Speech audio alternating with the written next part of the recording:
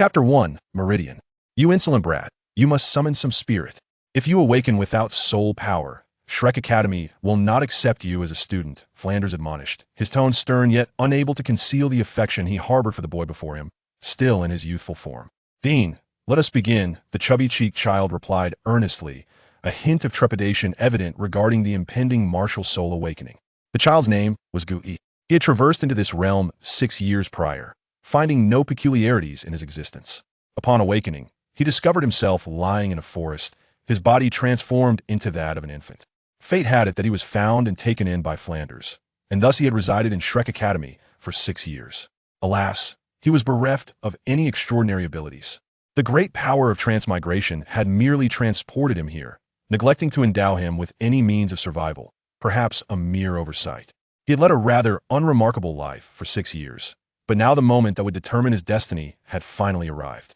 Flanders summoned forth his categorical martial soul, channeling his soul power into 6 gemstones lying on the ground.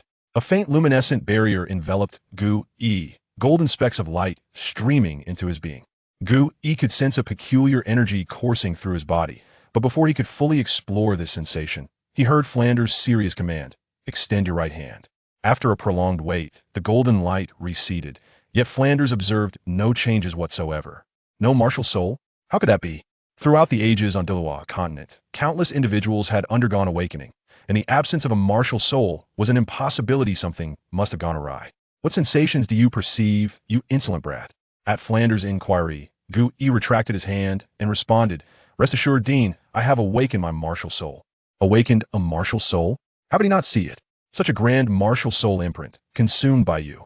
What on earth is going on, you insolent brat? This matter is no laughing matter. Flanders' expression grew increasingly solemn. The martial soul was a significant aspect of one's life. There could be no room for error. Indeed, but my martial soul is neither a tool nor a beast, Gu-i explained, gazing at the radiant white light emanating from his meridians. Without a doubt, he had awakened his true martial soul, his meridians. Gu-i's revelation left the renowned Furid Categal, the legendary soaring horn, in a state of bewilderment. Was there truly a martial soul that was neither a tool nor a beast? Forgive him for his ignorance. Clarify yourself. Noticing Flanders' increasingly grim demeanor, Gu-i collected his thoughts and elaborated. My martial soul is the meridians within my body. Meridians do not belong to objects nor any beast. Hence my assertion that it is neither a tool nor a beast martial soul. Flanders' expression turned grave. He had never encountered such an outrageous martial soul before. Meridians could indeed serve as a martial soul. Flanders recalled Yu Xiaojiang. Perhaps he would provide insight into this matter. Let us set aside the martial soul discussion for now and ascertain whether you possess soul power. Flanders dismissed further contemplation of the martial soul, for if he lacked soul power, all would be in vain. Gu-i placed his hand upon the blue crystal ball held by Flanders. Since awakening his true martial soul, he had sensed the presence of soul power, though he was uncertain of its magnitude. After a brief moment, Gu-i felt the soul power within him being drawn forth, surging wildly towards the crystal ball. He possessed soul power. Flanders' heart, which had been in suspense, finally eased. Possessing soul power meant he could cultivate and was no longer an ordinary person. Once the energy within him was depleted, the crystal ball glowed significantly. Innate soul power level 6. Flanders' voice bore a hint of astonishment. Level 6 was not insignificant. While it may not qualify as genius, it demonstrated considerable aptitude. Few in the world could awaken soul power, and even fewer could surpass level 5. Now, there was no need to worry about this insolent brat. Gu-i gazed at the glowing crystal ball with a tinge of disappointment. Just moments ago, he had indulged in fantasies of awakening innate full soul power, only to be met with the harsh reality. He was not Tang San, who could cultivate the Xiantian skill from a young age. Merely awakening soul power was already a stroke of luck. Wait, Gu-i suddenly realized that his martial soul was indeed the meridians, and not merely a section of his body, but rather his entire being. Perhaps he could forge an internal cultivation method of his own. You insolent brat, you have already perused the meditation method in the study. Dedicate yourself to practice and strive to reach level 10 as soon as possible. Flanders gathered the gemstones and blue crystal ball, issuing a hasty command before departing. Though Flanders did not explicitly state his intentions, Gu-i, having lived alongside him for 6 years, understood he was off to investigate the origins of his martial soul. Seated upon his bed, Gu-yi began meditating with practiced ease. Previously, he had not hesitated to attempt meditation to enhance his soul power, yet to no avail. However, this had also honed his patience, proving not entirely without benefit. After awakening his martial soul, Gu-yi could distinctly sense that the barrier between him and the natural world had seemingly shattered, allowing him to perceive the soul power permeating the environment. As he commenced meditation, strands of soul power converged through his meridians, gathering in his lower abdomen. An hour later, Gu-yi rose to stretch his stiff legs, dissatisfied with the modest increase in his soul power. At this rate, it would likely take 4 to 5 months to advance a single level. Would it not take 2 years to ascend to level 10? After moving his legs, Gu-yi settled back into a cross-legged position, preparing to explore the method of internal cultivation. His martial soul, being the meridians, made them more resilient, enabling him to easily detect minute changes within, which would be of considerable assistance in developing an internal cultivation method. Should any issues arise, he could abandon the endeavor at any time. Just this aspect alone would undoubtedly incite envy among countless individuals who had perished in their attempts to create cultivation techniques. Of course, he was also cautious not to channel his soul power into critical meridians, for should any mishaps occur, there would be no hope for recovery. In his past life, he had heard of various theories regarding meridians. Their operation was cyclical, constituting an internal circulation. Blood flows from the heart throughout the body and returns to the heart, providing vitality. If blood follows this principle, perhaps soul power should adhere to a similar logic. Gu-yi directed his soul power to circulate within his meridians, starting from his lower abdomen, traversing through his left hand, left foot, right foot, and returning to his lower abdomen. After completing a full circuit, Gu-yi discovered a slight increase in his soul power. This delighted him immensely, for he had effectively devised a rudimentary internal cultivation method. Even if it was exceedingly simplistic, lacking any branches, and merely a haphazardly executed cycle, this pace was likely even slower than meditation. Nevertheless, it offered Gu-yi a glimmer of hope. With his unique martial soul of meridians, it was indeed possible to create an internal cultivation technique. Though rudimentary at present, he believed that one day, the method he developed would surpass the Xintian skill. Gu-yi possessed that confidence. Chapter 2. The Emergence of Martial Arts. As he had anticipated, after departing, Flanders meticulously scoured nearly all the tomes in the library, yet found naught but silence. Even now, with his soul power an impressive 75, he still fell short compared to the long-established noble families. The true martial soul had only been separated during his second awakening. Records of such events were exceedingly rare in this era, likely only possessed by the Spirit Hall and the upper 3 sects. At this moment, Gu-yi had ceased his cultivation of soul power and had begun to focus on physical training. The body is the foundation of revolution, especially since his martial soul relied upon the body, making this the utmost priority for him. As for his methods of physical training, they were far from the antiquated techniques of Yu, consisting solely of weighted running. As a former inhabitant of the modern world, even if he was not a professional fitness enthusiast, he possessed some knowledge of exercise methods. He had long since incorporated push-ups and sit-ups into his routine, resulting in a physique markedly stronger than that of an ordinary child. Of course, he could not compare to Tang San, who had the Xintian skill. Following this martial soul awakening, Gu-yi could feel a significant enhancement in all aspects of his physical attributes, particularly in his resilience. Training also depended on innate talent. He had previously boasted commendable physical prowess, with strength increasing at a satisfactory pace, allowing for more extensive training. For instance, prior to awakening his martial soul, his limit for push-ups was 50. Now, he could effortlessly achieve 200, and though his body felt somewhat sore, he could easily perform another 100. This improvement was not solely in strength. More importantly, it was his bodhi's resilience that had surged.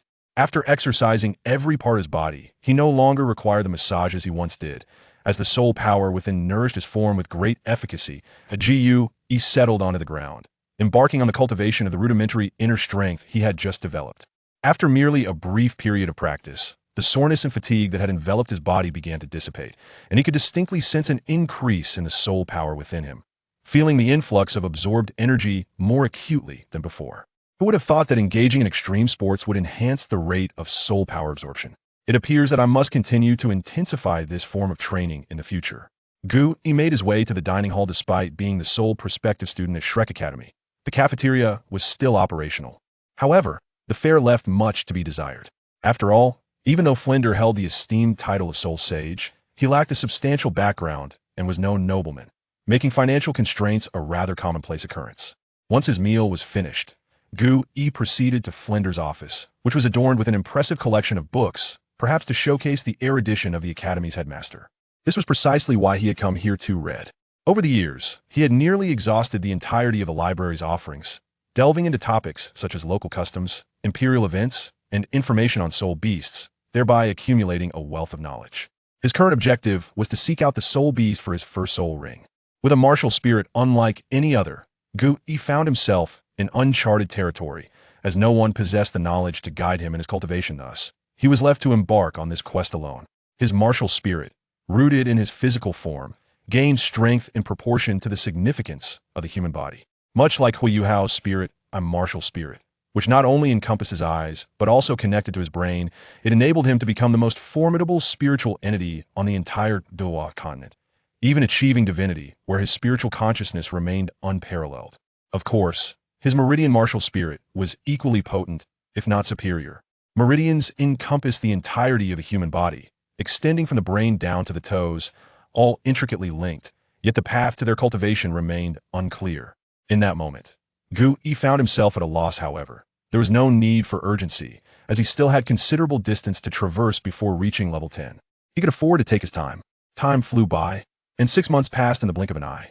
In the early morning, before dawn had broken, a young boy was seen running through Shrek Academy, his cherubic face already glistening with sweat, indicating that he had been at it for some time. Stray strands of hair clung to his forehead, matted with perspiration, giving him a somewhat disheveled appearance. Despite his disarray, the boy's breathing remained steady and rhythmic. This child was none other than our protagonist, Gu Yi. In comparison to 6 months prior, Gu Yi had undergone a remarkable transformation. Not only had he experienced a significant growth spurt, but his once chubby cheeks had slimmed considerably. Whether due to the influence of soul power or not, his skin had remained remarkably fair and smooth, even after enduring the elements for 6 months, making him a picture of youthful vitality. As he completed his final lap, Gu Yi wasted no time and sat cross-legged to begin his soul power cultivation. Within him, the soul power traversed a specific pathway, absorbing the external energy, and as this power returned to his lower abdomen, he could sense an increase in the total amount. It appears it is time to hunt for a soul ring. Gu Yi rose to his feet, gazing at the sun peeking over the horizon, filled with vigor. Over the past 6 months, he had utilized his meridian martial spirit to continually explore the boundaries of his cultivation. The initially rudimentary pathway had expanded exponentially, and his cultivation speed had seen a steady increase. More importantly, he had successfully opened the Yangwei meridian among the 8 extraordinary meridians, which not only harmonized with his cultivation techniques, but also significantly accelerated his progress, granting him a level increase. It was precisely because of this that he had managed to reach level 10 in a mere 6 months. It is worth noting that Tang Xin only managed to open a single extraordinary meridian at the age of 13, illustrating just how challenging it is to traverse these pathways.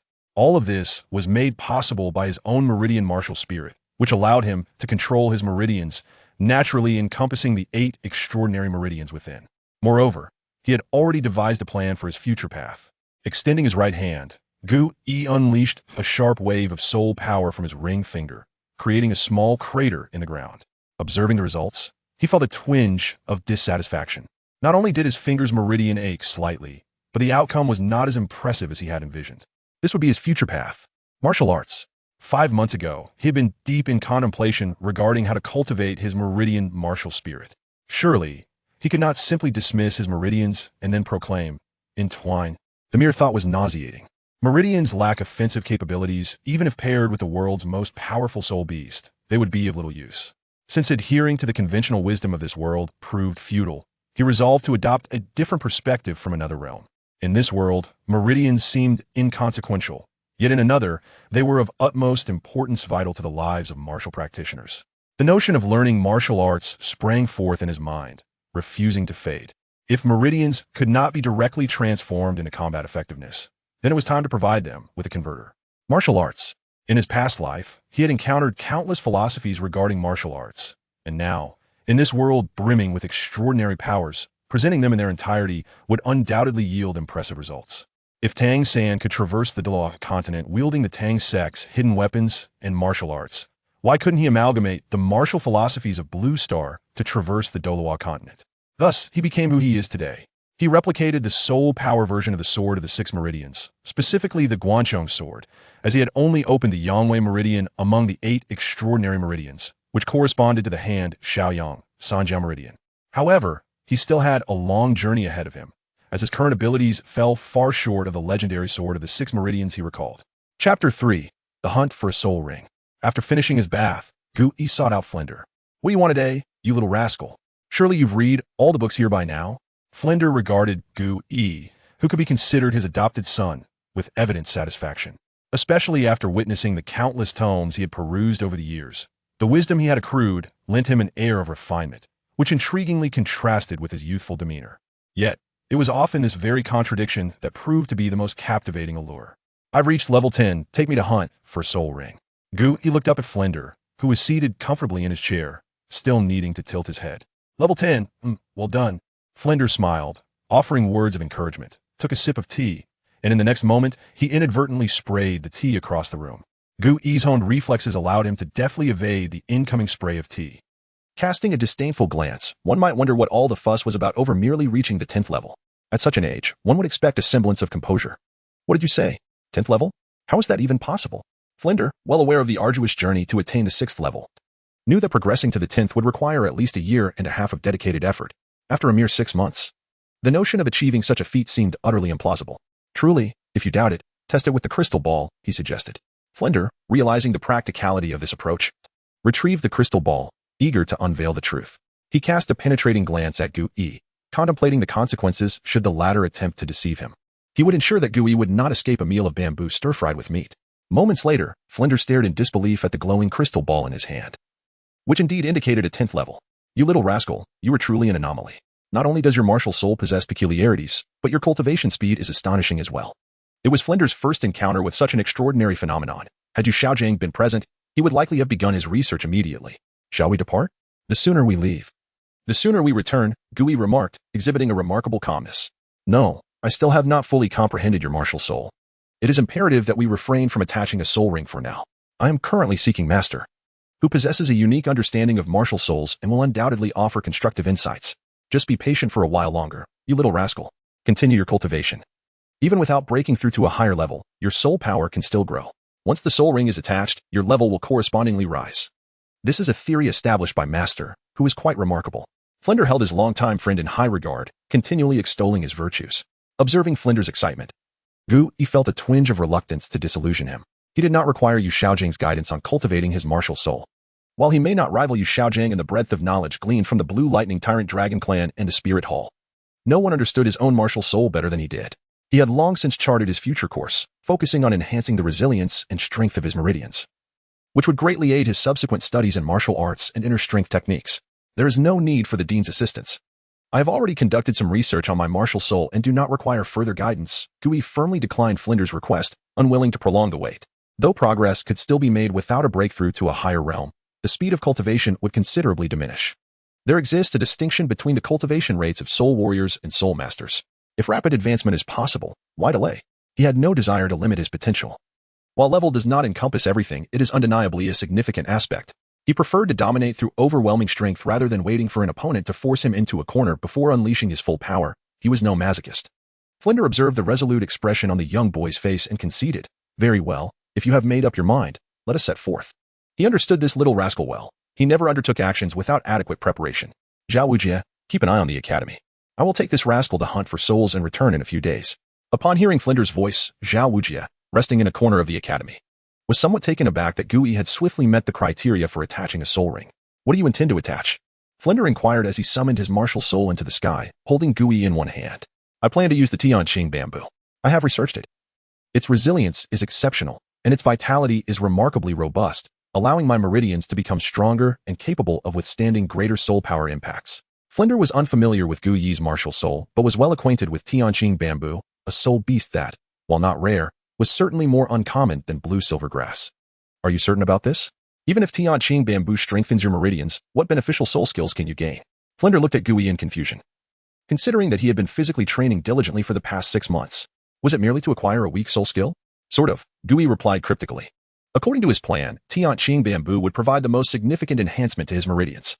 Should his plan fail and he be unable to replicate truly powerful martial arts, he would have to adopt a different strategy. Conversely, if successful, it would present a delightful surprise for Flinder. For the sake of his first soul ring, Flinder did not take him to the Stardow Forest but instead to the soul-hunting forest. Flinder did not immediately enter the soul-hunting forest, rather, he paused outside the small town. Pay close attention. This is the world of soul masters, he instructed. Gui listened intently to the various teams recruiting soul masters, feeling a sense of novelty that was absent in Shrek. However, years of diligent study had greatly refined his temperament, preventing him from behaving like a child. He merely observed with keen eyes, scanning left and right. Stop right there, called the captain of the soldiers responsible for inspections. Flinder said nothing, simply revealing his soul ring with a calm demeanor. Forgive our ignorance, Lord Soul Sage, the soldier captain quickly apologized, recognizing that they could not afford to offend such a powerful figure. Flinder, unperturbed, did not spare them a glance and proceeded into the forest with Gui. Once they had departed, one of the soldiers behind the captain muttered, "Why would a soul sage visit such a small place?" This remark elicited a swift kick from the captain, who admonished, "If you wish to die, do not drag others down with you. The affairs of a soul sage are beyond your comprehension.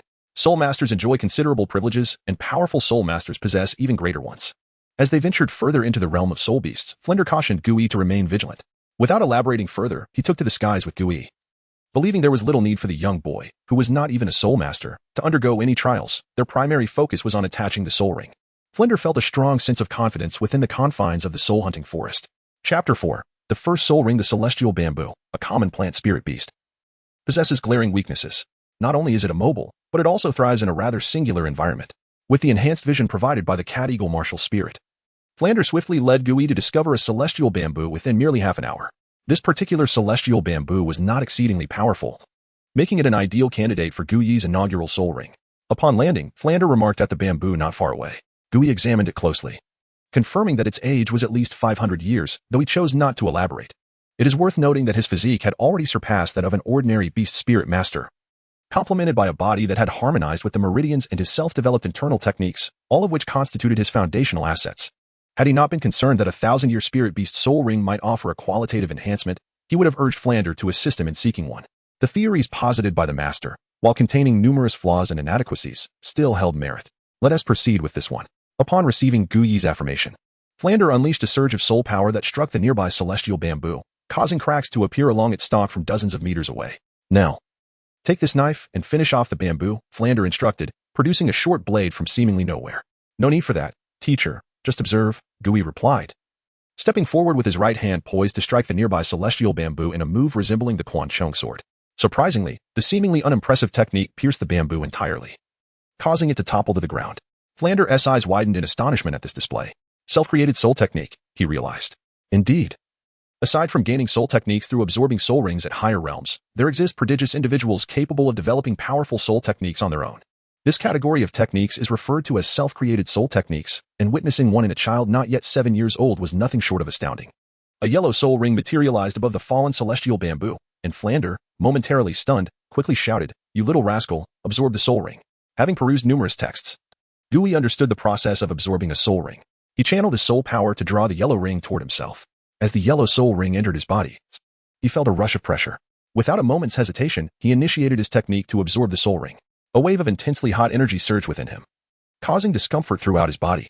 As the searing energy enveloped him, he gradually learned to control it, allowing it to flow through his meridians, simultaneously strengthening them and rendering them more robust and resilient, a feat he had been unable to achieve in his previous training. Slowly, Gui sensed something within him shatter.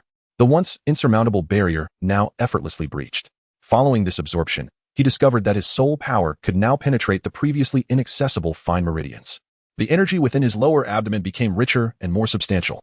Moreover, he felt as though his body had fully opened.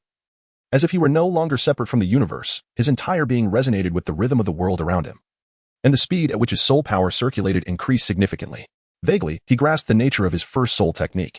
The soul master system indeed possessed a peculiar quality, allowing one to master various powerful techniques without the need for arduous training. In contrast to the relentless practice required for martial arts, soul techniques were comparatively simpler. However, his focus was not on this. He was certain of his success given the remarkable changes in his meridians. His meridians had grown exceptionally powerful, allowing him to effortlessly condense the Quan Chong sword without any discomfort.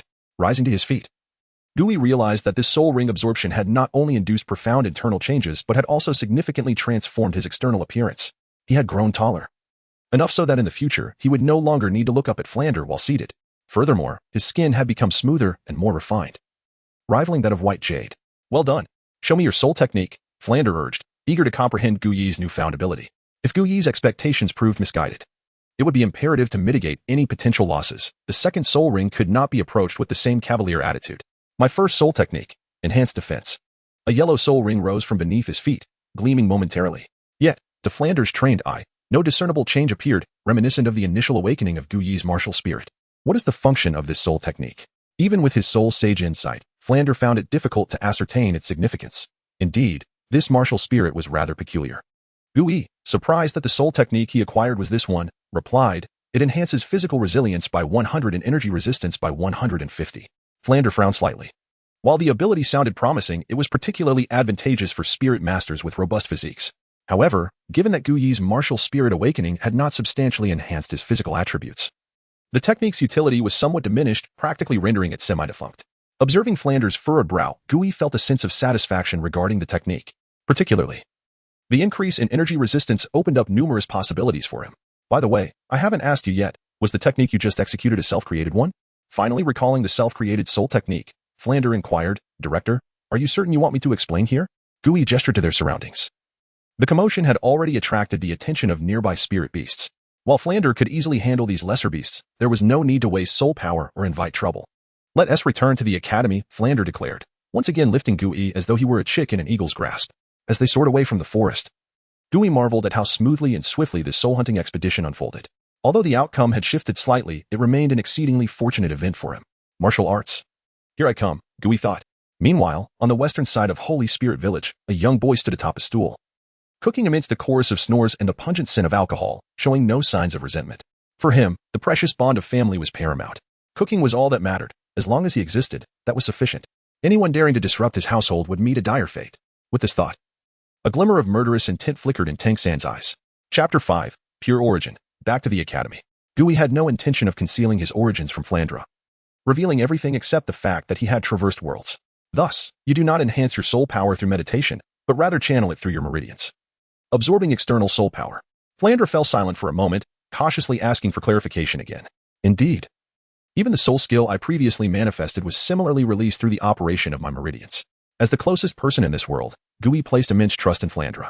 With his presence, Shrek would undoubtedly not become what it was destined to be in the future. Gui would not allow Shrek to transform into an academy accessible only to the nobility. A millennium later, during the era of Do Air, admission to Shrek Academy would require not only meeting the soul power standards but also a recommendation letter from the main city. For a commoner, even meeting the city lord was an arduous task, let alone obtaining a recommendation letter. Such a Shrek did not appeal to him.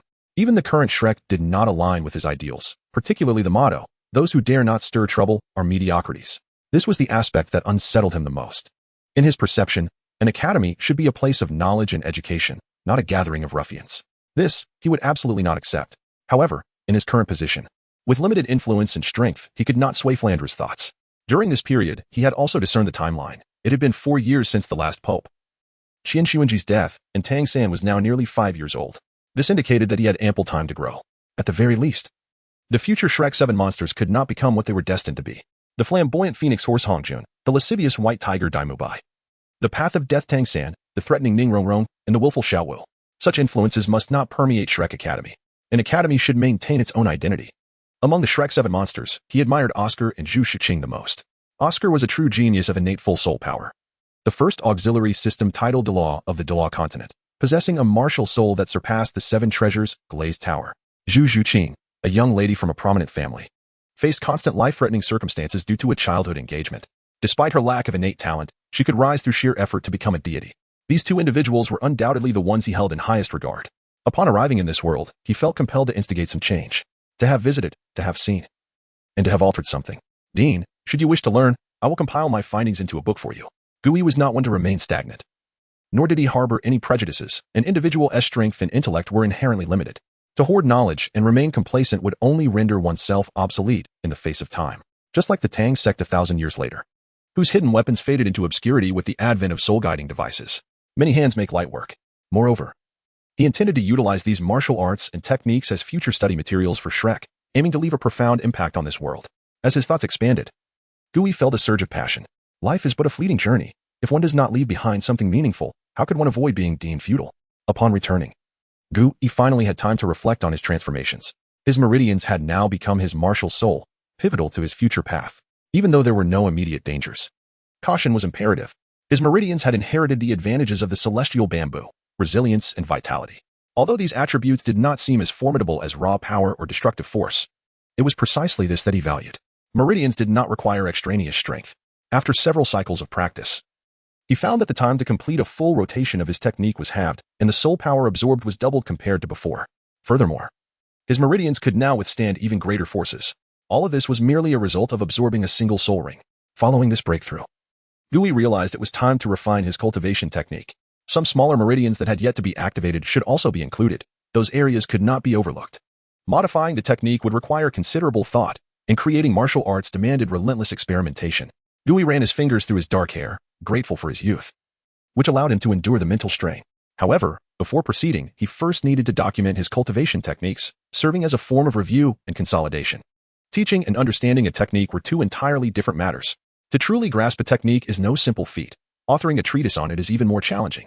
On the first page of the treatise, Gui wrote not a single word, but instead meticulously outlined the human meridians. He dared to assert that no one in this world understood meridians better than he did. Even the transmigrated Tang San could not compare.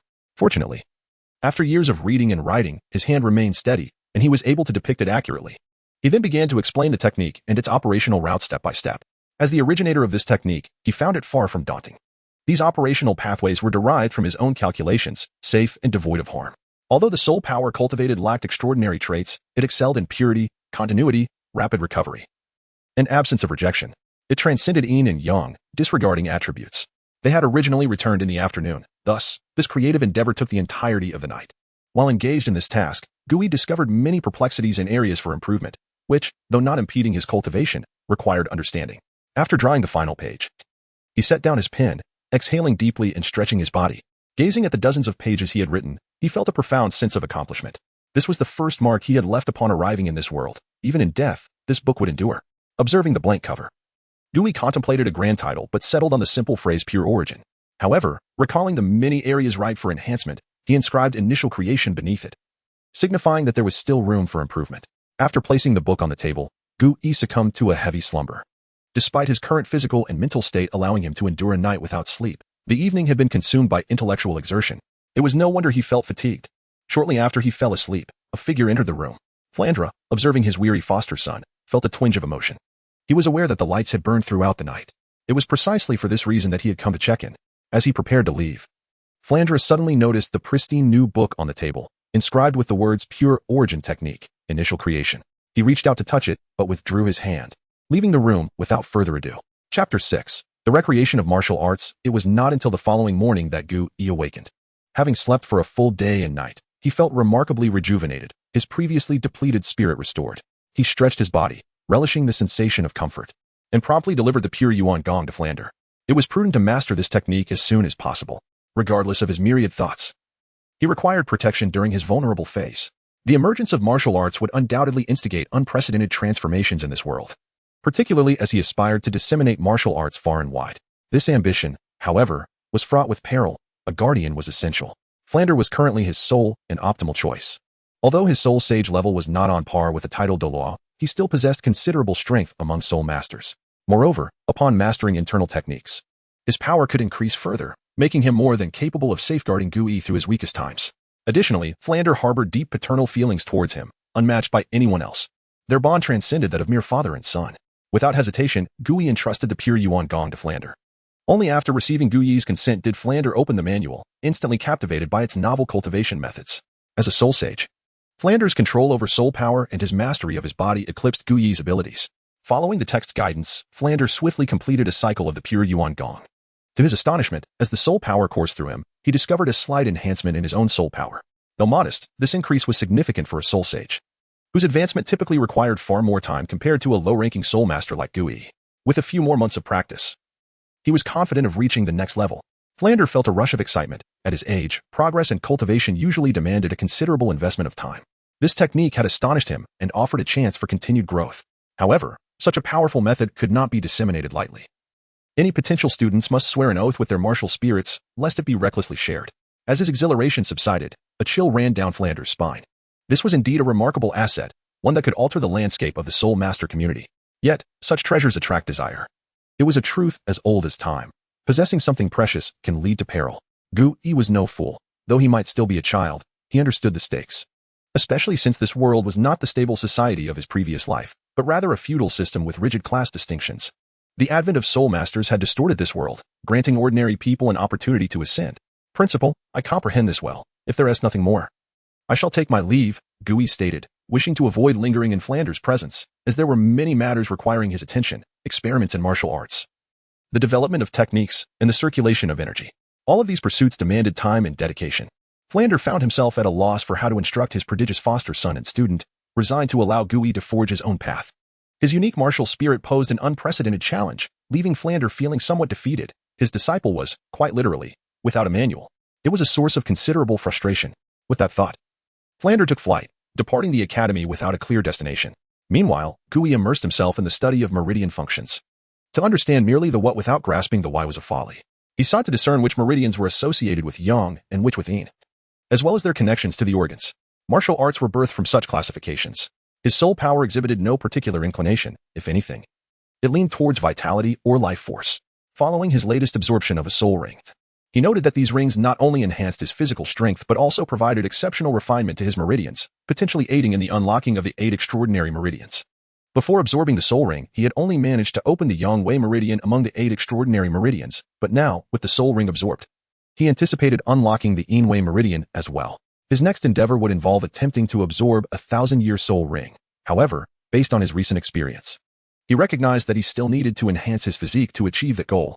In an era characterized by an explosion of information, countless methods for physical enhancement flooded the pages of martial arts and fantasy novels, an overwhelming multitude, yet only a select few were truly applicable. Techniques, like tempering one's body with lightning, were fanciful notions far removed from his current reality. Nevertheless, Gu Yi's attention was drawn to a particular martial art renowned for its simplicity, the Golden Bell Shield. He was not already proficient in this technique. Rather, it appealed to him due to its straightforward initiation. One merely needed to withstand strikes. Specifically, this involved using wooden planks to strike the body, allowing internal energy to integrate with his physical form, complemented by medicinal baths for further enhancement. As the adage goes, bones that have healed from breaks are often stronger than those that have never been fractured. As a descendant of traditional Chinese medicine, Gu Yi possessed knowledge of unique medicinal bath formulas that others might lack. Drawing from his years of studying herbal remedies, he felt confident in concocting an even more effective formula for his baths. However, he understood that mere endurance of strikes would not suffice to master the legendary Golden Bell Shield. Even though this term had become a cliché in later generations, mastering it was a formidable challenge. Moreover, he lacked a martial arts manual and relied solely on his own exploration. Creating a martial arts manual that could rival the Golden Bell Shield would be no simple feat, while soul power was not the same as internal energy. It shared similar characteristics. Otherwise, how could Tang San's 6 years of cultivating the Xiantian skill lead him to become a being with innate full soul power? Soul power could indeed nourish the body, contributing to longevity. Titled Douluos could live for hundreds of years, while the unparalleled Douluos could stretch their existence over a millennium. If soul power lacked such properties, how could it sustain a body's immortality? With these thoughts in mind, Gu Yi ventured into the woods behind the academy to procure several thick wooden planks, each precisely wide enough for gripping in one's hands and boasting a thickness of 5 centimeters. Even as a soul master, his physical prowess surpassed that of an average adult, yet being struck by such heavy planks would certainly be unpleasant. Having prepared the materials, he now required an assistant. He had long decided who this would be: Zhao Wujin, whose martial spirit was the powerful Diamond Bear, and who was also one of the instructors at Shrek Academy. Enlisting him as a practice partner for the Golden Bell Shield offered only advantages. Furthermore, Gu Yi believed Zhao Wujin would readily agree, as mastering the Golden Bell Shield would also benefit him significantly. The powerful Diamond Bear focused on defense and strength, mastering the Golden Bell Shield, a technique renowned for its formidable defensive capabilities, would enhance his prowess further. It was a win-win situation, and given that Zhao Wujin was already an instructor, assisting students in their training was part of his responsibilities. Chapter 7. The experiment. Have you lost your mind, boy? You want me to strike you with this wooden plank? Zhao Wujin gazed upon the diminutive figure before him, bemused, as he had never suspected the existence of such a peculiar inclination. Surely, it could not be that a hunting expedition had rattled his brain. After all, who in their right mind would allow someone to beat them with a thick wooden board? If not a mental deficiency, then what could it be? Teacher, I am conducting an experiment to see if I can create a unique soul skill. I kindly request your assistance. Zhao Wuji grinned, feeling a surge of excitement at the prospect of having a worthy target. Why not indulge in this unusual request? Then prepare yourself, young man. Without further ado, Zhao Wuji seized the plank and aimed it squarely at Gui. Come on, teacher. At this juncture, he was resolute. Retreat was not an option. He had already channeled his soul power throughout his meridians. Despite having agreed to assist, Zhao Wuji refrained from delivering a heavy blow. After all, he was a teacher, and Gui was the adopted son of Flander. Both sentiment and reason dictated that he should hold back. What if Flander returned and sought retribution? Even with Zhao Wuji's controlled strength, the sound of the impact echoed ominously. Bang! The plank made intimate contact with Gui's chest, the tremendous force causing him to stagger back a few steps, momentarily breathless. Had it not been for the protective shield of soul power, it might have resulted in bloodshed. Yet, Gui felt no infusion of soul power within him. The first attempt yielded failure. Let us try again. Gui was not one to easily concede defeat. He adjusted his stance and positioned himself beneath the plank once more. Zhao Wuji did not dissuade him, and the entire afternoon was consumed by the sounds of impact. Gui knelt on the ground, expelling a mouthful of congealed blood. After an entire afternoon without any progress, not even a trace of soul power had integrated into his being. The only effect was the temporary alleviation of his injuries, but no permanent enhancement of his physicality was evident. Gui began to doubt the validity of his hypothesis. If it were indeed possible to fuse soul power into the flesh and induce transformation, surely someone would have discovered this long ago. After all, the limitations of soul rings and cultivation had been well established over the years. You alright, kid? Zhao Wuji was astonished. What kind of creature was this? His physical resilience was extraordinary, enduring such prolonged punishment. If Flander were to return and witness this spectacle, a confrontation would be inevitable. Gui shook his head. Just some minor injuries. I merely need to expel the stagnant blood. Thank you for your assistance, teacher. He rose, offering Zhao Wuji a respectful farewell before departing. Zhao Wuji remained, staring at the plank on the ground, utterly perplexed as to what kind of self-created soul skill would necessitate self-infliction for its development. Upon returning to his chamber, Gui placed the medicinal package he had prepared earlier into the bath, utilizing herbal infusion to expedite his recovery. Simultaneously, he continued to cultivate his techniques. Once the water had cooled, he emerged from the icy depths. The combination of the herbal bath and soul power had not only healed his injuries but also slightly augmented his strength. Dressed, he approached his desk, deep in thought, contemplating where he had erred. With no inheritance to guide him, all his insights stemmed from imagination. The chasm between imagination and reality needed no elaboration. He could only deduce from the knowledge at hand. Soul power could enhance physical attributes, granting swiftness and strength, yet it could not permanently fortify the body. There must be a crucial element he had overlooked. The following day, Gui sought out Zhao Wuji once more, this time with a different approach. The previous night, he had soaked the wooden planks in herbal infusion, imbuing them with medicinal properties. Since he lacked suitable materials, he would experiment incrementally. Failure is the mother of success. Zhao Wuji observed Gui's return with amusement, unable to comprehend his relentless pursuit of an uncertain self-created soul skill. Willing to inflict harm upon himself and endure excruciating pain to persevere. Teacher, I humbly ask for your assistance. Gui's gaze was resolute. This was his path. The way of martial arts. His determination to pursue this path would never waver. Zhao Wuji, typically impervious to emotional appeals, felt an inexplicable urge to assist him in realizing this self-created soul skill. Very well, I shall help you. As he took the plank, he immediately sensed a difference. It was heavier than before, imbued with a distinct medicinal aroma. Such a scent could only arise from an overnight soak in herbal concoction. Zhao Wuji was not particularly interested in these details. His own martial spirit and disposition indicated he was not one for meticulous examination. For half a month, Gui returned daily with the plank, refusing to relent until he had been struck to the point of vomiting blood. However, aside from a marked improvement in his capacity to endure punishment, there was no tangible progress. During this time, a misunderstanding arose. A few days prior, Flander returned and, upon witnessing Gui being struck by Zhao Wuji, erupted in fury. You shameless brute. After just a few days away, you dare to bully Gui. Flander, having arrived swiftly, did not even require the activation of his martial spirit. He charged at Zhao Wuji with great speed. Though Zhao Wuji possessed formidable strength and defense, he was somewhat cumbersome in terms of speed. Before he could explain, a punch landed squarely on his eye, resulting in a rather comical black eye. Even with his martial spirit activated, he was left with a panda-like visage. Only after some explanation did Flander realize he had acted in haste, promptly rushing to Zhao Wuji's side to apologize. Zhao Wuji, his expression darkened, offered no kindness. He had reached his limit with the antics of this father-son duo and hoped not to be dragged into their affairs again. Flander, aware of his misjudgment, allowed Zhao Wuji to vent his frustration. You young rascal, how can you pursue a self-created soul skill in such a manner? Flander, redirecting his ire at Gui, found that the latter understood the nuance of the moment and readily agreed. Thus, the matter was swiftly laid to rest. Teacher Zhao Wuji. I come seeking your guidance once more. Zhao Wuji, genuinely fatigued, not physically, but mentally, was at his wit's end. This boy truly seemed impervious to pain. As usual, he lifted the plank and struck Gui. After enduring numerous blows, Gui had become adept at gauging the force behind them. Just days prior, he had refrained from using his soul power, focusing instead on sensing the changes within his body. Though the plank merely struck his skin, the vibrations resonated through his meridians, impacting his martial spirit. Flander, standing by the window and listening to the rhythmic sounds of impact, frowned slightly, struggling to comprehend. He clearly had not accepted this method of self-created soul skill. Had Gui's soul power not remained steadfast during this period, he would have intervened long ago.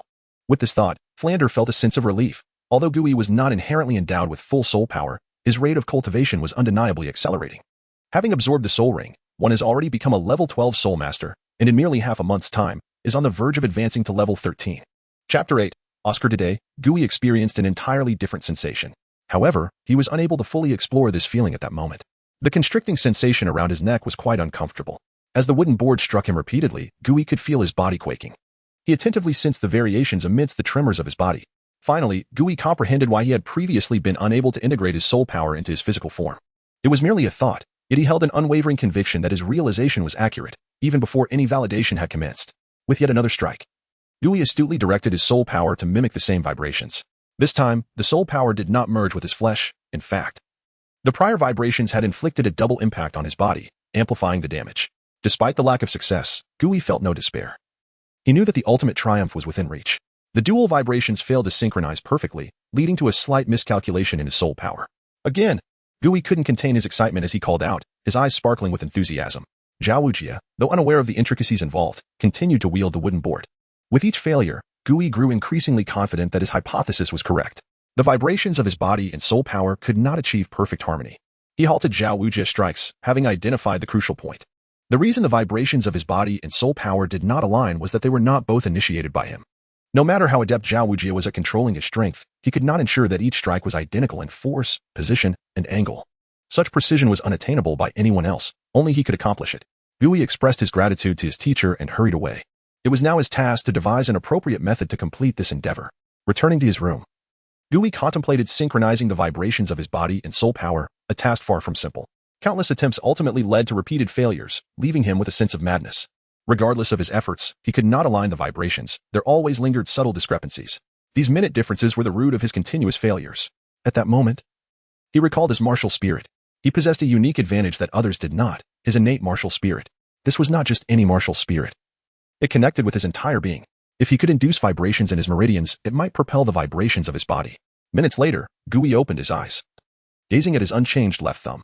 Although there was no visible alteration, internally, there had been a significant transformation. He had successfully integrated a thread of soul power into his flesh, thereby enhancing his thumb. This was no mere illusion. He distinctly felt a newfound strength in that digit compared to the others. This time, he had indeed succeeded. Even the slightest progress filled him with elation, as it signified a groundbreaking advancement for him. It implied that he could utilize this method to strengthen his body, ultimately extending the years he could absorb soul rings, surpassing his limits. Amidst his excitement, Gui recognized that he still had a long journey ahead to fully develop this martial art. Complacency was not an option. There were numerous aspects of his future he wished to alter, and lacking strength in this world made such aspirations impossible. If he failed to meet the admission criteria set by Flander, he might not even gain entry to Shrek Academy, let alone change the course of future events. Time passed. Seasons changed, and Gui turned 7. Shrek was particularly lively today, with the arrival of a new little one. Gui observed this diminutive figure, who was significantly shorter than himself, and found it hard to imagine that this child would one day become the continent's first food system title Douluo, possessing power rivaling that of combat soul masters. These accomplishments were no trivial matter. Oscar was among those he admired most within Shrek Academy. Although Oscar was still quite young, his features were already prominent. His enchanting peach blossom eyes and rosy cheeks, brimming with youthful collagen, promised that he would grow into a handsome young man. I heard from the dean that you are a food system soul master, Gui remarked. At just 6 years old, Oscar was naturally less extroverted than Gui. Yet he did not shy away behind Flander. Yes, my martial spirit is a sausage. Would you like to try it? Oscar inquired, piqued by Gui's words. Of course. Gui watched as the young Oscar recited, I have a big sausage, which felt slightly peculiar but did not detract from the moment. What did it matter? With Oscar's eager gaze upon him, Gui slowly consumed the sausage. To be honest, it was quite tasty, though it could have used a bit of spice to enhance the flavor. Furthermore, the soul power and physical strength he had depleted during his training were now replenished. Quite delicious, he remarked. Flander nodded approvingly from the side, Such temperament was indeed befitting a future student of Shrek Academy. He knew Gui was well versed in such matters, as his library contained not only serious literature but also more serious tomes. As a soul master, particularly one with a beast martial spirit, it was entirely natural for him to harbor desires. Gui had perused those books extensively, and Flander found this to be a rare glimpse into Gui's less conventional interests. Oscar's soul abilities were indeed somewhat off-putting, but their effectiveness was undeniable. In the struggle for survival, such peculiarities were inconsequential. When one is pushed to the brink, humanity often fades. Flander had witnessed those who were no longer human. Oscar, pleased to see Gui genuinely appreciating his soul skill, felt a surge of joy. It seems you two are getting along quite well. From now on, you shall guide this little rascal to acclimate to the academy, Flander said, pleased yet somewhat disheartened. He had originally intended to take Gui as his disciple, yet he felt ill-equipped to provide adequate guidance. A meridian martial spirit was unprecedented, and he pondered how to teach such a unique skill. Nevertheless, he was determined to find a worthy successor to carry on his legacy. Children are naturally lively, and with Gui being a reincarnated adult, Oscar quickly developed a fondness for this older companion, even to the point of admiration. That evening, Oscar did not cling to Gui any longer, allowing him time to contemplate his own martial path. Through half a year of introspection and research, Gui had crafted an entirely new body-refining martial art. It was not the golden bell shield he had previously envisioned. Rather, it resembled the techniques found in traditional martial arts, akin to the tiger and leopard's thunderous roars. By mimicking the sound of a tiger, he could induce controllable vibrations within his body. Having practiced diligently, Gui was now capable of accurately controlling the vibrations of his body within a specific range. With the proper alignment, his soul power could seamlessly merge with his flesh. Compared to 6 months ago, Gui has not only gained considerable strength but has also experienced a notable increase in height, nearing 1.40 meters. It is precisely for this reason that Gui feels entitled to regard Oscar as a diminutive figure. Chapter 9. The thunderous roar of the tiger and leopard nowadays. Even without the use of soul power, Gui is capable of defeating his former self, who has only just awakened his soul power. Relying solely on the strength of his physical form, he finds it cumbersome to create a new name for this technique. Thus he continues to refer to it as the thunderous roar of the tiger and leopard, which he has also meticulously documented in his writings. Furthermore, he has thoroughly analyzed the flaws of his own existence. Compared to 6 months ago, he has not only developed the martial art known as the thunderous roar of the tiger and leopard, but has also further refined his pure elemental skill, making it more intricate, with an increasing number of meridians through which his soul power can flow. However, this modified version of pure elemental skill can only be mastered by Gui himself. After its creation, he once imparted this technique to Flandre, yet even with his soul sage cultivation, Flandre could not accurately channel his soul power through those minuscule meridians. Only Gui, possessing the meridian martial soul, can precisely identify and navigate through all his intricate meridians and channel his soul power effectively. Soul power, while a manifestation of one's strength, can also cause injury if overexerted. The body's meridians are inherently fragile, especially the finer networks within them, which are delicate to an unfathomable degree. Were it not for his martial soul being a meridian, reinforced by soul rings, he would not dare to engage in such practices. The 2.0 version of pure elemental skill can only be grasped by this peculiar individual. During these 6 months, Gui's level has not significantly improved, averaging a mere 1 level every 2 months. He has only just reached level 16, with the aspiration to attain level 20 still far from realization. However, in another month, he will be able to dedicate himself fully to enhancing his soul power. As the soul master's level of soul power approaches its limits, further enhancement of physical strength necessitates a higher level of soul power. Lying on his bed, his body occasionally shifts, emitting muffled sounds. The cold wind howls, yet no snow has fallen. In the absence of even a hint of warmth, Gui rouses Oscar, who is reluctant to rise. As an auxiliary soul master, it is imperative to prioritize physical training. Although he feels a sense of satisfaction with Oscar, he refrains from directly sharing the pure elemental skill and the thunderous roar of the tiger and leopard with him. Even Zhao Wujie had only acquired the pure elemental skill and thunderous roar 3 months prior. Please, Gui, spare me. I'm still just a child, Oscar laments, fully aware that it is the dead of winter and who wouldn't wish to sleep a little longer, having felt the frigid wind seep into his blankets. He knows just how cold it is. As a soul master, one cannot afford to indulge in sweet dreams. The primary function of an auxiliary soul master is not merely to assist teammates, but to safeguard oneself, alleviating any concerns teammates may have regarding their safety. If you are unwilling to train, I will not press you further. Continue to sleep, Gui remarks, before sprinting ahead. This has become a routine for him, a habit ingrained over time. Observing Gui's retreating figure, Oscar suddenly comprehends something, clenching his fist and following suit. Noticing Oscar's pursuit, Gui smiles subtly, maintaining his pace. The contrast between the perspiring Oscar and the unperturbed Gui is stark. Oscar is astounded to find himself exhausted, while Gui appears unaffected, even in his breathing. This disparity tugs at his heartstrings. Both are children, yet how can the gap be so vast? From that day forth, Oscar acquires a new task to train his body alongside Gui, while spending the rest of his time learning about soul masters from Xiao. All returns to tranquility. After 3 months of observation, Gui entrusts the first version of pure elemental skill and the thunderous roar of the tiger and leopard to Oscar, urging him to practice diligently. Overwhelmed with gratitude, Oscar feels as though he should bow in thanks. After studying soul master knowledge for so long, he is aware that meditation is the sole method of cultivation for a soul master. The same applies to enhancing physical strength, apart from exercising and soaking in medicinal baths. There are indeed techniques for cultivation. What immense trust it takes to impart such techniques to him. Gui remains unconcerned, were it not for his ongoing development. There would be no issue in sharing the pure elemental skill with the world. He harbors no biases or prejudices. Moreover, with his meridian martial soul, there is no one who can rival him. Everything is progressing positively. Another 6 months pass, and before he turns 8, Gui achieves level 20 in cultivation, acquiring yet another soul ring. This time, he chooses a Millennium Soul Ring. Flandra, initially resistant, is silenced when Gui demonstrates his strength by uprooting a large tree. As for his second soul ring, it is that of a Millennium Soul Gathering Turtle, a decision made after careful consideration.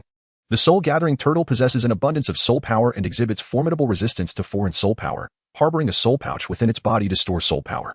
It is for these reasons that he opts for the Soul Gathering Turtle. Both attributes align with his desires. Inheriting even a fragment of its abilities is a boon to him.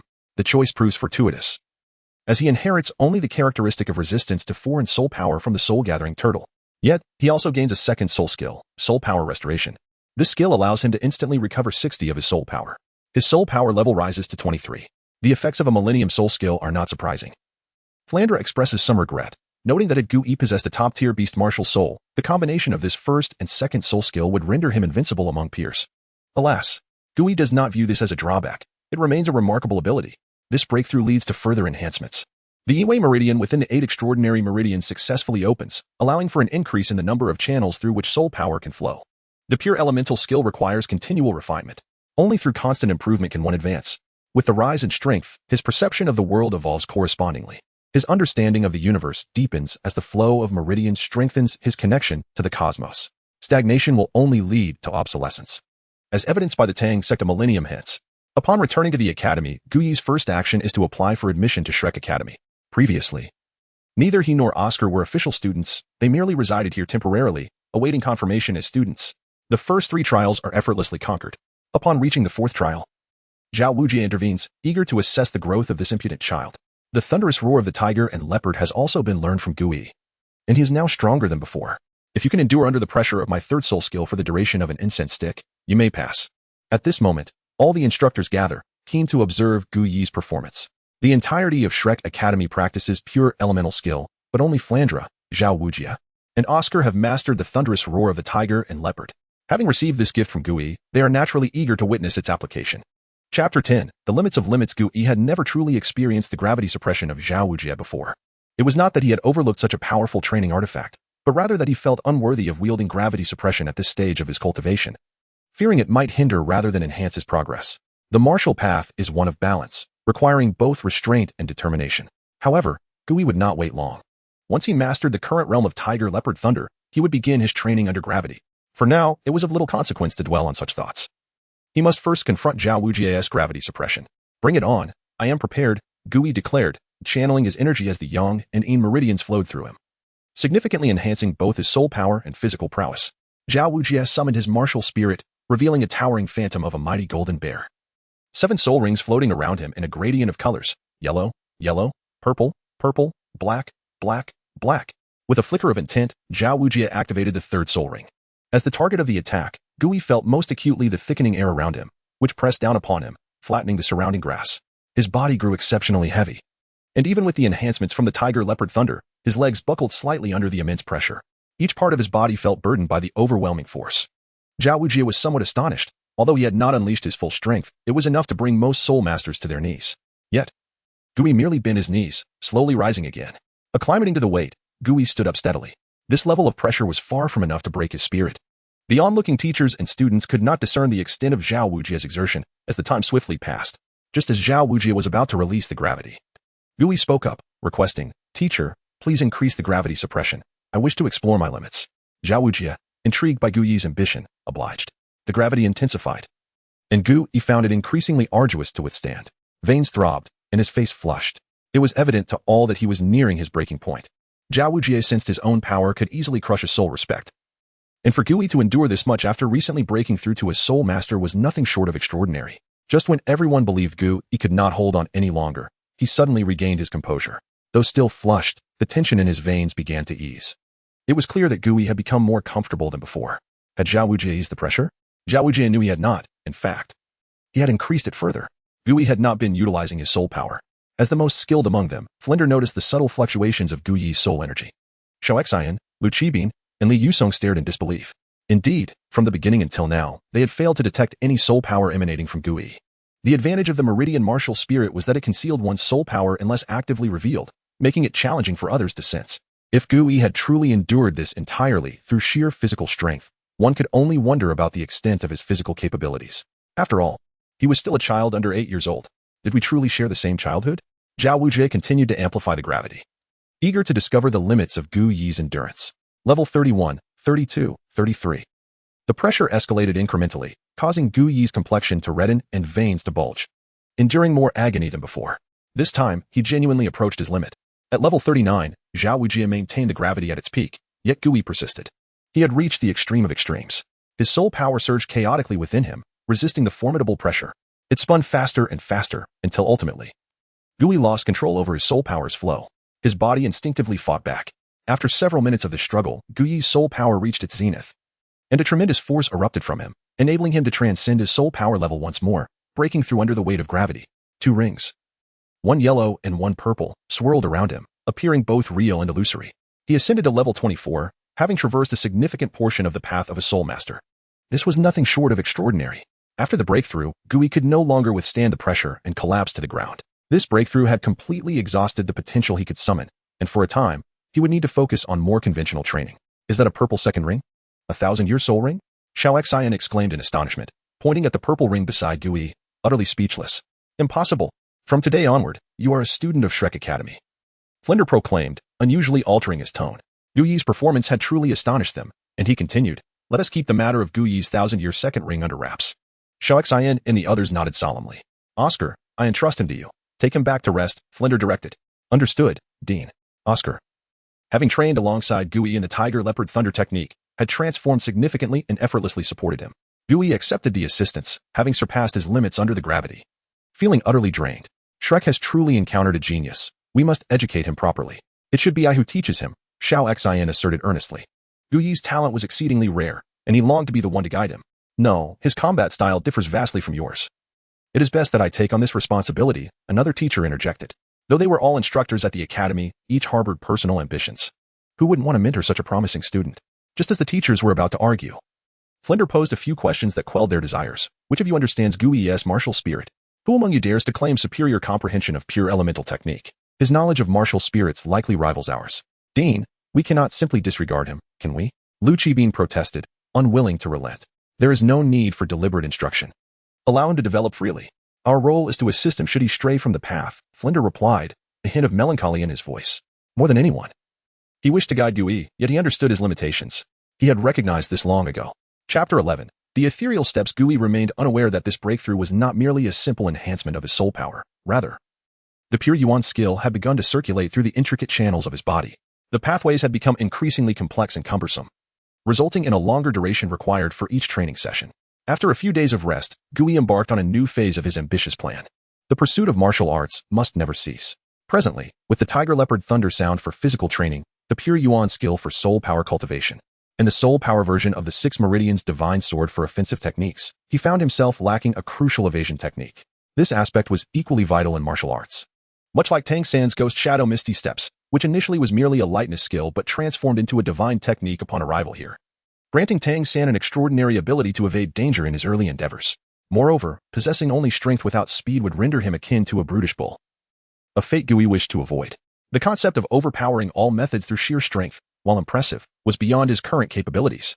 Furthermore, as a self-proclaimed heir of ancient Chinese medicine and culture, he felt the need to maintain a demeanor of elegance and grace. Mastering a lightness technique that was ethereal and almost celestial would exemplify this ideal. Thus, he created the plum blossom stance and sandbag formation, an exceptional environment for practicing evasion and agility. Perched atop the 2-meter-high plum blossom stance, Gui experienced an exhilarating sensation. The height was such that even a fall would result in little more than a moment of embarrassment. Yet, the feeling of being suspended in midair was akin to walking a tightrope. A misstep could lead to a plunge into the abyss. Gui meticulously arranged the plum blossom stance, refusing assistance from Zhao Wujie and Oscar, as they lacked an understanding of the I Ching and the significance of the 64 hexagrams. Indeed, he sought to create the most formidable lightness technique from Jin Yang's novels, the ethereal steps. Having perused various classical texts including the I Ching, he was determined not to overlook this powerful lightness skill. Although he stood atop the plum blossom stance, Gui was uncertain of the precise method for cultivating the ethereal steps. Perhaps even the esteemed Jin Yang himself could not articulate it. Yet, the underlying principles were what he aimed to grasp. Without altering any hexagram positions, he began to traverse the steps, moving slowly. Despite his familiarity with the I Ching, he was inexperienced in executing the movements on the plum blossom stance for the first time. A deliberate pace afforded him greater stability. Oscar, idly seated on the ground, observed Gu Yi's peculiar steps, questioning whether this could truly yield a soul skill. The notion seemed rather rash. Upon completing the 64 steps, Gu Yi had not even utilized his soul power. However, he felt a certain resonance. Though the 64 steps appeared to conceal no secrets, they flowed remarkably well. He resolved to try again, this time quickening his pace. Even as a novice on the plum blossom stance, his agility and the fortification of his meridians rendered him akin to a seasoned practitioner, committing no errors whatsoever. As his speed increased, Oscar was taken aback. The previously sluggish movements transformed into an enigma, utterly unpredictable yet executed with an air of composure. Had he truly succeeded in creating a soul skill?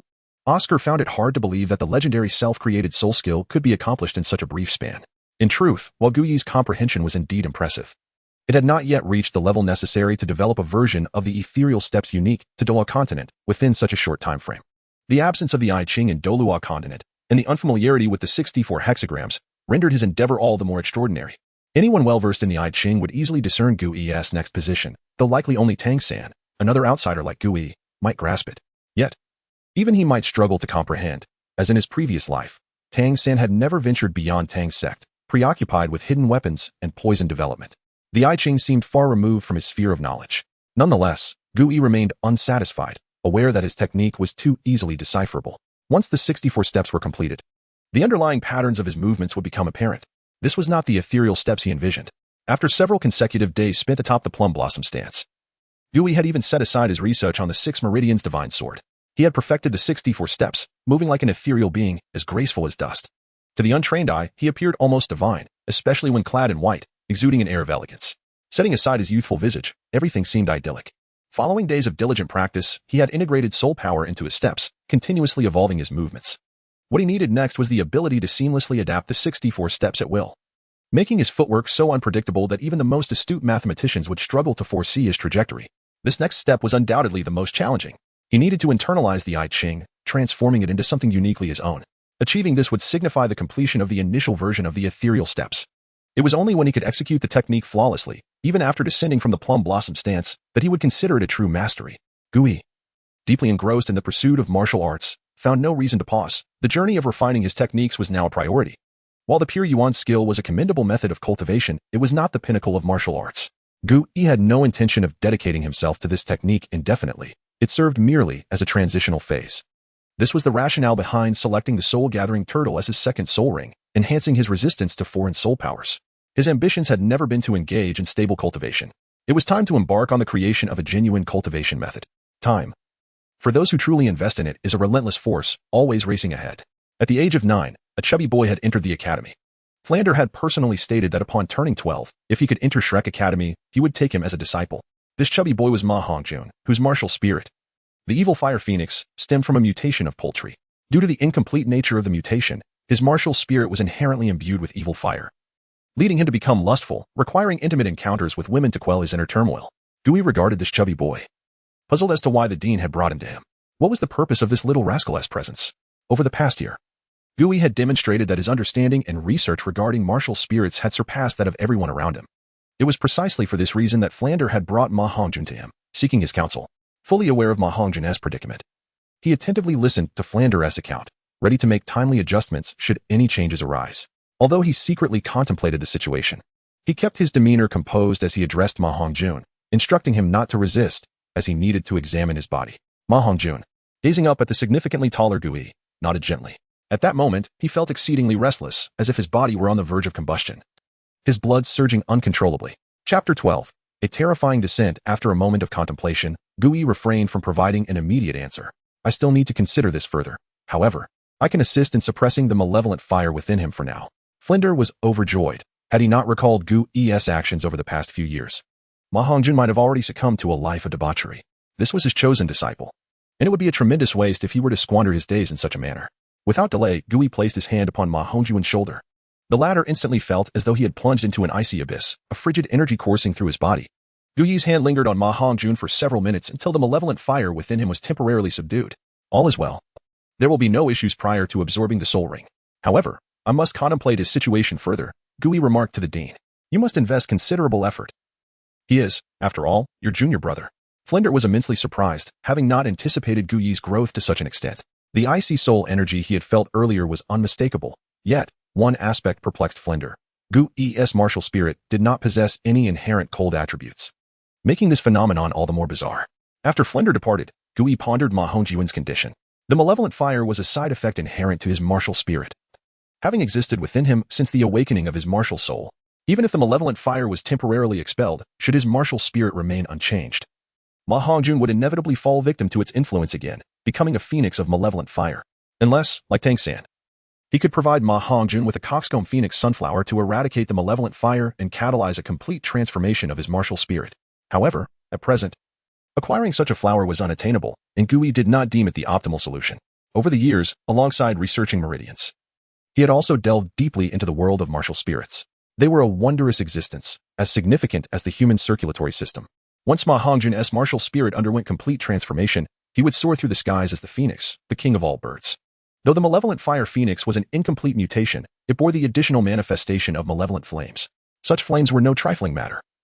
They could not only compel young Ma Hongjun to salute, but also prevent his body from depletion. This was far beyond a mere side effect. In the hands of an emperor, it might inspire dreams of grandeur. In fact, he had long contemplated Ma Hongjun's plight, and had even devised a technique.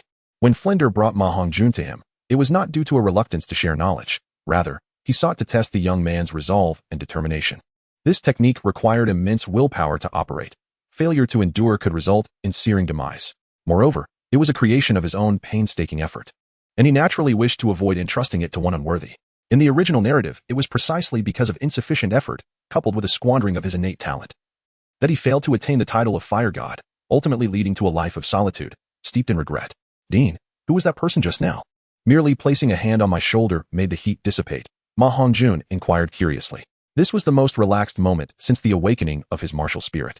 Upon hearing Ma Hongjun's question, Flinder gazed skyward and uttered words that would remain etched in his memory forever. He is the strongest genius in history, a phenomenon I have never encountered. He will undoubtedly lead Shrek to uncharted territories. The following day, Gui sought out the diligently training Ma Hongjun. He was not born with full soul power, but rather possessed innate level 9 soul power. If you wish to resolve the issues with your martial spirit, follow me, Gui stated before turning away. Ma Hongjun promptly rose to follow, the dean's words echoing in his mind. Soon, Gui led Ma Hongjun up a mountain. It appears you have begun practicing pure Yuan Gong? Ma Hongjun nodded eagerly. His martial spirit had been awakened by Flinder, and with a background devoid of any factions. Flinder had not taught him meditation, but rather a method he had never encountered before. Considering the nature of your martial spirit, I have devised a plan, commencing from 2 points. First, regarding the absorption of the soul ring. Henceforth, you may only absorb soul beasts that embody the phoenix bloodline and possess fire attributes, to purify your martial spirit. Second, a change in cultivation techniques is imperative. Pure Yuan Gong is a balanced and harmonious technique. While the soul power cultivated is rich and steady, it offers little remedy for the malevolent fire within you. A change is essential, and I happen to possess a technique well suited for your cultivation. Would you like to learn it? Ma Hongjun nodded vigorously. Flinder had previously informed him that the current technique he practiced was created by this very individual, and following his guidance was undoubtedly wise. Gui smiled at him. But he cautioned, however, learning my technique is not a simple matter. Even if you are the dean's disciple, I will not impart it lightly. Upon hearing Gui's words, Ma Hongjun was taken aback, recalling the trade dealings in his village. Lowering his head, he admitted, I have no money. Can I defer the tuition until I become a soul master and receive the soul master subsidy? Gui couldn't help but chuckle. He was a man of great pride. How could he waste his efforts over mere monetary concerns? What I seek is not something that money can procure. It is your courage, will, and determination to grow stronger. Ma Hongjun was somewhat bewildered when suddenly Gui's voice cut through the air again. Are you prepared? The first trial begins now. As Gui spoke, he shoved Ma Hongjun off the cliff. A cacophony of screams erupted from below. Having completed this act, Gui turned to a nearby area with a grin. Dean, Are you not coming out? Just as his words fell, a figure emerged from behind a tree. How did you discover me? Flender, believing he had concealed himself well, was intrigued by how Gu-yi, a mere two-ring great soul master, had detected him. Growing ever more enigmatic. Simply by observing, Gu-yi replied nonchalantly. What are you planning to do? Flender inquired, eyeing the rope in Gu-yi's hand and then glancing at the cliff. Did you not hear? If he wishes to learn my technique, he must first pass the trial. If he lacks the courage to face death, he will never master it. Be careful. Do not let my hard-won disciple come to harm. Flender cautioned uneasily. Rest assured, he will be fine. Besides, you are here as well, Gu-yi replied with indifference. Chapter 13. The brothel. Upon hearing this, Flender chuckled. If he were to let Ma Hongjun perish from falling off the cliff here, he would no longer be worthy of the title four-eyed cat eagle, nor would he deserve to soar. Gu-yi and Flender were engrossed in their conversation above, oblivious to the little chubby boy dangling precariously over the cliff. Climb up and prove your worthiness to learn my techniques. Use your courage to refute my test, Gu-yi called out. Approaching the edge of the cliff and casting his gaze towards Ma Hongjun, who hung several meters away. And do not think of summoning your martial spirit. Just a heads up. This rope is not fireproof. Gu-yi's seemingly nonchalant warning belied the fact that his attention remained fixed on Ma Hongjun. Gu-yi, I will no longer learn your techniques. Pull me up. Ma Hongjun clung to the rope, pressing his body against the icy rock face, fear evident in his voice. At merely 6 years old, he was but a child. Who had ever seen a 6-year-old suspended over a cliff with only a thumb-sized rope as his lifeline? In truth, Ma Hongjun was unaware of when Gu-yi had tied the rope around him. It's too late. If you can't climb up, you will perish here. Rarely does anyone come by this place, and even if you scream until your throat is raw, no one will come to rescue you. After saying this, Gu-yi secured the rope to a large tree and, much to Flander's horror, took a step forward, beginning to freefall. You crazy brat, Flander exclaimed, hastily summoning his martial spirit, dashing towards the cliff. He could not fathom Gu-yi's intentions at all. How could this be? As he crossed the edge, he widened his eyes in disbelief, watching Gu-yi standing steadily on the cliff as if he were walking on level ground. What bizarre soul skill was this? Dean, help me. Gu-yi wants to kill me. Ma Hongjun, ignoring Gu-yi, cried out for Flander. Before awakening his martial spirit, he was just a mischievous boy playing by the river in the village. This was beyond his comprehension. Hang in there, Hongjun. To become a powerful soul master, you must take this step. I believe in you. Flander's voice resonated with unwavering encouragement. If anyone was to be trusted in Shrek Academy, it was Flander, who had helped him awaken his martial spirit and had brought him into this new world. With his eyes closed, Ma Hongjun took a deep breath, slowly conquering his fear as he began to climb the cliff. With the support of his beast martial spirit and his 9th-level soul power, scaling the cliff should have been a breeze, provided he could overcome his trepidation. But would Gu-yi allow him such ease? Step by step, Gu-yi approached Ma Hongjun, ultimately squatting beside him.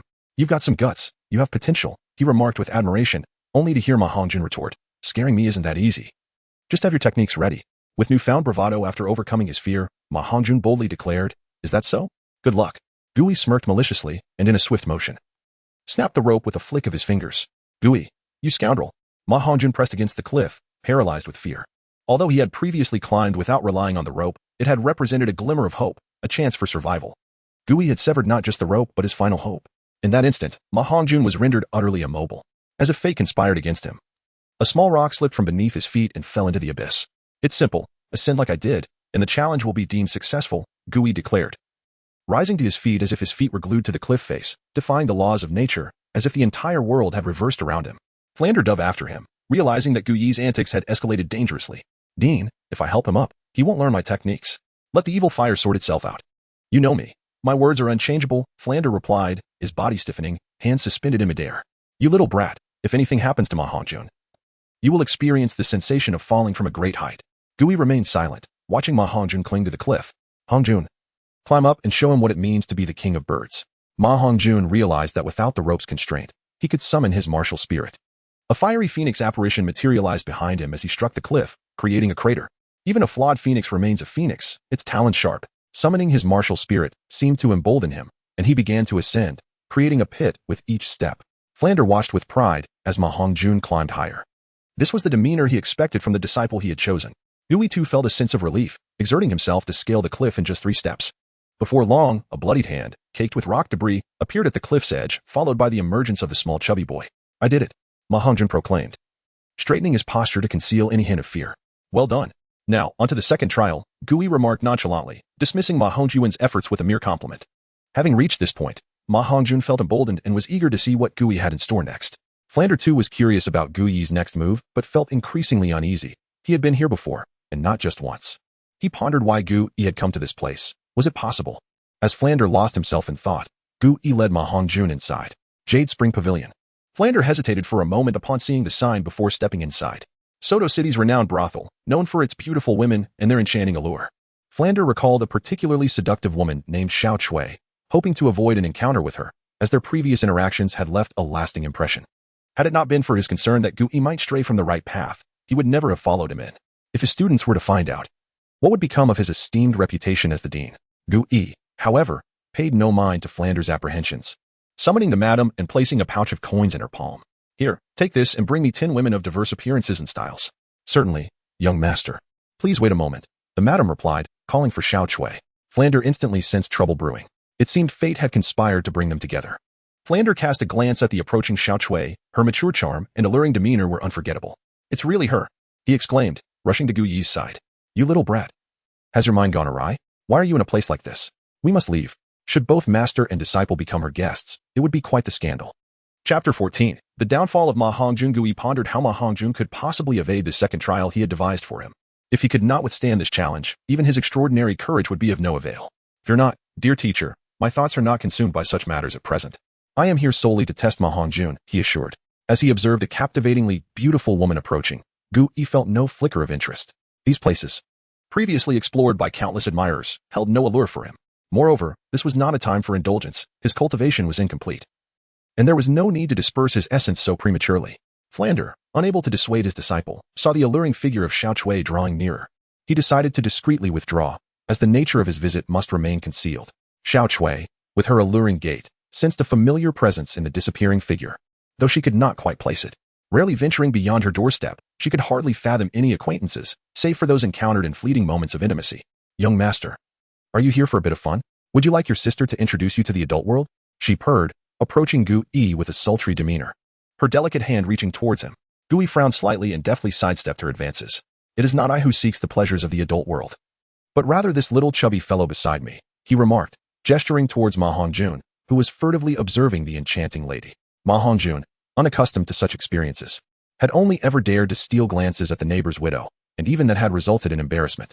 The women of the Jade Spring Pavilion, with their commendable figures and beauty, were far beyond what he could resist. What are you trying to accomplish? Knowing my martial spirit's weaknesses, why bring me here?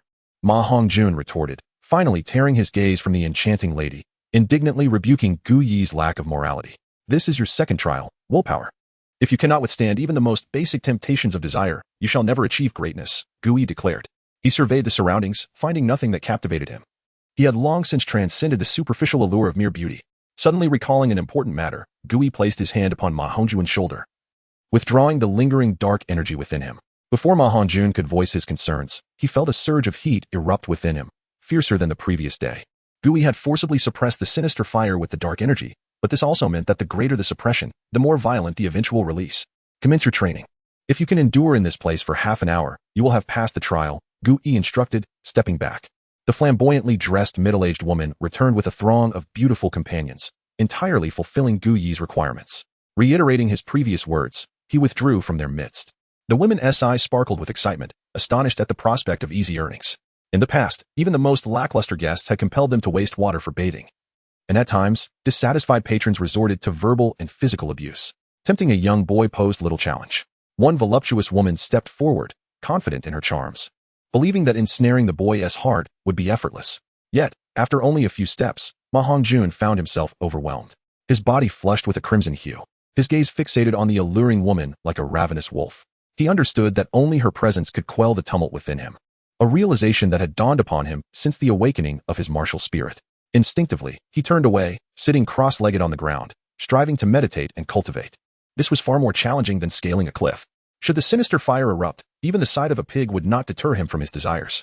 The intoxicating sense of cosmetics and femininity wafted through the air, mingling with the insatiable fire within him, making it nearly impossible to contain. His thoughts had long since drifted elsewhere, visions swirling in his mind. Closing his eyes might stave off impulsiveness, yet the unknown stirred a deep curiosity within him. The aura surrounding Ma Hongjun began to fluctuate, his cultivation becoming erratic. Within mere minutes, he could no longer focus. Gu Yi observed silently, unmoved. When Ma Hongjun finally stood, his eyes ablaze with desire, the sinister fire emanating uncontrollably from him, Gu Yi shook his head and exerted an even greater force to suppress the flames. Ultimately, he had failed. "This money is yours," Gu Yi stated, handing over another pouch before departing the establishment with a dejected Ma Hongjun. Upon exiting, Flander awaited them. "Director, we may return now.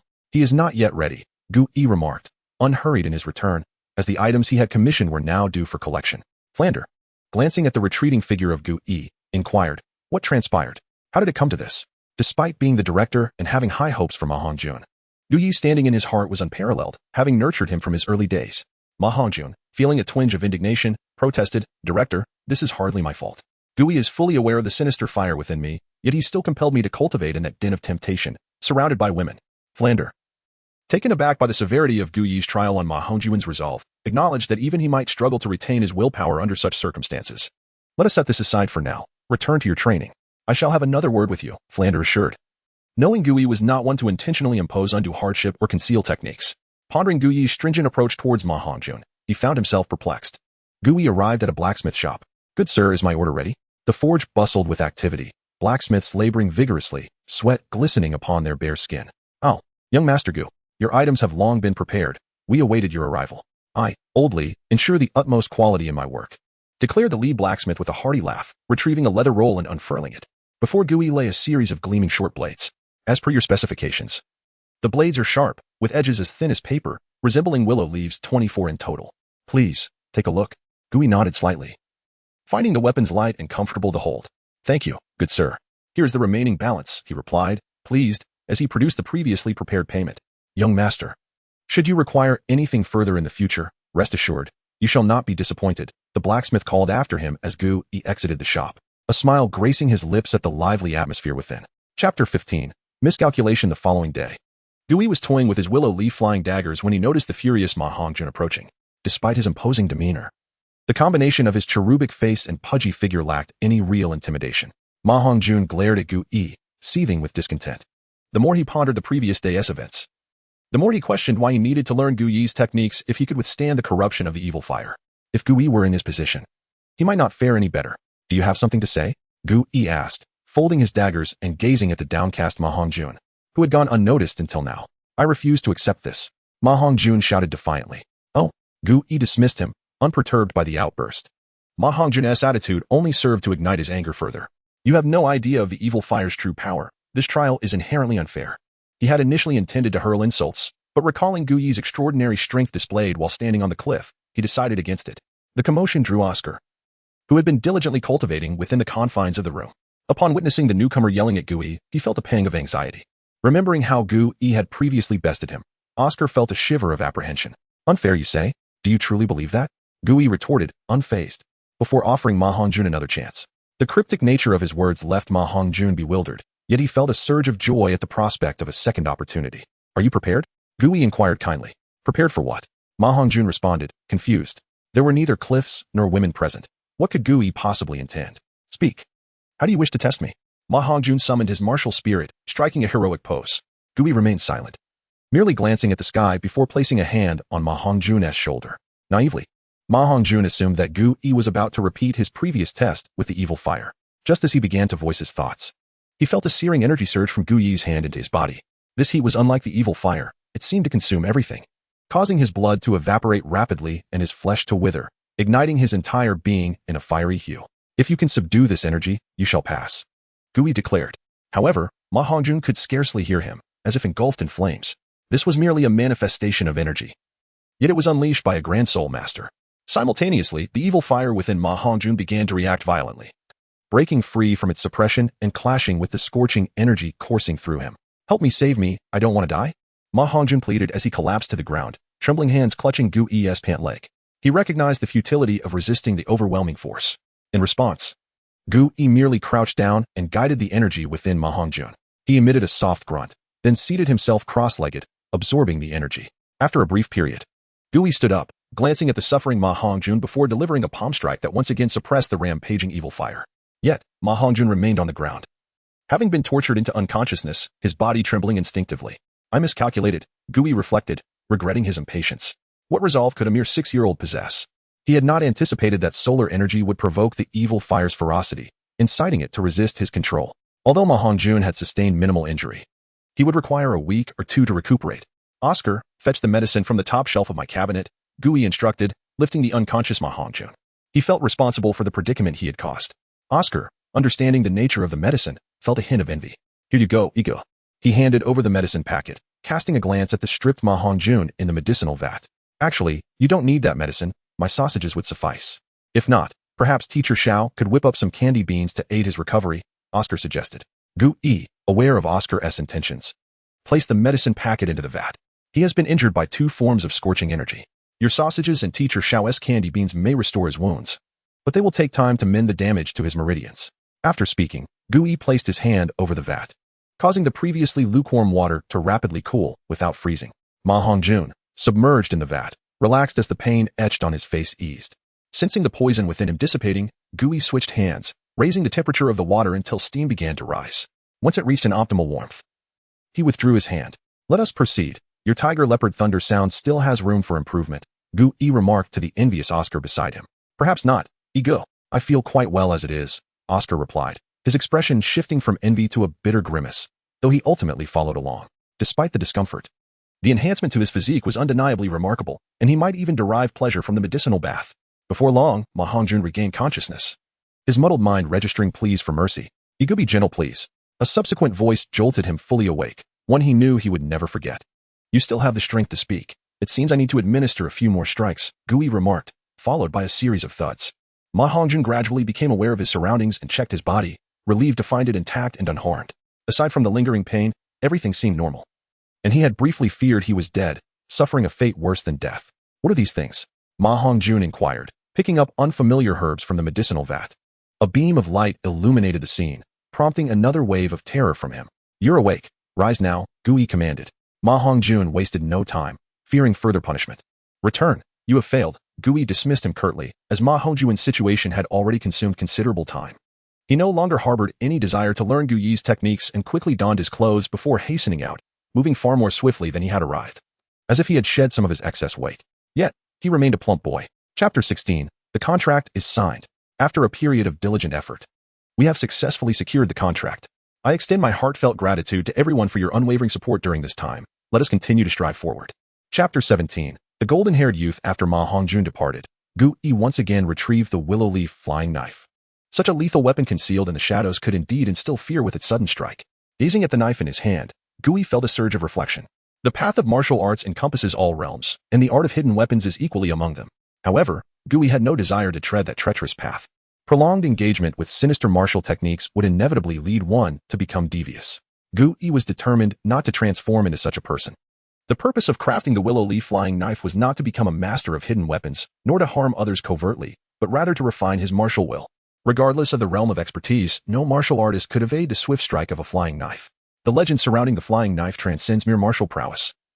It embodies a conviction, a spirit. The knife itself is inconsequential. What truly matters is the individual wielding it. With a knife in hand, none dare undermine its brilliance. Furthermore, this endeavor served another purpose, to facilitate the transformation of Tang Sand in the future. Hidden weapons are merely a minor path. Yet Gui had witnessed the power of overt hidden weapons. Ever since that fateful day, Ma Hongjun trembled at the sight of Gui, gripped by a profound fear that persisted for several months. Following Gui's guidance, Ma Hongjun selected a crimson firebird imbued with a trace of phoenix blood as his first soul ring. Yet, this instance diverged from the original narrative. Due to his cultivation of the pure Yuan technique and the tiger leopard thunder sound method, he directly surpassed the limitations of the soul rings as stated by the master. Although the soul skill remained unchanged, still the phoenix fire line, it boasted a higher temperature and an exceptional degree of adhesion. Nevertheless, it did not transcend excessively, nearly reaching 500 years. Simultaneously, Gui began to temper Ma Hongjun's character and explore suitable techniques for him. The influence of a martial soul is one aspect, yet a steadfast heart can equally conquer the turbulence of the body. Oscar, too, finally broke through to level 20 at the age of 9. Thanks to the assistance and guidance he received from Gui over the years through the tiger leopard thunder sound. While he did not achieve the remarkable second ring of a millennium, he was not far off. The soul skills retained their original essence, yet their effects were markedly stronger and more pronounced. Even so, Oscar surpassed his counterpart in the original narrative significantly, possessing at least double the physical strength of an auxiliary soul master. A few months after Oscar's breakthrough, Gui successfully attained the rank of soul master. This time, he did not enlist Flander's help to hunt soul beasts. Instead, he ventured into the Stardew Great Forest alone. Having spent considerable time in this world, Gui had not strayed far. aside from being dragged by Flander to hunt for soul rings in the starred Do Great Forest. The farthest he had traveled was merely to Soto City. As a principal city, the living conditions there were relatively good. No one knew what Gu Yi had experienced during this outing. Upon his return, he exuded a palpable aura of ferocity, his scholarly demeanor barely concealing it. Especially keen were Flander and Zhao Waoqi, two seasoned warriors who had endured countless life and death battles. They sensed the bloodlust emanating from Gu Yi. It was not the essence of soul beasts, it stemmed from humans. From that point onward, Gu Yi dedicated himself even more fervently to his cultivation. Time progressed to his 12th year. The tall golden-haired youth astonished many, particularly due to his unique eyes, one of vibrant blue-green, the other a fiery orange-red. Clad in black attire with a white tailcoat, these details paled in comparison to the sight of him holding a beautiful woman close, occasionally lowering his head to inhale her fragrance, even stealing kisses upon her cheek. This in itself was not particularly scandalous, it was a private matter. However, the critical aspect was that this golden-haired youth was engaging in such behavior at the academy entrance, and he was there to enroll. Old man, I wish to enroll. The golden-haired youth flung a pouch of gold soul coins into the enrollment box with a carefree flourish. Li Yusong furrowed his brow slightly. But then a realization dawned upon him, causing his expression to relax as he pinched the youth's arm, assessing his age. Summon your martial soul for me to see. The golden-haired youth, however, did not immediately reveal his martial soul. Instead, he leaned down to whisper to the woman in his embrace, watch closely. What comes next will be quite impressive. Yes, Dai Xiao, show them the white tiger. The enchanting woman stepped away from the youth, her eyes glimmering with admiration. Despite his youth, she recognized his impressive qualities, particularly his financial prowess. The golden-haired youth summoned forth his martial soul, and a phantom of a white tiger materialized behind him. His muscles swelled dramatically, his golden locks transforming into a striking black and white mix, predominantly white, while his four eyes morphed into a deep, captivating blue. 2 yellow soul rings floated around him, clearly indicating he had reached the level of a great soul master. In an instant, he shifted from a carefree young man to a muscular figure radiating the majesty of the king of beasts. How do I look? Dashing, right? The golden-haired youth turned to the woman, his demeanor shifting as the aura of his martial soul morphed into an air of arrogance. So handsome. Look at those muscles. Dai Xiao is truly extraordinary. The beautiful woman was genuinely taken aback by the transformation the youth underwent upon summoning his martial soul. She instinctively leaned closer, feeling the strength of his physique. Had the setting permitted, one might have anticipated a more intimate encounter. The golden-haired youth reveled in this newfound sensation, experiencing an unparalleled sense of liberation, free from any pressures or the judgment of others. Let us move inside. This is merely the first assessment. Li Yusong could no longer endure the spectacle. At his age, witnessing such antics was exceedingly frustrating, and it seemed the martial soul was struggling to contain itself. The golden-haired youth, still embracing the beautiful woman, attempted to advance further. She cannot enter. It's against the rules. Li Yusong interjected, blocking the youth's path.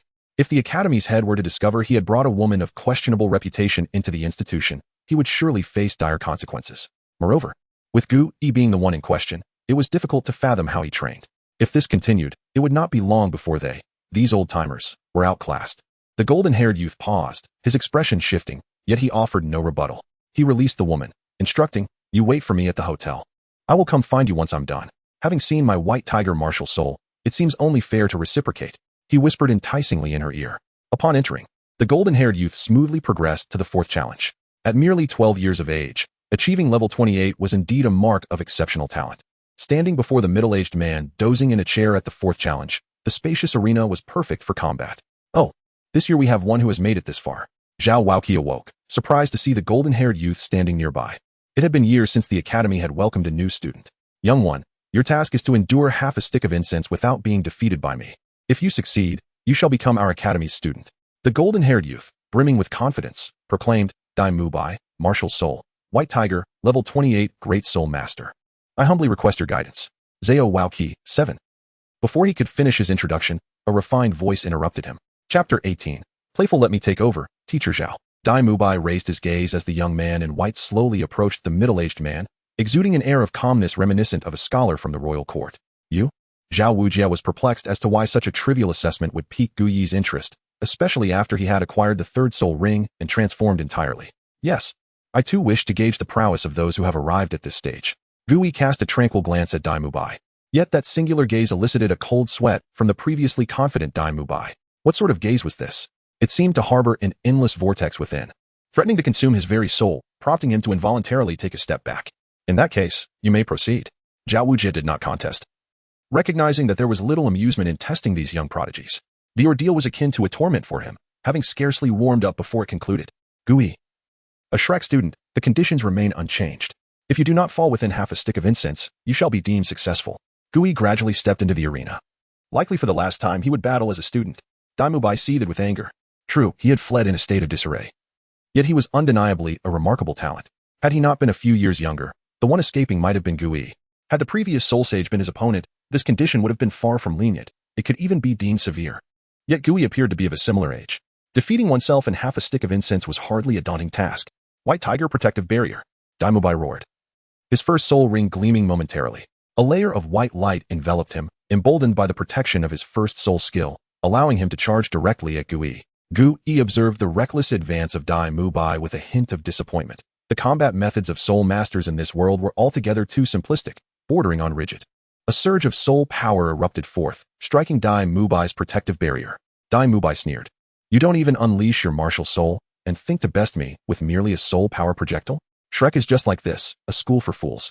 He disregarded the soul power projectile, choosing not to evade but to confront it head-on. With the White Tiger Protective Barrier, deflecting a mere soul power projectile was child's play. Foolish. Zhao Wujie could not help but curse at the sight. One must never underestimate an opponent, for doing so could lead to catastrophic consequences. Zhao Wujie recalled his own past mistakes in this regard. The potency of Gu Yi's soul power projectile was no trifling matter. Especially after comprehending the will of martial arts, it was a bane against the unprepared. Not only was its speed remarkable, but its power was equally astonishing.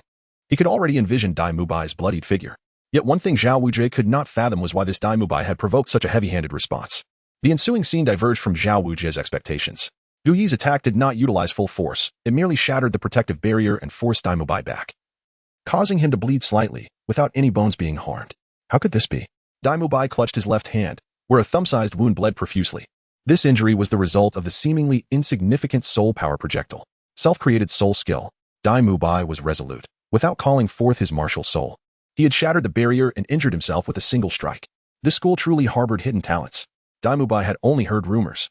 And given his need for a prestigious Soul Master Academy, he had chosen this obscure institution to evade capture and conceal his identity. If this is all you are capable of, you would do well to leave. Gui scoffed. Such a trivial wound.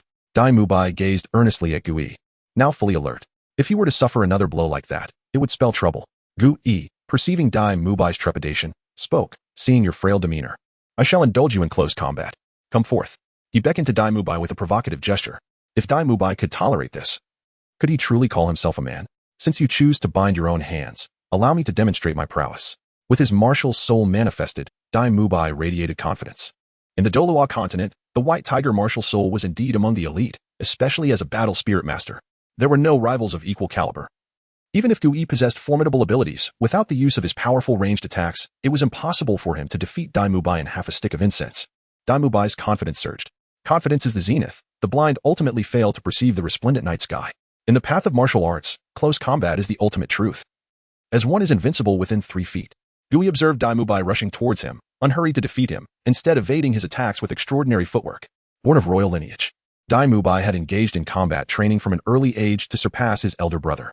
Regrettably, he faced an adversary he could not conquer, never even grazing Gu Yi's sleeve. No matter how many times he witnessed it, it remained astonishing. It was pure artistry. Zhao Wujie marveled at Gu Yi's effortless evasions, exclaiming, even if Gui were to share this technique, only Oscar might grasp its essence. Those who rely solely on brute strength, like him, would never learn. Realizing he was being toyed with, Daimubai understood that if Gui truly wished to defeat him, he could have done so at any moment. He had been outmaneuvered countless times. Daimubai recognized that he had but one final opportunity, a chance to turn the tide. With a profound gaze, he continued to assault Gui. Gui seemed to have grown weary of the game and launched a straightforward punch towards Daimubai. Now, Daimubai seized the moment and activated his second soul skill, White Tiger Radiant Wave. Boring. Yet Gui appeared to possess foresight, effortlessly sidestepping to Daimubai's side and delivering a powerful kick to his waist. The release of the soul skill was interrupted, causing a backlash of soul power, compounded by the force of the blow, propelling Daimubai several meters away, where he spat blood and collapsed to the ground. Quality is lacking. However, if we don't recruit students soon, Shrek will falter. I will keep him. Gui regarded the fallen Daimubai, pondering his thoughts. Zhao Wujie was genuinely taken aback that Gui would change his mind so abruptly. By the way, Teacher Zhao, I shall be departing for a time to hunt for my 4th soul ring. As for the Academy's techniques, do not impart them to him just yet. I have my own plans. Zhao Wujie watched Gui prepare to leave, yearning to declare, I am the teacher. You are merely a student. Chapter 19. Efforts can also shine weight. What did Gu Yi just say?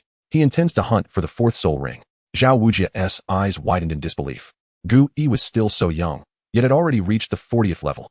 As for whether this could be a falsehood, Zhao Wujia never doubted that Gu Yi would lie about such matters. A proud individual has no need to resort to deceit. Dai Mubai, lying on the ground, stared blankly at the vanishing figure of Gu Yi. He had never imagined that this seemingly pure-aged youth was already capable of hunting the fourth soul ring. Even his elder brother, who had frightened him into fleeing the palace, could not reach such a level of genius. Oscar, why aren't you coming over? Business awaits. Zhao Wujia's voice boomed, rivaling that of a bear, amplified by his soul power, ensuring Oscar could hear him from anywhere within the academy.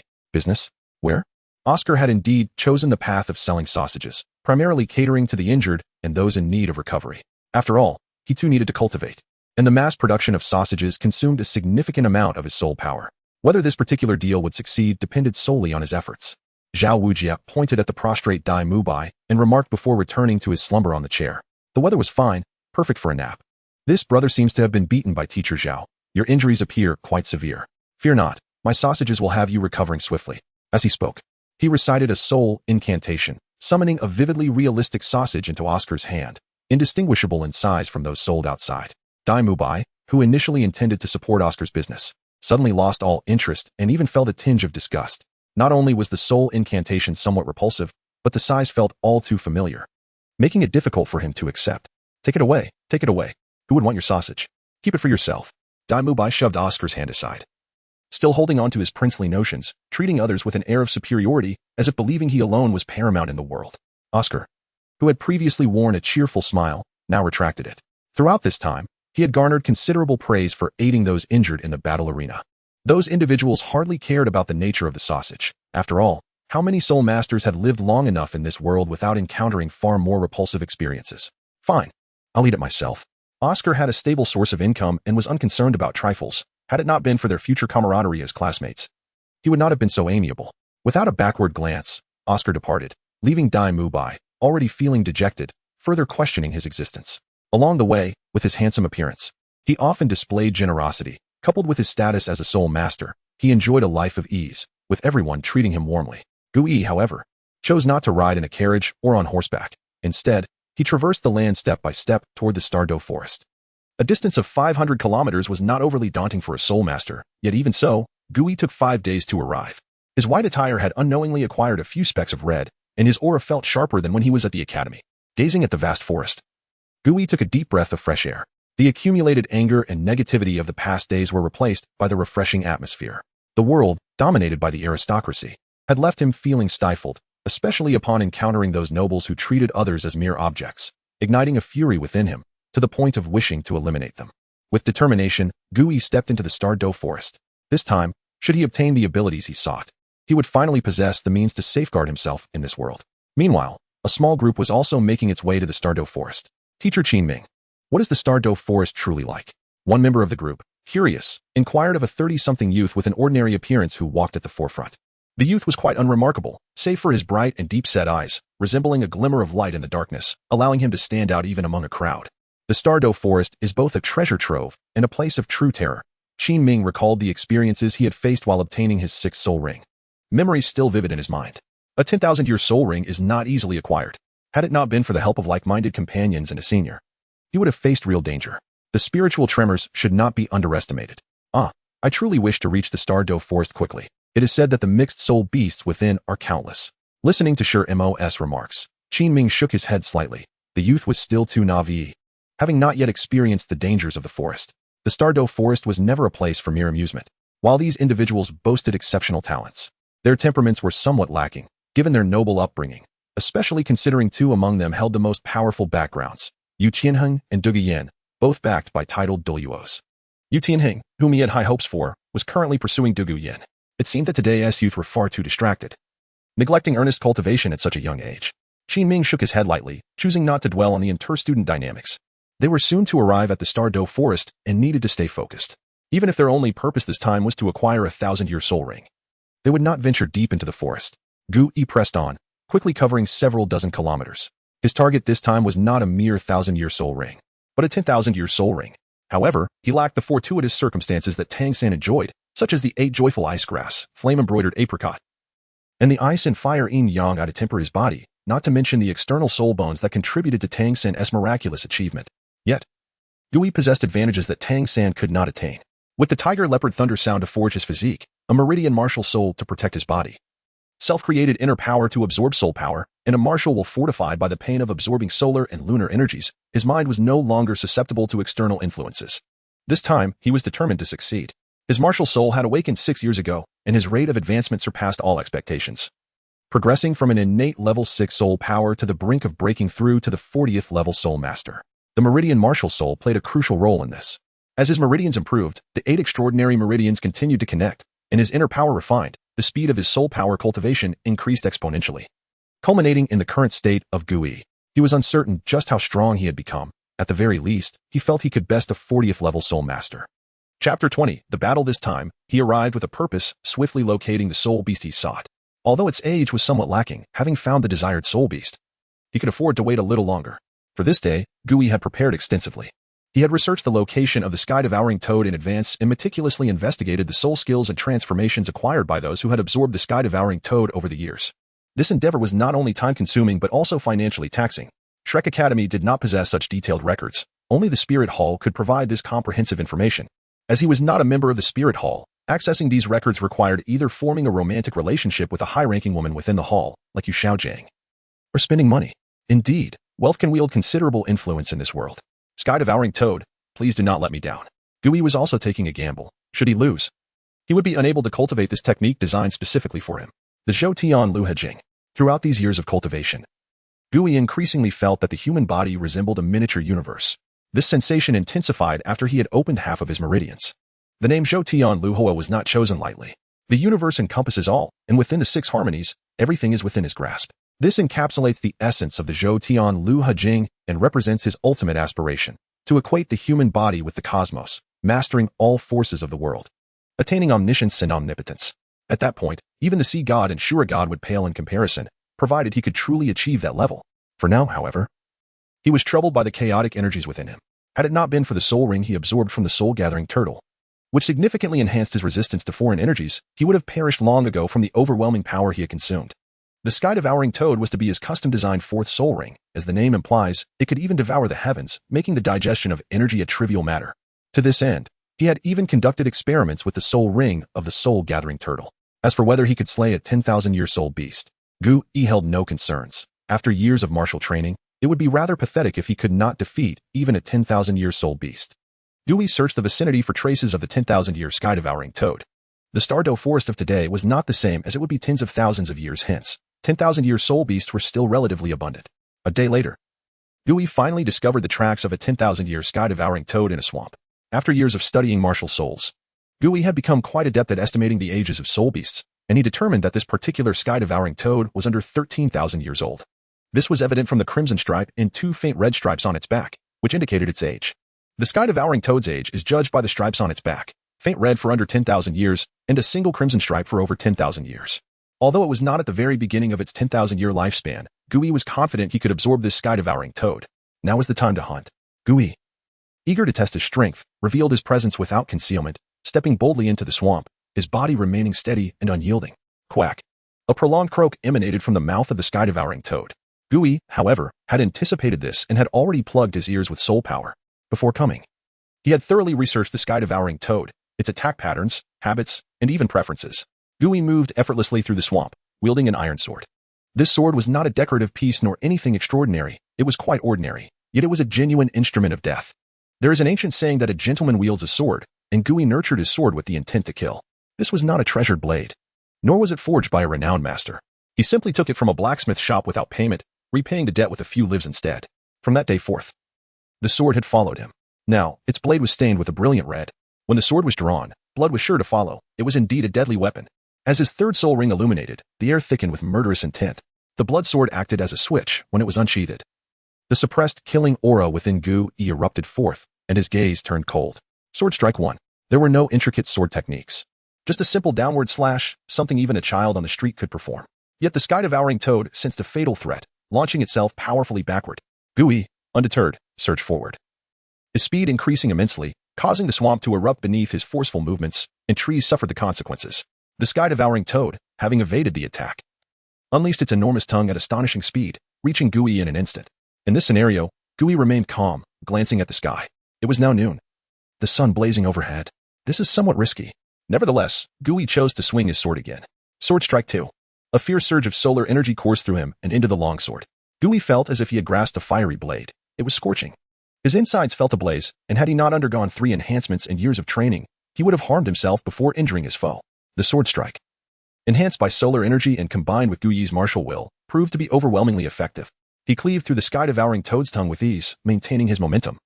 Wielding the long sword as he approached the creature, the immense pain rendered the sky-devouring toad nearly paralyzed, its tongue rendered useless. Rising from its prone position, it began to strike at Gui with its short forelimbs. To it, they appeared diminutive, but to Gui, they were colossal. However, this sudden assault proved futile. He evaded the attack with astonishing grace. With the attack missed, the sky-devouring toad did not squander the opportunity. It retracted its tongue, an essential tool for its hunting. Albeit now severely injured, Gui, gripping his sword with one hand, unleashed a powerful wave of sword energy with his left hand. This was a moment of revelation. Since comprehending martial will earlier this year, he realized how limited his previous understanding had been. A sword energy devoid of martial will was merely compressed soul power. Not the legendary 6 meridians divine sword. The sky-devouring toad sensed a hint of danger but had no time to react. The sharp sword energy struck the softest part of its throat. Gui had launched the sword energy just as it retracted its tongue. Even the body of a 10,000-year soul beast could not withstand this force, and it was pierced through. In comparison to the massive frame of the sky-devouring toad, the injury was but a minor wound, only causing it to bleed slightly. However, the intense pain unleashed a fury within the creature. Gui felt an immense energy gathering within the sky-devouring toad's mouth. This was its most significant ability, the endless devouring. Chapter 21. The woman. The most vital aspect of the sky-devouring toad as a soul beast is its unparalleled ability to consume endlessly.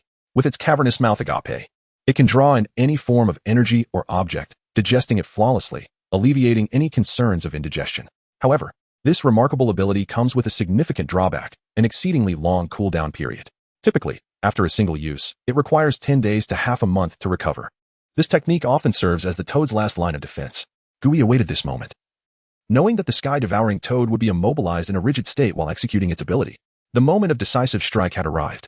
The immense suction focused on Gui, the endless consumption unleashed by a millennia-old soul beast far surpassing that of a 1,000-year-old one.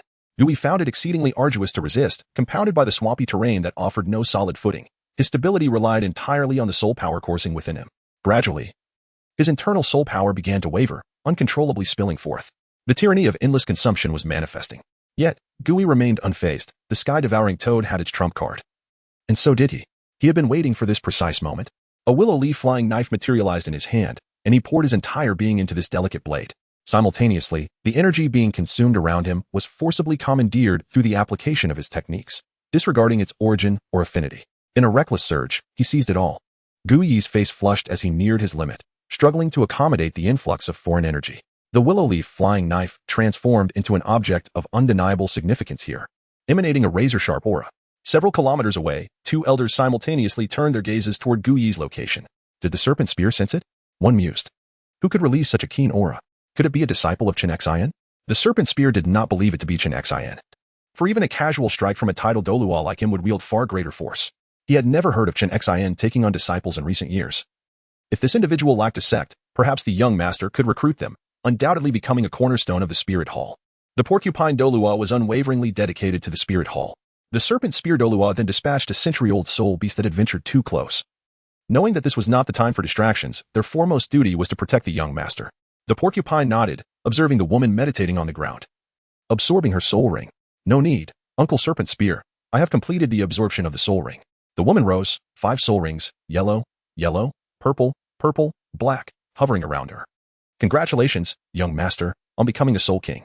The 2 elders expressed their admiration for the dignified young woman. Truly, the young master of the Spirit Hall, even in such conditions, had cultivated to the rank of soul king at this age. Indeed, a prodigious talent with innate soul power at level 20. I am eager to witness one who can earn the respect of 2 titled Douluos. Young master, Shuqinghe cannot remain absent for too long. The time for his public appearance approaches. The porcupine reminded her, aware that as the crown prince of the Tiando Empire, every action was under scrutiny. Rest assured. I am mindful. The woman unfurled a pair of golden wings from her back, ascending into the air toward the direction she had previously sensed. Here. She could briefly savor the taste of freedom, intoxicating and exhilarating, where she could soar without restraint. An angel, destined to glide through the heavens.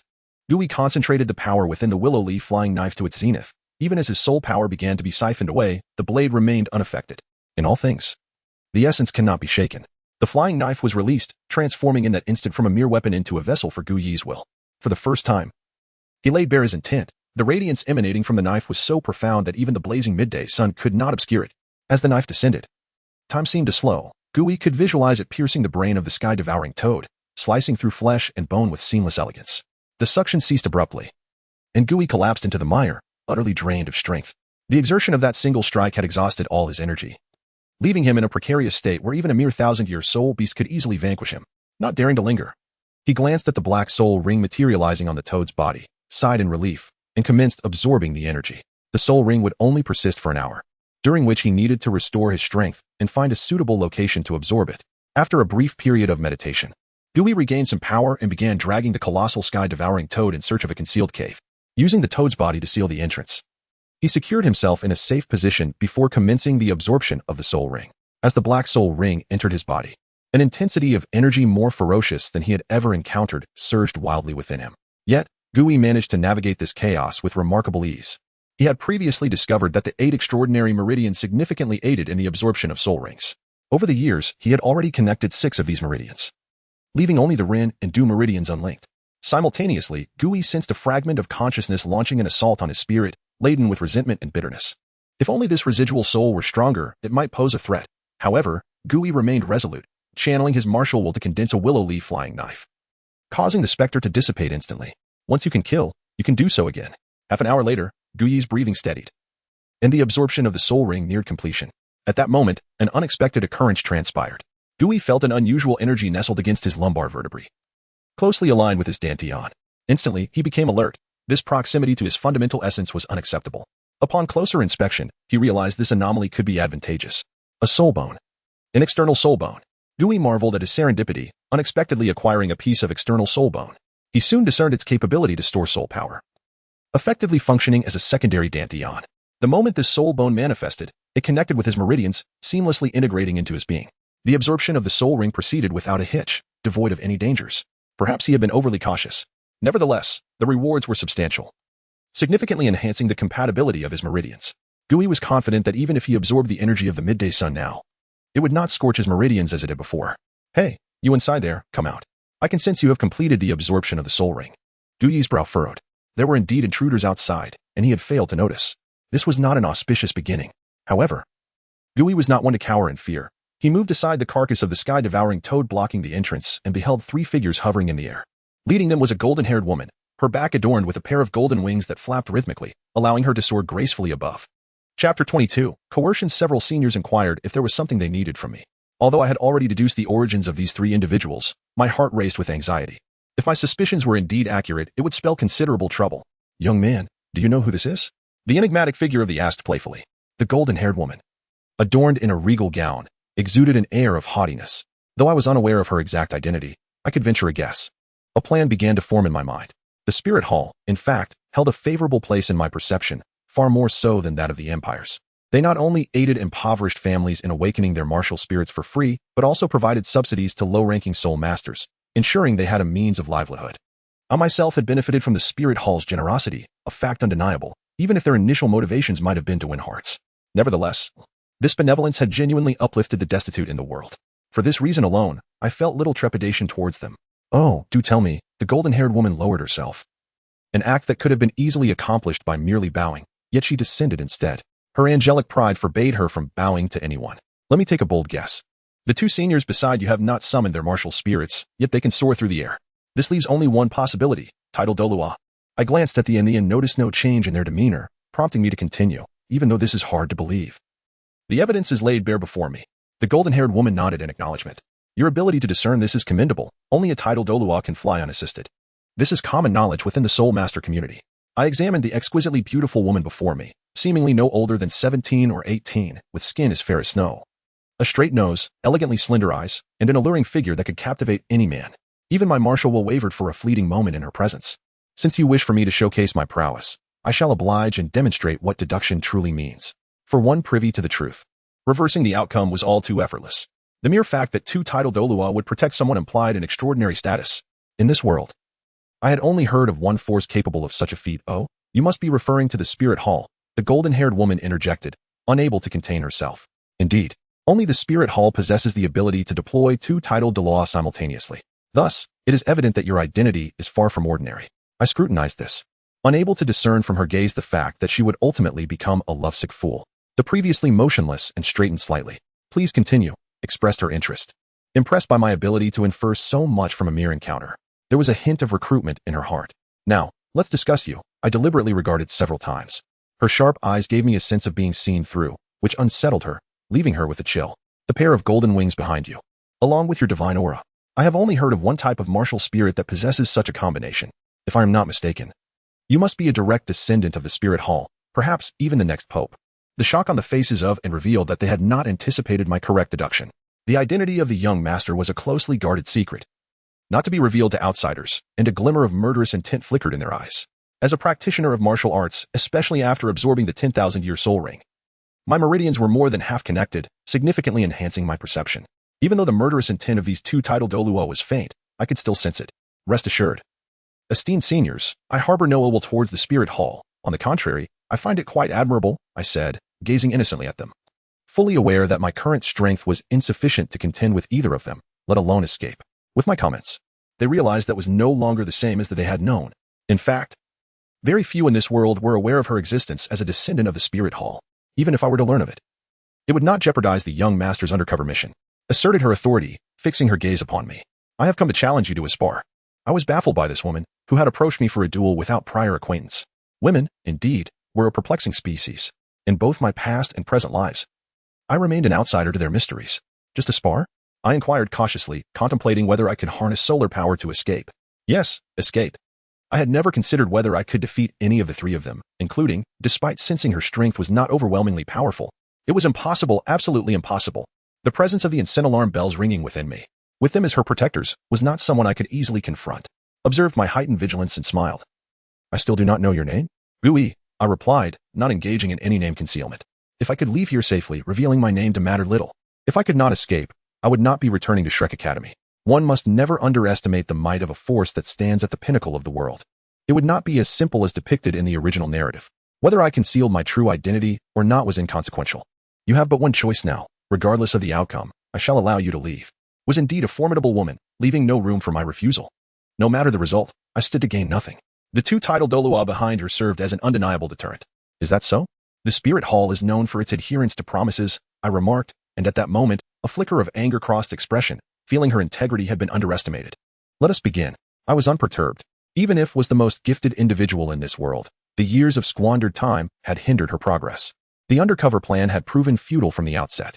In the Douluo Continent, strength was paramount. If one could wield divine power, how could mortals resist? Summoned her angelic martial spirit, instantly enveloping herself in a sacred aura, radiating a purifying light. 5 soul rings, yellow, purple, and black, swirled around her. Martial spirit, 6-winged angel, rank 52 weapon soul king. I look forward to your guidance. With the angelic sword raised, she gazed at me, brimming with combat fervor. Chapter 23. The celestial angel Gui did not anticipate that Qian Rinxue would immediately employ her 5th spirit ability. Observing the divine power emanating from the sword, Gui instinctively understood the peril of being struck. Such an encounter would undoubtedly lead to dire consequences.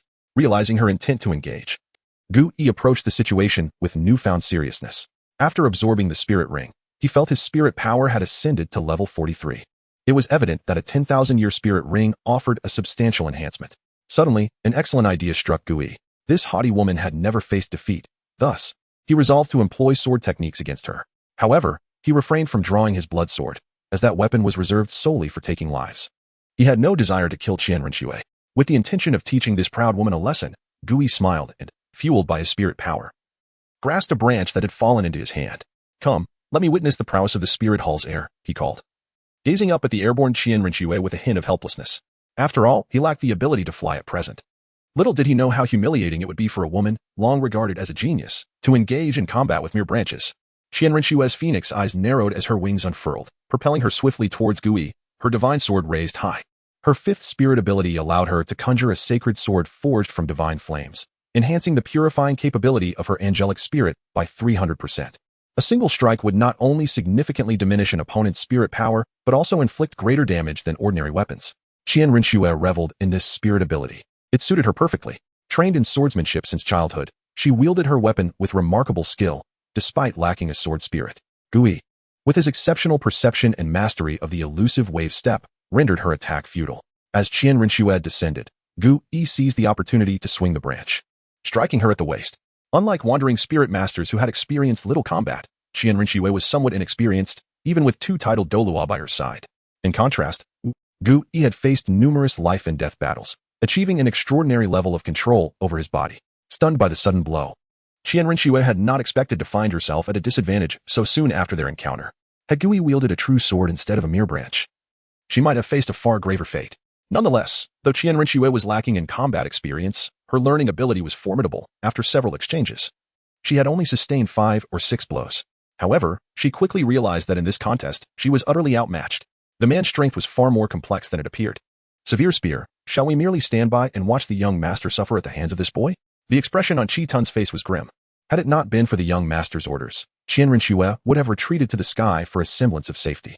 The unpredictable branch had instilled a genuine fear within her. A moment's inattention could lead to her being struck again. Why have you ceased your assault? If so, I shall take my leave, Gui shouted to the elevated Qian Rinxue, savoring the exhilarating sensation of their encounter. He resolved to teach Tang San and the others this tactic in the future, finally grasping the essence of instruction. Finished? You wishful thinker, Qian Rinxue exclaimed in indignation. If her swordsmanship could not prevail, she would showcase the superiority of her spirit and spirit power. Her second spirit ability, angelic glory. This bestowed 100% enhancement to all attributes, along with 100% increase in the purifying and dissolving ability of her angelic spirit. A radiant glow enveloped her as her first spirit ring illuminated, and she unleashed an angelic assault, condensing her spirit power into her fist, forming a golden shield that provided both offense and defense while possessing the capacity to dissolve spirit power. Typically, the spirit power derived from ordinary spirits could be significantly diminished with just a touch. This was the overwhelming nature of the angel spirit. Gui observed Qian Rinxue, who appeared intent on annihilating him, yet remained unfazed. When levels were comparable, it was akin to a crushing defeat for spirit masters in this world. Merely relying on spirit abilities without adaptability was a lamentable waste of her exceptional angelic power. Gui shook his head in disappointment. Qian Rinxue misinterpreted his gesture as disdain, prompting her radiance to intensify further. Gui relinquished the branch in his hand and performed a gesture commonly recognized in his past life. Chi Tun, have you noticed? This boy has yet to employ a spirit ability, Shima observed. Chi Tun, realizing the same, was incredulous. How could one achieve this level of combat without utilizing spirit abilities? Have you discerned what his spirit is? Shima added, as the boy continued to astonish him. Could it be the rare yet unimpressive human body spirit? Chi Tun gazed at the youth with an unusual stance, astonished that someone could cultivate a human body spirit to such a degree. The human body spirit was redefined as the core spirit after 10,000 years. But that did not imply it had not existed before. However, powerful spirit masters with this spirit had yet to emerge, nor had a second awakening occurred, leaving only a select few aware of its existence. He was undoubtedly extraordinary. Shima regarded Gui with deep contemplation, only to find the young man returning his gaze. The boy possessed remarkable acuity. Qian Rinxue recognized that her dissolving ability was yielding minimal results. It seemed that Gui's spirit power was not inferior to hers. Losing focus in battle could lead to defeat. As Gui's voice reached her ears, Qian Rinxue was startled, instinctively retreating, yet still feeling the sting of another blow.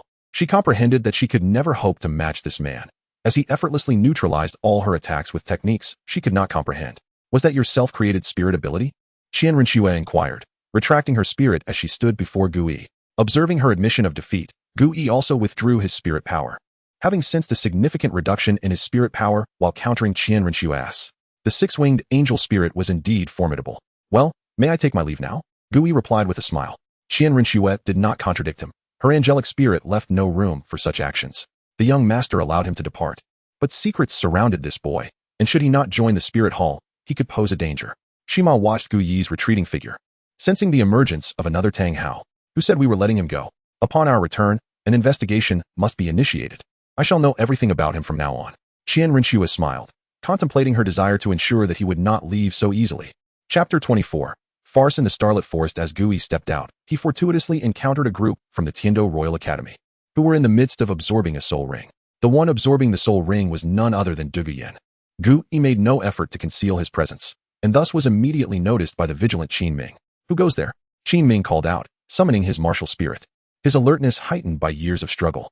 Following his shout, the others quickly summoned their martial spirits as well. Please do not be alarmed. I am merely a passerby with no ill intentions. Gui stepped forward, signaling his benign nature and refraining from summoning his own martial spirit. My student is still in the process of absorbing a soul ring. I kindly ask you to maintain your distance to avoid any misunderstandings. Qin Ming, however, did not lower his guard, uncertain whether Gu Yi's words held truth. Gu Yi understood this concern. Observing their martial spirit configurations, he formed some conjectures, particularly regarding Yu Tianheng, whose body radiated thunder and dragon scales after his martial spirit manifested. There was no doubt that he belonged to one of the top 3 sects, the Blue Lightning Tyrant Dragon Clan. Among them, a veiled maiden cradling a begonia flower caught his attention. She was undoubtedly the wielder of the 9 Hearts begonia martial spirit. Such a combination led Gu Yi to only one conclusion: Tiando Royal Academy.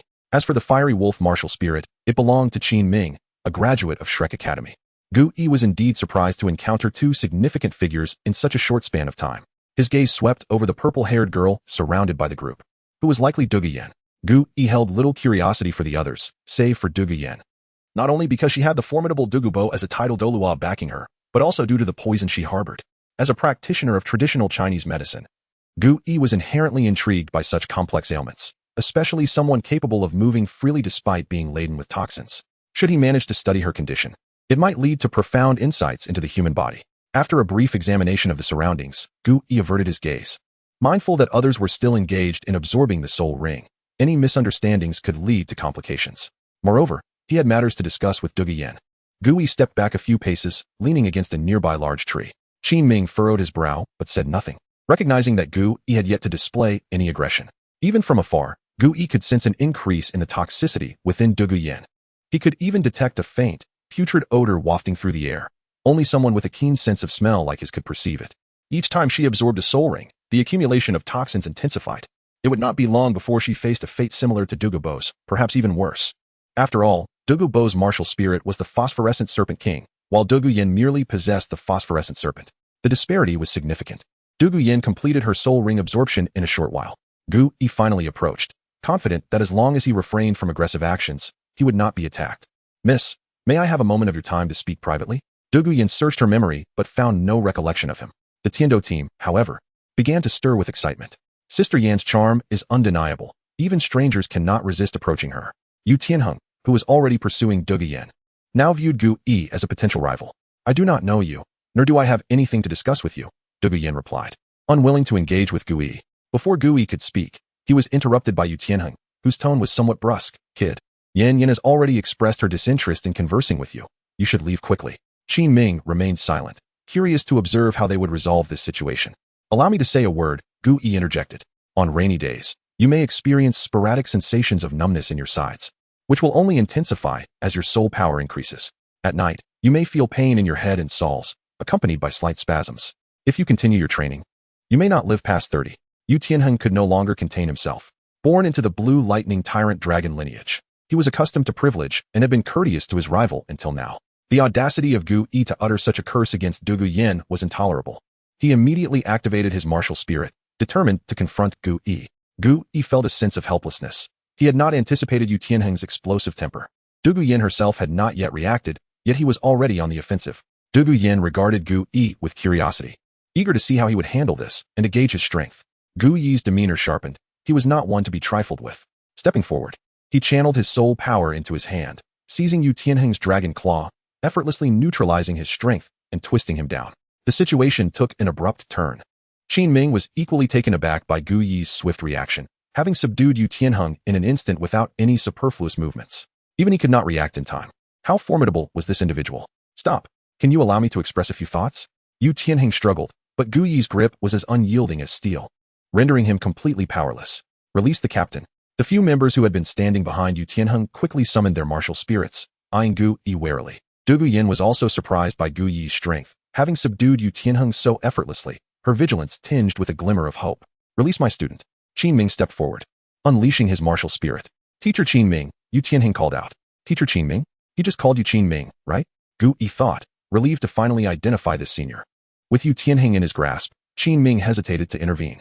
Although he was puzzled by Gu Yi's question, he replied, Yes, I am Qin Ming. Are you a graduate of Shrek Academy? Gu Yi continued his inquiry. How do you know? Qin Ming asked, puzzled. It was not that he looked down on Shrek Academy, but rather that it was so unassuming that without guidance, few were aware of its existence. I, too, am a student of Shrek Academy. Dean Flender even mentioned you were his best student, Gu Yi responded, releasing Yu Tianheng. As soon as he was freed, Yu Tianheng attempted to retaliate, but was swiftly disarmed and sent sprawling to the ground. Upon hearing Gu Yi mention Flender, Qin Ming relaxed his guard slightly, though he did not dismiss his martial spirit. You are a student of Shrek Academy? Indeed, I am. Yu Tianheng, now dusting himself off, appeared agitated, his body crackling with growing thunderous energy. His first and second soul rings began to glow, preparing for a surprise attack from behind. Qin Ming quickly detected Yu Tianheng's intentions and shouted, Tianheng, cease at once. Yu Tianheng could not comprehend why Qin Ming would impede him, yet he reluctantly complied and sheathed his soul technique, casting a lingering glance filled with discontent at Gu Yi. Chapter 25. The Prelude. Even if you are a student of Shrek Academy, I would implore you to elaborate on what you just mentioned. My dear young lady, what is your perspective? Gu Yi did not immediately offer an explanation but instead posed a question to Du Guoyan. Teacher Qin Ming, since he is from the same academy as you, I am inclined to trust him. Du Guoyan was equally curious about what Gu Yi had to say. The others also realized that Gu Yi's previous statements were not mere fabrications. Otherwise, Du Guoyan would not be privy to such information. Du Guoyan and Gu Yi then moved aside. How infuriating. How could Yin be so gullible as to believe a stranger's words? Yu Tianheng angrily struck the nearby tree. How did you come by that information? Du Guoyan inquired. Naturally, I discerned it. I am a healer, and your condition has become quite perilous. As a physician, encountering such a rare case naturally incites a desire to study and explore it thoroughly. A healer? Du Guoyan did not believe a word of it. In the Douluo Continent, only soul masters were esteemed, while other professions were deemed inferior. The notion that a healer could easily control the powerful blue lightning tyrant dragon spirit master seemed ludicrous. Young brother, how do you intend to study me? Du Guoyan gazed at Gu Yi alluringly, her breath fragrant. A captivating smile graced her lips. Yet it was a serpent's smile that not everyone could withstand. Though merely 12 years old, Gu Yi appeared somewhat naive despite his nearly 1.7-meter height attributed to his training. Du Guoyan's playful taunt of young brother was indeed accurate. While she may not rival the breathtaking beauty of Qian Renshua, her long legs and peculiar features, accentuated by her short, deep purple hair and green eyes, lent her an air of mystery, albeit with a faint, unpleasant odor. This woman was deeply poisoned, the toxin seemingly embedded in her very bones, perhaps even inherited from birth. While ordinary spirits could enhance one's abilities, some spirits, in their quest for strength, could also bring about adverse effects. In the realm of soul masters, this was termed a failed mutation or the aftermath of mutation. Over the years, Gu Yi had diligently researched meridians and spirits, and while his knowledge might not surpass the renowned master Yu Shaojiang, he held no less regard for his own understanding of spirit study and exploration, especially when combined with meridian knowledge. He believed that these so-called side effects, if harnessed correctly, could propel them to even greater heights. However, he remained uncertain about how to utilize these side effects. Take Ma Hongjuan's evil fire, for instance. It intensified desires beyond normal thresholds, and if not released, could lead to unbearable suffering or even death. Yet, if controlled, it could serve to enhance physical capabilities, attack others, and incite desires. These abilities were all visibly tangible. What had initially seemed like an enticing scenario now made Gu Yi feel as though he were succumbing to poison. Others might not discern it, but with his meridians almost entirely open, Gu Yi possessed an exceptionally keen sense of smell, rendering this a torment for him. Stop. Do not approach me. Gu Yi retreated a few steps, unwilling to draw nearer to Du Guoyan. Even if his current body were to be affected by her poison, it would not harm him. Yet, that did not mean he wished to experience her venom. It was akin to knowing that a foul odor posed no threat, yet instinctively avoiding it. Are you not a healer? Did you not intend to study me? Why? Then, do you now hesitate to come near? Du Guoyan wore a mischievous smile, finding amusement in the situation as she stepped closer. The stench was overwhelming, intolerable. The fragrance might have been pleasant, but it was not without its unpleasant undertones. Du Guoyan was nearly driven to exasperation. As a woman, being told by a man that she had an odor, and that it was too strong, was simply unacceptable. Calm down, calm down. I did not mean to imply that you stink, but rather, it is the foul odor inherent in your poisoning. Your condition is quite rare. To be so deeply poisoned yet appear as an ordinary person is fascinating. Thus, I wish to study you. Gu Yi sensed a palpable aura of hostility and realized he had misspoken. You claim I am poisoned, Du Guoyan scoffed coldly. Fully aware of her own condition as an expert in toxins, I would know if I were poisoned. Perhaps your assessment is correct. It seems the poison has been with me since birth. If I am not mistaken, your parents have long since departed this world, correct? Though she wished to refute Gu Yi, the truth was undeniable. Every word he spoke rang true. Very well, thank you for the reminder. I shall take note. Du Guoyan replied, her expression calming as she turned to leave. Even if she were poisoned, she did not require the assistance of this unfamiliar youth. Her grandfather was a true master of toxins, surely more capable than this child. Gu Yi, seeing through Du Guoyan's thoughts, paid them no mind and called after her retreating figure. If you cannot find a cure, feel free to come to Soto City to seek me out. Remember, I am Gui. I am always available to assist you in studying your condition. Dugoyan's face flushed as she walked ahead. This insufferable man truly lacked tact. He perpetually employed words that could lead to misunderstandings. First, he remarked upon her odor, then suggested studying her body. Had she not known the truth, she might have misconstrued his intentions. Senior Qin Ming, now that the matter has been clarified and you have absorbed the spirit rings, I shall take my leave. Qin Ming acknowledged the resolution of the situation and was somewhat warmer toward Gui. After all, he was his junior. Junior. Do remember to extend my regards to the dean and the teachers upon your return. Understood. Gui waved his hand without turning. Only Yu Tianheng remained somewhat disgruntled. Feeling as though everyone else was in high spirits while he had been humiliated alone. The seed had been sown, and now he awaited the harvest. Gui believed it would not be long before others came. Days later, Gui finally returned to the academy. He had successfully broken through to the Soul Ancestor rank, fulfilling one of the graduation requirements from Shrek Academy. As for the Silver Fighting Spirit, he had long since obtained it, a feat not particularly challenging for him.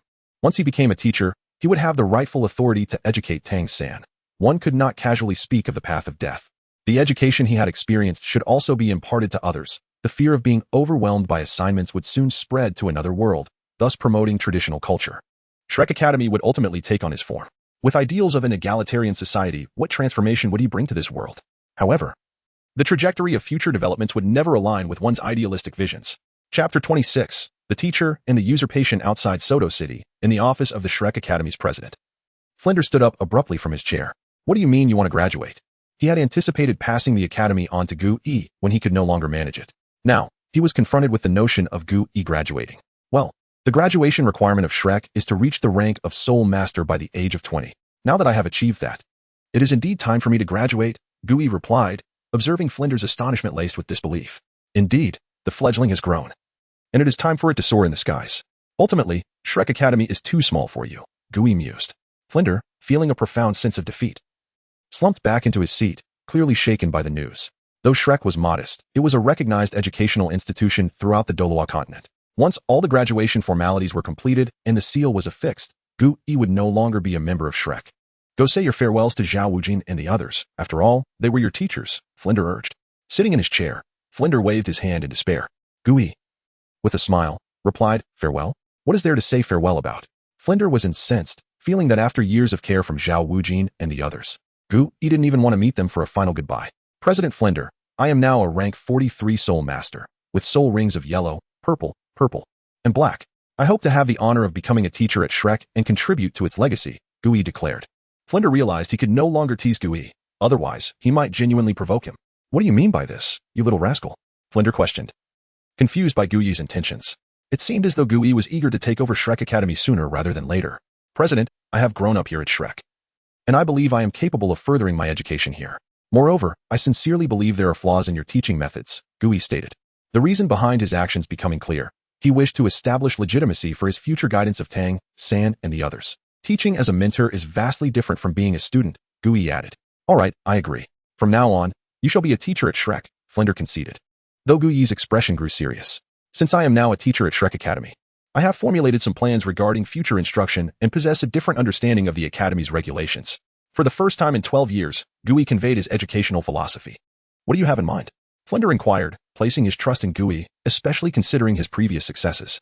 Oscar, an auxiliary soul master, had been transformed under Gui's guidance into a food-type soul master with capabilities rivaling those of a standard beast soul master. Such accomplishments were not common. My first point concerns the Academy's motto, those who do not dare to cause trouble are mediocre. I vehemently disagree with this statement, Gui asserted, firmly rejecting the school's creed. Those who do not dare to cause trouble are indeed mediocre, but does that imply that those who do cause trouble are geniuses or prodigies? Moreover, what about those who instigate trouble without cause? The term causing trouble is not easily defined. Is there a problem? Gui continued, if one lacks the courage to confront challenges, what right do they have to call themselves a soul master? They might as well abandon their martial spirit and return to farming. Flinder looked at Gui defiantly, convinced that his motto held merit. Gui, however, scoffed, if we adhere to your reasoning, then even a title Douluo could be provoked at will? Flinder stiffened. A title Douluo was an unattainable figure for him. If he were to provoke one, it would lead to dire consequences. That's not what I meant. Besides, a title Douluo is not something you encounter easily, Flinder retorted, realizing his argument was weak and resorting to excuses. Gui silently mused, not encountering a title Douluo may be true for now, but in a few years, they would proliferate like mushrooms after rain, becoming commonplace. Regardless, Instigating trouble is never a commendable course of action. Wouldn't you agree, President? Gui pressed. Flinder finally grasped Gui's intentions. This was not merely about teaching, but rather an attempt to usurp his position as president. However, the Academy's future was always meant for Gui. If asked whom he felt closest to in this world, aside from his early companions, Lu Erlong and Yu Xiaojiang, it would undoubtedly be Gui. He had no intention of marrying or starting a family in this lifetime. Very well, do as you wish, Flinder resigned, feeling the burden of having an exceptionally talented disciple. He had been usurped, and now he wished to see how Gui would lead the Academy. Just watch, I may not elevate it to great heights, but I can ensure that there will be no timid or troublemaking individuals, Gui replied.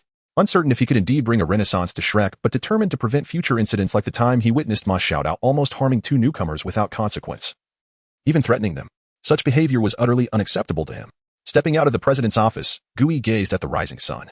Tang San, I shall wait for you here. To prevent you from posing a threat in the future, you must endure some suffering. Meanwhile, miles away, Tang San, engrossed in Yu Xiaojiang's explanation of martial spirits, inexplicably felt a chill run down his spine. Is there someone there? He instinctively turned to look behind him. Tang San, focus.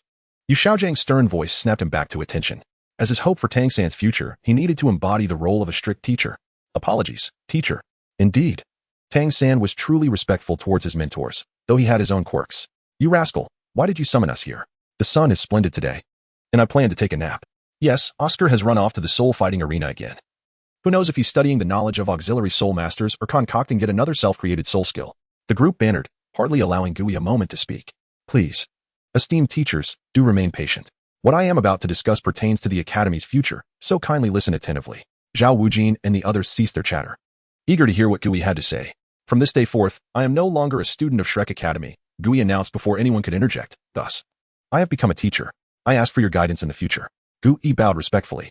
Chapter 27. The impending poison Douluo Zhao Wujia was never particularly interested in such matters. Had he truly desired to impart knowledge and educate, he would not have remained at Shrek Academy. The others shared similar sentiments. The admission standards at Shrek were exceedingly high, resulting in a mere handful of students over the years. While they had no objections to Gui's aspiration to become a teacher, their curiosity was piqued more by his fourth soul skill. Gui, I heard you ventured out to acquire your fourth soul ring. What were the results? Surely you have not achieved a 10,000-year fourth ring? Li Yusong inquired, his gaze fixed on Gui. 2 years prior, he had been unable to gauge Gui's depth. If Gui had not spoken, only Zhao Wujie and the dean would have discerned anything.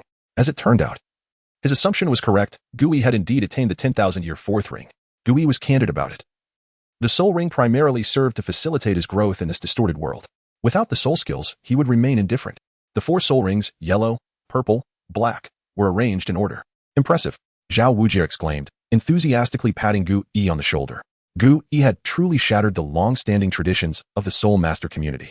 It has been ages since we last sparred. Shall we showcase your prowess? Gui declined, for he had pressing matters to attend to. The 4th soul skill had inspired numerous thoughts.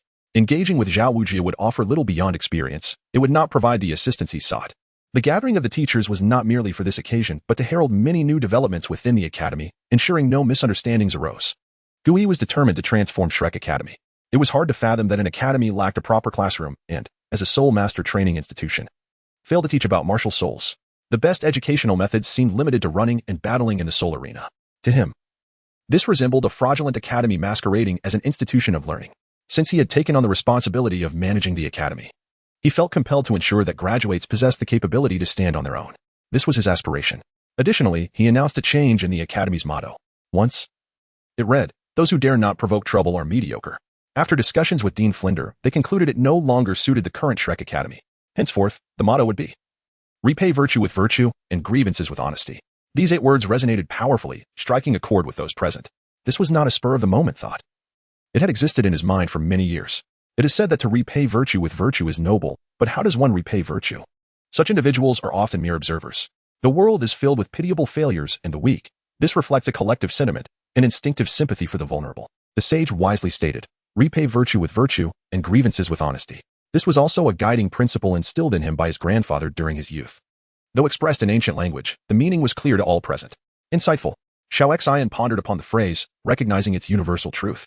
I cannot believe Flinder, that miser, could articulate such wisdom. Zhao Wujie expressed his disbelief. With your bear-like intellect, how could you even compare yourself to me? Though he had relinquished authority, Flinder eavesdropped from the side.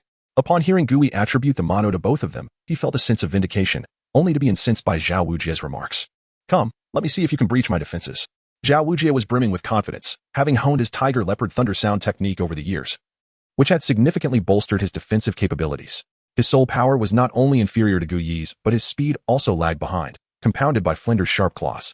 This disparity meant that in their duels, Zhao Wujie often faced defeat, 10 losses out of 11 encounters, one of which was utterly humiliating. Let us do this. But pray you do not resort to trickery midway. Flinder, harboring his own frustrations, seized the opportunity to unleash his martial soul and soared towards the nearby forest. Do not flee. Zhao Wujie summoned his martial soul and pursued him. The others dispersed, each preoccupied with their own affairs. Gui remained in his room, diligently planning the impending reforms, armed with a notebook and pen, his focus unwavering. Above all, constructing a classroom was imperative. This was a top priority and would become a crucial location for the future of Shrek Academy. With the classroom established, the detested examinations must also be introduced. However, modifications were essential. It was unrealistic to expect Tang San and the others to study mundane subjects like language and mathematics, for he lacked the capability to do so. Instead, examinations tailored to the Soul Master world had to be prioritized. With classrooms and examinations in place, the most vital components could not be overlooked. The trifecta that students loathed, classrooms, examinations, and assignments, needed to be reformed as well. Assignments were indispensable. Gui contemplated Tang San, a fellow traveler who had long since developed a mature worldview, albeit one that was rather absurd and warped. Change seemed unlikely. It appeared that a specialized curriculum for Tang San was necessary. Do you not revel in the pursuit of perilous paths? What would happen if you were to undergo the experience yourself? Training methods also required transformation. Gui would not resort to the absurdity of weighted running, even if its original intent was to foster team spirit. Hours later, Gui set aside his notebook, having completed a rough outline of his plans. The framework could be divided into two main aspects, soul cultivation and enlightenment. Those he taught could not be ignorant brutes. During mealtime, Gui noticed several new scratches on Zhao Wujie's face, reminiscent of animal claws, a clear indication of yet another defeat. He did not see Daimubai, who seemed to have vanished into leisure. It appeared that more stringent measures would soon be necessary. Over the years, Ma Hongjuan's fear of Gui had gradually diminished. Yet he remained a compliant figure, thanks to Gu Yi's suppression of his sinister flames. Following this encounter, Gui contemplated the malevolent fire within Ma Hongjun, recognizing that some things exist for a reason. Furthermore, it was likely that Dugabo would soon arrive. Gui gazed towards Soto City, hoping this transaction would proceed smoothly. For the other party was the poisoned Douluo, and caution was essential. Chapter 28. The assessment time flows like a river, and in the blink of an eye. 3 years have passed. The most significant change near Soto City is undoubtedly Shrek Academy, which has undergone continuous construction over these years. Various facilities have risen from the ground. And although it has yet to attract many students, it is no longer as shabby as it once was. However, today, Soto City is anything but tranquil. With the arrival of a man and a woman, a storm brews before our eyes. Unexpectedly, Daimubai has clashed with Tang San once again. Gui murmurs to himself while gazing in a certain direction, but this time, it seems Tang San is at a disadvantage. Shaking his head, he finds this childish brawl utterly uninteresting and would rather return to organize the test papers. In terms of external power, Tang San looks at Daimubai's golden glowing physique. Striking him feels akin to hitting a stone. Even with the enhancement of the Xian Jade hand, he senses the recoil. Boy, your blue silvergrass is of no use to me. Now, it is my turn. Daimubai grins, proud of the spirit skill he has exchanged numerous credits for. Its effectiveness is indisputable. If only he had the Dragonbeard Needle, specifically designed to counter those who cultivate external powers. Tang San has already produced a few hidden weapons. While blue silvergrass proves effective against ordinary foes, it pales in comparison when faced with enemies possessing superior defense and spirit power. He still relies on knowledge gleaned from the Xian Tian treasure record learned in his previous life. As the hidden weapons are unleashed, Daimubai finds it somewhat challenging but presses forward, utilizing his indestructible golden body to counter Tang San, resulting in a roughly even match. After removing the hidden weapons embedded in him, Daimubai, with a smug expression, addresses the bruised Tang San. I will be waiting for you at Shrek Academy. Before departing with the twins, albeit with a slightly unsteady gait. Indeed, as the teacher said, the world is vast, and talents abound.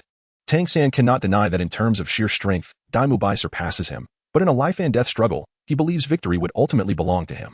Xiaowu, I will protect you, Tang San silently vows, gazing affectionately at Xiaowu beside him. Are you all right, San? Xiaowu looks at the battered Tang San with concern. Her eyes filled with anger directed at the retreating Daimubai. I'm fine. We both know our limits and didn't go all out, he reassures her. Though he recalls Daimubai's earlier words, hinting at his Shrek origins. The teacher indeed spoke the truth. Shrek Academy is certainly a place of extraordinary individuals. Tang San has unwavering faith in his teacher. The following day, little has changed as the same group arrives once more. The farcical sausage incident does not unfold. As Oscar is now indifferent to trifles, Gui observes the lively group of youths, including Tang San and Xiaowu, whom he recognizes from Daimubai's perspective. Indeed, anime does not deceive. It is difficult to fathom that someone could stand out so remarkably at the tender age of 12. Yet, their current state and demeanor seem rather off. Among the 5 individuals before him, Gui feels a slight affinity towards Zhu Qing, while the others do not inspire much confidence, including Dai Mubai, who stands alongside them. Over these past 3 years, he has come to realize that some of his previous beliefs were rather naive. His inherent nature remains unchanged. Even if his actions are restrained, his thoughts cannot be confined. Gui can only ensure that he does not cause chaos within the academy. Congratulations on arriving here. Please introduce yourselves. I am Gui, the current vice president of Shrek Academy, a level 57 Soul King, and the examiner for your final assessment. How handsome! Ning Rongrong exclaims, somewhat infatuated. Over the years, Gui has developed to his fullest potential, free of impurities, with his meridians unobstructed. His appearance has also grown increasingly handsome, particularly with the refinement gained through years of self-cultivation, exuding an air of elegance that captivates the young girls. The other 2 girls, however, remain unresponsive. One is already taken, while the other harbors deep-seated resentment. Silence. I shall now explain the requirements for my assessment. Gui emanates an aura that sends chills down the spines of the group, silencing them instantly. This time, Gui does not intend to conduct a collective battle as in the original story. It is not only because they are strangers, lacking any coordination, but also due to the fact that when Tang San expressed a desire for another round, the others surprisingly agreed, which is the crux of the matter. If Ning Rongrong merely wishes to play, Zhu Zhuqing is specifically here to find Dai Mubai, which she can tolerate. Moreover, their cultivation paths vary, necessitating different methods of assessment. Support Soul Masters, please raise your hands. Ning Rongrong obediently lifts her right hand, feeling a tinge of fear from Gui's earlier aura. Control Soul Masters, raise your hands. Tang San raises his hand. Agility Attack Soul Masters, raise your hands. Zhu Zhuqing raises her hand. All right, the distribution looks fairly varied. Gui remarks with a smile before continuing, Dai Mubai, I entrust this girl, Xiaowu, to you. If you deem her worthy of joining the academy, she shall pass. Gui hands Xiaowu over to Dai Mubai, a powerful attacker, and seems to recall something, adding, if you dare to go easy on her, I will be watching you closely. Those piercing eyes seem to possess a certain magic. After a brief moment of being scrutinized by Gui, Dai Mubai trembles and quickly replies, I wouldn't dare. I wouldn't dare. Ma Hongjun, ascend. The chubby boy behind him beams with excitement, declaring, just watch, brother E. Evil Fire Phoenix. With fiery red wings flapping, he lifts himself into the air. Ning Rongrong. Your task is to assist him with your spirit skills 3 times within the duration of a stick of incense. That's not too difficult. Ning Rongrong initially thinks it is a trivial matter, assuming it to be merely using spirit skills, and wonders why it was made to sound so serious. Expecting something more demanding. Is that so? You'll find out soon enough. Gui's gaze shifts to Tang San and Zhu Qing. Given that the academy is currently short-staffed, I will personally assess you. Tang San's mind is elsewhere as he anxiously glances towards Xiaowu. He understands Dai Mubai's strength and knows Xiaowu will not be a match for him. Tang San, a voice booms like a drum, sending shockwaves through him. This sound does not come through the ears but resonates within the mind, striking him with its profound intensity. Control Soul Master, it appears you are quite unqualified. Gui shakes his head. Tang San realizes that now is not the time to worry about Xiaowu, yet he cannot help but be concerned. Who wishes to go first? Gui inquires. Tang San volunteers, eager to pass the assessment quickly so he can check on Xiaowu. Chapter 29. Intent to kill at Shrek Academy. Gui was enveloped by an immense surge of soul power, forming a circle with a radius of 1 meter around him.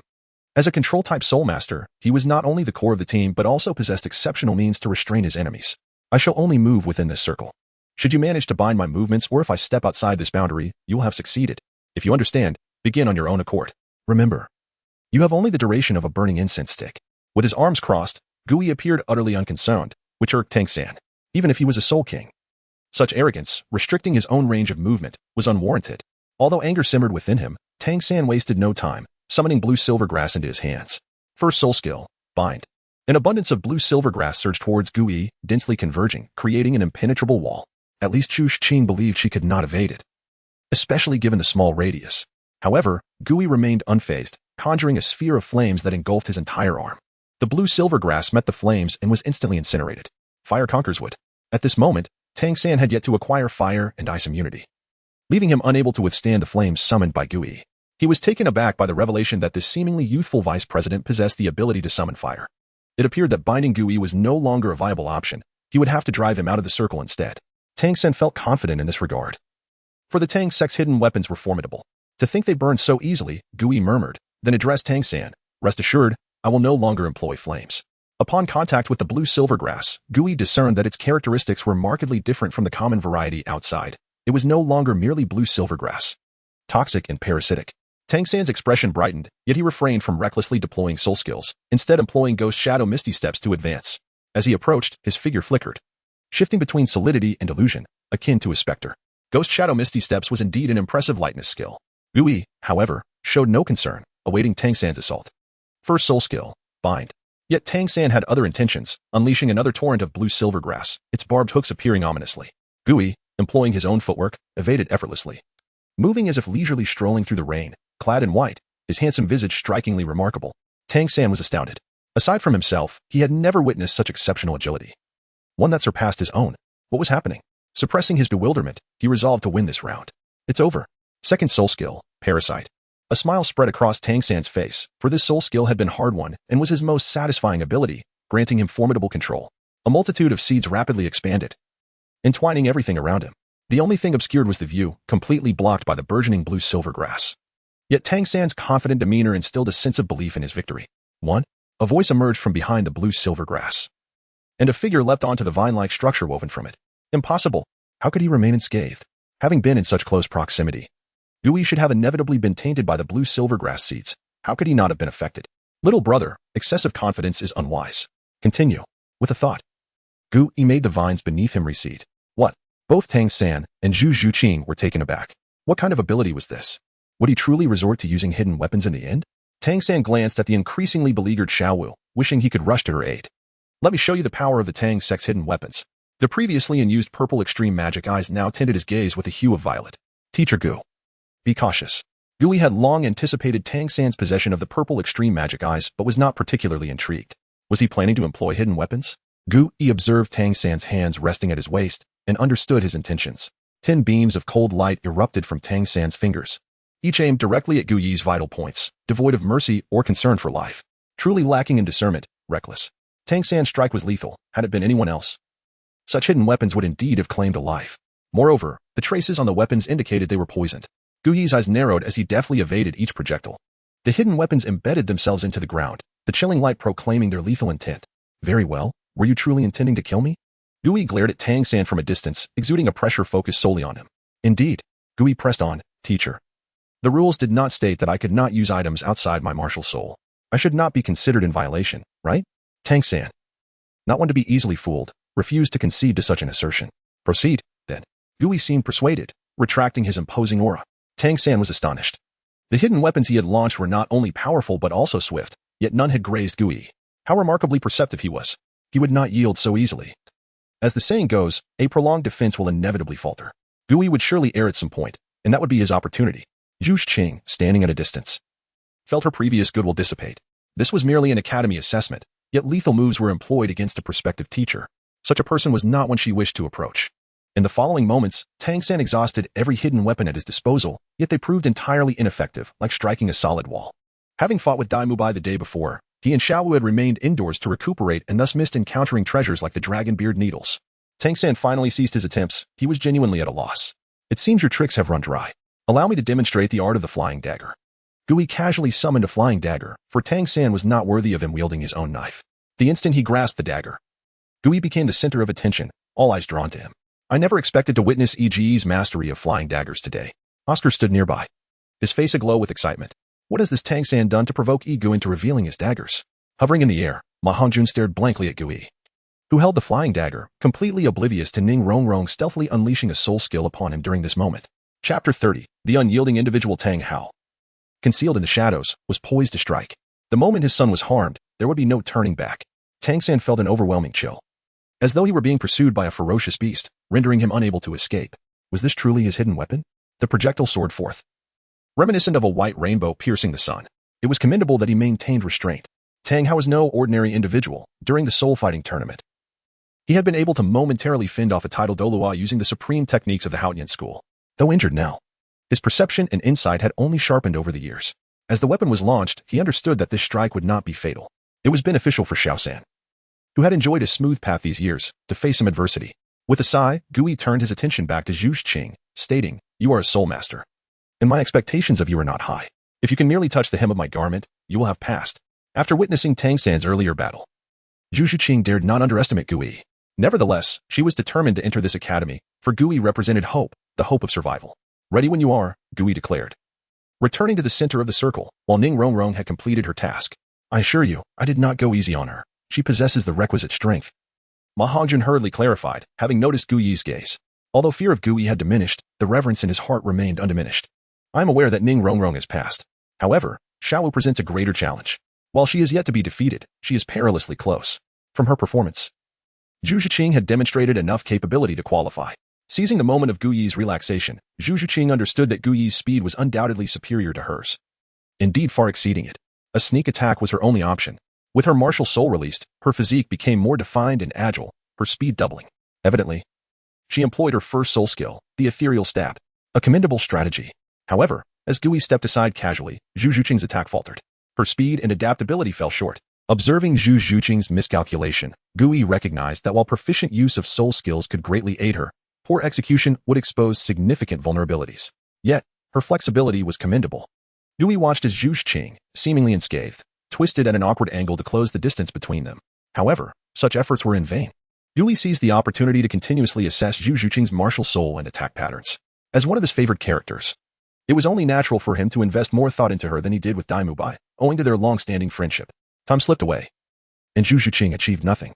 No matter how she tried, she could not make contact. A metaphorical mountain named Gu Yi loomed over her, suffocating her spirit, always just out of reach. Though categorized as a soul master, her previous strike resembled that of a soul master, yet her speed was astonishingly quick. Time's up, Gu Yi called, halting Zhu Zhiqing, who was still striving to improve.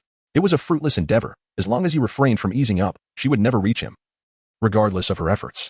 Their disparity was vast, so great that even with her eyes closed, Zhu Zhiqing could not touch him. Moreover, the speed he exhibited was not particularly swift. It merely appeared so due to the significant gap in agility and perception. Zhu Zhiqing found herself in disarray. Had she truly failed so miserably? Was she to return home and await her fate? Or would she wander aimlessly? Strained and vulnerable, she walked away, appearing like a stray cat, evoking sympathy. Hey, where are you going? There are no dormitory arrangements yet? Gu Yi's voice flowed into Zhu Zhiqing's heart like a refreshing spring, prompting her to turn around in excitement. Did I pass? She stammered, her voice trembling slightly, even unbeknownst to herself. I never stated you failed your assessment, Gu Yi replied with a gentle smile. This was merely an evaluation. If we were to apply such standards, Shrek Academy would never enroll students again. Zhu Zhiqing gazed at Gu Yi, perceiving him as a beacon of light illuminating her previously dreary heart. The assessment concluded, and Gu Yi looked at the four standing before him, announcing the names of those who had passed. Ning Rongrong, Xiaowu, and Zhu Zhiqing, you three have succeeded. You are now members of Shrek Academy. Furthermore, Ning Rongrong had completed her task, earning an additional 5 credits. Before Tang Xin could respond, Xiaowu exclaimed, what about my brother? Where is he? Isn't it obvious? You three have passed. Gu Yi paused, glancing at Tang Xin, who was looking up at him, and continued, he, of course, did not pass. Why? Tang Xin asked Gu Yi calmly, questioning the fairness of the assessment. His performance, while not the best, certainly was not the worst. Indeed. Why? Xiaowu interjected, pointing out Zhu Zhiqing's less-than-stellar performance. If he cannot pass, then she should leave as well. Gu Yi regarded Xiaowu with an impassive expression. Tang Xin instinctively shifted closer to Xiaowu, prompting a bemused smile from Gu Yi. Indeed, those with dark thoughts often perceived others through a murky lens. If he truly intended to take action, even with Tang Hao present, he would not be deterred. Rest assured, I am not one to act impulsively, especially not over a trivial dispute. Gu Yi's disappointment in Tang Xin grew. Is it because you find her figure appealing and her beauty striking? Xiaowu, unflinching, voiced her thoughts candidly. Her words rendered Dai Mubai slightly uncomfortable, while Ma Hongjun dared not look at Zhu Zhiqing. Oscar scrutinized both Gu Yi and Zhu Zhiqing, noting the undeniable aesthetic compatibility between them. Zhu Zhiqing too felt a twinge of discomfort as she glanced at Gu Yi, contemplating whether Xiaowu's assertions held any truth. Was her beauty truly the reason for her selection over others? Gu Yi chuckled lightly, acknowledging, she is indeed beautiful and possesses an admirable physique. However, as your examiner and the vice dean of the academy, such attributes will not influence your assessment. Your talents undoubtedly qualify you for admission to Shrek Academy. However, the question arises, why did Sengo fail to pass? Xiaowu interrupted Gu Yi, displaying a sense of urgency even greater than Tang San's. Talent is but one aspect. I harbor no desire for my students to become malevolent beings. I do not seek students who will graduate with reverence for their mentors, nor do I yearn for the wealth of countless gold soul coins they might bring. I have no interest in basking in the glory of my students.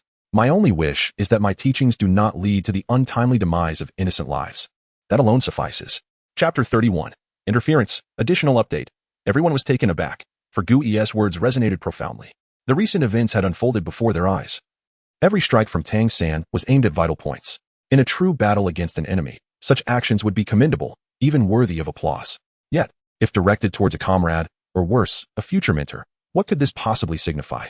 The thought of failure to defend oneself sent an involuntary shiver down their spines. And they instinctively took a step back, suddenly perceiving a hint of cruelty in his demeanor.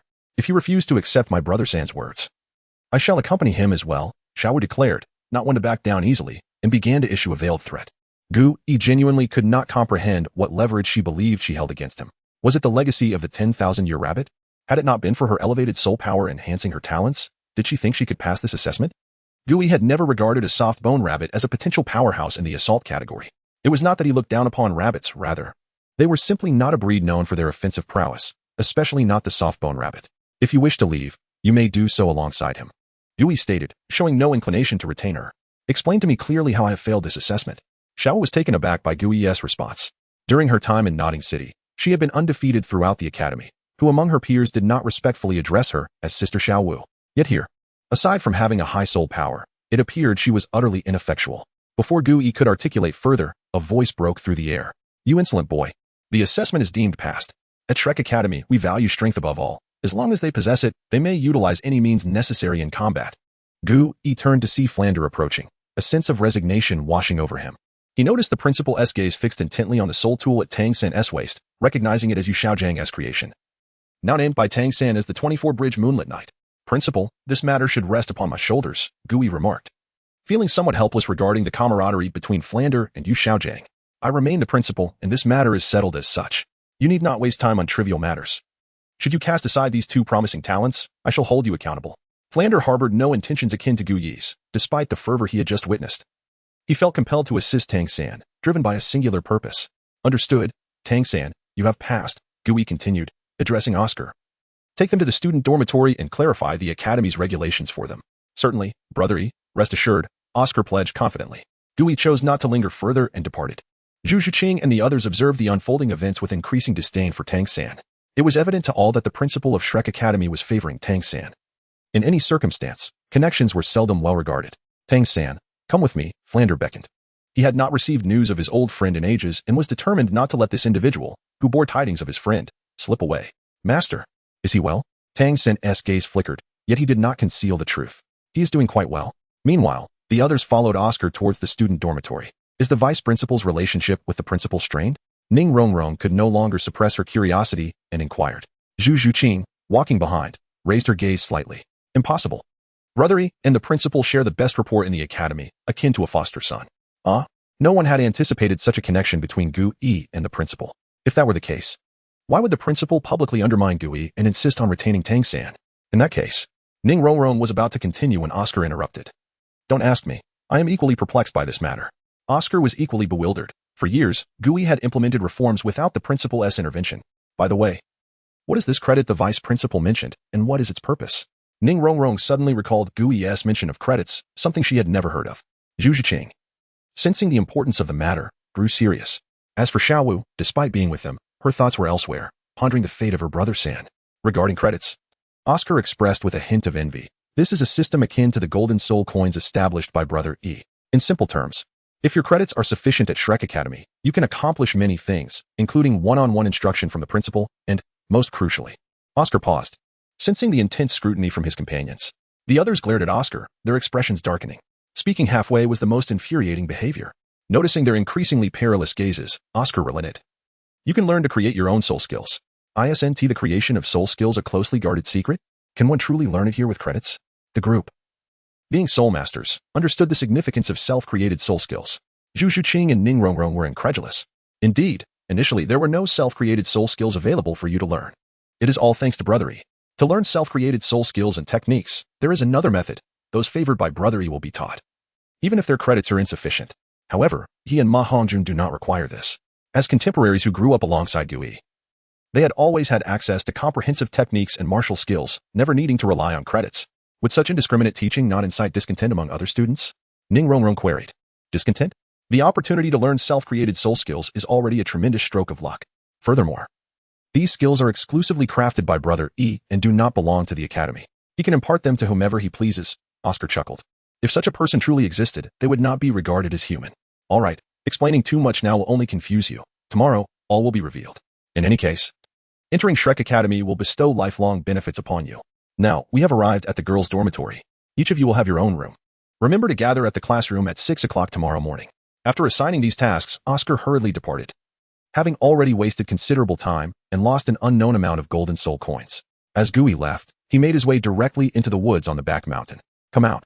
You must be the one behind Tang San, Gui stated, his gaze piercing as he observed a figure cloaked in black emerge from behind a large tree. Unreservedly expressing admiration for Gui. Elder, you should understand that the Academy's teaching is confidential. Gui remained unfazed, his eyes fixed intently on Tang Hao. I am Tang Hao. Tang San is my son. Tang Hao offered no explanation. As a formidable being, he deemed it unnecessary to justify himself to the feeble. This confidence stemmed from his stature as a titled Douluo, the preeminent powerhouse of the continent. No matter who you are, one should grasp the fundamental truths, should one not? Each academy's training methods are shrouded in secrecy, and within the realm of soul masters, the soul skills are closely guarded secrets. Allowing others to observe or even spy upon such practices is intolerable for any institution. What do you intend to do? Chapter 32. Threats in the back mountain. The atmosphere was tinged with a sense of gravity. Tang Hao was the first to realize that the reputation of the title Douluo was no longer as formidable as it once was. If the individual before him were a peer, he would have readily wielded his hammer and struck without hesitation. The customary order of the Soul Master world dictated that strength be respected. The victor would dictate terms. However, the young figure before him was merely a teenager. And should he choose to engage, it would tarnish his honor as one who bullies the youth. Let us have a spar. I am eager to witness the former Haoyan Douluo's present prowess. Gui stretched his body, reflecting on the 3 years and 1,095 days of relentless evolution. His cultivation of the Zhou Tian Li He Jing had undergone continuous innovation and modification. The intricate channels of his meridians had been thoroughly refined. A year prior, his martial soul had completed a momentous transformation, awakening a silver-grade essence. This evolution not only enhanced his soul abilities but also significantly fortified his bloodline, resulting in a profound elevation of his spirit as well. To challenge me is beyond your means, young one. Tang Hao could not help but lament. It had been ages since he ventured into the Soul Master realm, and now even a mere Soul King dared to confront him. He felt it imperative to provide proper guidance to Tang San. Otherwise, there would be little reason for the existence of Shrek Academy. Previously, he harbored considerable discontent regarding Gui's remarks about his son being psychologically dark. Even he believed that employing so-called hidden weapons was beneath a man of valor. Yet Tang San was his son. Please instruct me. Shrek is not a place for recklessness. Suddenly, an overwhelming aura emanated from Gui. Soul Master, Great Soul. Soul King, Soul Emperor. It felt as though there were no limits. Tang Hao's eyes widened, not due to the escalating aura that was still too feeble for him, but because the force emanating from Gui was not merely soul power, it resembled the explosive vitality of an overwhelmingly powerful physique, an intruder of formidable caliber. Flender sensed the powerful aura from the back mountain and immediately summoned his martial soul. 2 yellow, 2 purple, and 4 black soul rings converged around him. Soaring towards the back mountain under Tang San's astonished gaze, all the instructors from the academy mobilized. Zhao Wujie, Xiao Xian, Li Yusong, and others rushed towards the scene. Flender, who possessed the highest cultivation and the ability to fly, was the first to arrive. What on earth happened, you rascal? Flender glanced at Gui, who radiated a powerful aura, before fixing his gaze on the cloaked Tang Hao. Who might you be, and what brings you to Shrek? Tang Hao did not anticipate the situation escalating to such proportions, nor the multitude converging towards them. He needed to resolve matters swiftly. With a thought, a hammer materialized in his hand, and soul rings began to manifest around him. Soon, 9 soul rings encircled Tang Hao, the final one a vivid crimson, 100,000-year soul ring. Have you encountered the Haoyan crown before? Flender recognized the Haoyan hammer and, coupled with the exceedingly rare 100,000-year soul ring, instantly deduced Tang Hao's identity. It appears your esteemed principal is quite discerning. Take good care of my son. Tang Hao had no inclination to engage in battle here, even if it seemed effortless. There was no necessity, and Tang San required growth within an academy setting. Principal, this individual just threatened to obliterate the academy. Gui aimed to escalate the situation. That was his intention. Flender's eyes narrowed. Shrek was the culmination of his life's work, and he would not allow anyone, not even a titled Douluo, to destroy it. Your Highness, may I dare inquire why? If my student has offended you, I assure you that the poisoned Douluo will pay a visit in due time. Tang Hao recognized his earlier misstep, but found himself unable to utter an apology. Just a mere serpent. Properly educate Tang San, or you shall face the consequences.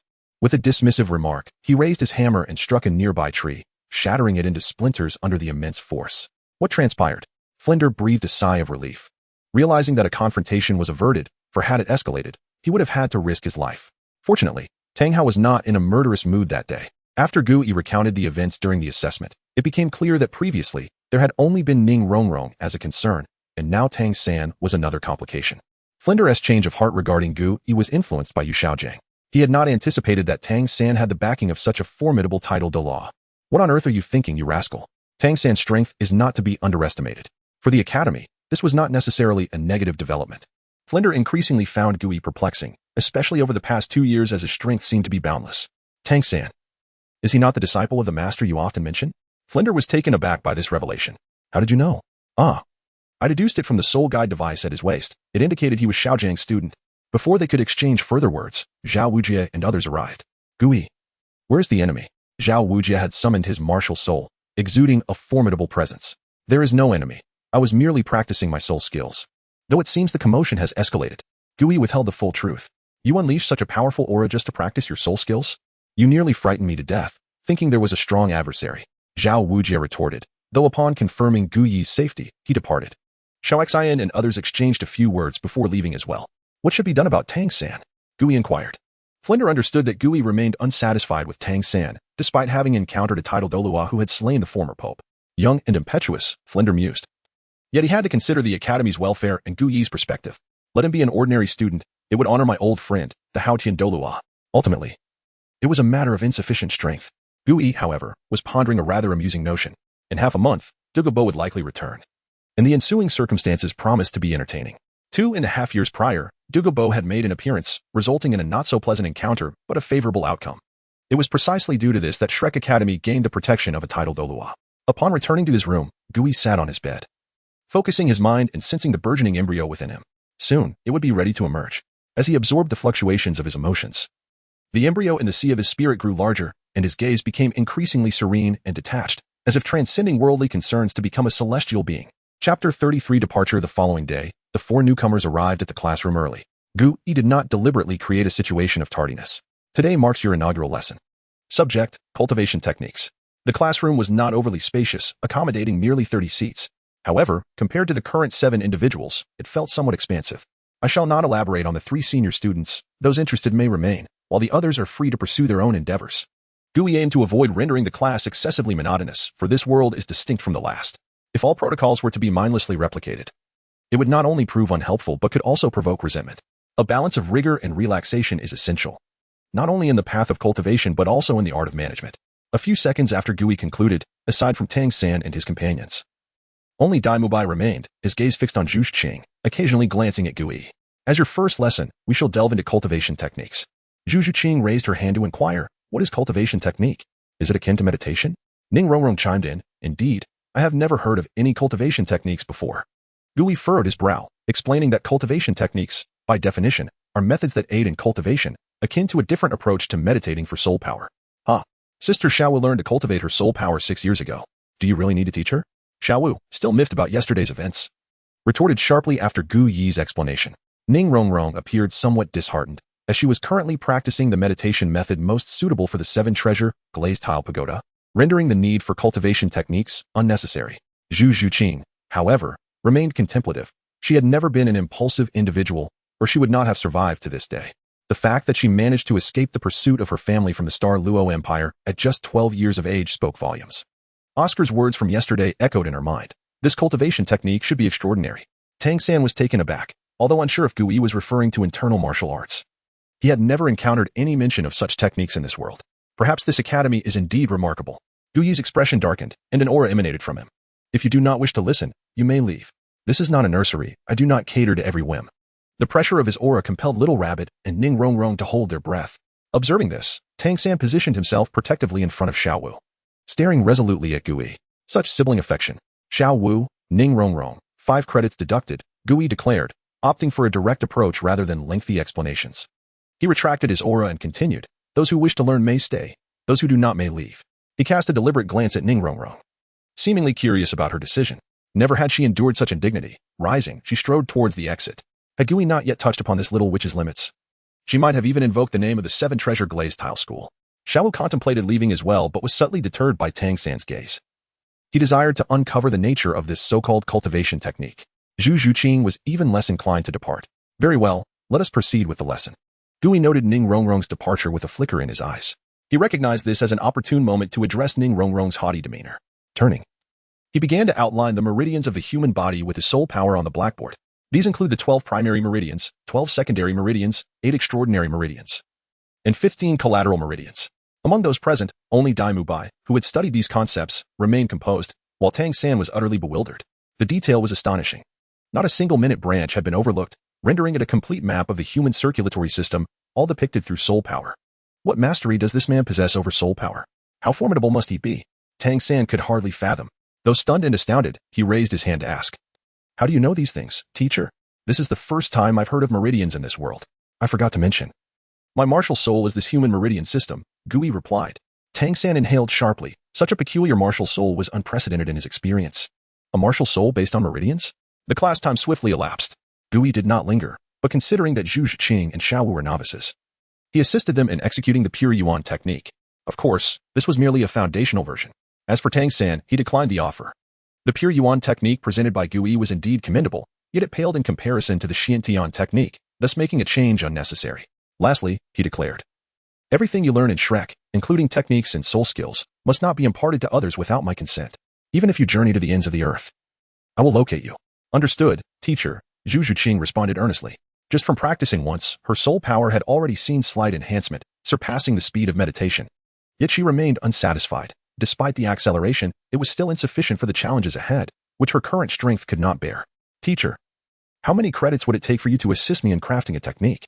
Zhu Zhiqing, recalling Oscar's words, believed that a tailored technique would yield even greater improvement. Gui regarded her for a moment and simply replied, focus on understanding the knowledge of meridians. Zhu Zhiqing felt perplexed. If Gui was unwilling to elaborate, she would have to consult Oscar. Dai Mubai approached, intending to voice something, but Zhu Zhiqing ignored him, leaving the classroom with an impassive expression. How infuriating, he muttered. Then made his way toward Tang San. His talent was evident, a truly promising individual. If he could be swayed to their side, he would undoubtedly become a formidable ally. Gui, however, had been pondering since his encounter with Zhu Zhiqing the previous day.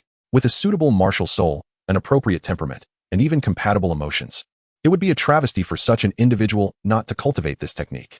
The path of the spirit is indeed enigmatic. Gui whispered softly before vanishing from sight, retreating to a tranquil location away from the clamor, absorbing his own emotions. At that moment, Zhu Zhiqing approached Oscar, articulating her intentions. Oscar took several steps back, scrutinizing her, his mind racing with the possibilities suggested by Xiao Wu's words from the previous day. Why do you look at me like that? Zhu Zhiqing questioned, perplexed by Oscar's expression and demeanor elicited by her simple inquiry. It's nothing. Trusting Egu is always wise, Oscar replied before turning to leave. Zhu Zhiqing was left bewildered. Was he suggesting that she was too ambitious and unwilling to share information with her? A torrent of thoughts surged within the heart of this young woman. Chapter 34. Wrath days passed, and time continued its relentless march. After spending a week here, Zhu Zhiqing and her companions began to comprehend the significance of credits. Each semester carried distinct credit evaluations, and failing to meet the requirements would preclude graduation. More importantly, these credits could be exchanged for the creation of unique soul skills, a tremendous opportunity for support soul masters. Ning Rongrong felt a tinge of regret, particularly after witnessing Oscar's self-created soul skill. Taichi, the fact that Oscar, a support soul master, could hold his own against a formidable assault-type soul master only deepened her envy. What she failed to understand was that Oscar had diligently practiced various martial arts, such as the tiger, leopard, thunder sound, and sausage technique, which shaped him into the formidable individual he was today. Teach me the pure yuan technique, she implored. During this time, Ning Rongrong had come to recognize the prowess of the pure yuan technique. Zhu Zhiqing, whose soul power was only slightly superior to hers, had managed to break through during the week. While it was true that Zhu Zhiqing was on the verge of a breakthrough, the pure yuan technique had undoubtedly aided her. Upon her inquiries, Ning Rongrong realized the monumental opportunity she had missed. One must take responsibility for their choices. Having forfeited that chance, she would now have to trade credits to learn the technique. The pure yuan technique was not prohibitively expensive. One could learn it for 30 credits. Gui would not indulge her. As he had stated, once a choice is made, one must not harbor regrets. You bully others, I have already inquired. The pure yuan technique is the entrance technique of the academy. I am qualified to learn it. The opportunity was singular, and you willingly relinquished it. With that, Gui turned to leave, a flicker of crimson flashing in his eyes. Ning Rongrong, however, was relentless. You are merely a lowly soul king. How dare you target me? Do you even know who I am? She positioned herself in front of Gui, obstructing his path. Step aside, came his low, grave response. She had initially sought an explanation and was unwilling to yield so easily. If you do not impart the technique today, you shall not leave. Gui lifted his head, crimson pupils locking onto Ning Rongrong. The once unruly Ning Rongrong now stood frozen, as if struck by a spell.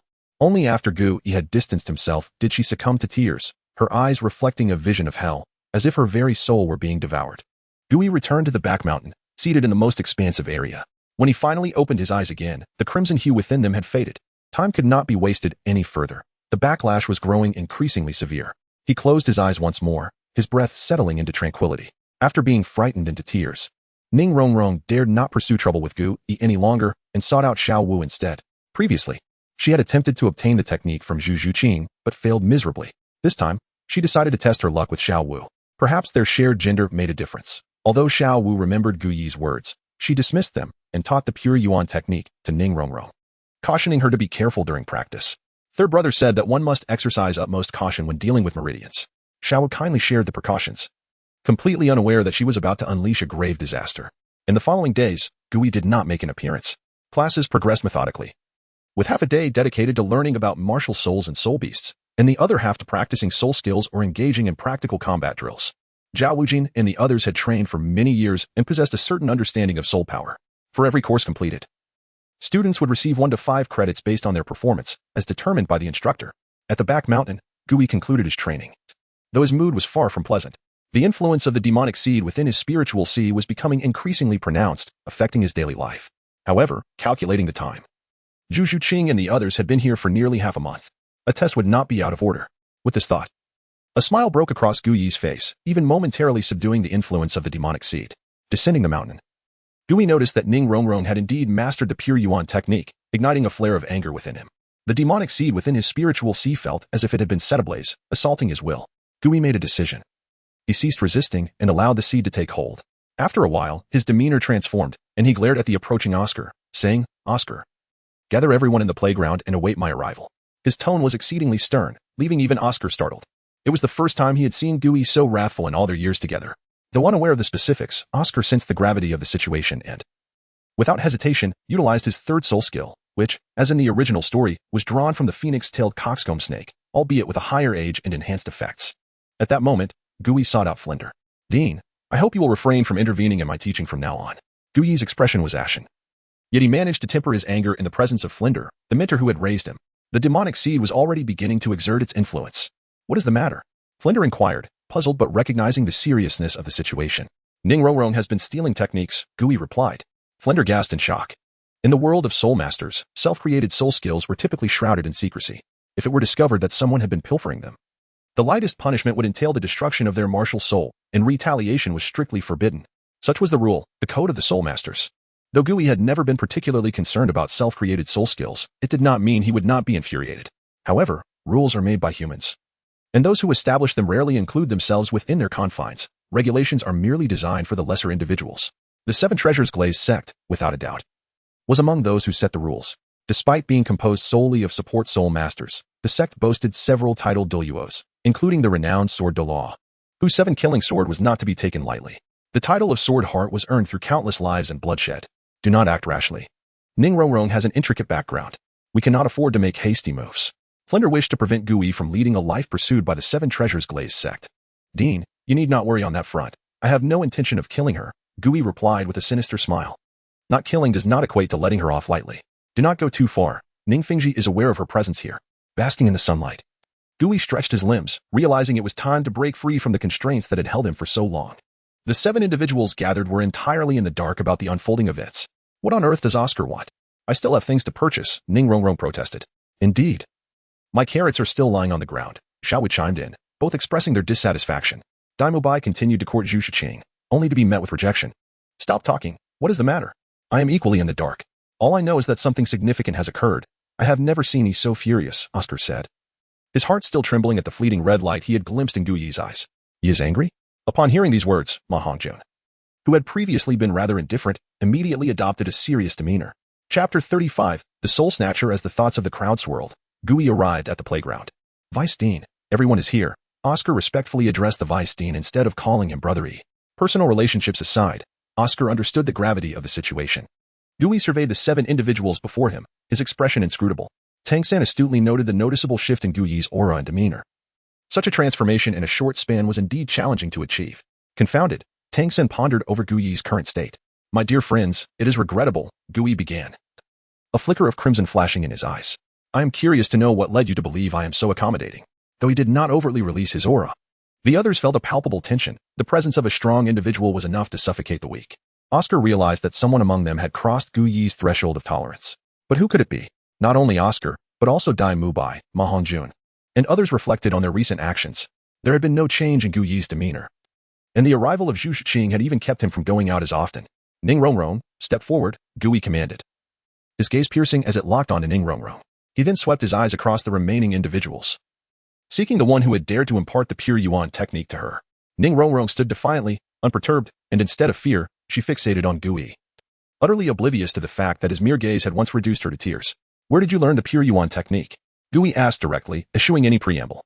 The one who taught her bore the true responsibility for disregarding his demands. Ning Rongrong, loyal to her friendship with Xiao Wu, was reluctant to betray her. This is what I rightfully deserve, she replied evasively. Gu Yi, however, wore a sly grin. Do you think I am unaware simply because you choose not to speak? His gaze shifted to the other six, his mind already made up. Should you come forward now, perhaps I might be lenient. If I discover the truth on my own, matters will not be so simple. Tang San, possessing a mature intellect, quickly grasped the situation, especially with Xiao Wu's evident anxiety. It was clear to him that Xiao Wu had been the one to teach Ning Rongrong. Remembering his vow to protect her at all costs, Tang San instinctively pulled Xiao Wu back. He had once declared that anyone who wished to harm her would first have to step over his dead body, a promise he had never forgotten. Do you truly believe that with the Haotian Douluo at your back, I would hesitate to act against you? Gu Yi chuckled softly. You're indeed a reckless individual. I do not comprehend your words, Ning Rongrong interjected. The technique Ning Rongrong practices was taught by me, and I shall bear the consequences. Tang San frowned. He did not know the Haotian Douluo, yet this did not prevent him from accepting the blame. You, as a disciple of the master, should understand the price of stealing and transmitting techniques, should you not? In truth, I have never liked you since your enrollment. Were it not for the dean's intervention, you would not be worthy to stand here. Still not stepping forward? Gu Yi pressed, undeterred by Tang San's defiance. Xiao Wu, not wishing for Tang San to bear her punishment, considered the matter trivial. For 6 years, her life had revolved around trivial pursuits, trailing after Tang San and forgetting her own past grievances, blissfully ignorant of the rules of the spirit master world. It was me, Xiao Wu finally admitted, standing alongside Ning Rongrong in a sisterly stance, though they paled in comparison to Zhu Shiqing. Very well, it seems even rabbits can be quite bold at times. Gu Yi remarked meaningfully, his tone devoid of malice yet unsettling to Xiao Wu, who felt as though he could see right through her. I recall stating that techniques must not be privately taught, did I not? Gu Yi stepped closer to Xiao Wu, the oppressive aura causing her to struggle for breath. She felt engulfed in shadows, devoid of light. It's merely 30 credits. We can pool our resources to cover it. Ning Rongrong interjected, determined to shield Xiao Wu from repercussions. Cover it for me? Gu Yi's fury simmered beneath the surface, yet he restrained himself, curious to see how the situation would unfold. Truly, you carry the arrogance of a young lady from a grand sect. Ning Rongrong, oblivious to the tension, boldly addressed Oscar. You fancy me, do you not? Help me with 30 credits. Oscar, though captivated by her beauty, was also pragmatic. Beauty is commonplace, a captivating soul is rare. While Ning Rongrong is indeed lovely, her character is unacceptable to me. Besides, this is fundamentally her fault, yet she acts as though she is blameless. The allure of beauty has its limits. Admitting your mistakes is advisable. The vice Dean will not be overly harsh, Oscar cautioned. If you refuse, so be it. You are merely a support spirit master. Forever outclassed by the 7 treasure, glazed tile school, Ning Rongrong retorted. Tang San, I know you have accumulated the most credits recently. If you would be so kind as to transfer 30 credits to me, you would have the favor of the 7 treasure glazed tile school. Ning Rongrong's audacity was striking. Still maintaining her lofty demeanor. Seeking help in such a manner was misguided, though she likely did not perceive it as such, but rather as a form of benevolence. Tang San, frowning, disregarded Ning Rongrong and turned his attention to Gu Yi. If I provide the 30 credits, can we consider this matter settled? Ning Rongrong's naivety was forgivable, but Tang San's simplicity was astonishing. No, Gu Yi countered, swiftly positioning himself before Ning Rongrong. How fast? Tang San, the most observant of the group, failed to detect Gu Yi's movement. What do you intend to do? I am the young lady of the 7 treasure, glazed tile school. If you dare to harm me, they will not let you off easily. Not just you, but even the entire Shrek Academy will suffer. Ning Rongrong scoffed coldly. Kill you? No. That wouldn't be fun at all. Look at me. Gu Yi's voice held a hypnotic quality, compelling Ning Rongrong to lift her gaze to meet his eyes. Those eyes seemed to contain the cosmos, with a subtle crimson glimmer hidden within the vastness. Ning Rongrong's expression grew vacant. From this day forth, you shall forget your identity as a spirit master and the prestige of the 7 treasure glazed tile school. You will live as a beggar in Soto City. Upon Gu Yi's declaration, Ning Rongrong's dazed eyes regained clarity, her lips murmuring unintelligibly. A closer look would reveal her muttering, I am a beggar. Ning Rongrong stepped out of Shrek Academy, leaving behind the quaint village, as she set her sights on the distant city of Soto. Chapter 36. Terrifying Tactics at Shrek Academy. Flanders stood atop the building, observing the departing Ning Rongrong. his emotions a tempest of complexity. The soul Douluo had long transcended the realm of ordinary mortals, possessing an acute awareness of the events unfolding on the playground. What could he do? She was his ward. He had to confront the situation himself. With a glance at the playground, he noted Ning Rongrong's departure, which alleviated some of his tension. He summoned his martial soul to follow her. In her current state, Ning Rongrong lacked any means of defense. Should calamity befall her, she would be utterly helpless. Gu Yi wielded his powers with an eerie finesse, transforming Ning Rongrong into a beggar, a change that extended to her very psyche. Such an ability was formidable, evoking trepidation in those who beheld it. No one wished to become a shadow of their former self. Even Xiao Wu, who had previously seemed indifferent, now shrank back, overwhelmed by the unprecedented nature of Gu Yi's methods. Noticing their reactions, Gu Yi remained unfazed. The accomplice has been dealt with. Now, it is you, the principal offender, he declared, each word probing the limits of Xiao Wu's endurance. She was resolute in not wanting to be reduced to a beggar. Xiao Wu clutched Tang San's sleeve with desperation, as though this gesture alone could bestow her a modicum of safety. Tang San stepped forward without hesitation, his resolve unwavering. I will not allow you to harm Xiao Wu. His gaze was steadfast, a blazing fire of determination. And you? What power do you possess to protect her?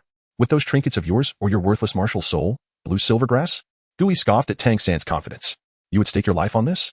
With a mocking laugh, Gu Yi retorted, then you may as well die. In an instant he vanished, only to reappear before Tang San, delivering a kick that sent him flying several dozen meters, crashing violently into the courtyard wall. The force was so tremendous that Tang San rebounded slightly before collapsing to the ground. Staking your life? Even if you did, what would it matter? You cannot even withstand a single blow from me. What good is desperation?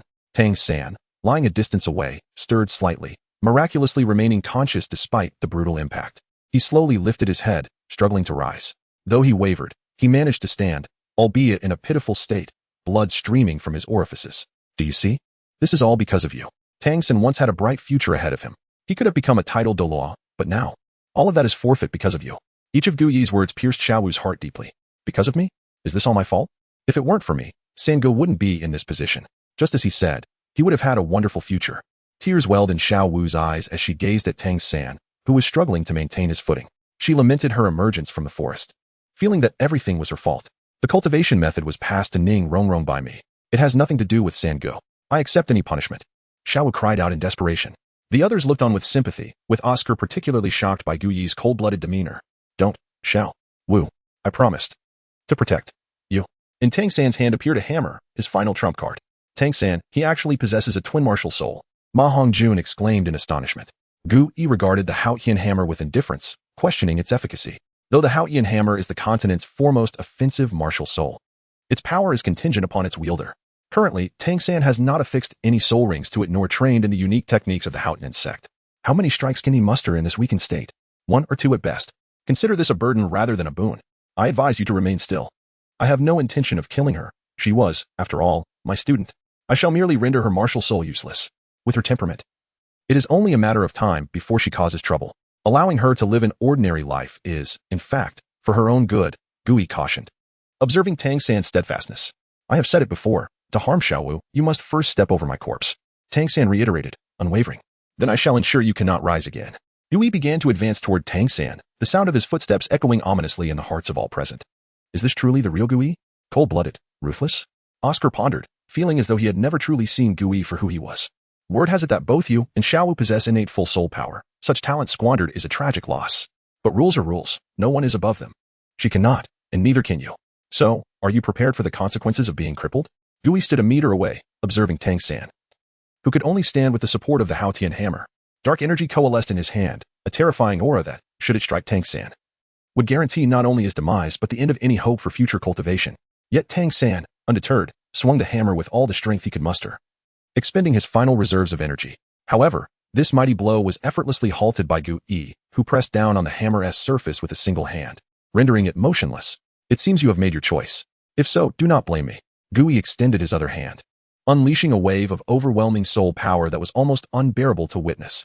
In Soto City, the utterly disoriented Ning Rongrong clutched a tattered bowl she had scavenged from an unknown source. Her attire and hair were disheveled and soiled, a stark contrast to her former elegance.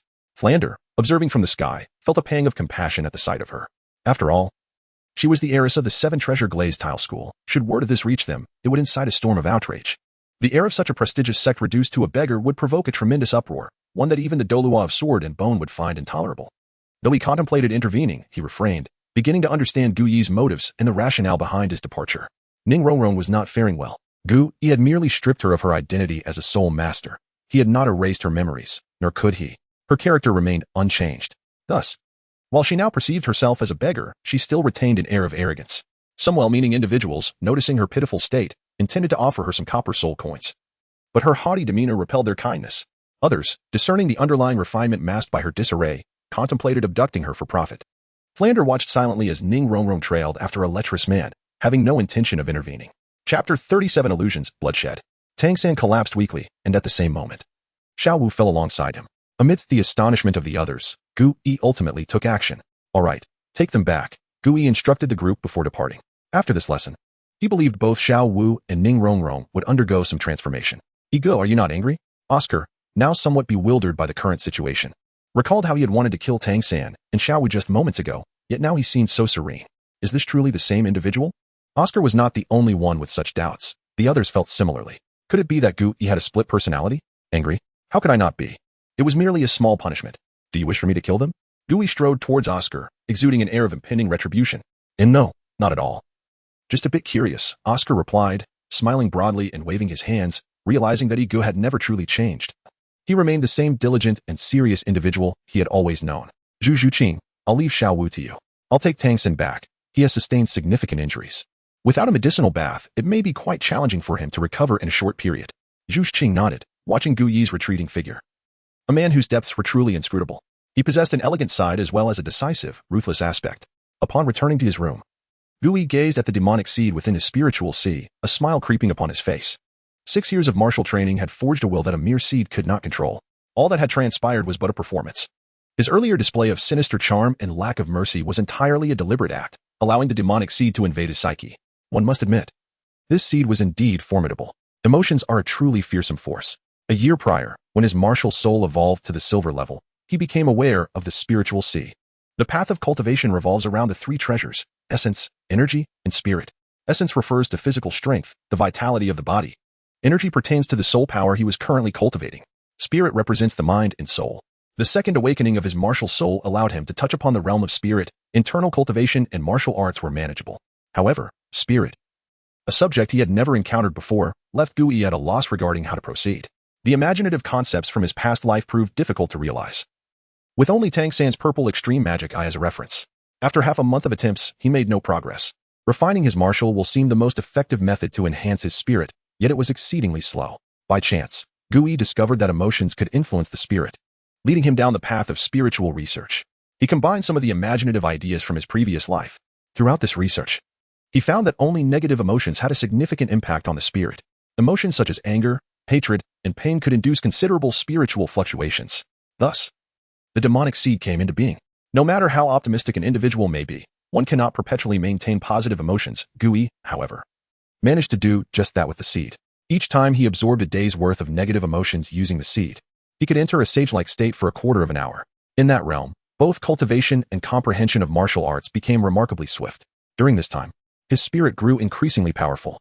This method, however, bore significant drawbacks. While negative emotions were absorbed by the seed, they did not vanish but rather accumulated within it. A day or two of emotional buildup might go unnoticed, but after 10 days or half a month, the accumulation of negativity became staggering. Consequently, over the past year, Gu Yi's martial will had been in a constant struggle against the demonic seed, growing ever stronger. He wondered if Zhu Zhuqing could withstand this technique. Gu Yi pondered uneasily. Should Zhu Zhuqing fail to suppress her murderous intent and hatred, this already hasty technique might plunge her into an abyss. The next day, Gu Yi arrived punctually at the classroom. After all, they had agreed upon this test, and there could be no alterations.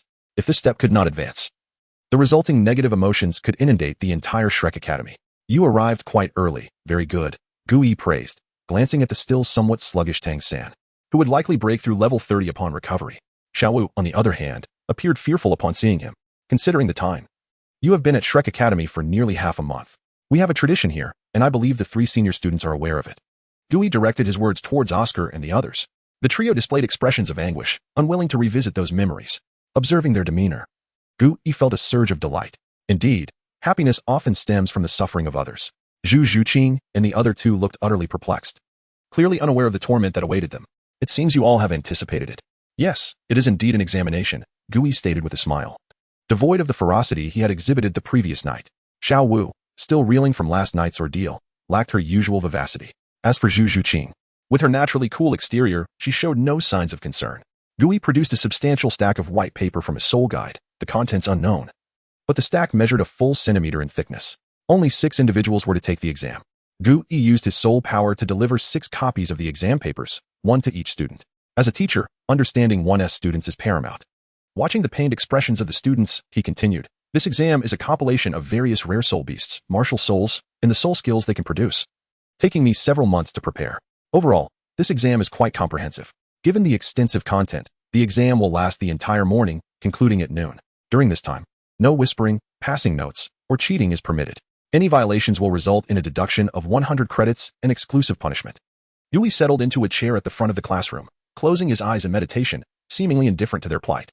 The 3 first-time exam takers were left in shock. Especially Xiao Wu, who had transformed into a rabbit spirit, seemed utterly bewildered.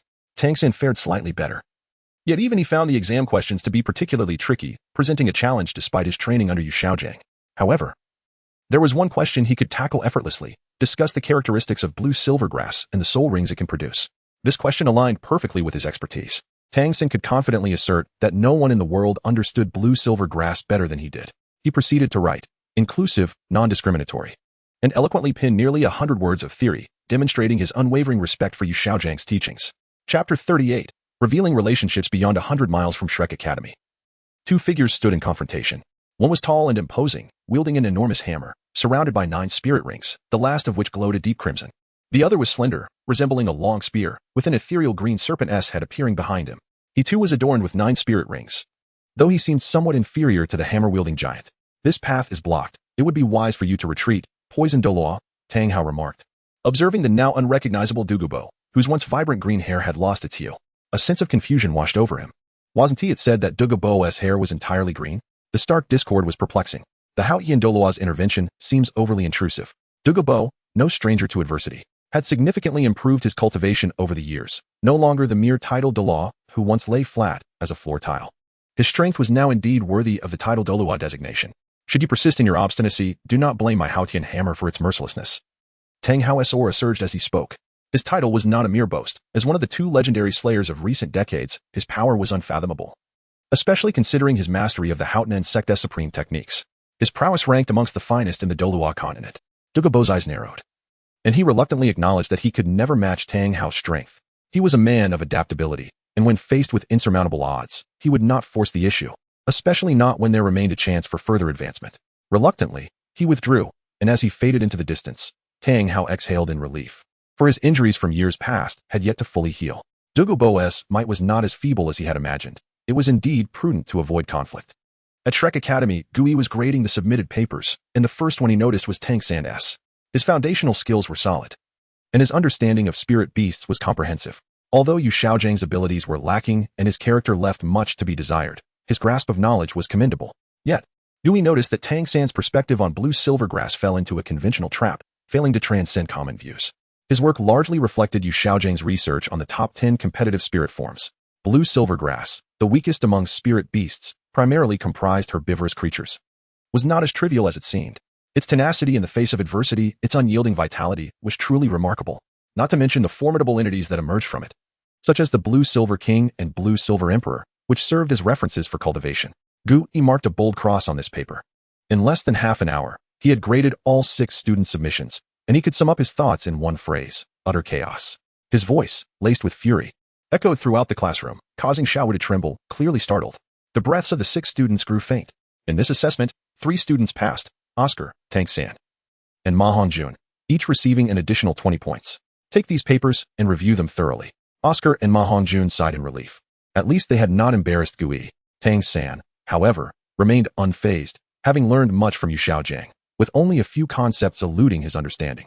The remaining 3 were all deducted 20 points, with no leniency shown even to Zhu Zhuqing, who ranked the lowest alongside Xiao Wu. Dai Mubai, having experienced similar situations, had garnered some wisdom. Zhu Zhuqing hung her head in silence, another significant step away from redeeming her cultivation methods. Dai Mubai and Xiao Wu, however, were less concerned. One had already acquired a particularly suitable technique and felt no urgency, while the other, being a transformed spirit beast, found her growth accelerated simply through interaction with others. She had no need for rigorous training. Only Zhu Qing, having fled her family with uncertain prospects and an unreliable fiancé, was left to rely solely on herself. After a lengthy session of instruction, Gui finally released the 3 students. Daimubai, unable to remain still, recognized that as the prince of the Star Luo Empire, he would either inherit the throne or be confined until death. The knowledge required by these common spirit masters bore little significance to him. What he truly needed was extraordinary strength to surpass the brother who instilled fear in him. Xiao Wu wore a distressed expression, and for her, this was a torment. Just as Zhu Zhuqing contemplated leaving, Gu Yi called out to her.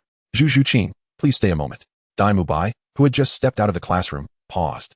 As Xiao Wu's earlier words echoed in his mind, even if he was reluctant to admit it, Gu Yi was undeniably superior, possessing a strength that evoked envy so profound that it stifled any feelings of jealousy.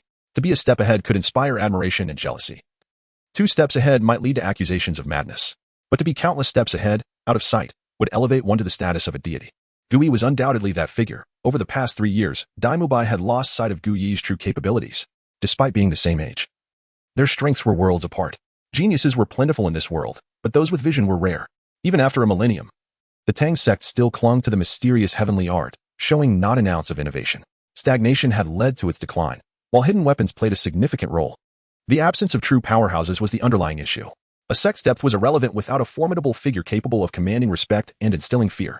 Shrek Academy had indeed achieved this. With the most exceptional combat power, no one could afford to ignore them. Yet, Daimubai did not proceed further. Instead, he turned and sat beside Zhu Zhuqing. This seemingly innocuous action, however, provoked her disdain, prompting her to shift several seats away, as if the very air turned foul in his presence. Xiao Wu had already slipped away. What are you doing here, Daimubai? Zhu Zhuqing inquired. Vice Principal. Zhu Zhuqing is my fiancée. If she has erred in any way, I shall apologize on her behalf, Daimubai asserted, feigning concern for Zhu Zhuqing as he addressed Gu Yi. Fiancée? Entranced by the brothel at the tender age of 15? Zhu Zhuqing's tone dripped with scorn and contempt. Daimubai seemed to hit a nerve. He had indeed indulged somewhat over the years, but it was hardly to the extent of being lost in such vice. A pulse of spirit energy flickered in his palm, yet he ultimately refrained from acting. Zhu Zhuqing might be the best companion for him to escape his fate. If he could invoke a martial soul fusion technique, perhaps with his current cultivation, victory was within reach. As Daimubai left in anger, Gu Yi, despite any thoughts he might have harbored, would surely tread carefully. Come with me, he stated, his expression remaining unchanged as he exited the room. Chapter 39. The Haunting Aura at Shrek's Back Mountain. Zhu Zhuqing, with her martial soul, the Nether Spirit Cat, is a level 28 soul master with innate soul power at level 7. Gu Yi spoke to himself, fully acquainted with this information. The examination paper you completed today contained a question regarding the Nether Spirit Cat. I recall your answer described it as a high-level martial soul, characterized by speed, agility, and formidable claws, capable of merging with the White Tiger martial soul to produce fusion techniques. Zhu Zhuqing stood behind Gu Yi, puzzled by the implications of his words. But have you ever pondered why your martial soul, if merely swift and agile, bears the title of Nether? Zhu Zhuqing was unaware of such nuances and shook her head slightly. Her talent was not exceptional, and she had diligently trained over the years, obtaining her soul rings through the efforts of her family, who brought them for her to absorb. Her understanding of martial soul knowledge was minimal. It was only upon arriving here that she began to study it systematically, not out of passion for the subject, but out of necessity for credits and advanced techniques. Her strength had become a psychological barrier in her heart. In truth, I am also uncertain, as your Zhu family has adhered to a singular training method for years, resulting in soul skills that lack significant variation. You are entirely reliant on the Dai royal family and have long since lost your individuality. For the first time, Zhu Zhuqing felt a sense of frustration emanating from this man. Are you truly unaware and still inquiring, as if teasing me? Gu Yi, rarely witnessing any other expression on Zhu Zhuqing's face, typically as cold as ice, was intrigued. Yet, I have observed your martial soul, emotions, and disposition, and thus created a unique technique tailored for you. Do you wish to learn it? Gu Yi was eager to see what transformations this technique might bring to Zhu Zhuqing. I will learn it. Any means to enhance my strength is welcome, Zhu Zhuqing replied without hesitation. Following the events of the previous night, Gu Yi had at least earned her consideration as a decent person in her eyes. Observing her eagerness, Gu Yi cautioned, this technique differs vastly from ordinary methods. If the pure Yuan technique embodies balance and longevity, this technique is rather unorthodox, seeking swift gains. Should your disposition falter, there exists a risk of deviating into madness. Do you still wish to proceed? I have but one question. Will this technique lead me to become a fallen soul master? Gu Yi pondered for a moment, acknowledging the possibility of madness, yet recognizing that his edited version did not forcibly absorb other soul power or life essence. No. The worst consequence would simply be a drastic change in temperament. I will learn, Zhu Zhuqing declared with unwavering resolve. Very well, I shall instruct you. Sit cross-legged. Zhu Xing nodded and turned to sit before Gu Yi. As he contemplated the technique he had devised, a chilling aura emanated from Gu Yi, enveloping him entirely in an eerie mist reminiscent of the underworld. He infused his soul power into Zhu Xing, coursing through her meridians. It was a bone-chilling cold, colder than the harshest winter. Pain etched across Zhu Xing's delicate features, yet she remained silent. Allow your soul power to flow alongside mine. To cultivate this technique requires harboring resentment and grievances, Gu Yi's voice echoed in her mind. When it came to resentment, none among Shrek could rival her. From a young age, she had been treated as an adversary by her elder sister, fostering a deep-seated hatred. In her youth, her engagement to a royal ended abruptly when her fiancé succumbed to pressure and fled, leaving her utterly alone. This was her second grievance. She had traversed kingdoms, hunted for miles, and survived countless life-threatening encounters. This was her third grievance. Upon locating that individual, she discovered he was now surrounded by affection, living a life of ease. This was her fourth grievance. Gradually, Gu Yi retracted his soul power from within Zhu Xing. This technique did not traverse the young meridians but rather the yin, embodying the essence of the ultimate yin. The nether spirit cat, inherently linked to the concept of the netherworld, possessed soul power traits imbued with yin attributes. This technique was perfectly suited for her. Gu Yi was eager to witness how Zhu Xing would progress in her training. Would she surpass the other 6 oddities? Yet, he had underestimated the depth of Zhu Xing's resentment as she swiftly grasped the fundamentals in such a brief span. The rules of the Douluo Continent were notoriously harsh. From the moment of martial soul awakening, individuals were categorized into tiers. Those with superior martial souls and high innate soul power could ascend effortlessly, even with minimal effort, typical examples being Ma Hongjun and Dai Mubai. Conversely, those with inferior martial souls and low innate soul power, even after dedicating 12 hours to training daily, progressed at a snail's pace, an epitome being Yu Xiaojiang. Gu Yi's disdain for Yu Xiaojiang was well-founded. It was not solely due to his appropriation of the martial soul knowledge amassed by the Spirit Hall over the years, transforming it into his exclusive creation. On their wedding night, upon discovering that Lu Erlong was his cousin, Yu Xiaojiang's inability to confront the situation led him to abandon her, leaving her to bear the burden of public scrutiny alone. Such behavior rendered the term man an affront to its true meaning. Moreover, Gu Yi was particularly irked by his professed belief that there were no worthless martial souls, only inept soul masters, yet he failed to produce any prodigies at Nodding Academy, existing merely as a leech. If his assertion held true, why had he not advanced beyond level 30? He spoke of level barriers as if others were exempt from such constraints. In this world, one's martial soul dictated everything. After waiting for an hour, Zhu Xing finally regained consciousness. The chilling aura dissipated. Thank you. Aside from this phrase, Zhu Xing could not conjure any other words. She had nothing to offer Gu Yi. This technique was indeed tailored for her. A sensation of exhilaration enveloped her, a feeling she had never experienced before. Although her soul power had not increased, her strength felt significantly enhanced. Let us return. Remember to maintain your resolve and do not allow the swift descent of power to cloud your judgment, Gu Yi cautioned, concerned. Quick-fix techniques often influenced one's mental state, and Zhu Xing, being a novice in martial arts, was understandably vulnerable to such effects. Why do you assist me so? As they walked, Zhu Xing's curiosity could no longer be suppressed, perhaps influenced by the technique. Why? Gu Yi gazed into the distance, perhaps seeking to amend past regrets. Regrets? Just as she thought she had begun to understand him, this single phrase rendered everything murky once more. At that moment, a carriage quietly approached the entrance of Shrek Academy. Seated within, Yu Xiaojiang surveyed the academy before him, puzzled. Is this still the original Shrek Academy? Perhaps there existed a certain unspoken connection between teachers and students. For Tang San, supported by Xiao Wu, happened to glimpse Yu Xiaojiang's carriage. Teacher? Tang San's heart surged with excitement as he spotted Yu Xiaojiang through the carriage window. Chapter 40. The envisioned beauty of Yu Xiaojiang. Several hours later, Gu Yi finally laid eyes upon the man who had captivated both women so completely. He possessed a slightly slender frame and an appearance that could only be described as ordinary. In his 40s or 50s, with hands clasped behind his back, he exuded an air of scholarly elegance. Yet, compared to Gu Yi, this elegance bore the marks of a life weathered by trials and unfulfilled desires. Time had smoothed his edges, leaving him with but one hope, that Tang San would ascend to become the pinnacle of strength on the continent, thereby validating the knowledge he had imparted. Upon meeting Gu Yi, Yu Xiaojiang could not suppress his reproach towards her. What error has Tang San committed to warrant such severity? The fury he felt at witnessing Tang San, his meticulously nurtured disciple, lie injured was unimaginable.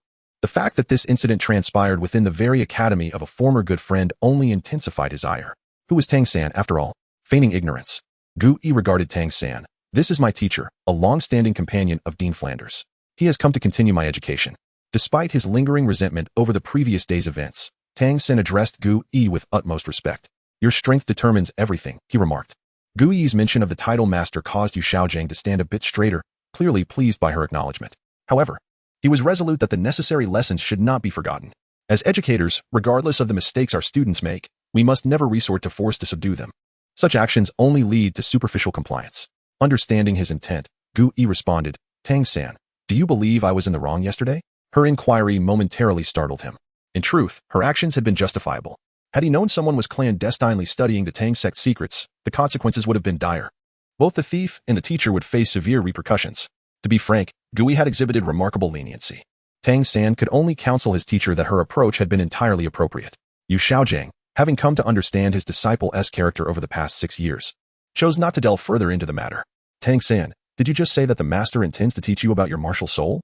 Tang-san nodded, recognizing that. Compared to Yu Xiaojiang's vast knowledge, he was still a novice and needed to continue his studies. So, the master plans to take a position at Shrek Academy? Gu Yi queried thoughtfully. What of Flanders? I would like to meet him first. Yu Xiaojiang had already resolved to assume a teaching role at the academy, especially after hearing Tang-san's insights, a notion that had firmly taken root in his mind. The student body may have been small, but they were undeniably exceptional. Notably, Oscar and Ma Hongjun had both reached an astonishing level 30 at merely 12 years of age. Once, he had believed Tang-san to be the most gifted cultivator on the Douluo Continent, yet he felt no doubt regarding Tang-san's future trajectory. The presence of dual martial souls destined him for the title of Douluo. Before that could happen, however, he needed to understand how to cultivate such a rare gift. Only one person in the world knew this secret, Bibi Dong, the Pope of the Martial Soul Hall, a woman he both admired and despised. It is quite unfortunate. But the dean is currently away. If you wish to meet him, you might find him in Soto City. It could prove fruitful. Gu Yi sensed that her infusion of spiritual energy into Ningrongrong was nearing its limit and would soon return. No need.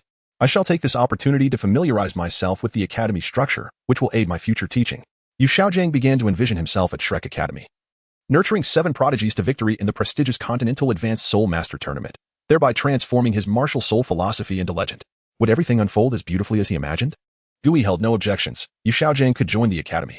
Despite some misguided beliefs, his understanding of Soul Beast was far from superficial. Gu Yi was not inclined to squander time on trivial matters. Yu Xiaojiang's presence would enable him to extricate himself from those responsibilities. As for other concerns, Yu Xiaojiang need not dwell on them. Gu Yi would not entrust the training of martial souls to Yu Xiaojiang. His role would solely be to impart the knowledge necessary for his students. After Gu Yi departed, Tang-san revealed something important to Yu Xiaojiang. Teacher, there is something I have long forgotten to mention. The Vice Dean's 2nd soul ring has reached a millennium in age, and his 4th soul ring has even surpassed 10,000 years. Tang-san spoke cautiously. Gu Yi's appearance suggested that Yu Xiaojiang's theory regarding the limits of soul rings was now in question. Tang-san understood that this was his teacher's sole ambition, to prove that one could achieve greatness through knowledge alone, irrespective of martial souls. Impossible, absolutely impossible. Even if his 2nd soul ring barely absorbed a millennium's worth, a 10,000-year soul ring is an entirely different realm.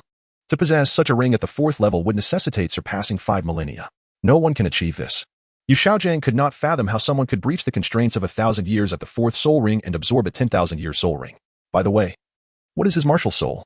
Human channels, the meridians present within the body, Tang-san divulged without hesitation. Human martial soul? How is that conceivable? I have studied martial souls throughout the Douluo Continent and found that the awakening rate for human martial souls is less than 1 in 10,000. And they are exceedingly weak. They lack the significant physical enhancement of beast martial souls and cannot match the formidable offensive capabilities of weapon martial souls. They are classified as inferior martial souls. How could one with such a soul possibly transcend their limits and audaciously absorb a 10,000-year soul ring? If your information is accurate, then Gu Yi must harbor a profound secret. A gleam of curiosity flickered in Yu Xiaojiang's eyes. If he could uncover this mystery, perhaps he could elevate his martial soul's competitive edge from 10 to 11. It could even assist him in breaking through the 30-level barrier. How he yearned for knowledge. Having devoted half his life to the study of martial souls, had his path not been obstructed, he would have aspired to traverse the world, idolizing Tang Hao as he did. In the room, Gu Yi produced a pristine notebook, beginning to sketch and jot down thoughts, pausing occasionally to ponder before continuing her writing. Meanwhile, after enduring several trials, Ningrongrong finally regained her sense of self. Upon awakening and gazing at the unattractive woman before her, she let out a piercing scream. The woman, perplexed by Ningrongrong's reaction, felt a tinge of regret. After all, a once-dazed girl would fetch a far lesser price. Nonetheless, she was indeed a rare gem. For individuals with particular inclinations, this is undoubtedly a boon. Chapter 41. The Wrath of Dust Heart. A figure descended between the two individuals. Get lost, Flander bellowed, driving the woman away, before turning his gaze to the disheveled Ningrongrong. Once a proud young lady of the 7-treasure, glazed tile school, she now appeared in a state of disarray. Dean, I was wrong. Ningrongrong lifted her head, looking at the dean and uttering the only mistake of her life. The past 2 days had been nothing short of surreal. Her consciousness and memories were her own, yet she had neglected her identity. though 2 days were insufficient to fully experience the vicissitudes of life. They had imparted a vital lesson to this headstrong young lady. The outside world differed greatly from the seven-treasure glazed tile school.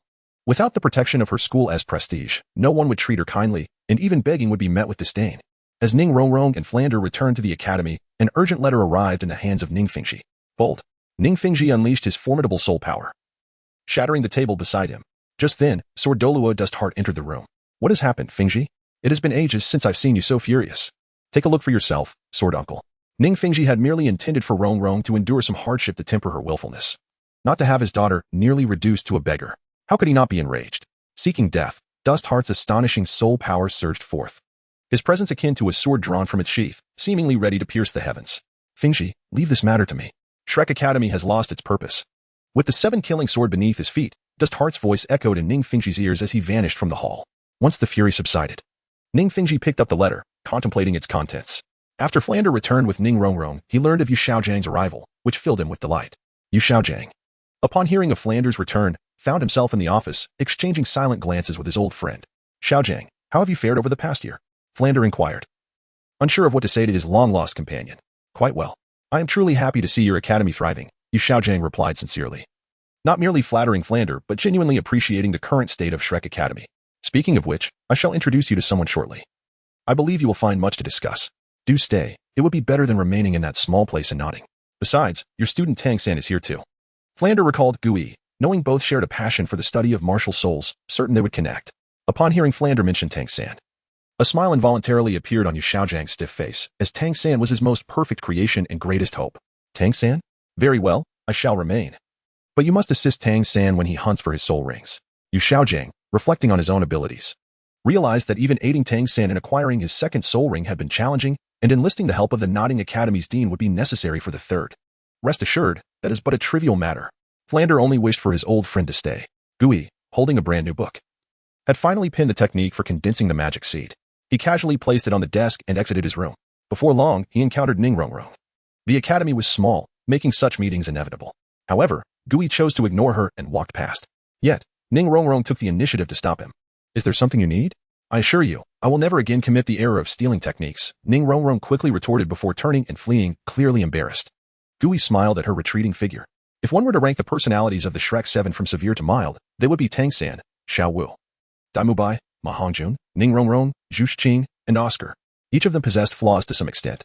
Compared to the first four, Ning Rongrong was indeed better, though her upbringing had rendered her quite unruly. After the changes, her character was much improved. The following day, all gathered at Flander's summons in the academy's playground. However, rather than the announcement at hand, everyone was most intrigued by Zhu Shiqing's transformation. Previously, she had been merely reticent and somewhat aloof. But now those standing beside her could sense an aura of coldness.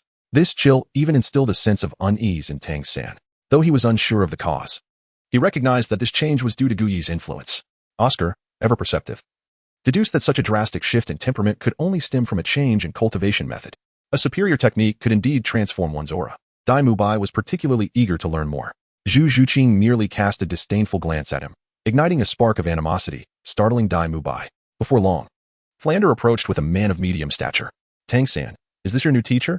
He seems a bit disheveled, Ma Hongjun whispered to Tang San. Tang San felt helpless. His teacher had devoted years to the study of martial soul knowledge, and despite his lack of recognition, he was undoubtedly a true master with profound wisdom. Ma Hongjun found nothing strange in this. After all, Yu Xiaojiang had trained Tang San, a remarkable soul master, especially considering his extraordinary skills in the art of hidden weapons. Even Dai Mubai found it difficult to contend with him. Today, I have called everyone here to make an important announcement. From this day forward, our academy welcomes a new teacher. Placing a hand on Yu Xiaojiang's shoulder, Flander continued. This is Yu Xiaojiang. Many of you may have heard of his legend. He has published the top 10 competitive martial souls and is regarded as the strongest theorist in the realm of soul masters, known as the Master. Among you, Tang San is his student. A ripple of astonishment swept through the crowd. While they may not have known who Yu Xiaojiang was, they certainly recognized Tang San. And to have produced such a remarkable student warranted the title of Master. Yet, some remained skeptical, particularly Oscar and Ma Hongjun. What abilities does Yu Xiaojiang possess? We know not, and the title of Master is merely a name. However, the strongest theorist in martial soul knowledge is something we cannot accept. They were the first to contest this claim, firmly believing that no one could surpass Gu Yi in martial soul knowledge, especially Ma Hongjun. Over the years, with Gu Yi's assistance, he had never once succumbed to the eruption of his evil fire, and by following Gu Yi's guidance and hunting soul beasts, His martial soul had undergone significant evolution. Though he had yet to gain full control over the evil fire, he could now utilize a portion of it. At the tender age of 12, he had already reached level 31, and his martial soul even allowed him to soar through the skies. Chapter 42. The embarrassment of Yu Xiaojing. From now on, any inquiries regarding your martial souls can be directed to him. With the Master's guidance, I am confident your progress will accelerate significantly. After Flandra's words, Yu Xiaojing stepped forward. As a mid-tier Soul Master Academy, although we have only 7 students, each of you is a paragon of talent, selected from the elite. Starting today, I will assume full responsibility for your education. I have gathered some understanding of your situations, and I will implement a series of specialized training programs tailored for you. Furthermore, I expect to hear no voices other than those related to training. Your sole duty is to cooperate. Ma Hongjun and the others expressed their discontent, implying that even if they identified issues during training, they could only adhere to Yu Xiaojing's plans without voicing their concerns. Dean, why was I unaware of the recruitment of new teachers? Gui approached from a distance. Yu Xiaojing would not face any objections if he were merely an ordinary teacher. However, if he were to take over the teaching and training, Gui could not and would not accept it. Egu, you've arrived, Oscar exclaimed joyfully. He did not believe that someone who had seen better days could compare to Gui. Gui nodded in acknowledgement and continued to address Flandra. Dean, even if he is your friend and good brother, favoritism must not prevail. Any teacher entering the academy must undergo an assessment for certification. Moreover, this master, being an expert in martial soul theory, should naturally shine in his rightful place. Training programs should be guided by professionals. Yu Xiaojing was taken aback, clearly not expecting Gui to voice such concerns, nor did he anticipate facing opposition in the academy of a former close friend. Flandra looked at Gui with a sense of helplessness. The changes in the academy over the years were evident to all, having produced talents like Oscar and Ma Hongjun. Gui, what are you saying? Xiaojing is universally acknowledged as a master in the Soul Master community with unparalleled knowledge of martial souls. He will undoubtedly be able to teach you well. Flandra extolled his mentor, causing Tang San to lift his head with pride. Yu Xiaojing, with his hands clasped behind his back, exuded an air of confidence. Given that, the master should certainly participate in the teacher assessment, regardless of the location. Favoritism is always looked down upon. Joining the academy through proper certification is beneficial for the master as well.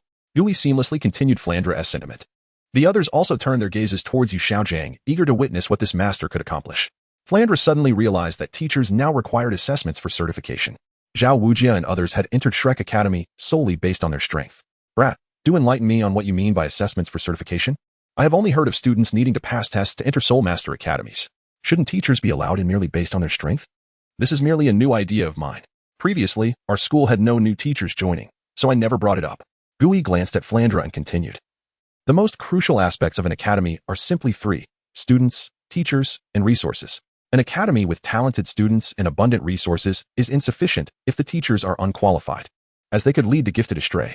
Transforming a genius into a fool is not out of the question. Thus, I have been considering that the recruitment of teachers should also have standards, requiring assessments for entry. I plan to divide the teacher assessments into 2 categories, the liberal arts and the martial arts.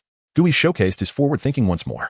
In the Douluo Continent, where strength reigns supreme, those with extensive knowledge are equally indispensable. The recruitment of teachers should not be limited solely to powerful soul masters. Individuals with unique talents should also be welcomed. What constitutes the liberal arts? What about the martial arts? Flandra expressed curiosity, as these were notions he had never encountered before. The rest of the group also focused intently on him. The liberal arts pertain to individuals possessing substantial knowledge of soul masters. The strength requirement for these teachers is not excessively high. Their role is to impart knowledge about soul masters to the students, including, but not limited to, life principles, soul beast characteristics, and soul skill analyses. The martial arts, on the other hand, consist of formidable soul masters who are responsible for training students, enhancing their practical experience, and guiding them in the acquisition of soul ranks. As an academy, our focus should not solely rest on enhancing strength. More importantly, we must equip students with the ability to confront the world, transcending mere physical prowess. This declaration undoubtedly astonished all present, resonating even more profoundly than Gu Yi's previous remarks. It seemed that from this day forth, the academy had acquired a new definition. May I inquire which assessment master Yu Xiaojing intends to participate in? Or perhaps both? Gui inquired with a smile directed at Yu Xiaojing. Yu Xiaojing appeared somewhat embarrassed. Strength had always been a painful subject for him. Following Gu Yi's earlier explanation, everyone assumed that Tang San's teacher would opt for the martial arts category. After all, to cultivate a talent like Tang San, with extraordinary combat intuition, an array of hidden weapons and enigmatic movements was beyond the capabilities of a liberal arts teacher. Flandra, fully aware of his good friend's lifelong struggle with breaking through the 29th level to become a soul zone, thought to himself, What distinction is there between liberal arts and martial arts? Aren't all teachers, at their core, still teachers? From today onward, Yu Xiaojing officially became a teacher of the academy. You all should hurry back to class, Flandre chided, casting an annoyed glare at Gui for putting Yu Xiaojing in such an awkward position. The individuals present were not oblivious. They naturally perceived Yu Xiaojing as discomfort. Nevertheless, they dared not defy the dean's orders and proceeded towards the classroom. Tang Sen's expression also bore a hint of discontent, after all. He regarded Yu Xiaojing as a father figure, and witnessing him being put on the spot publicly was surely disheartening. Noticing Flandre's displeasure, he reflected, this is the second time I've seen him lose his temper over Yu Xiaojing. After years of camaraderie, does it pale in comparison to the bonds formed in youth? A sense of loss crept into his heart. At that moment, Gu Yi remained oblivious to the fact that an infuriated title Douluo was soaring towards him, seeking him out. Under the sunlight, Gu Yi took a few steps when suddenly a surge of soul power enveloped him. A breakthrough. He had officially ascended to the 58th level as a soul king. Yet, Gu Yi remained unfazed, suppressing the aura radiating from him. Now that everyone had gathered, it was time to shift the training into full gear. After a day of bustling activity, Gu Yi did not return to his room, but instead went to sit in meditation on the back mountain.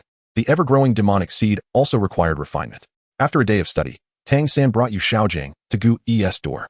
After years of delving into martial soul knowledge, Yu Xiaojing wished to meet Gu Yi privately once more, hoping to unearth secrets that would enrich his theories. Tang San knocked gently on the door, only to discover it ajar. He pushed it open lightly, only to find no one inside. The teacher remarked that the associate dean was not present in the room, suggesting a return tomorrow. Tang San spoke these words. Chapter 43, The Inheritance of Master and Disciple Xiao San. You may return for now. I have pressing matters to discuss with Gu Yi, Yu Xiaojing remarked, gazing at the open door. Tang San, ever obedient to Yu Xiaojing's words, was eager to leave, especially since Xiao Wu also sought his attention. With Yu Xiaojing's insistence, he naturally chose to depart without hesitation. Then, teacher, I shall take my leave, Tang San said, untroubled by his teacher's safety, even after Gu Yi had exchanged sharp words with Yu Xiaojing. Once Tang San exited, Yu Xiaojing waited for a while. Yet Gu Yi had yet to return. Observing the ajar door, he pondered whether it would be acceptable to enter and wait. Standing for so long had begun to wear him out. He pushed the door open and stepped inside. Gu Yi's chamber was quite simple, featuring a bed, a desk, and a modest wardrobe. In the room, Yu Xiaojing noticed a notebook resting on the desk, inscribed with the words cultivation of demonic seeds. What could this be? Without hesitation, he opened the notebook. To him, anything that was not a personal belonging was fair game for examination. However, upon reading, he became utterly engrossed. The content contained within was profoundly mystical. It was not a conventional method for cultivating soul power, but rather a means to cultivate the divine aspects of the spirit and soul. Mastering the spiritual path, when perfected, could rival that of soul power. Yu Xiaojing felt as though this technique was tailored specifically for him. Having reached the limits of his soul power, he believed that by practicing this cultivation of demonic seeds, he might attain formidable strength, perhaps even stand before that woman with great pride. Meanwhile, Gu Yi sensed that the notebook had been disturbed. She had inevitably tread this path. Closing her eyes, she sought to compose herself. Yu Xiaojing, on the other hand, began to transcribe the cultivation of demonic seeds. Despite its brevity, the task felt burdensome, especially as he had never practiced such esoteric spiritual techniques before, necessitating a cautious approach. As he wrote, he anxiously kept glancing outside, fearful that Gu Yi might appear at any moment. His movements, raising and lowering his head, resembled a student copying homework, anxious about being discovered, a sight both amusing and poignant. Although Yu Xiaojing was not particularly strong as a soul master, possessing only a soul power level of 29, he transcribed swiftly, completing the task in a mere 10 minutes. Armed with this potent secret, Yu Xiaojing chose not to wait for Gu Yi, stealthily exiting the room like a thief returning to his lair. He was eager to commence his training. The cultivation of demonic seeds dictated that practitioners must endure suffering. The more adversity faced, the greater the cultivation outcome. Through personal tribulations, one could forge an indomitable spirit. In terms of hardship, he had never been lacking. Aside from the 6 relatively smooth years before awakening his martial soul, his life had been fraught with challenges thereafter. As he contemplated his past struggles, Yu Xiaojing envisioned a colossal demonic seed taking root in the sea of his consciousness. This realization invigorated him, prompting him to reflect on all the suffering he had endured throughout his life. In this heightened state of excitement, he failed to recognize a critical flaw. His spiritual strength was insufficient to condense the demonic seed in such a short time, let alone perceive the sea of consciousness. Yet, astonishingly, within a single night, he transitioned from an inability to sense his spiritual energy to manifesting a demonic seed. Meanwhile, Gu Yi, seated atop a mountain, sensed the burgeoning demonic seed within her spiritual sea, yet the onslaught of negative emotions did not intensify. The cultivation of demonic seeds was a method she had devised based on all suffering and adverse emotions, aimed at enhancing spiritual power. Human emotions, encompassing joy, anger, sorrow, and pleasure, each birthed a form of spiritual energy, with negative emotions such as anger, fear, and regret yielding particularly potent energy. As her spiritual power grew, the tumultuous, negative emotions persisted. No one could withstand the relentless assault of such emotions indefinitely. Upon completing his training in the cultivation of demonic seeds, Yu Xiaojiang felt invigorated.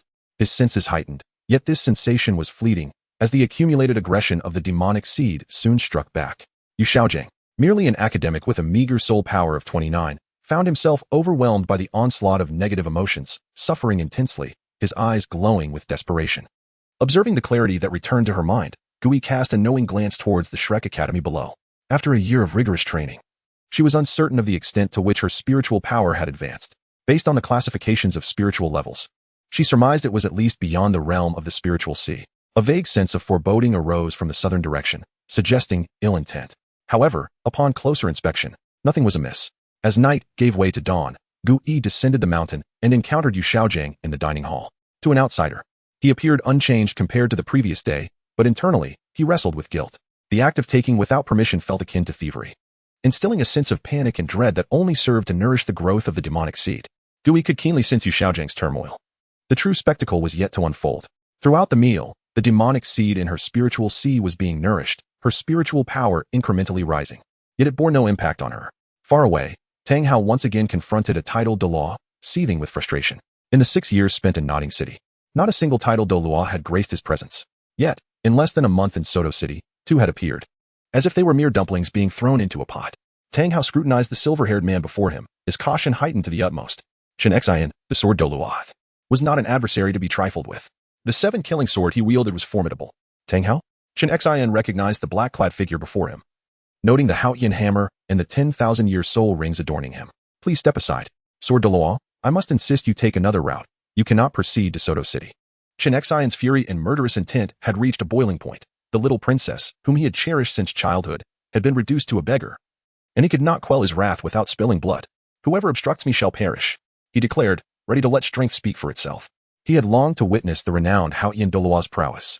The Haotian hammer, hailed as the continent's premier weapon martial soul, was a sight he yearned to behold. Displaying 9 soul rings of his own, despite lacking a 10,000-year ring, he exuded an imposing aura. Tang Hao, ignited by the challenge, was never one to shy away from a fight.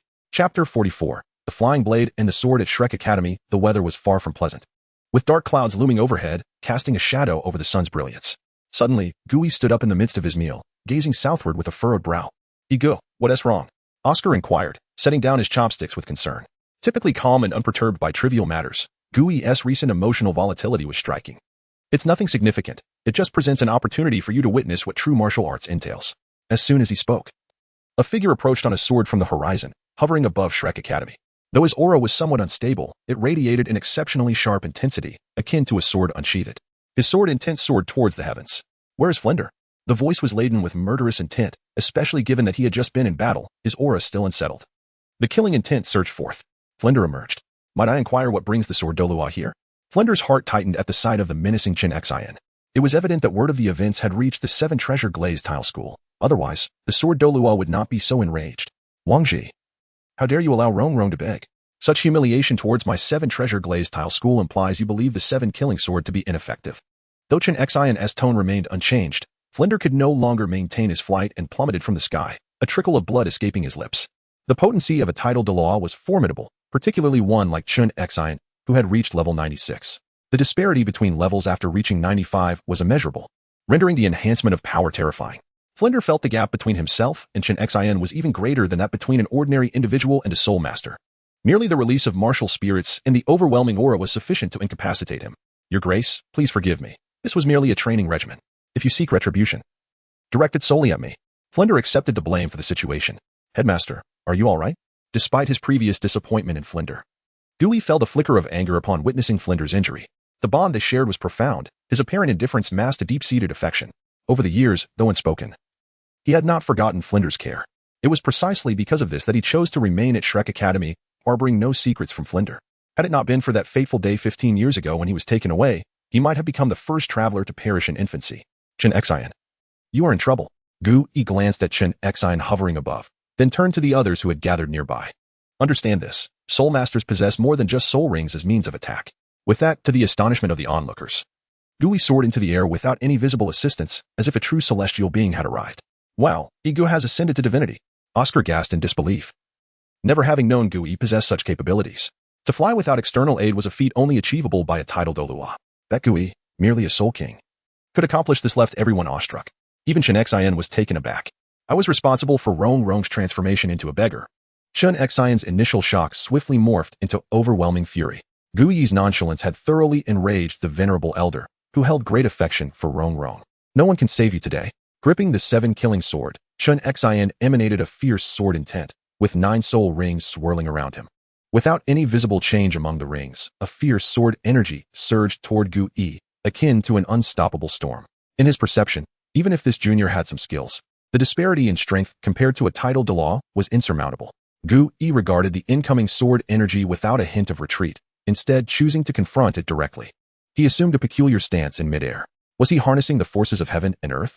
Chen Xian, as a titled Douluo, possessed a keen awareness of the elemental energies surrounding them.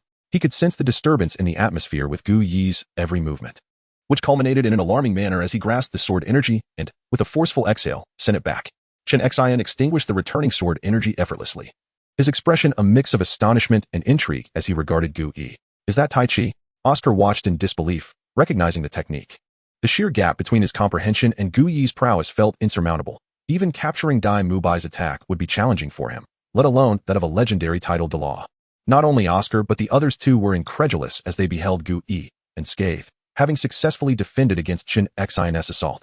This was a titled Douluo, a figure standing at the pinnacle of the continent. Chen Xian's interest in Gu Yi peaked. To withstand his attack and Scathe was a feat only another titled Douluo could achieve. What is your name? Though Gu Yi appeared youthful, within the realm of titled Douluos, eternal youth was not uncommon. There were even titled Douluos who bore the appearance of children. Gu Yi, Sword Douluo, I have seen your sword. You have yet to witness my blade. As he spoke, a petite dagger materialized in Gu Yi's hand. One crafted by a blacksmith he had previously commissioned. Over the years, it had become an extension of himself. Chen Xian instinctively assumed Gu Yi had attained titled Douluo status through this knife, prompting a surge of caution within him. The dagger appeared unremarkable, yet its simplicity instilled a sense of unease. Suddenly, 5 soul rings encircled Gu Yi. A soul king? Chen Xian regarded the rings with astonishment. Yet Gu Yi was relentless, activating his 1st, 3rd, and 4th soul rings. Elemental energy surged towards him, and in that moment, Gu Yi seemed to merge with the very fabric of the universe, becoming one with the forces around him. The atmospheric pressure intensified, causing rain that was due in hours to commence prematurely. What perfect timing. Gu Yi felt the raindrops caress his face, landing on the edge of his blade. Thunder, arise. Gu Yi called out, raising the flying dagger, summoning lightning from the heavens as if it had heard his plea. In this tempestuous weather, the dagger blazed with unparalleled vigor, its blade crackling with electric energy. As he wielded the power of heaven and earth, even Chen Xian could not help but admire Gu Yi's remarkable technique, realizing he had long been targeted. Who is he? Renowned as the most formidable of the Soul Masters, Jian Dao Chen Xian harbors no fear. The 7-killing sword in his grasp reveals an astonishing brilliance as both the 7th and 1st spirit rings illuminate sequentially. Chen Xian is now fully focused. The momentum of the 2 opponents swiftly reaches its zenith. Even before their attacks are unleashed, blood begins to seep from Gu Yi's lips and body, from within their beings. An inexhaustible flow of cosmic energy surges through the realm. The flying daggers, crackling with thunder, leave trails of light in their wake. Chen Xian thrusts forth his sword, and with the might of his formidable soul power, soul skills, and the sword intent honed through relentless practice, he cleaves through the ominous clouds above. Chapter 45. Heresy. The clash of blades echoed throughout the expanse. Although the flying dagger had lost its force upon leaving the hand, the entire cosmos seemed to uphold its trajectory. Chen could feel the astonishing power emanating from the sword's edge, with even the thunderous energy from the dagger transmitting its might to him, impeding the flow of his soul power. While the impact was not severe, it did exert a certain influence. The incredible force of the flying dagger propelled Chen over 100 meters away. Had it not been for the 7 kills, sword being a supreme martial soul, honed over many years of cultivation and soul ring absorption, it would have crumbled under such pressure. Although Gu Yi's strike was formidable, it could not pierce the 7 kills sword. However, inability to penetrate did not equate to lack of damage. The sheer force contained within caused significant destruction. Even with Chen level 96 soul power, he could not suppress a mouthful of blood. The power of the dagger coursed through him. The essence of heaven and earth was not akin to soul power. It was purer and more tyrannical. After launching the dagger, Gu Yi too lost his strength and plummeted to the ground, his body cracking like a fragile porcelain doll. At this juncture, it was overly ambitious for him to contend with the might of a tidal Douluo. Accumulating too much essence from heaven and earth could also prove detrimental. This technique was one he had meticulously crafted over the years, capable of rivaling or even vanquishing a tidal Douluo. In high-level confrontations, often a single move suffices. As Gu Yi landed, he began to recuperate using the essence of heaven and earth. Following his martial soul's second awakening, Gu Yi had achieved a state of seamless connection between his body and the cosmos, allowing his soul power to circulate endlessly. This enhanced his endurance to an extraordinary level. Had he not been hindered by the brevity of his training, he could have triumphed over Qinshin without resorting to such forced gathering of heavenly essence. Nonetheless, during this brief respite, Gu Yi managed to mend some of his injuries, appearing less like a shattered doll. Upon seeing Qinshin return, Gu Yi was taken aback. Realizing that Qinshin's strength surpassed his expectations, that strike had harmonized martial will, soul power, and the forces of nature into the dagger, augmented by the might of thunder. And it still found its way back. This was a testament that Qinshin had not yet exhausted his combat capabilities. Gu Yi, gazing skyward at Qinshin, understood that he would need to employ this tactic once more. Just as he prepared to ascend again, a clear voice rang from behind him. "Grandpa's sword. What are you doing?" "They are all my teachers and classmates." Ning Rongrong stepped forward, casting a disapproving glance at the wounded Gu Yi. "Rongrong, do not worry. These individuals dared to send you to Soto City to beg. Grandpa, sword will avenge you shortly." Upon seeing Ning Rongrong, Qinshin's demeanor softened, shedding the earlier icy demeanor of a swordsman for that of a tender grandfather, descending from the heights. However, he bore the marks of battle. His garments were tattered, singed by the preceding energies. "Grandpa's sword, you must not harm them. They were merely trying to help me become." Ning Rongrong's words were abruptly cut off. As she beheld Grandpa's sword in such a disheveled state, blood even trailing from the corner of his mouth. "Grandpa's sword, are you hurt?" Ning Rongrong had not been present at the academy the day before. She had ventured into the slums of Soto City, where she came to a stark realization that the world was not as idyllic as she had imagined. The deeper layers concealed filth and despair. It was precisely for this reason that she had refrained from intervening earlier. "Rongrong, my dear, there is no need for concern. I merely sustained a minor injury from a small dagger. A few days of rest will suffice." "What did you mean by your earlier words? Were you implying that they could trouble you?" After enduring 2 fierce battles, Qinshin had regained his composure, the fury within him having subsided significantly. "It was my fault," Ning Rongrong replied softly. "What?" Qinshin could scarcely believe that his little sorceress would one day voluntarily admit her mistakes. "I inadvertently learned the vice principal's secret techniques." Ning Rongrong cast her gaze downward, her toes tracing circles upon the ground. With a sigh, Qinshin realized the circumstances had unfolded in such a manner. "As for today's events, I, Chun, have acted inappropriately. I beg your forgiveness." Flander, sensing the matter had reached a resolution, stepped forward with a sigh of relief. "Your Highness, you are too humble. I am unworthy of such regard." A tidal Douluo's willingness to apologize was a significant gesture of respect towards Shrek Academy. Had it not been for Gu Yi's presence, the day might have taken a much darker turn. The onlookers regarded Gu Yi in astonishment, realizing that he had battled with a tidal Douluo at the cost of his life. It was akin to seeking specters in the realm of the dead. "Should the opportunity present itself, I shall engage you with all my might." Despite appearing quite wretched, true masters do not judge by appearances, but by the aura one exudes. They could sense a latent power within Gu Yi, yet to be unleashed. Glancing towards the depths of the academy, Qinshin gently patted Ning Rongrong's head before departing on his sword. The threat of the 7-treasure glazed tile school had come to an end. Gu Yi had anticipated that the actions he had taken would inevitably draw the attention of the 7-treasure glazed tile school.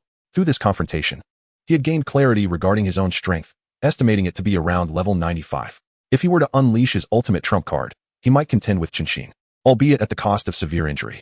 Gu Yi understood that his foundation was still lacking, having yet to fully develop the human body as a vast treasure trove, especially the interconnected system of meridians.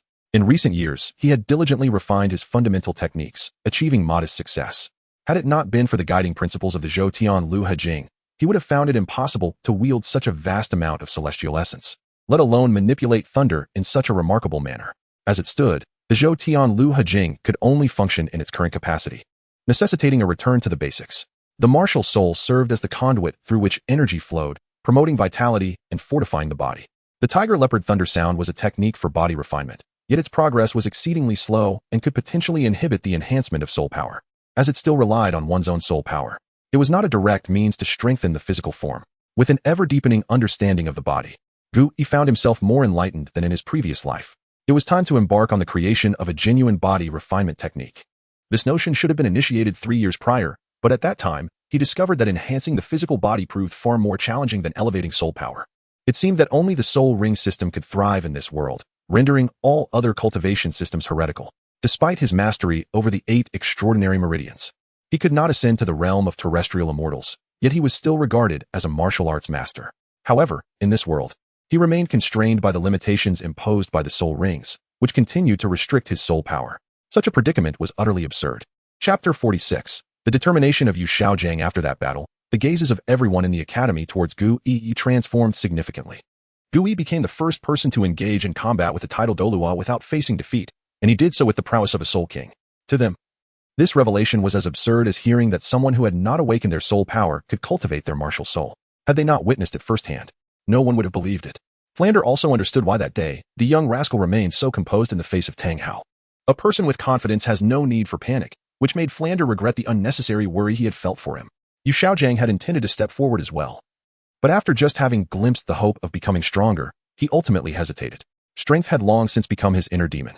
A significant surge of soul power emanated, prompting everyone to turn and discover that it was produced by Tang San. Moments later, Tang San stood up to explain that he had just broken through to level 30 due to the pressure exerted by the Vice Dean and the Sword de Law.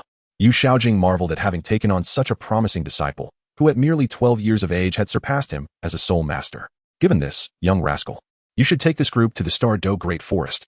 It would be beneficial for these extraordinary individuals to witness real combat and temper their overconfidence, suggested Flander. Initially, he had intended for Zhao Wujin to lead the group, but Gu Yi's displayed strength had been overwhelmingly impressive, making it safer for him to take the lead. Gu Yi nodded in agreement, as he too wished to confirm a certain matter. It was impossible to conceal the presence of a 100,000-year soul beast, which was far too conspicuous. Chen Xin regarded the disheveled man before him, finding it hard to reconcile the former Haotian Douluo with his current state. I will hide it for as long as I can, he thought. What happened to me in the past must not befall my son. At that moment, Tang Hao's aura surged, affecting the surrounding vegetation, clearly indicating his emotional turmoil. This is of great significance. I must inform Fengxi. Chen Xin made no promises to Tang Hao, for the transformation of a 100,000-year soul beast represented an extraordinary opportunity. Even if no one in their 7 treasures glaze tile sect was suitable for absorbing a 100,000-year soul ring, the soul bones dropped by such a beast were legendary. A 10,000-year soul bone was already referred to as a treasure of blood rivers. A 100,000-year soul bone would greatly enhance his strength, and with Fengxi's assistance, he might even dare to challenge Qian Daolu. This had been his lifelong aspiration, to triumph over Qian Daolu. The talents of the previous generation were undeniably exceptional. They included the invincible in the sky, Qian Daolu, the invincible on land, Tang Chen, and the invincible at sea, Poseidon. These 3 had indeed overshadowed an entire generation. At that time, no soul master stood a chance against them. Before I depart, let me offer you a word of advice. Gu Yi possesses combat prowess on par with the title Douluo. He may have already discerned the true form of that rabbit. His soul rings are not yet fully equipped. With that, Chen Xin took flight, leaving Tang Hao to contemplate. After a day's rest, Gu Yi set off with the Shrek 7 monsters. As for the master, he did not accompany them this time. Although others might be unaware of the master's intentions, Gu Yi understood them well. Having tasted the sweetness of demonic cultivation, he would not miss the opportunity to enhance his power. Having experienced the humiliation of weakness, he would seize any chance like a famished wolf. Yu Xiaojing was no different. The negative emotions born from suffering had been exhausted, leaving only the pursuit of new trials and tribulations. Pain and anger were perhaps the 2 most easily conjured emotions, and they were also the most effective for enhancing mental strength. Secluded in his chamber, Yu Xiaojing began to push himself relentlessly. Between pain and anger, he found pain more accessible. After all, he was a master. Losing his composure due to anger would not reflect well on his image. He summoned his martial soul, the 3-eyed Pao, and retrieved a white radish from his soul guidance device. Eat up. The 3-eyed Pao displayed a surprisingly human-like expression, relishing the unexpected treat without the need to attack. As Yu Xiaojing observed the creature enjoying the radish, a fleeting moment of hesitation crossed his mind, but he quickly resolved to press on. For the sake of strength, he had endured worse. What was a bit of unpleasant odor? He had grown accustomed to it over the years. Once the 3-eyed Pao had eaten its fill, Yu Xiaojing unleashed a yellow aura, enveloping the creature, and bellowed. Fart like thunder, shake the heavens and earth, 3-eyed Pao. This time, the intent was not to attack but merely to induce a foul odor. So he did not employ the full power of his soul skill. Boom. A sound erupted from Yu Xiaojing's chamber, not overly loud, yet resonant. He stood resolutely within, unmasked, until the yellow smoke completely enveloped him. Only then did his rigid face twitch, and his pupils began to pale. 100 miles away, Gu Yi felt the demonic seed swelling rapidly. He realized that something must have transpired with Yu Xiaojing. The negative emotions generated this time were equivalent to an entire month's worth, which was truly terrifying. He wondered what Yu Xiaojing had done. Yet, all of this was merely paving the way for Gu Yi. This time, perhaps due to the altered passage of time, they did not encounter Songhui Academy. After resting for a night, Gui awoke to find Tang San practicing his purple extreme demon eye atop a beam. A mere glance sufficed for him to withdraw his gaze. Had this been before the creation of demonic cultivation, he might have had some interest. But now it seemed rather trivial. The purple extreme demon eye was indeed a formidable mental cultivation method, yet the pace of progress was undeniably slow. Without years of perseverance through the trials of nature, it would be impossible to cultivate it to a profound level. After breakfast, the group entered the Douluo Great Forest under Gu Yi's guidance. Consider this soul-hunting journey as a training exercise. I shall award credits based on your performance. What? You want them to venture through the Douluo Great Forest alone?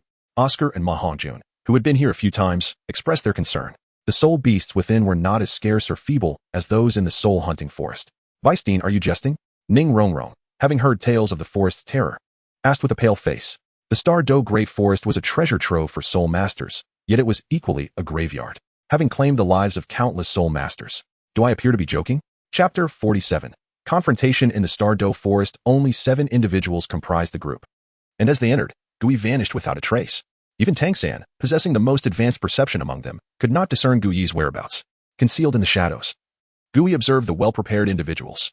His intention was not to abandon them to their own devices. Rather, their configuration was significantly superior to that in the original narrative. Oscar had already attained the 30th level, and he could produce mushroom sausages that allowed for rapid flight. Provided they did not encounter soul beasts far beyond their capabilities, they could easily escape using this newfound ability. Moreover, Ma Hongjun had also mastered the ability to fly ahead of time, and his soul skills were notably more formidable, even allowing him to exert a degree of control over his evil fire. The enhancement in their combat prowess was undeniable. In essence, the current iteration of the Shrek 7 monsters was an upgraded version. Meanwhile, Gui pondered how to cultivate his physical body. With his current cultivation level, his physical strength had long surpassed that of an ordinary person, rendering common martial arts ineffective for his advancement. Perhaps I was mistaken from the outset? Gu Yi squatted down to inspect the blue-silver grass beneath him, plucking it with a contemplative expression. The physical body is merely the physical body. It is distinct from the corporeal form. Soul power and physical strength represent 2 entirely different paths of cultivation. One is energy-based, while the other is material-based. The more he contemplated, the more exhilarated he became, his excitement palpable. Indeed, the direction had been erroneous from the very beginning. Ideas surged into his mind, igniting sparks of inspiration that would eventually bear sweet fruit. This time, Gui resolved not to rely on soul power as the foundation for strengthening his physical form. For an entire day, Gui immersed himself in thought, his mind flooded with countless inspirations that remained intangible, akin to a novel brimming with endless ideas yet difficult to transcribe onto paper. What he needed was a point of entry to illuminate his path forward, which would subsequently make the journey easier. Do you think Gu has truly abandoned us? Ma Hongjun inquired, sidling up to Oscar. Among the group, he and Oscar had recently grown closer, having shared many experiences together. In contrast, Dai Mubai was merely a slightly better-than-average friend, often disappearing after class without a trace. Who can fathom Yi's thoughts? I just want to learn his soul skills, Oscar replied, confident that he was not the only one unable to forget that thunderous strike. The memory was etched in his mind as if carved by chisel and axe. Ma Hongjun cautiously scanned their surroundings, ensuring no one was eavesdropping before whispering to Oscar. Do you think Gu has truly taken an interest in Jujuqing? Oscar was taken aback by Ma Hongjun's question, his expression shifting dramatically as he glanced around cautiously. Once assured they were alone, he whispered back in exasperation, You fool, if you wish to court danger, do not drag me into it. Gu might be nearby. The jiggly flesh on Ma Hongjun quivered as he wove tales of Yi's private affairs, aware that upon returning, he would undoubtedly face rigorous training for such indiscretions. Gu Yi, hidden in the shadows, overheard their conversation and merely smiled serenely. Jujuqing had indeed garnered some fondness from him. Compared to others, he had bestowed upon her considerable privileges. However, these gestures were not those of a minor, but rather as an observer offering a glimmer of light in her otherwise dim world. As for any deeper feelings he might harbor, Gui could only assert that, at least for now, there were none. Jujuqing was admirable, yet ultimately still too inexperienced for him. Suddenly, a formidable presence surged from the depths of the forest. So it has come. A smile crept upon Gui's face as he stealthily navigated through the woods. After traversing several kilometers, he beheld a colossal ape. Its musculature reminiscent of a mountain, fearsome and intimidating. The creature stood over 7 meters tall on all fours. The Titan giant ape glared at the human hovering in midair, unhesitatingly launching a punch. Any human who dared enter the Douluo forest was undoubtedly there to hunt soul beasts, and this creature had no qualms about eliminating such intruders. Gui deftly evaded the approaching fist, fully aware that he could not hope to deflect the Titan giant ape's strength as he would with Chen Xian's sword energy. When the disparity in power reaches a certain threshold, the principle of using softness to overcome hardness becomes untenable. The adage one force breaks 10,000 techniques encapsulates this truth. Although Gu Yi could not withstand the Titan giant ape's punch, it did not signify his defeat was inevitable. Strength was merely one factor in determining victory. Moreover, his intention was not to slay the Titan giant ape, but rather to prevent it from departing the deeper regions of the Douluo Forest. Does destiny truly exist? Over the years, Gu Yi had refrained from attempting to alter anything. This moment presented the perfect opportunity. A vital element in Tang San's growth was the 8 spider lances. It was their existence that allowed him to navigate perilous situations time and again. It was precisely because of their presence that Tang San and the others had been delayed and had yet to encounter Mang Yuran. Would Tang San be able to acquire the 8 spider lances this time? Gu Yi skillfully dodged, summoning various elemental forces that struck the Titan giant ape. The effects were minimal, merely inciting pain and further enraging the beast. The Titan giant ape, infuriated by Gu Yi's agility, roared. Its thunderous voice echoing throughout the Douluo Forest, causing the Shrek 7 to spring to their feet in alarm at the forest's edge. Among them, Xiao Wu wore a perplexed expression. She could discern that it was the roar of the forest king, who dared provoke such a formidable creature. A figure flashed through her mind. Perhaps it was someone capable of contending with the Titan giant ape. The thought left her anxious. If Gu Yi was indeed battling the Titan giant ape, then the creature was in grave danger. Why is that roar so deafening? Dai Mubai remarked. Having never encountered such a resounding cry, his eardrums pained by the intensity. Tang San, his expression grave, focused intently on the source of the sound, and spoke in dread. That is the roar of the Titan giant ape, the legendary king of the forest. The group, having spent days studying the knowledge of soul beasts, understood the weight of Tang San's words. The Titan giant ape? Shouldn't it reside deep within the Douluo Forest? Why was it here, however, to elicit such a roar? It was likely engaged in battle with a being of title Douluo level. Oscar, being the most knowledgeable apart from Tang San, understood the Titan giant ape's nature well. We must swiftly find a suitable soul beast for Xiao San, and then we shall depart. If circumstances become dire, Ego will ensure our safe exit. Oscar added. Had this been earlier, I would have suggested we leave immediately. Chapter 48. The issue of soul skills. Non-text. Currently, many individuals have expressed their grievances regarding the matter of soul skills. Reflecting upon the past, it indeed feels somewhat discordant, taking into account the collective preferences. Adjustments have been made to the soul skills. The first soul skill originates from the ancient celestial bamboo, over 500 years old. Enhancement of defense. This skill augments physical resilience by 100 and elevates energy resistance by 150. The second soul skill is derived from the millennium-old soul beast, the soul-gathering tortoise. Restoration of soul power. Employing this skill allows for an instantaneous recovery of 60 of 1's soul power. The third soul skill comes from the 5,000-year-old soul beast, the blood tiger. Concentration of killing intent. This skill enables the user to consolidate their killing intent. The heavier the intent, the mightier the impact. The fourth soul skill is sourced from the 10,000-year-old soul beast, the sky-devouring toad. Energy convergence. This skill permits the absorption of a substantial amount of natural energy, unleashing a formidable strike. The fifth soul skill is derived from the 30,000-year-old soul beast, the Nirvana Phoenix. Rebirth. Utilizing this skill allows one to undergo a rebirth akin to that of the phoenix, restoring all conditions to their pristine state. Cooldown period, 3 months. Chapter 49. The roar. Gu Yi evaded another powerful strike from the Titan great ape. At this moment, Ming was still unable to speak, his furious roars serving as an outlet for his pent-up rage. Suddenly, Gu Yi felt an unexpected heaviness. Despite being capable of flight, he was abruptly forced back to the ground by a surge of gravity, the surrounding air thickening around him, rendering his movements increasingly cumbersome. This was the domain of gravitational control, a technique that made Zhao Wuji's soul skill seem trivial by comparison. Seeing the human constrained by his realm, Ming was filled with excitement and delivered a punch imbued with tremendous force. If it landed, it would likely be lethal even to a title Douluo. Gu Yi, however, acted decisively, activating his first and fourth soul rings. In that instant, he transformed into a concentrated energy form, finally mustering enough strength to break free from the gravitational grip and narrowly dodging the blow. The mist punch unleashed a force that shattered all trees within a radius of several dozen meters. Such strength seemed wasted if not utilized for lumberjack work. Gu Yi understood that the only way to drive the Titan great ape away was to retaliate. He drew forth the killing sword, a weapon he had seldom used over the years, yet each time it had claimed numerous lives, with the occasional nurturing from his third soul skill. Though its material was ordinary, the sword had long transcended its humble origins. As the third soul skill activated, Gu Yi's demeanor turned cold, and the killing sword radiated a chilling aura. In truth, Gu Yi was not particularly skilled with the sword, relying only on basic techniques. Yet, when combined with his killing intent and various energies, it elevated his swordsmanship to a higher echelon. The mere act of drawing the sword signified the onset of battle. The Titan great ape felt a chill. In the blink of an eye, this human had become formidable. However, as the king of the forest, he was not one to shy away from confrontation. His internal soul power surged fiercely. Gu Yi would not allow him the opportunity to recover. Soaring into the sky, he channeled remarkable sword energy through the sword in his hand, absorbing the energies of heaven and earth and converging them into a brilliant sword light. Enveloped by his martial will, through the tempering of negative emotions, his martial will had evolved significantly. In that moment, the energies of the world, soul power, killing intent, and martial will unified. His skin began to crack under the strain of such overwhelming power, yet the might of this sword was equally formidable. The Titan Great Ape sensed an immense threat, particularly from the sword's killing intent, reminiscent of an encounter with a certain woman from his past. As the sword descended, it seemed as though the world was left with only the sword light. The Titan Great Ape roared, unleashing his innate domain at its peak, slowing the sword light's advance. Even the Shrek 7, several kilometers away, witnessed the brilliance of the sword. Could it be that Sword Grandpa was present? Ning Rongrong gazed uncertainly at the distant sword light. After all, she had never heard of anyone else achieving title Douluo status through swordsmanship.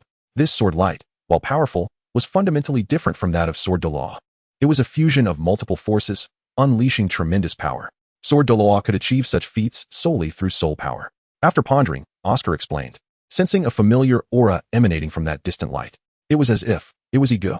Xiao Wu's expression darkened with worry. After such a long time, Ming had yet to subdue his opponent, clearly facing a rival of equal strength. She could hardly believe that if Ming became a human soul ring, what would happen then? Tang San, noticing Xiao Wu's concern, assumed it was about her own safety and approached her quietly, assuring her, "Don't worry, Xiao Wu. I will protect you." The words that once moved Xiao Wu now only filled her with unease. What if Tang San discovered her true identity as a transformed soul beast? Would he, like other soul masters, desire her soul ring? The value of a 100,000-year soul ring and soul bones was undeniable. Xiao Wu nodded perfunctorily, her heart filled with even greater worry for Ming. After a single strike, the Titan Great Ape bore a deep sword wound, blood flowing profusely. Gu Yi was not faring much better. He could barely maintain his position in the air, his white garments stained crimson. The method of inflicting harm upon both adversary and self was indeed vexing. Gu Yi was reluctant to frequently employ such abilities, for the pain of injury was far from pleasant. Yet, with his current level, overcoming a foe of higher caliber necessitated drawing upon the forces of nature. Otherwise, he might not even prevail against a soul Douluo, let alone a title Douluo. Gu Yi summoned the soul power from his second dantian, feeling his vitality returning. Though his injuries remained unhealed, the sword strike had drained a significant portion of his soul power. He considered himself fortunate. Had he not acquired this external soul bone while absorbing his fourth soul ring, he would have had to resort to using his fifth soul skill, a true trump card he intended to reserve for life or death situations. With a thought, he forcibly siphoned the vitality and soul power from the surrounding trees, rapidly restoring his bodily injuries. Titan Great Ape, you cannot kill me, nor can I defeat you. Shall we end this here? Ming, though unable to speak, conveyed his fury through his roars. The incensed Titan Great Ape, having suffered injury at the hands of this accursed human, refused to entertain the notion of an end. Ignoring his wounds, he uprooted a towering tree and hurled it at Gu Yi. Gu Yi felt a headache coming on. With his current strength, truly defeating the Titan Great Ape was exceedingly difficult, and the damage he sustained was considerable. He was unwilling to overcome the Titan Great Ape in such a manner. Moreover, he had yet to reach the level requiring a soul ring, and he had already envisioned his sixth soul ring, which was not meant to be that of the Titan Great Ape. Glancing back at his foe, Gu Yi turned to depart. The battle had lost its significance. He needed to lure the creature away. The Titan Great Ape, on all fours, pursued Gu Yi, determined to kill this human. He had sensed the presence of Xiao Wu nearby. Should this powerful human encounter her, it would spell danger. He had to eliminate him. As he ran, the Titan Great Ape uprooted trees to hurl at Gu Yi. Gu Yi glanced back at the Titan Great Ape, who stubbornly followed, a massive trunk appearing to grow larger in his vision. Gu Yi hastily dodged, realizing that the ape was rather tenacious. Just as he prepared to strike again, a thunderous sound resonated from deep within the Star Doe forest, akin to a bovine roar. Upon hearing this sound, Gu Yi perceived a notable shift in the Titan Great Ape behind him. After angrily tossing another tree, it turned and sprinted deeper into the forest. Gu Yi evaded the trunk, watching as the Titan Great Ape gradually disappeared into the distance, astonished that the Tianqing Niu Mang would vocalize at such a moment. Perhaps it too feared that in the chaos, Xiao Wu's true identity would be revealed. Chapter 50. Everything remains unchanged in the Great Starry Forest. Gu Yi returned to the vicinity of the Shrek 7 monsters. Was Tang San too impulsive? Dai Mubai observed Tang San, who sat cross-legged on the ground, with a human-faced demon spider before him. Gu Yi could discern that the level of this spirit beast had long surpassed the limits set by Yu Xiaojiang for spirit rings. How could one expect to be convincing when they have not experienced it themselves? At this moment, Tang San had already stepped beyond the numerical limits established by Yu Xiaojiang.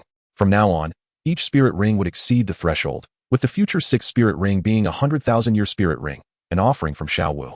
Before long, Gui noticed that 8 spider spears had sprouted from Tang San's back, creating a terrifying sight. Unexpectedly, even in such a state, Tang San had still managed to acquire the 8 spider spears. Gui instinctively glanced at the sky. Perhaps a mysterious hand was orchestrating everything behind the scenes. Moreover, he sensed a change in Xiao Wu's aura. She had grown significantly stronger, evidently having reached the rank of a soul master at level 30. What reason could Xiao Wu have to separate from the group and condense her spirit rings this time without encountering the Titan giant ape? As Gui pondered, he saw Ma Hongjun recklessly approaching, almost colliding with the 8 spider spears. Realizing the imminent danger, he revealed himself and swiftly pulled Ma Hongjun back from the brink of being impaled. Are you seeking death? You have no idea what you're getting close to. Gui scolded, then tossed Ma Hongjun aside and instructed Tang San, consider these 8 spider spears as extensions of your own body, as if controlling your own limbs. And retract them. Upon hearing this, Tang San focused on his back, and soon the 8 spider spears were drawn back. Does anyone know what this situation entails? Gui inquired. Correct answers earn you 10 extra credits. He was eager to test the others. Although external spirit bones were seldom discussed, they had been mentioned in his examination papers. It was inconceivable that they were unaware, provided they studied diligently. The others fell into contemplation, but ultimately, their limited study time hindered their understanding. Oscar then glanced at Tang San's back and speculated, is it an external spirit bone? Indeed. Gui replied with a snap of his fingers, confirming Oscar's answer. Well said, you all know about spirit bones. A human can bear a total of 6 spirit bones. But there exists another category, the external spirit bone. It does not fall under the 6, and its value is immeasurable, capable of evolving alongside the soul master's strength. Gui continued, casting a glance at Tang San.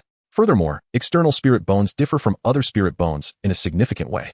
While ordinary spirit bones can be extracted and reintegrated into the body after fusion, external spirit bones are not so easily relinquished. In the early stages, they can be forcibly removed, but once the user fully integrates with the external spirit bone, even death will not yield it. Tang San felt a chill run down his back upon hearing Gui's words. It was evident that he had yet to completely merge the external spirit bone into his body. If discovered, he could easily become the target of a deadly confrontation. Cautiously, he glanced at Gui, the only presence in the vicinity that could pose a threat to him, if Gui harbored ill intentions. Tang San knew he would stand no chance. Gui, having trained in demonic arts, possessed an extraordinary sensitivity to emotions and could clearly sense Tang San's wariness. All right, everyone. Return and write an account of the events. I will grade them accordingly. Remember, if you write nonsense, do not blame me for enforcing school regulations. He had no choice. Having just battled the Titan giant ape, he was stretched thin. After all, with his current cultivation, he could not manage a clone. Vice Dean, did you see that astonishing sword light just now? Xiao Wu feigned curiosity, eager to uncover the truth, as her heart was unsettled. Her worried expression revealed a side of her that Gui had not seen before. That sword light was released by me. Indeed, it was you, Ego. Your swordsmanship is remarkable, Xiao Wu exclaimed. Gui briefly explained, I sensed a powerful spirit beast approaching us and went out to confront it. Did you manage to slay the spirit beast? Ma Hongjun interjected, a seemingly innocuous question that caused Xiao Wu's face to turn ashen. Tang San, preoccupied with thoughts of the external spirit bone, failed to notice her reaction. Gui's subsequent words alleviated Xiao Wu's concern. No, the spirit beast suddenly retreated. Gui discreetly observed Xiao Wu, then said, all right, if there are no further issues, let us return to the academy. With this revelation, Gui felt a surge of urgency. Upon returning, he needed to delve into the path of physical cultivation. Throughout the journey, he felt the magical seeds within his sea of consciousness steadily growing, at a pace vastly swifter than before. What had Yu Xiaojing truly done? Tang San and Xiao Wu's soul skills remained unchanged, mirroring those in the original narrative, web binding and instant teleportation. At Shrek Academy, Flinder gazed at Yu Xiaojing, who had appeared disheveled and unkempt over the past few days, seemingly indifferent to his appearance, emanating an unpleasant odor as if he had fallen into a cesspool from which he could not cleanse himself. Flinder, this is a new research of mine. If successful, it may allow me to break through the level 30 barrier. Yu Xiaojing refrained from divulging the truth to Flinder, opting instead for a vague excuse. Given the close relationship between Flinder and Gui, if he discovered that Yu Xiaojing had been secretly learning Gui's techniques, it would not bode well for him. Besides, how could a distinguished master like him resort to theft? He reassured himself that it was merely a matter of borrowing ideas. Flinder's response quelled any further inquiries. His friend had long been fixated on breaking through the 29th level, and the prospect of success was tantalizing. After Flinder departed, Yu Xiaojing fell into deep thought. The effects of the 3 cannon had become negligible, and his body had even developed a degree of resistance. The unpleasant odor no longer tormented him as it once had. He needed to devise alternate methods. Over the past few days, his mental acuity had significantly improved and his memory had sharpened. Yet, Unbeknownst to him, certain emotions had intensified. For instance, he had never felt the need to explain himself when Flinder had inquired earlier. Chapter 51. The Indignant Ancient Banyan. Investment bonus. After Gu Yi returned them, he ventured to the back mountain. This place had become his sanctuary for enlightenment. Whenever a new thought emerged, he would come here to immerse himself in contemplation. Tang Xin sought out his mentor, Yu Xiaojiang. For many of the things Gu Yi mentioned were unknown to him. Even the exceedingly precious external spirit bones were not something he wished to conceal from Yu Xiaojiang. However, upon arriving at Yu Xiaojiang's door, he was met with a foul odor. During his 6 years at Notting Academy, Yu Xiaojiang had rarely fought, only utilizing his soul techniques when assisting Tang San in hunting soul beasts. This putrid stench was reminiscent of the foul gas released by Luo Sanpao. Tang San suppressed his physical revulsion and knocked on Yu Xiaojiang's door. When it opened, the stench hit him even harder, causing him to stagger back several steps despite having lived 2 lives. He gazed in shock and subtle disgust at the figure emerging. This individual bore no resemblance to Yu Xiaojiang. His unkempt beard, disheveled hair, and filthy attire stripped him of the scholarly demeanor he once possessed.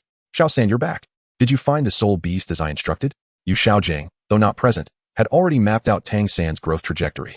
The soul beast he absorbed this time was a face-devouring spider, yielding excellent results. Tang San chose not to elaborate on this matter and instead asked, Teacher, what has happened to you? The current Yu Xiaojiang felt unfamiliar to him. He had never seen his mentor in such a state during their years at Notting Academy. Never mind me, let me see the soul techniques you've acquired. Yu Xiaojiang, unwilling to discuss his own condition, turned his attention back to Tang San. After learning everything, Yu Xiaojiang scolded Tang San profusely, only to later express his astonishment at Tang San's good fortune. Gu Yi stood amidst the forest, refraining from utilizing his soul power. Yet, at his current level, introspecting his entire being was not a challenge. In this clearing, Gu Yi executed a series of punches slowly, devoid of any extraordinary power, moving as an ordinary person would, 1 punch, 1 kick. However, his movements were far more fluid than those of an average individual. Gu Yi could feel his muscles responding with each action, yet the strength from other areas remained untapped. After completing a haphazard sequence of punches, he stood still, reflecting on the earlier situation. Before long, Gu Yi threw a punch into thin air, without moving his feet, torso, or head. Only his right fist changed. After delivering the punch, he frowned, clearly dissatisfied. Retracting his fist, he struck again, yet the outcome remained unsatisfactory. Gu Yi spent the entire day practicing, but reaped little reward. In the evening, even while dining, Gu Yi was lost in thought, functioning like a machine, 1 bite of rice, 1 bite of vegetables. Zhu Shiqing had initially intended to approach Gu Yi to inquire about certain techniques, but seeing him in such a state, she refrained from disturbing him. For reasons unknown, Yu Xiaojiang also did not join them for dinner, perhaps lost in his own tormenting thoughts. After finishing his meal, Gu Yi headed back to the back mountain, with Zhu Shiqing hesitating momentarily before following him. Dai Mubai, who had not pursued any romantic escapades since Zhu Shiqing and her companions arrived at the academy, was infuriated by Zhu Shiqing's actions. As the fiancée of the Star Luo royal family, how dare she draw so close to another man? Over the years, he had tempered his temperament considerably, yet he still held on to the dignity and authority of a prince. His fists clenched tightly beneath the table. Suddenly, the thought of that terrifying sword and blade crossed his mind, causing his grip to weaken. If Gu Yi truly had eyes for Zhu Shiqing, what power did he possess to reclaim her? Even with the backing of the Star Luo royal family, he doubted they would offend someone with the strength of a titled Douluo for the sake of a prince's fiancée who was unlikely to ascend the throne. Dai Mubai understood clearly that the competition within the Star Luo royal family was a ruthless survival of the fittest, utterly devoid of familial sentiment. 7 Treasure Glazed Tile School Uncle Jian, is what you say true? Ning Fengji gazed at Chun Xian in disbelief. This news was profoundly shocking to him. Throughout history, there had been no account of anyone capable of contending with the title Douluo at the Soul King level. Chun Xian, old chap, have you become muddled from practicing swordsmanship? Ancient Banyan found it utterly inconceivable. If someone could indeed rival a title Douluo at the Soul King level, the world would be thrown into chaos. If you encounter that blade, a direct confrontation may pose danger. Chun Xian recalled that blade with trepidation, grateful that his 7-killing sword had undergone a transformation. Otherwise, it might have shattered him. Although Ancient Banyan often engaged in banter with Chun Xian, he acknowledged that Chun Xian's strength was somewhat superior. The disparity in their soul power placed them in entirely different realms. However, should a conflict arise, Chun Xian would be unable to contend with him. After all, his martial soul possessed not only remarkable defense, but also extraordinary spatial traversal capabilities. Is what you say truly the case? Ancient Banyan recognized that Chun Xian was not one to jest, but this matter was indeed hard to fathom. The myth of the strongest title Douluo in history was being shattered. If it were as you say, Uncle Jian, that young man must possess unprecedented opportunities. Though Ning Fengji's soul power was only at level 79, his wisdom was sufficient to lead the entire 7 Treasure Glazed Tile School. Moreover, with his support, the partnership of Chun Xian and Bone Douluo could prove invincible in the world. The spirit hall held this view of them. There is no need for concern. Although Rongrong has suffered greatly this time, she seems to have integrated more into Shrek. It was also Rongrong who actively pleaded on that young man's behalf. Otherwise, how could the 7-killing sword have been so easily retracted? Ning Fengji noticed a critical point. Rongrong had actively sought clemency. It seemed that allowing her to leave the sect had been the right decision. However, Ancient Banyan was somewhat displeased. Fengji, perhaps those swordsmen have become muddled in their sword practice over the years. Were I there, I would not have permitted Rongrong to become a beggar. I would have obliterated Shrek Academy without hesitation and captured that young man for my plans. No matter how strong he is, with your support, how many opponents could stand against us? Ancient Banyan cared little for the implications. Anyone who dared to bully his beloved little darling was simply courting death. Though the 7 Treasure Glazed Tile School held a prestigious position among the top 3 sects, no major power could be entirely pristine. They had all emerged from the bloodshed. Even without a reputation, what harm would there be in destroying an academy lacking substantial backing? Moreover, there was now a valid reason. Insulting the heir was a grave offense indeed. Chapter 52. The Heartbreaking Fool on the Mountainside. Gu Yi observed Zhu Zhuqing, who stood at the foot of the mountain, her intentions unclear, causing him to furrow his brow slightly. It wasn't long before he noticed her beginning to cultivate her soul power, prompting him to disregard her and continue contemplating the techniques for integrating physical strength.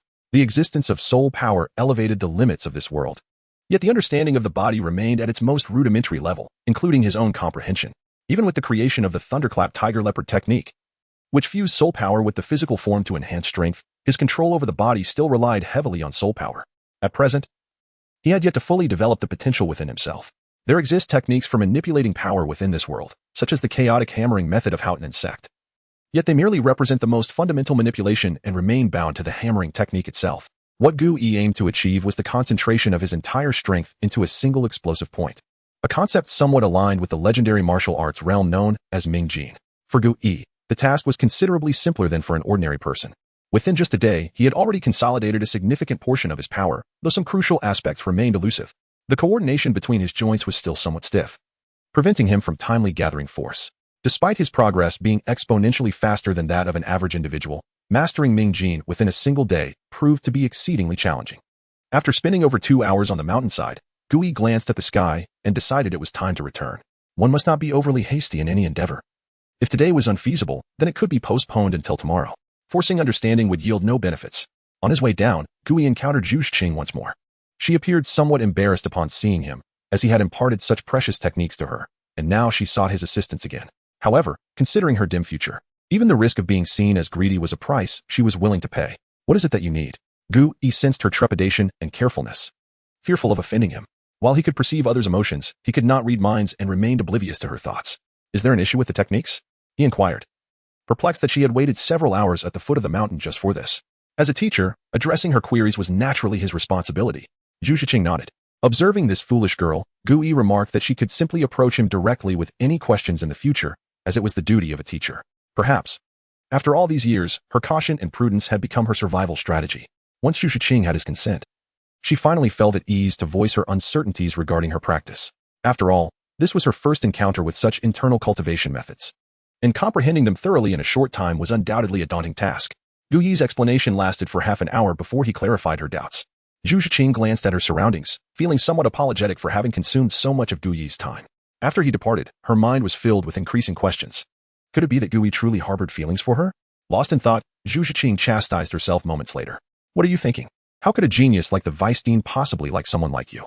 She was merely a young lady from a family with no future, constantly at risk of losing her life. Gu Yi had a bright future ahead of him, a true genius in terms of both strength and knowledge. Their paths intersected only temporarily. After her graduation, they would part ways, never to meet again. Meanwhile, among the girls, a heated discussion ensued. It was late at night, and Zhu Zhiqing had yet to return to her dormitory, which raised concerns. It wasn't only Dai Mubai who noticed. Everyone became aware of her absence. Thanks to Gu Yi, and with enough rooms for everyone, the dormitory allowed soul masters to cultivate quietly and attend to personal matters without prying eyes. However, Ning Rongrong and Xiao Wu gathered in Xiao Wu's room, as it was closer to Zhu Zhuqing's, making it easier to hear any commotion. As dawn approached, they finally heard Zhu Zhuqing's return, and despite her quiet entrance, Xiao Wu caught the sound. Rongrong, wake up! Zhuqing is back, Xiao Wu exclaimed, shaking the half-asleep Ning Rongrong, her eyes gleaming with curiosity. They had long observed Gu Yi's unique treatment of Zhu Zhuqing, even more so than his interactions with Oscar and Ma Hongjun, whom he had grown up with. They found it hard to believe there was no story behind this, especially since Zhu Zhuqing had been with Gu Yi until now. They were not naive flowers. They understood the implications. In the Douluo Continent, men matured quickly, and women were no different. Take Zhu Zhuqing, for instance. Her physique was not typical of a 12-year-old girl. Her curvaceous form was that of a mature woman. Yet her youthful face added a sense of dissonance that made her all the more alluring to men. While Gu Yi often appeared principled, it was rare to find a man devoid of lustful inclinations. At least, they had yet to encounter one. Ning Rongrong, having many brothers, felt particularly qualified to comment on the matter. "Let's go, gossip squad. Assemble," Ning Rongrong declared, moving with a speed that rivaled even the most agile attack-type soul masters. Reaching the door first. Indeed, human potential is boundless. Seizing the moment Zhu Zhuqing opened her door, they burst in like bullies, their eyes fixed intently on the bewildered girl. "Xiaowu, Rongrong, what are you doing?" Zhu Zhuqing asked, confused as to why they were intruding on her at such a late hour. "Confess, where have you been during your absence?" Ning Rongrong scrutinized Zhu Zhuqing, noting that she appeared unchanged, her clothes unrumpled. Xiaowu, too, fixed her gaze on Zhu Zhuqing. Clearly intrigued. "What could I do? I found a place to cultivate," Zhu Zhuqing replied honestly, yet her two friends were unconvinced. "Did you really need to follow the Weisstein for that? This lie is far too transparent. You were definitely with Gu Yi, weren't you?" "I always knew he was no good." Ning Rongrong's initial fear of Gu Yi had dissipated since Chen Xian's arrival. The title of Title Douluo was reassuring. "Gu Yi is a good person. You shouldn't say that about him." Zhu Zhuqing instinctively defended him, revealing her true feelings to the two girls. After a series of intense interrogations, the three women engaged in a fierce struggle. Chapter 53. The Sovereign of Blue-Silver Grass. 3 days after Zhu Zhuqing returned to the dormitory, Gu Yi finally achieved the results he had long desired. With a swift punch, a crisp sound resonated despite not striking anything. This blow was incredibly powerful. Gu Yi estimated that even a Soul King would find it challenging to withstand, and underestimating such force could prove fatal. While the enhancement of Ming Jin might not be as substantial, one must not forget that Gu Yi's physical prowess was formidable, significantly surpassing that of his peers. The amalgamation of his entire strength was no trivial force. The supremacy of Ming Jin over Yin Jin was primarily due to sheer might. Upon reaching this level, Gu Yi felt an unprecedented sense of ease in his body and swiftly ascended to the pinnacle of this realm. All he sought was a beginning, or perhaps merely a method. Once the realm was attained, all techniques would naturally become accessible, provided there was a method to comprehend.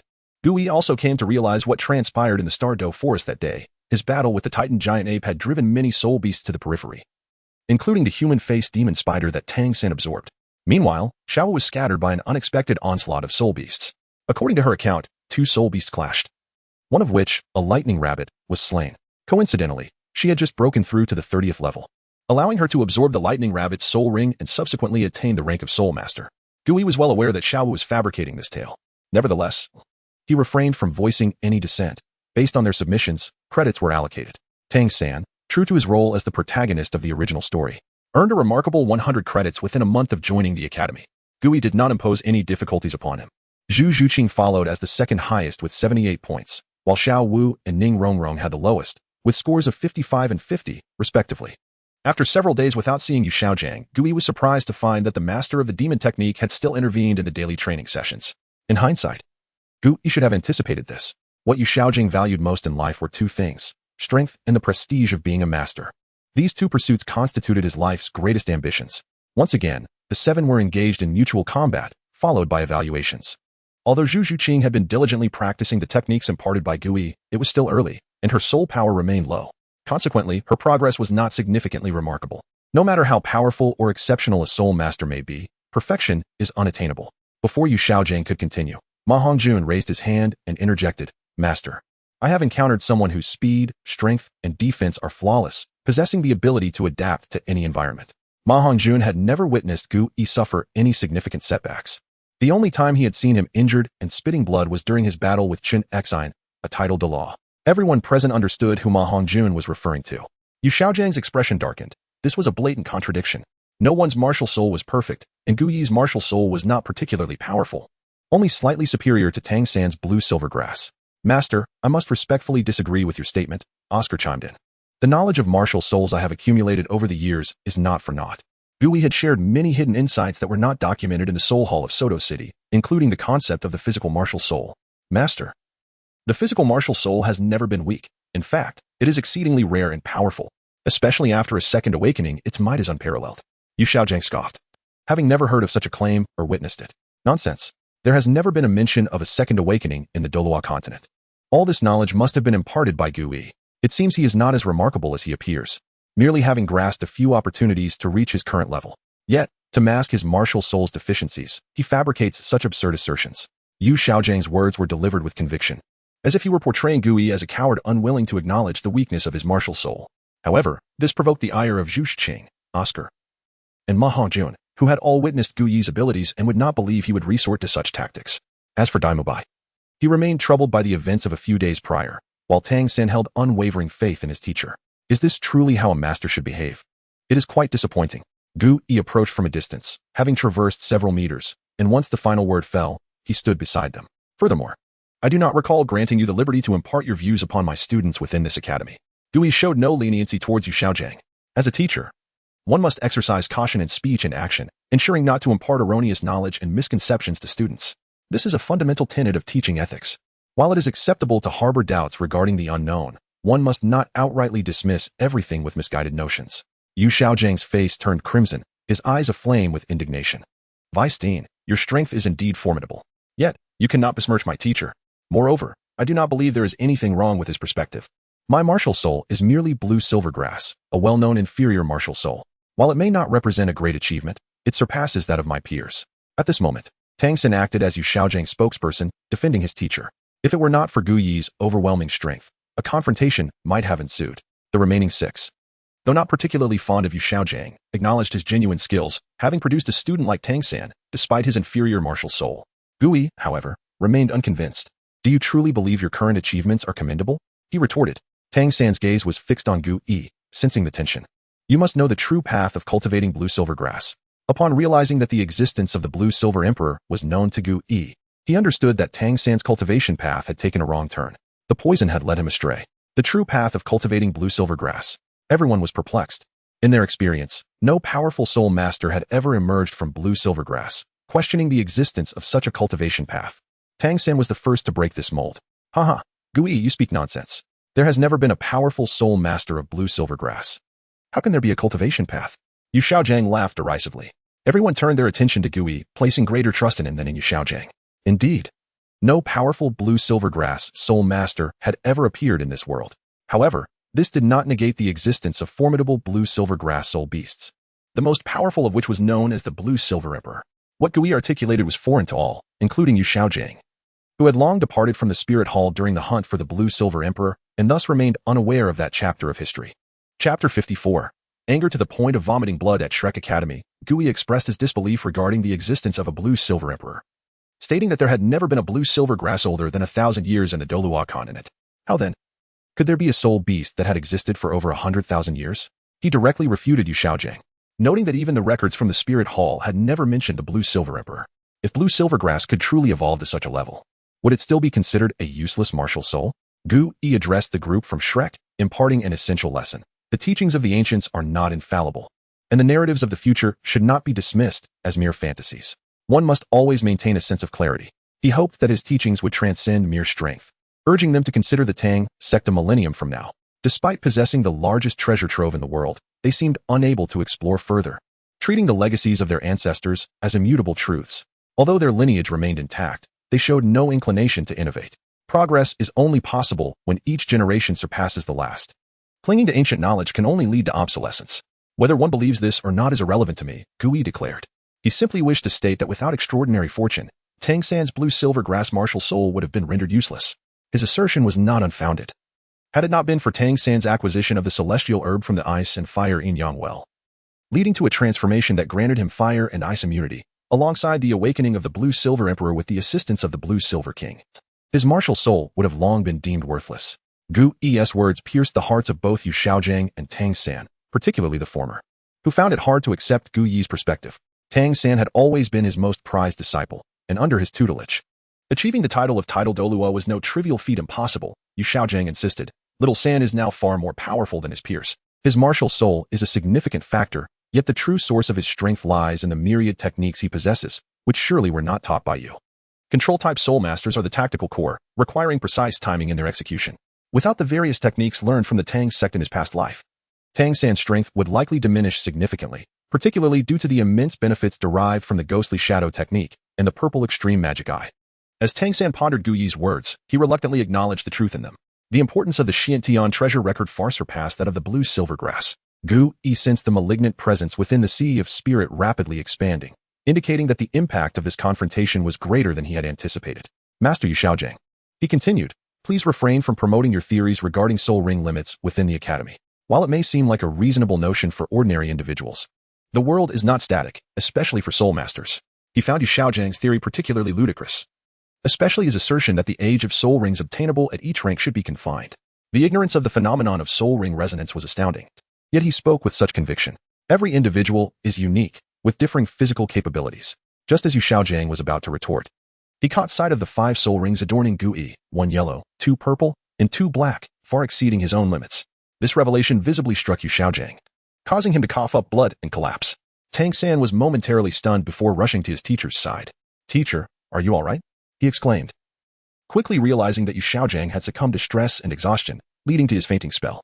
There was no time to confront Gu Yi's insistence. He scooped up Yu Xiaojiang and dashed away. Did you all remember what I said today? Gu Yi mused, surprised at Yu Xiaojiang's fragility and poor mental fortitude. In truth, Yu Xiaojiang's condition stemmed from the toxic fumes released by Luo Sanpao, which had taken a toll on him over time. Return to your classes, Gu Yi commanded, now devoid of the time to instruct them. Initially, he had intended to showcase his authority over the characters from the original story, but his perspective had shifted. After hunting for a 3rd soul ring, he planned to disseminate his techniques throughout the world, empowering ordinary individuals while simultaneously gathering faith. However, he had once been too weak to accomplish such a grand undertaking. Even now, should he choose to spread his methods, how many would support him? And how many would oppose him? The latter would likely comprise the majority. Why do the royals maintain their elevated status? Why do the 3 sects reign supreme over the mundane world? Why are soul masters regarded as noble? It all boils down to strength, perpetuating this autocratic society. The inheritance of martial souls renders it nearly impossible for commoners to rise. How many among them are powerful soul masters? Although Shrek Academy boasts 3 prodigies from humble beginnings, they are but a drop in the ocean of the world. Gu Yi aspired to empower the underprivileged with the strength to resist, creating a pathway to ascendancy. It seemed he must seek her out. In the Tiando Imperial City, within the prince's mansion, Xue Qinghe, or Qianrenxue, walked into a concealed chamber. Her appearance reverting to its usual form as she inquired, Shima, what news do we have from Gu Yi? Has any correspondence arrived? Master. He has been making quite a name for himself lately. He engaged in a battle with Chen Xian of the 7 Treasure Glazed Tile sect. While the outcome remains uncertain, it is clear that Chen Xian has not held Shrek Academy accountable. As for our contacts within the Spirit Hall, we have yet to receive any letters from Gu Yi. Upon hearing that Gu Yi could withstand Chen Xian, Qianrenxue was impressed by his growing strength, yet her fists clenched tightly upon learning that no correspondence had arrived. Shima hesitated briefly before continuing. Master, there's something I am unsure whether to disclose. Speak freely. According to our spies, Gu Yi seems particularly invested in a woman, even foregoing credits to help her create her own martial arts. Qianrenxue made no visible reaction, yet the table before her inexplicably shattered. Investigate this matter thoroughly. I want to know every detail, regardless of what it takes. Understood. In the Spirit Hall, within the papal chamber, a breathtaking woman sat poised in a chair, her long gown draping elegantly from head to toe, perfectly complementing her figure. Her long legs crossed, revealing her purple stockings, exuding an air of opulence.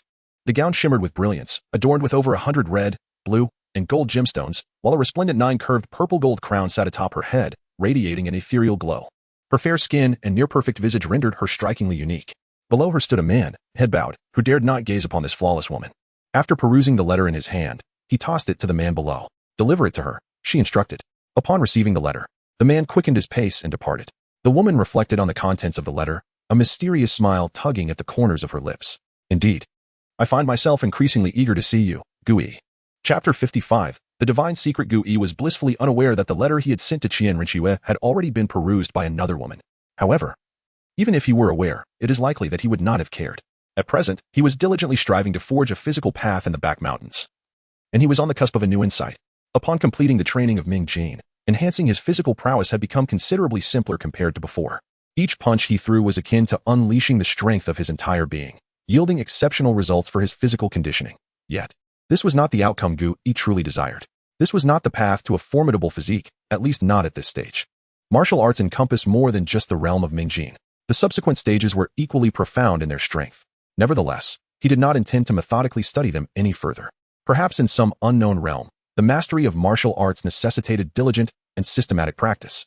However, he possessed a unique approach. Gu Yi projected his martial soul without utilizing his soul power. Each acupoint was laid bare before him, while he may not have possessed an exceptionally profound martial arts cultivation. His understanding of the human body had reached an exceedingly advanced level.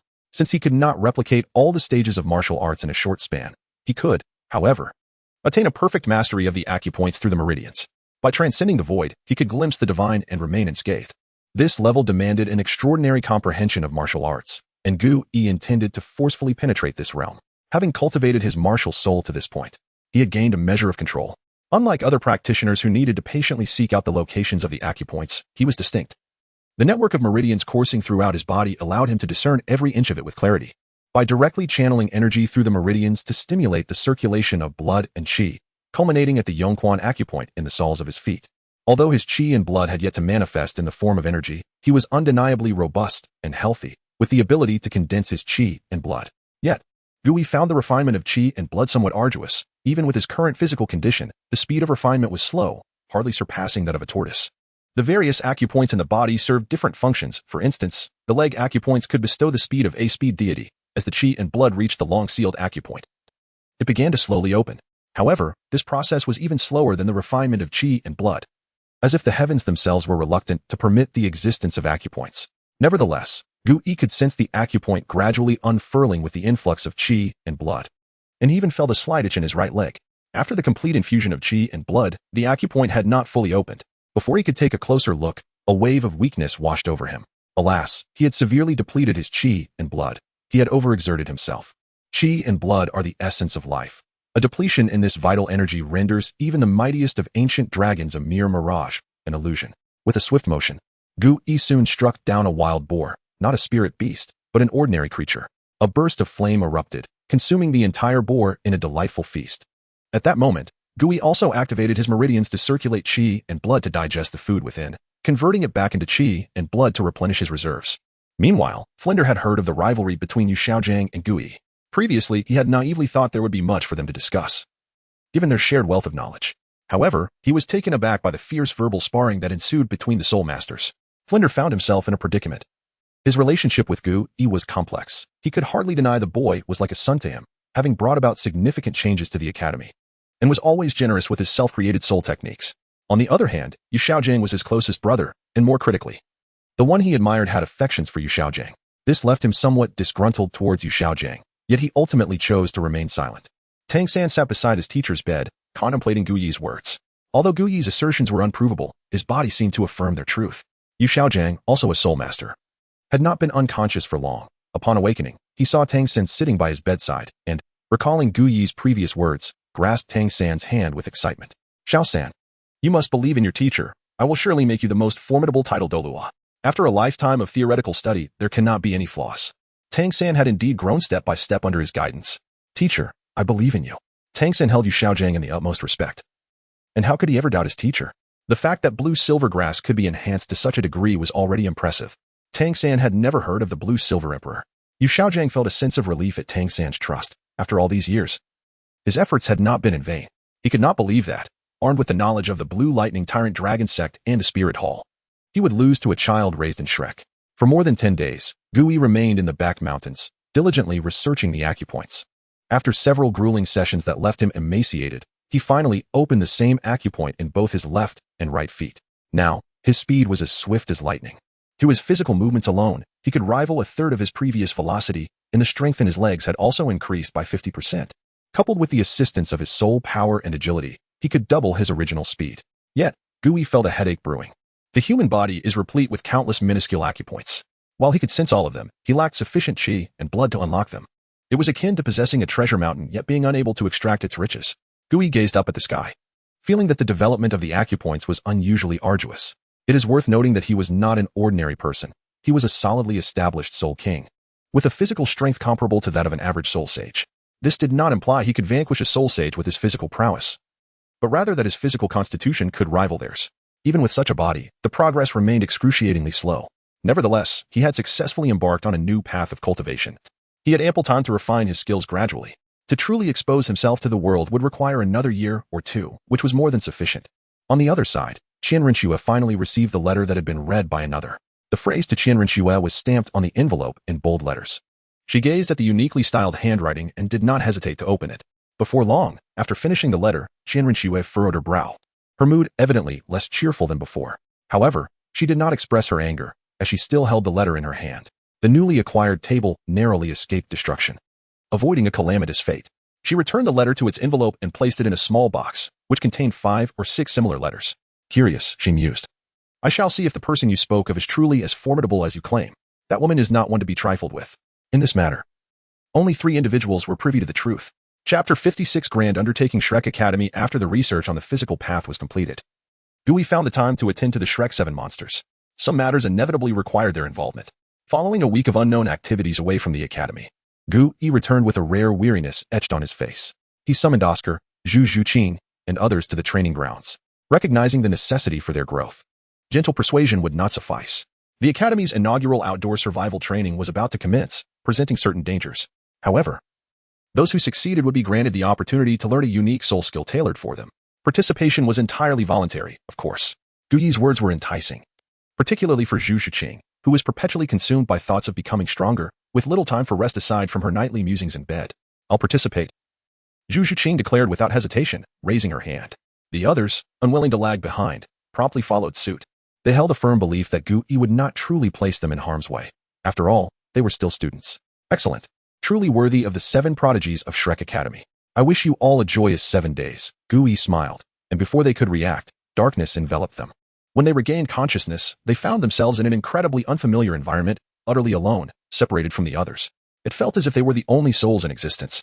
Where's this? Despite being in different locations, the 7 shared the same question in their minds. Soon, their confusion dissipated as a familiar voice echoed in their heads. You 7 are situated in 7 distinct locations. The area within a 5-meter radius is safe. There is no food. If you wish to eat, venture outside to search for it. What awaits you beyond will soon be revealed.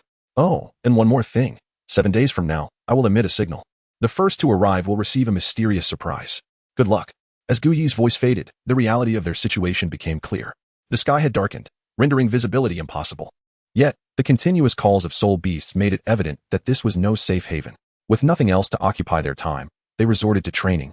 Reassured by the safety of their designated area, knowing Gui would not deceive them. After a period of cultivation, the 7 opened their eyes wide in astonishment. Their training speed had increased. The time required to advance a level had diminished. Have you noticed? Gui, observing from above the canopy, beamed at the 7 locations in the forest. This was a carefully crafted environment for simulated training, developed through considerable effort. In the Douluo Continent, the uniqueness of martial souls and soul beasts was paramount. The stronger the martial soul, the faster the enhancement of strength and the higher the potential limit. Moreover, under specific conditions, martial souls could accelerate a soul master's training speed. This was the essence of the martial soul simulation training ground.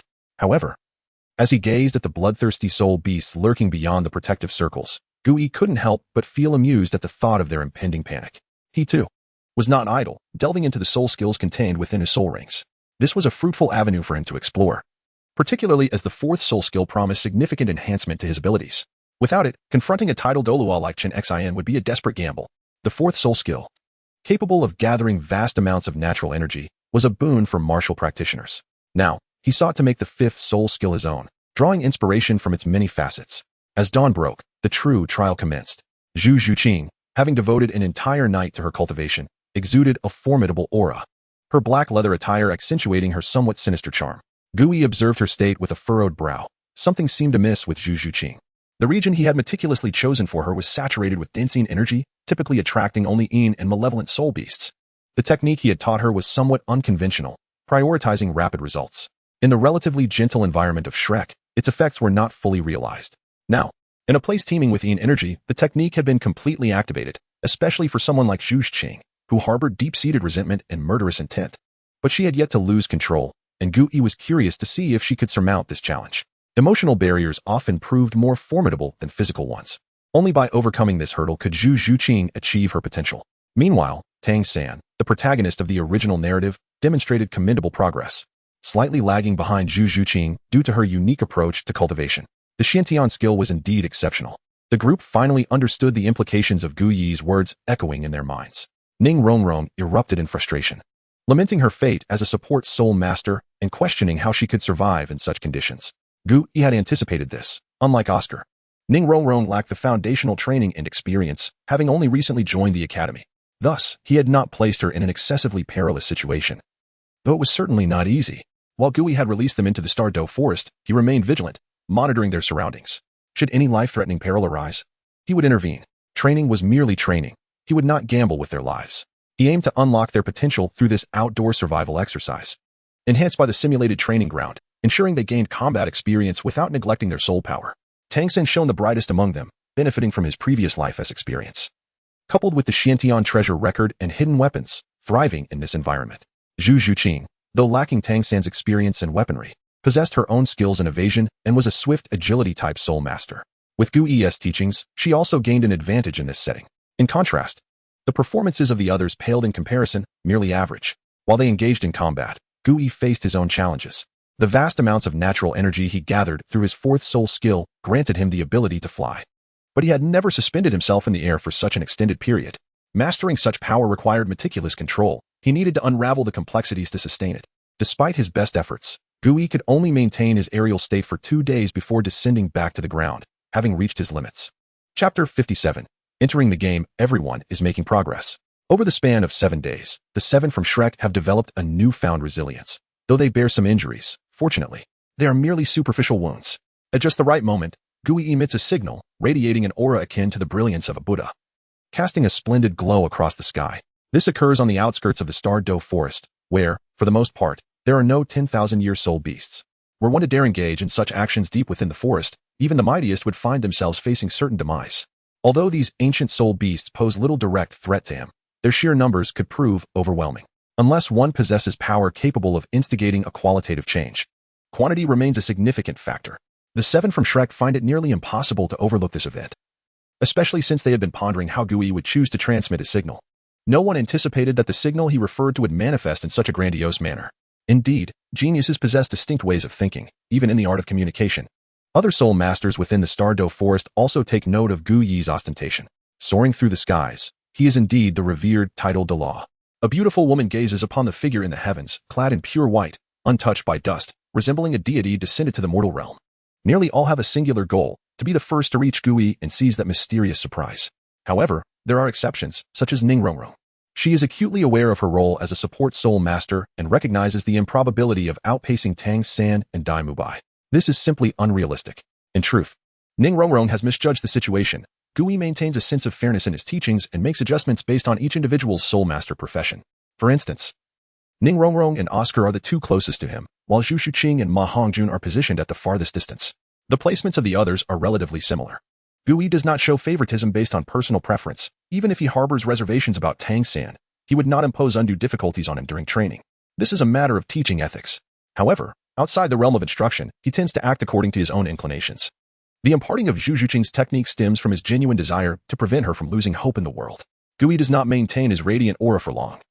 After approximately 30 seconds, the brilliance dissipates. He heightens his perception to the maximum, for this is the moment when issues are most likely to arise. And any misstep is unacceptable. The Ghost Shadow Phantom Steps, a treasured movement technique of the Tang sect, allows Tang San to maintain his speed even in this predicament. Given his performance, it would not be an exaggeration to classify him as an agile attack-type soul master. Despite Zhu Zhuqing lacking any movement techniques, her innate sensitivity to her martial soul, combined with the natural grace of her physique, allows her movements to rival Tang San's, even surpassing him in speed. As for Ma Hongjun and Oscar, they are equally matched, with Oscar being the closest. Ultimately, Tang San outshines them all. Just as Oscar approaches, he is ensnared by a nearly 1,000-year-old soul beast, causing a delay. Zhu Zhuqing, positioned farthest away, barely manages to secure the 4th spot, while Ma Hongjun claims 3rd. In comparison to these individuals, Zhu Zhuqing's foundation is simply too weak. She is deficient in physical prowess, martial soul, and soul power. Defeat is inevitable. Gui then presents the promised mysterious surprise. Tang San, this is a technique I developed years ago to harness the powers of nature.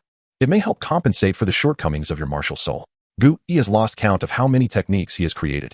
The human body's meridians are numerous, each serving distinct purposes. In the past, he experimented with the Zhou Tian Lu Hejing, ultimately becoming an unparalleled powerhouse. Thank you, Vice-Dean. Tang San accepts the technique from Gui. Although the Xiantian Bao Lu is already sufficient for his training, Gui is remarkable. Especially since his martial soul pertains to the meridians, any techniques he creates can be invaluable, even if they are not directly studied. Congratulations on completing your wilderness survival training. I assure you, I speak no falsehood. I have prepared a unique soul skill for each of you. Gui produces 7 books and hands them to the group. Tang San receives the calmness technique, Zhu Qing the Lingbo Weibu, Oscar the Six Veins Divine Sword, Ma Hongjin the Flame Eruption, Dai Mubai the Diamond Fist, Xiao the Nine Ring Leg, and Ning Rong Rong the Shadowless Ground. Gui observes the astonished expressions of the seven. These techniques are the result of considerable contemplation, primarily designed to address their deficiencies. Tang San caused him the most hesitation. In comparison to the other six, Tang San does not lack martial arts. He possesses everything: mental techniques, eye training, hand exercises, agility, and grappling skills.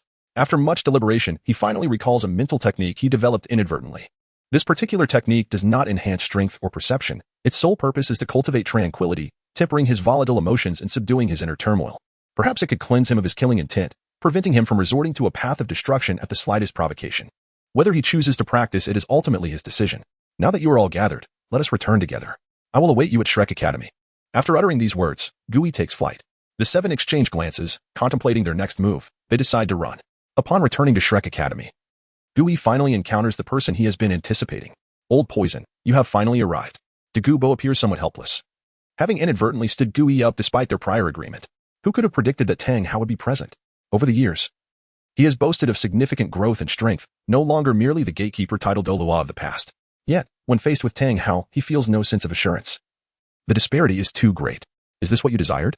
Why do you need these things when you have such valuable items? Dagubo tosses a leather pouch to Gui, perplexed by the question. Those items are no trifles. At my current level, I lack the ability to utilize them. So I will set them aside for now. Gui inspects the contents and confirms they are indeed what he requires. By the way, why didn't Du Guyen accompany you this time? Gui inquires, puzzled, as Du Guyen used to frequently visit but is absent now. Alas, it's because your strength has escalated too rapidly. Yenner has been stimulated by you and is now solely focused on seeking out poisons and diligently training. As of now, she has yet to yield any results. Dagubo gazes at Gui with a peculiar expression. Old Poison, let us not discuss this matter. We remain good friends. Gui grimaces at the thought. Dagubo, sensing the shift in mood, refrains from further mention of it and adopts a serious demeanor. Have you truly made up your mind regarding that matter? Of course. I have been preparing for this for 5 years, Gui replies, his smile fading. Dagubo observes the increasingly mature demeanor of Gui. From the moment I arrived in Soto City. No, from the instant Yen laid eyes on that lad. He had already become embroiled in the game. Chapter 58. Yearning yet unattained. Dagubo recalled the scene from 4 years ago when he first encountered Gui. Beneath her youthful and innocent exterior lay an exceptionally cold heart. This heart did not crave warmth or love. It yearned for the searing blood drawn from those exalted individuals above. Dagubo did not linger long, for he still had to return to monitor that stubborn granddaughter of his. Gui, the aberration, was beyond his reach, should he inadvertently meet his demise in this pursuit. It would be a case of a black-haired person sending off another black-haired soul. Within a day, the Shrek 7 returned to the academy, while Gui found herself sought after by Zhu Qing. The reason was singular. She could not master the Lingbo Weibu technique. Without a foundation in the I Ching, even if martial arts were laid before her, they would be of little consequence. Moreover, Gui had previously mentioned that she could approach him with any inquiries at any time. Observing the flickering dark energy within Zhu Qing's pupils, Gui furrowed her brow and cautioned, you ought to pause for a moment. Zhu Qing seemed almost possessed within a mere 7 days. She had absorbed a significant amount of yin energy, nearly exhausting her recently elevated soul power level. The imbalance of yin and yang suggested that such rapid advancement was superficial. While it could yield considerable short-term gains, it also posed a great risk of becoming entrapped in madness. Zhu Qing's current mindset was ill-suited to control this technique. If her spirit were to be dominated by the technique, she would not be the one cultivating, but rather be driven by the technique to cultivate. No, I cannot stop. Zhu Qing countered Gui's advice for the first time, shaking her head in defiance. The swift enhancement of her strength had accelerated beyond any previous pace. For her, it represented a genuine opportunity to break free from her fate. Even if it led to her demise, she would not relent. Gui understood that Zhu Qing had succumbed to obsession, akin to a drowning individual clinging to a straw, unwilling to release it even in death. For her, this was not merely a straw but a beacon of hope. Those who have long dwelled in despair possess an insatiable thirst for light, a yearning that transcends ordinary perception.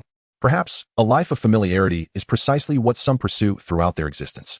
The same could be said for Zhu Qing, especially after becoming Dai Mubai's fiancée.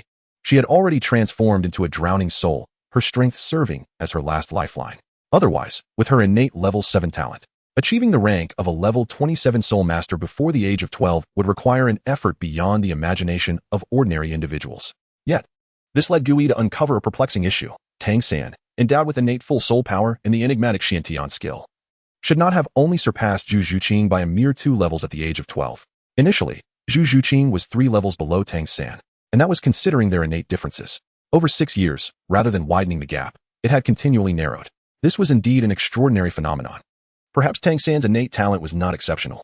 It was merely the enhancement provided by the Shantian skill that made him appear as a prodigy of innate full soul power in the eyes of the world.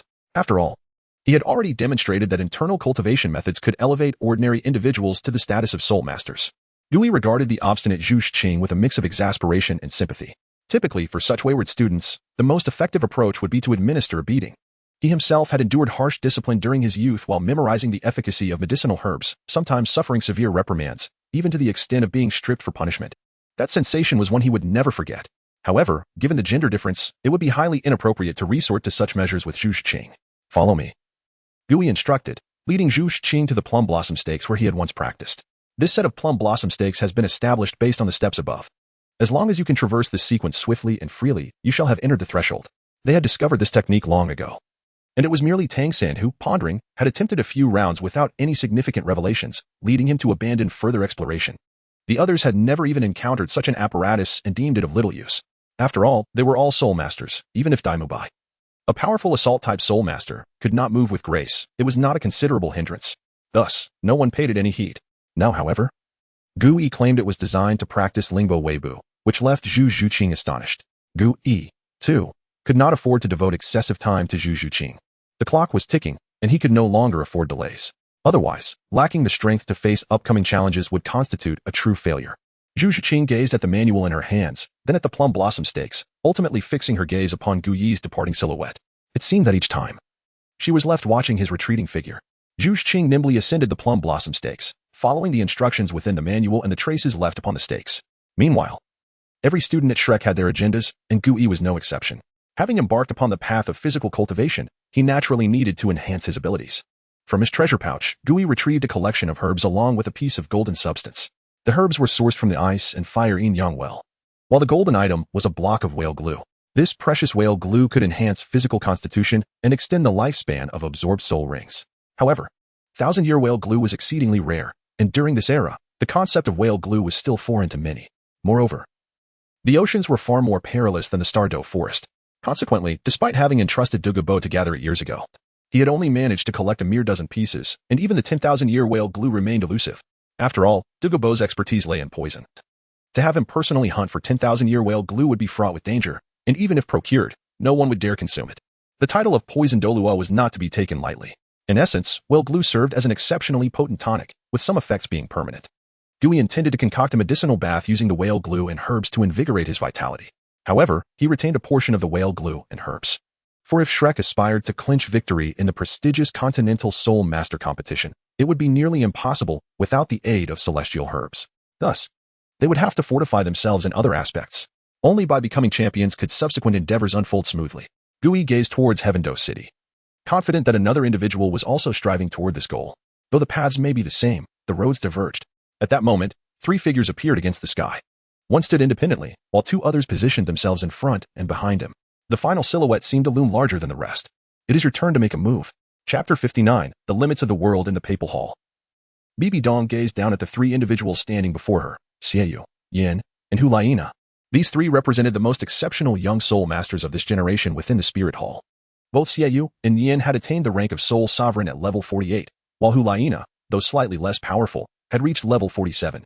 It was anticipated that by the time of the Continental Advanced Soul Master competition, they would all achieve the rank of Soul King. Yet, she pondered how that individual intended to prevail.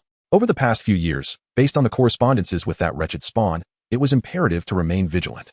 However, should he refuse to serve the Spirit Hall, then only one fate awaited him: death. For those who dared to thwart her plans, the conclusion was unequivocal: annihilation. The reason she had not yet eliminated him was that Gui might prove to be a catalyst for her ambitions, alongside the influence of an ancient and unyielding presence. As for the power Gui displayed, Bibi Dong regarded it as inconsequential. What would the sword path's dust heart amount to? Under the iron heel of the Spirit Hall, even the mightiest must bow in submission. She was prepared to do anything to fulfill her vision. This vile and malevolent force and its lineage had no place in this world. A hint of sinister energy emanated from her, though it was swiftly suppressed, leaving the 3 below oblivious to her inner turmoil. From today forth, you shall cultivate in the Death Canyon. Return only upon breaking through to Soul King, she commanded, her tone brooking no dissent. The 3 complied in unison, as you command. As the Pope, Bibi Dong exuded immense authority. Her formidable prowess and the regal dignity cultivated over the years rendered her an imposing figure. The finest treasures of the world merely served to enhance her allure, never detracting from her beauty. "I hope you will not disappoint me," she added, and once the trio had withdrawn, a surge of dark energy enveloped her, dissipating her noble aura, revealing the world's most nefarious essence.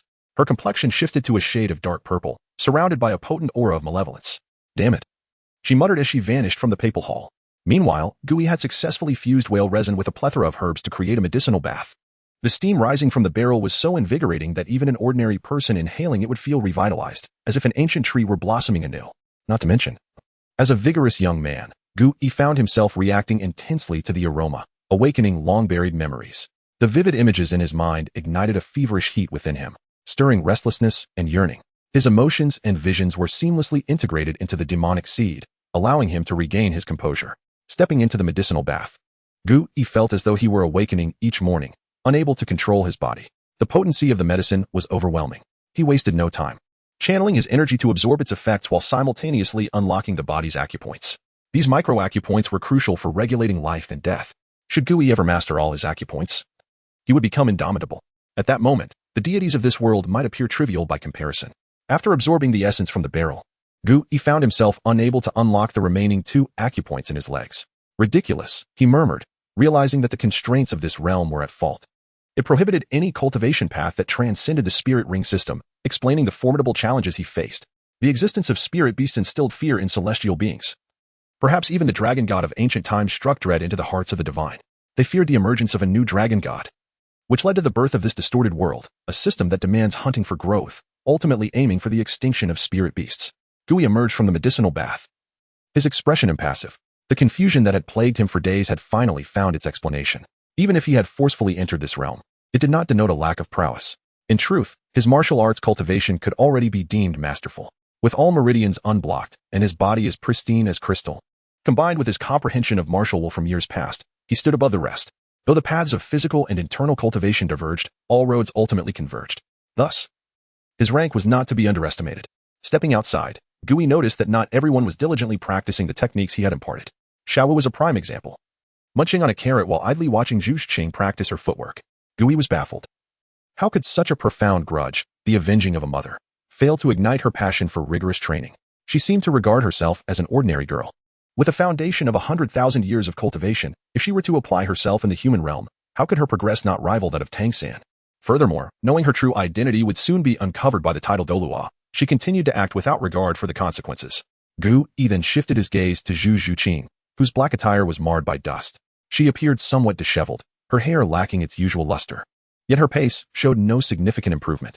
Her demeanor was fraught with impatience, charging recklessly without consideration for the next step. Zhu Xing had left no room for caution, sprinting at full speed without fear of mistakes or falls. In her mind, the body of a soul master could withstand such tumbles, even enhancing muscle response. Gui stood still, observing as she tumbled from the plum blossom stakes repeatedly, her brow furrowed each time she rose to try again, relentless in her efforts. Xiaowu had long since abandoned her carrot, watching Zhu Xing with concern. She had advised her before Gui's arrival, but to no avail. Zhu Xing had become increasingly peculiar, a change even Xiaowu had noticed. In a flash, Gui appeared beside Zhu Xing, commanding her to halt. The force of his mental energy dispelled the shadows lurking in her heart, momentarily awakening her from her obsession. "Follow me," he instructed. Gui had never anticipated the depth of Zhu Xing's fixation. The dark energy had intensified her obsession. Upon hearing his words, Zhu Xing obediently followed in his wake. Xiaowu, unable to sense the mental energy, could only marvel at how a single word from Gui could compel Zhu Xing, who had resisted for so long, to comply. The two clearly shared a secret. Chapter 60. The overconfident master and disciple go ahead and soak for a while, Gui remarked, tossing a bundle of medicinal herbs into the steaming water, directing his words toward Zhu Xing, who stood behind him. Her disheveled and stubborn demeanor was almost too painful to behold. After speaking, Gui exited the room. Zhu Xing cast a glance back at the tightly shut door, feeling a twinge of shyness. After all, this was a man's chamber. It truly felt a bit overwhelming for her to disrobe in such a space. Nevertheless, she ultimately unzipped her attire and stepped inside.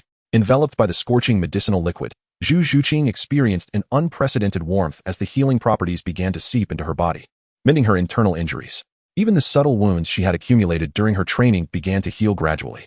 Despite her noble heritage, Zhu Xing had indulged in medicinal baths before. Yet the potency of this particular concoction was extraordinary, not only restoring her vitality but also enhancing her soul power, a notion that had seemed utterly unattainable. Yet, this remarkable transformation was indeed unfolding within her. It was difficult for her to fathom how Gui, at the tender age of 15, could achieve what many would not in a lifetime. Was this the true essence of genius? Compared to him, what could she, or anyone else, claim as talent? As these thoughts swirled in her mind, fatigue washed over her, leading her into a gentle slumber. She awoke only when the dawn light began to filter in. The water in the medicinal vat had long since cooled, but as a soul master, her body was far from ordinary. Such a temperature would not induce illness. After a night of rest, her spirits were considerably lifted, perhaps due in part to her recuperating injuries. In any case, the negative influence of the lingering energy had significantly diminished. At this moment, Zhu Shuqing chose not to don her previous tattered black leather outfit, which was now dust-laden. However, when she emerged, she still wore a black leather jacket, identical in style. She had never favored wasting time on trivial matters. She would rather dedicate those moments to refining her soul power and honing her skills. Upon stepping outside, she saw Gu Yi basking in the morning sun. From her vantage point, she caught a rare glimpse of his genuine smile, a sight seldom seen. Was it merely the rising sun that brought him such joy? This was not the playful amusement he sometimes displayed, but rather a profound delight emanating from within. Awake? It's a good time to appreciate the sunrise, Gui remarked, not bothering to turn his head, as he felt invigorated by the warmth of the sun. Zhu Shuqing, however, struggled to grasp the significance of this moment. Yet she found herself inclined to heed Gu Yi's words. Standing beside him, gazing at the sun just peeking over the horizon, she felt little. Gu Yi seemed to have lost interest in the spectacle of the sunrise and turned to observe Zhu Shuqing. At that moment, she had not made any effort to adorn herself. Her damp, unkempt black hair fell loosely behind her. Her flawless, slightly moist face radiated a purity reminiscent of a delicate lotus emerging from the water, as if everything in the world found meaning in that instant. However, her eyes, devoid of vitality, marred this exquisite image, creating a stark contrast that rendered the scene almost unbearable for Gu Yi. If this were a sight in nature, he would have found it breathtaking, but on a human, especially a stunning young woman, it was difficult to accept. Zhu Shuqing, too, sensed something unusual in Gu Yi and turned to look at him. At that moment, sunlight graced their faces. Perhaps in years to come, when they reflected on this moment, they would both feel a sense of nostalgia. Let us take a moment to appreciate the sun each day, Gu Yi said earnestly. At that moment, any words he spoke felt misplaced. Without experiencing the hardships of others, one cannot counsel them toward goodness. Though Gu Yi was aware of some of Zhu Shuqing's past tribulations, he could not claim to empathize with her plight. The very notion of empathy was fundamentally flawed. It was common to hear people say, "I view the issue from your perspective," or "I'm considering your feelings," yet translating such sentiments into genuine understanding is a far more arduous task. Zhu Shuqing was presently experiencing just that. A gentle nod from her was the most he could hope for. Although she could not fathom the significance of watching the sun, it did not hinder her from practicing and perhaps trying it out when she had the chance. Meanwhile, Tang San, armed with the two techniques Gu Yi had imparted, sought out Yu Xiaojing. Given Ning Rongrong's earlier experiences, he was cautious and refrained from directly showing the techniques to Yu Xiaojing. Instead, he explained the theories and effects behind them. Yu Xiaojing, while grappling with his own challenges, was also diligently gathering knowledge at Shrek Academy. This included not only Gu Yi's more comprehensive understanding of martial souls but also crucial insights into meridian theory. He had even acquired pure Yuan Gong through Flinder. As a dear friend, this was a simple task for him. Yu Xiaojing felt no guilt. After all, he was now a teacher at Shrek. There was nothing inappropriate about learning the Academy's foundational techniques.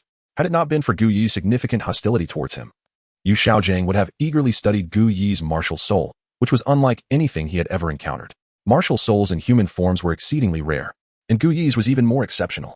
At that moment, Yu Xiaojing found himself increasingly dissatisfied with his own martial soul, which seemed to offer nothing but the ability to pass gas. After listening to Tang San's descriptions, Yu Xiaojing developed a keen interest in the two techniques, as they were entirely new to him. However, when he made his request, Tang San hesitated, stating, "Gu Yi has mentioned that the techniques he imparts can only be practiced by oneself and cannot be shared with others." Tang San's refusal took Yu Xiaojing by surprise. He had not anticipated that Tang San, who had always obeyed him, would turn him down.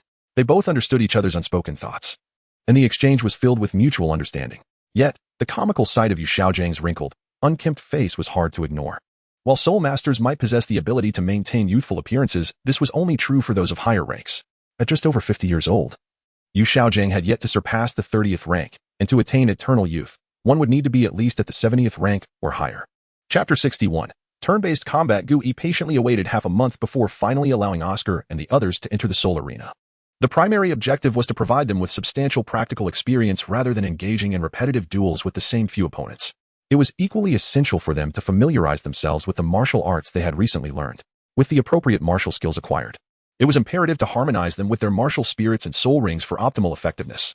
Even Ning Rongrong and Oscar were assigned to the soul arena, with Oscar's goal being to triumph over his adversaries, while Ning Rongrong's was to evade, prolonging her avoidance for as long as possible, as she currently lacked combat capabilities. Each of the others was given distinct expectations as Gui commenced the genuine instruction of the Shrek 7. The first to conclude his battle was Tang San. Gui could distinctly observe that Tang San had indeed practiced the wood control technique he had imparted, as the vitality of his blue-silver grass appeared more vibrant than ever. During this period, Tang San had refrained from absorbing any soul rings and remained within the academy. Leaving only one possibility, he had diligently cultivated the wood control technique. Tang San nodded, affirming that he had indeed practiced the technique with commendable results. Moreover, he had also mastered the tranquil heart technique, which proved effective as Gui had described. Gui realized that Tang San would not readily embrace his theories, and the notion of the blue-silver emperor was merely a figment of imagination. Thus, he could not expect Tang San's conviction. Tang San quietly moved aside, harboring no fondness for Gui, particularly due to the incident that had caused his teacher to nearly choke on blood. If not for the disparity in their strengths and his current studies at Shrek Academy, he would have settled the score. Nevertheless, he could still utilize Gui to enhance his own abilities, drawing from the resources of an adversary to bolster his power. Gui continued to await the conclusion of the next combatant. In the arranged matches, Zhu Zhuqing was the second to fight. In the original narrative, her first opponent in the soul arena was Tang San, whom she lost to quite miserably. However, with Gui's enhancements and her newly acquired dexterous and versatile footwork, she thrived in such an environment. Yet, her mastery of the Lingbo Weibu technique remained inadequate, and she had yet to integrate her soul skills with it. She could easily handle ordinary soul masters, nonetheless. However, the only thing awaiting her was Gui's stern expression. Take a break. Given that other battles were still to come, Gui refrained from immediately pointing out Zhu Zhuqing as shortcomings.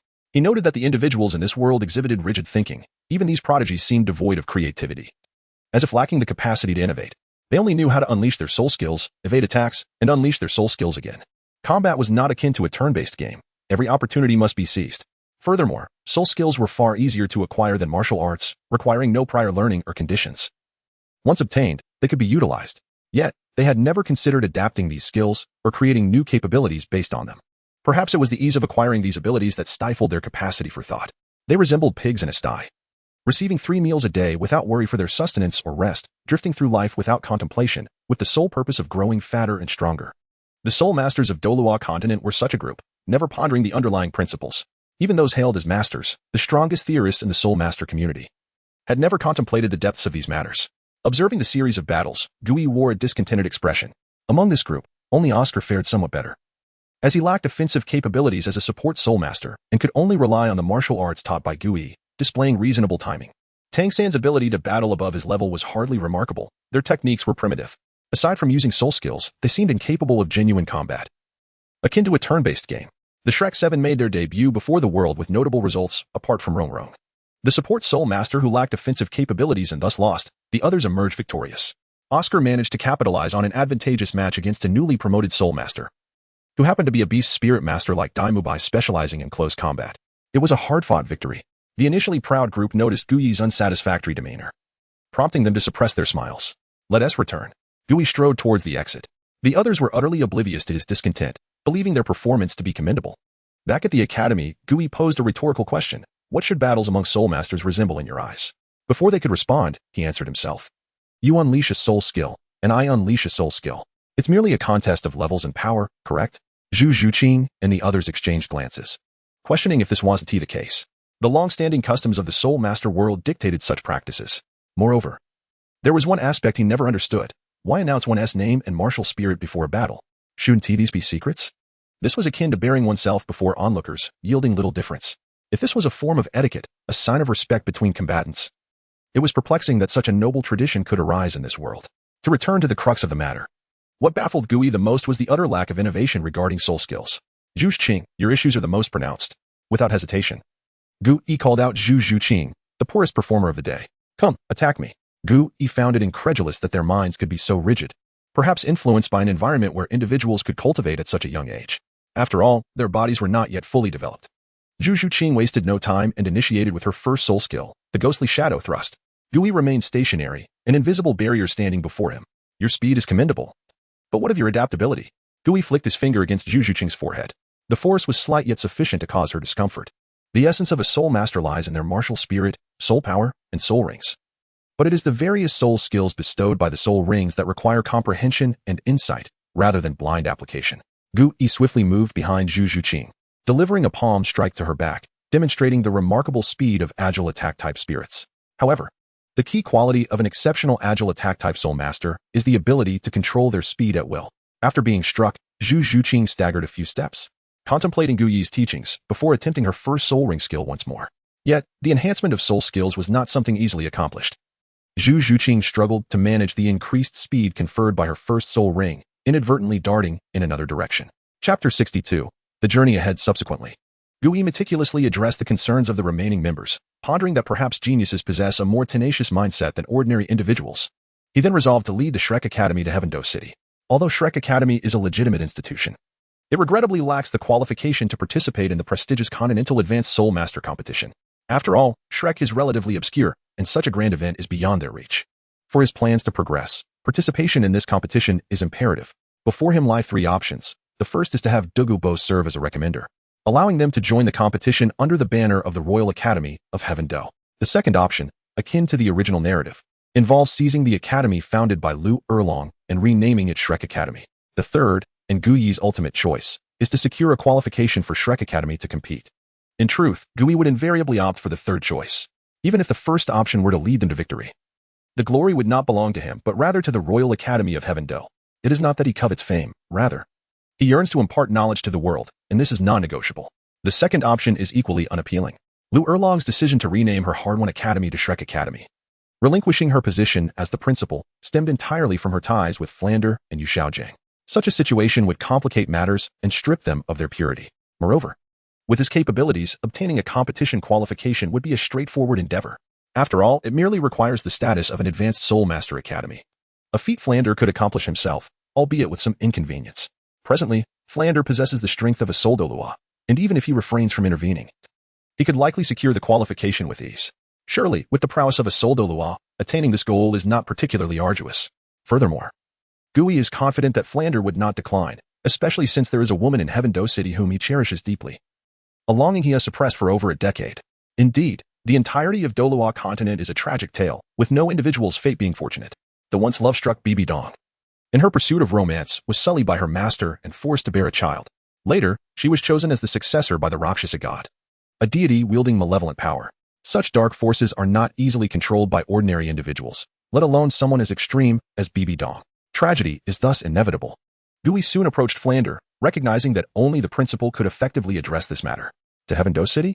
Yes, with our current strength, we can certainly qualify as an advanced Soul Master Academy, but it requires your presence to handle the necessary documentation, principal. Establishing a Soul Master Academy is no trivial matter. Given the significant role Soul Masters play in the Empire of Heaven Do, particularly the high-ranking ones, not every academy can ascend to the status of an advanced Soul Master Academy. What exactly do you intend to do? Flander found Gu Yi's intentions increasingly perplexing. Not only had he befriended the poisoned Douluo, but his strength could rival that of a titled Douluo. Every few months, he would correspond with various individuals, and at times, he would mysteriously vanish from the academy for days, with no one knowing his whereabouts. Flander chose not to inquire. The aim, it seemed, was to transform Shrek Academy into a legend. Gu Yi was acutely aware that Flander's aspirations were to elevate Shrek Academy to prominence and establish it as a prestigious institution, which is why he imposed such stringent requirements. Moreover, don't you wish to meet that person? Flander felt a deep melancholy. Even if he were to meet her, what purpose would it serve? Ultimately, he believed, someone would inevitably be left behind among the three of them. Nevertheless, Gu Yi was not wrong. It was indeed time to see Long Mei once more. Although he had not visited Heaven Do City in years, he was still aware of her circumstances. Now that Yu Xiaojiang had returned, he could not allow Long Mei to languish in the academy like a forlorn woman. I shall go. Flander closed his eyes, making this arduous decision. He would do anything for Lu Erlong's well-being. Principal, some matters lie within your grasp. Do not commit to actions that you may regret for a lifetime. Gu Yi sincerely hoped that Flander would not remain in such a state. Furthermore, did Yu Xiaojiang truly deserve another chance with Lu Erlong? The coward who fled from his wedding. How could he possibly be so captivating? Gu Yi found this utterly perplexing. Was it simply that the world was filled with brutes, devoid of any learned individuals? Such a reality would explain why two women remained enamored with Yu Xiaojiang. At the very least, Gu Yi had yet to witness any exceptional qualities in him. Flander paused momentarily before stepping outside, his demeanor betraying an air of desolation. Will I regret this for the rest of my life? How much longer can I afford to feel remorse? Flander understood his own limitations, even with Gu Yi's assistance. Reaching the pinnacle of a tidal Douluo was an unattainable dream. Observing the principal's departure, Gu felt a mix of exasperation and disappointment. Brotherly ties had ensnared Flanders' thoughts. Life is fraught with disappointments, yet we seldom express them fully. At times, one must silently bear the weight of their pain. Gu clandestinely journeyed to a village situated several hundred miles from Soto City. Utilizing his flying abilities, he landed in a vast clearing at the village's center.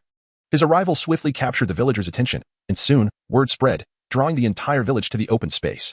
Benefactor, an elderly man, respected and venerable, emerged from the crowd. His hair and beard were completely white, his face and hands speckled with age spots, yet he stood tall without a cane. He was about to kneel before Gu. Elder Lin, do not diminish my life with such gestures. Gu hurriedly stepped forward to support Elder Lin, preventing him from bowing. I have become muddled in my old age. Where are the young ones? Come forth to greet our benefactor. Elder Lin turned to the villagers behind him. A mixture of women and children, his voice resonant. We greet our benefactor. The villagers encircled Gu in a grand circle, kneeling in unison as if choreographed. Gu sighed in exasperation. Despite his countless requests for them to refrain from such displays, they remained undeterred. Benefactor, this is from the depths of our hearts. We, the Lin family village, can never repay your kindness. Elder Lin gazed at Gu with tears in his eyes, recognizing him as a celestial savior who not only rescued them, but also bestowed upon them the strength to protect themselves. Chapter 63, 5 years of change times wheel turns. Reverting everything back to 5 years ago. A detestable, cunning group of nobles, their laughter echoing with malicious glee, has returned. They ride magnificent steeds, adorned in opulent garments unseen in a lifetime, mercilessly seizing all able-bodied men from the village. Each household is searched for young women of striking beauty, leaving them in dread of when their turn may come. One young girl, trembling in the shadows of a cellar, dares not move. She gazes at the entrance, where not even a glimmer of light penetrates. Though she cannot see, it feels as if unseen hands are reaching for her. Breath eludes her, tears stream down her cheeks, and she remains silent. Even the cockroaches she once despised crawl near, yet she cannot stir. The distant cries for help and raucous laughter from outside, accompanied by the relentless sound of galloping hooves, offer her no solace.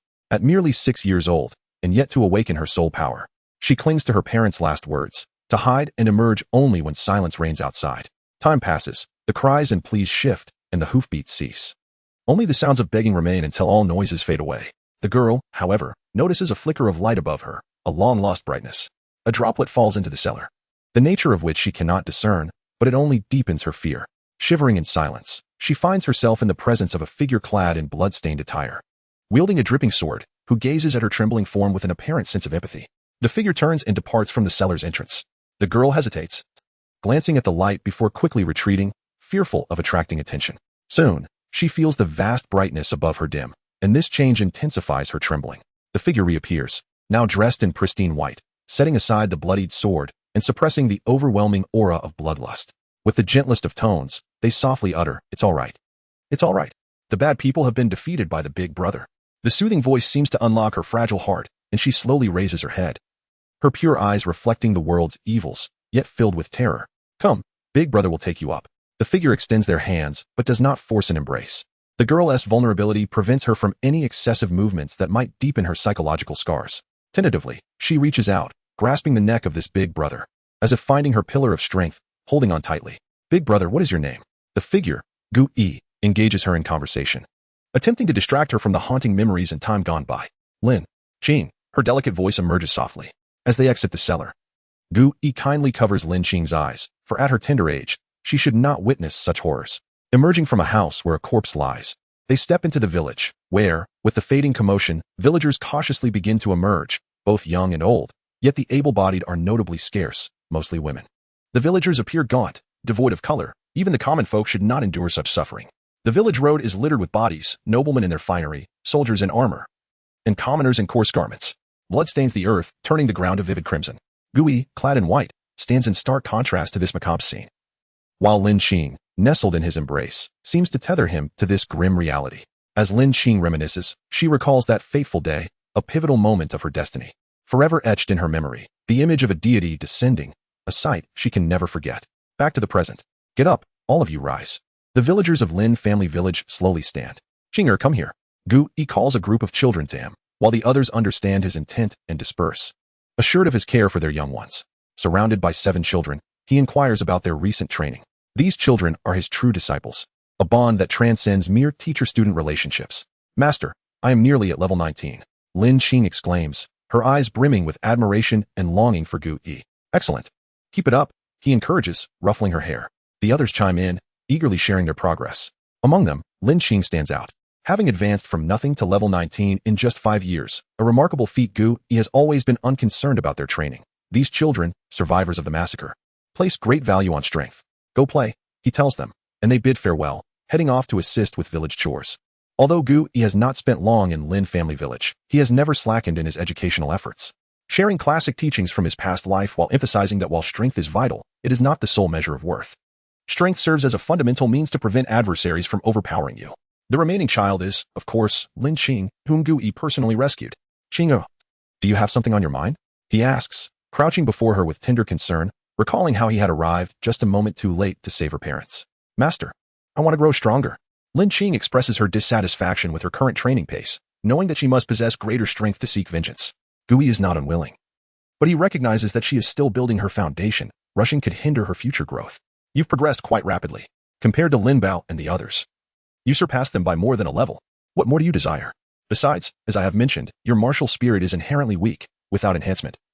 Your future will be severely limited. Lin Qing gazes at Gu Yi with reluctance, her large eyes reminiscent of the pleading look she had 5 years ago. Very well. When you reach level 20, I shall take you to enhance your martial spirit. Gu Yi finds it impossible to resist her gaze, which stirs his heart, as if he could peer through time to see the helpless little girl in the cellar once more. Chapter 64. Revelation. Gu Yi wandered through the village, his heart awash with myriad emotions. The most significant transformation he had brought to this world was not the acquisition of formidable power, nor the evolution of Shrek Academy into a respectable institution, nor even the creation of various martial arts techniques. Rather, it was the preservation of lives that deserved to endure and the rightful demise of those who should not. The villagers, when they chanced upon him, could not help but pause momentarily. Although this place was not his homeland, it evoked a sense of nostalgia, a familiarity he had not felt in ages. The golden rice fields, the joy of harvest illuminated on every face, reinforced Gu Yi's conviction that his endeavors were indeed justified. The emotion known as hope had been absent from his life for far too long. Before departing, Gu Yi found himself in a region abundant with blue-silver grass. The grass flourished magnificently, swaying like a cerulean ocean in the breeze. There, seated among it, was a girl clad in simple linen, a familiar figure, Lin Qing. After their meeting, she had returned to this tranquil spot, desperately in need of strength. She absorbed the essence of the flora, specifically into the soul mark located in her right hand, fortifying her martial spirit. Gu Yi refrained from disturbing her, opting instead to observe for a while before ascending into the sky. He preferred not to meddle too much in the affairs of this place, choosing instead to visit periodically to soak in the atmosphere and check on his 7 disciples. However, the thought of the malevolent forces lurking within Heaven Do City filled him with revulsion. Indeed, one must not overindulge, lest they descend to depths even lower than beasts. Never had Gu Yi imagined that humanity could be so grotesque. Perhaps in the eyes of the aristocracy, they were human, while the villagers of Lin family village and other common folk were mere ants, easily squashed without a second thought.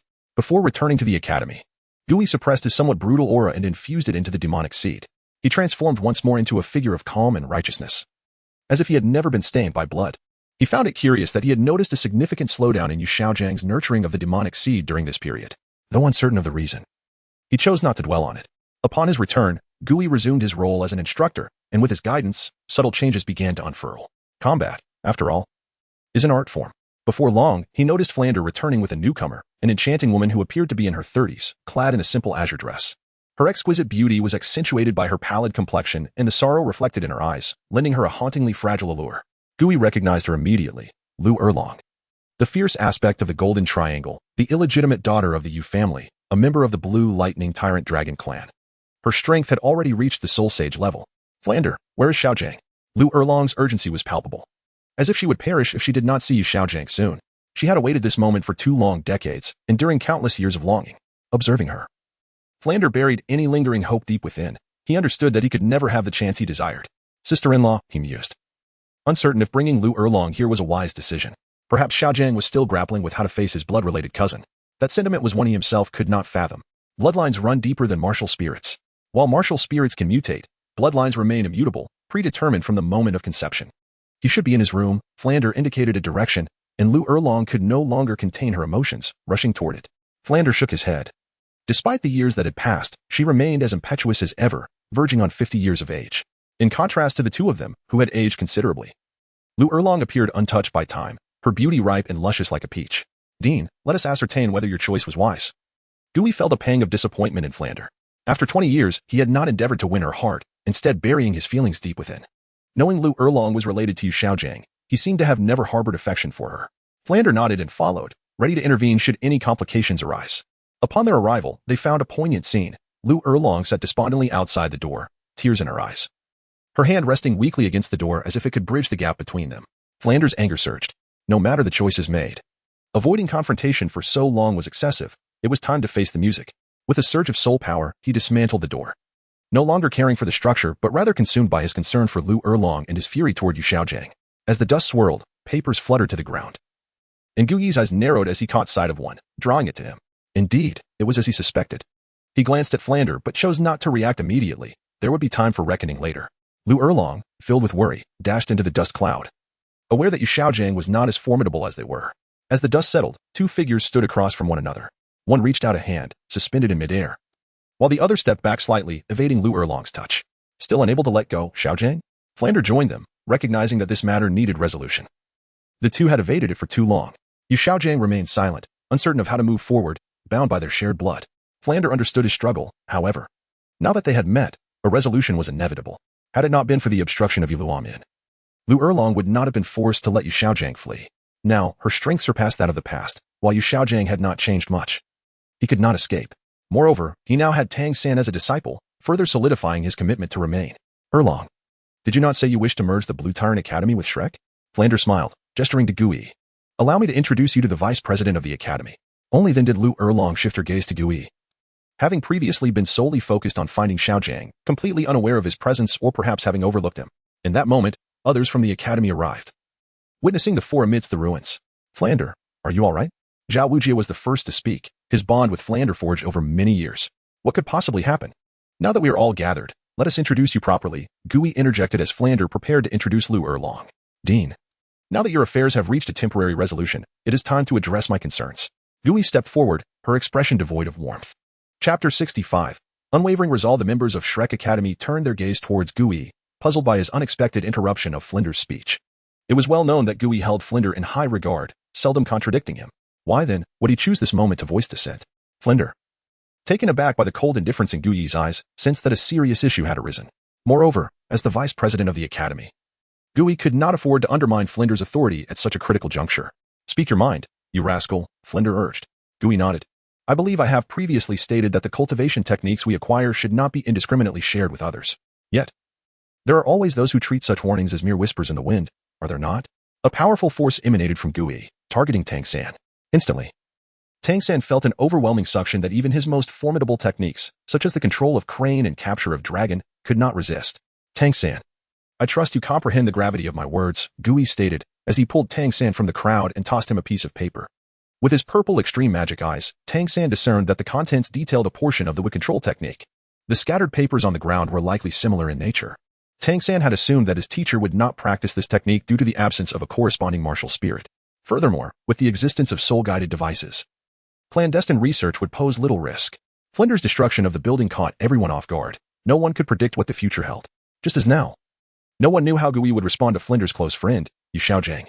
This situation differed from the last, where Ning Rongrong merely pilfered an introductory technique, which was hardly a secret. However, the Tranquil Heart technique and the Wood Control technique were another matter entirely. Flinder, being astute, quickly grasped the severity of the current predicament. His good friend had once again succumbed to the temptation of knowledge. Although he had previously imparted the pure Yuan technique without issue, Gui was now bestowing private techniques upon Tang San and the others, and even Flinder, as the principal, had no right to learn these techniques without Gui's consent.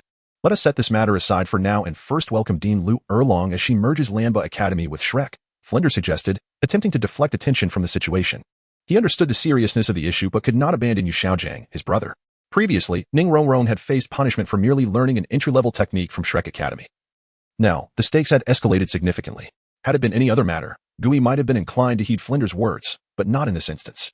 Dean, a lack of rules leads to chaos, Gui asserted, refusing to let Yu Xiaojiang off the hook due to Flinder's interjection.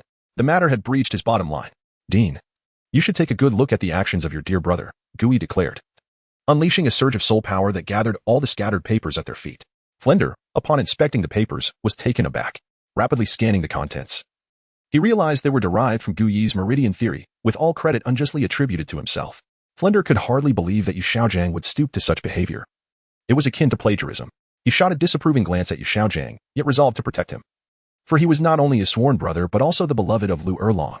Listen here, you rascal, for my sake, let this matter slide. Flinder's tone grew grave as he crushed the papers in his hand, reducing them to dust under the weight of his soul power. He deemed it sufficient to simply acknowledge their contents. Gui had not anticipated Flinder would go to such lengths to destroy evidence. What if I refuse? Gui retorted. His tone still harsh. If it were merely a matter of techniques, he might have overlooked it for Flinder's sake. But Yu Xiaojiang's intention to publicly release meridian theories and the pure Yuan technique had crossed an irreparable line. This new path of cultivation, unbound by innate soul power or martial spirits, would lure countless individuals more than the allure of 10,000-year soul rings. It would inevitably lead to a monopoly of power, perhaps even more severe than before. The common folk would find themselves bereft of opportunity, living in a world overshadowed by nobility. Were it not for his regard for Flinder, Gui would have already dealt with Yu Xiaojiang decisively. At present, I am still the dean of Shrek Academy. Flinder's voice grew heavy. Lu Erlong grasped the situation. Realizing that Gui intended to confront Yu Xiaojiang.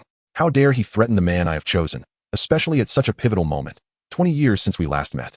Flinder, your subordinate is in dire need of a lesson, Lu Erlong declared, her stunning visage betraying her fierce desire to protect. Anyone who dared to threaten Yu Xiaojiang would face her wrath. Her surging soul power flickered ominously, a testament to her lethal past. Especially during the time when Yu Xiaojiang had first departed, she had decimated entire regions of soul beasts while eliminating those who had wronged her. Lu Erlong was never a benevolent woman, her kindness reserved for a select few. Gui had undoubtedly ignited her fury. Flinder, sensing the impending storm, felt a wave of dread, not for Gui, but for Lu Erlong. After the battle with Chun Xian, he realized that the once Navi girl had grown into someone formidable, a force to be reckoned with. Erlong, please, do not act impulsively, Flinder cautioned. Yu Xiaojiang, aware of Gui's strength, acknowledged the futility of resistance. Erlong, step aside. I am at fault here. I was so focused on my research for the greater good that I neglected to seek the opinions of others. He grasped Lu Erlong's arm, his expression earnest and noble, as if embodying a sage dedicated to the welfare of all soul masters. Lu Erlong had admired this selflessness, and her eyes now sparkled with adoration, her infatuation evident. Rest assured, Xiaojiang, with Flinder and me here, no one shall harm you, Lu Erlong declared, her gaze unwaveringly fixed on Gui. A hint of menace lurking beneath her resolute demeanor. In the realm of soul masters, strength dictated respect. The weak must endure, while the strong could act with impunity.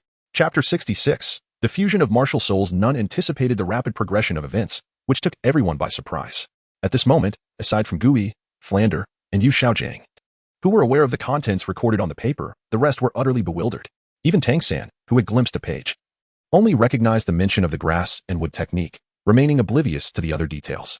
With a smile, Gui observed the murderous intent emanating from Lu Erlong. Her arrogance was evident, likely stemming from her status as a soul sage.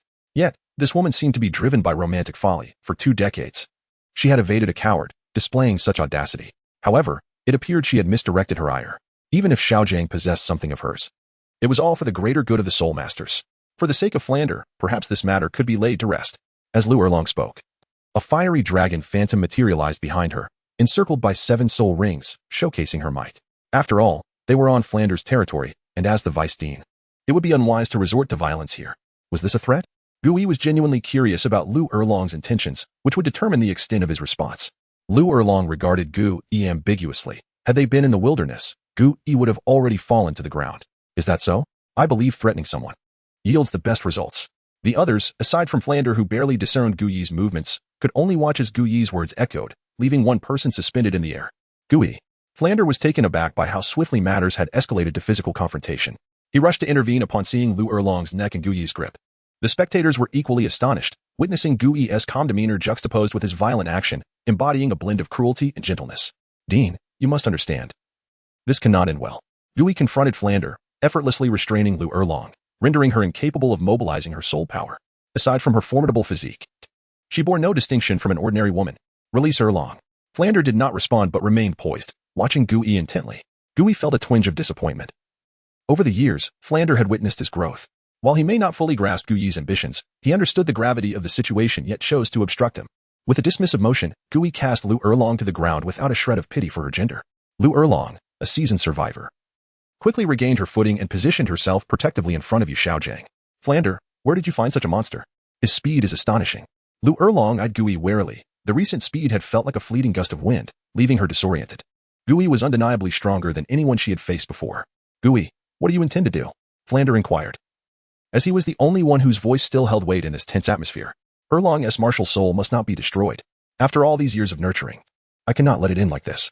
Gui, despite his resolve, contemplated leaving a sliver of hope. He did not wish to sever ties with Flander over a mere matter involving Yu Xiaojiang. Impossible, not a chance. Lu Erlong was the first to object. No one understood Xiaojiang's yearning for strength better than she did. Should his martial soul be destroyed, his hopes would be utterly extinguished. Flander, even if he is strong, if he employs the martial soul fusion technique, you have already surpassed the level of a soul Douluo. Surely the power post-fusion will be even greater. Even a title Douluo could be challenged. Yet Flander understood that the martial soul fusion technique would only guarantee temporary invincibility. Yu Xiaojiang stepped forward, confidence radiating from him as he faced Gui without fear, slowly retrieving a token from his soul guide, emblazoned with 6 symbols. Anyone familiar with the Soul Master community would recognize it as the Pope's decree. I am an elder of the Spirit Hall. Should you harm me, you will have the entirety of the Spirit Hall as your foe. Yu Xiaojiang brandished the Pope's decree, unflinching, convinced no one would dare to offend the hall. Witnessing this, Gui nearly burst into laughter. He was bemused by Xiaojiang's audacity in presenting the decree. After all, he was not even a member of the Spirit Hall, and his strength was already superior to what the decree represented, especially since it had been bestowed upon him by Tang Hao. The Pope's decree? Do you truly possess it? Gui reached out, attempting to draw the decree from Yu Xiaojiang's grasp with his formidable soul power. However, a surge of soul power thwarted his attempt. Must we escalate this conflict? Flander attempted to mediate the soul power that had intervened belonging to him. No, Gui was resolute. He had previously underestimated Yu Xiaojiang and had been caught off guard, but now he needed to rectify that oversight. The Dean will decide your fate, regardless of your choice. I shall not interfere. Spare him. This was a significant concession, implying that even if Shrek Academy became powerful in the future, it would no longer be under his influence. Dean, it seems you have never understood me. Gui shook his head in disappointment. The one who should have comprehended him the most was utterly oblivious. If he wished to be a principal, he could establish an academy at any time, wasting no time on Shrek Academy. What did he seek? Its downfall? Its lack of resources? Or its utter insignificance? Even after Yu Xiaojiang's despicable act, Flander still chose his beloved disciple over him, the adopted child. No matter what, Xiaojiang must not be harmed. Flander stood unwaveringly before Yu Xiaojiang. The ability to execute the martial soul fusion technique symbolized their bond, which was not easily shaken. They had not yet reached the final confrontation, and Flander was reluctant to destroy the friendship cultivated over the years with Gui.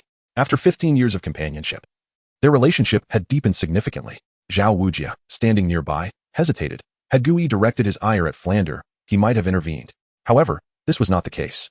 Clandestinely learning secret techniques was indeed a disgraceful act within the Soul Master community. Dean, you must understand. You cannot stop me. Gui, despite his reservations, was still mindful of Flander's nurturing affection and continued to exercise restraint. Day and moonshine, gold transforms. Flander recited a mantra, and a golden light surged into the sky, enveloping his feet.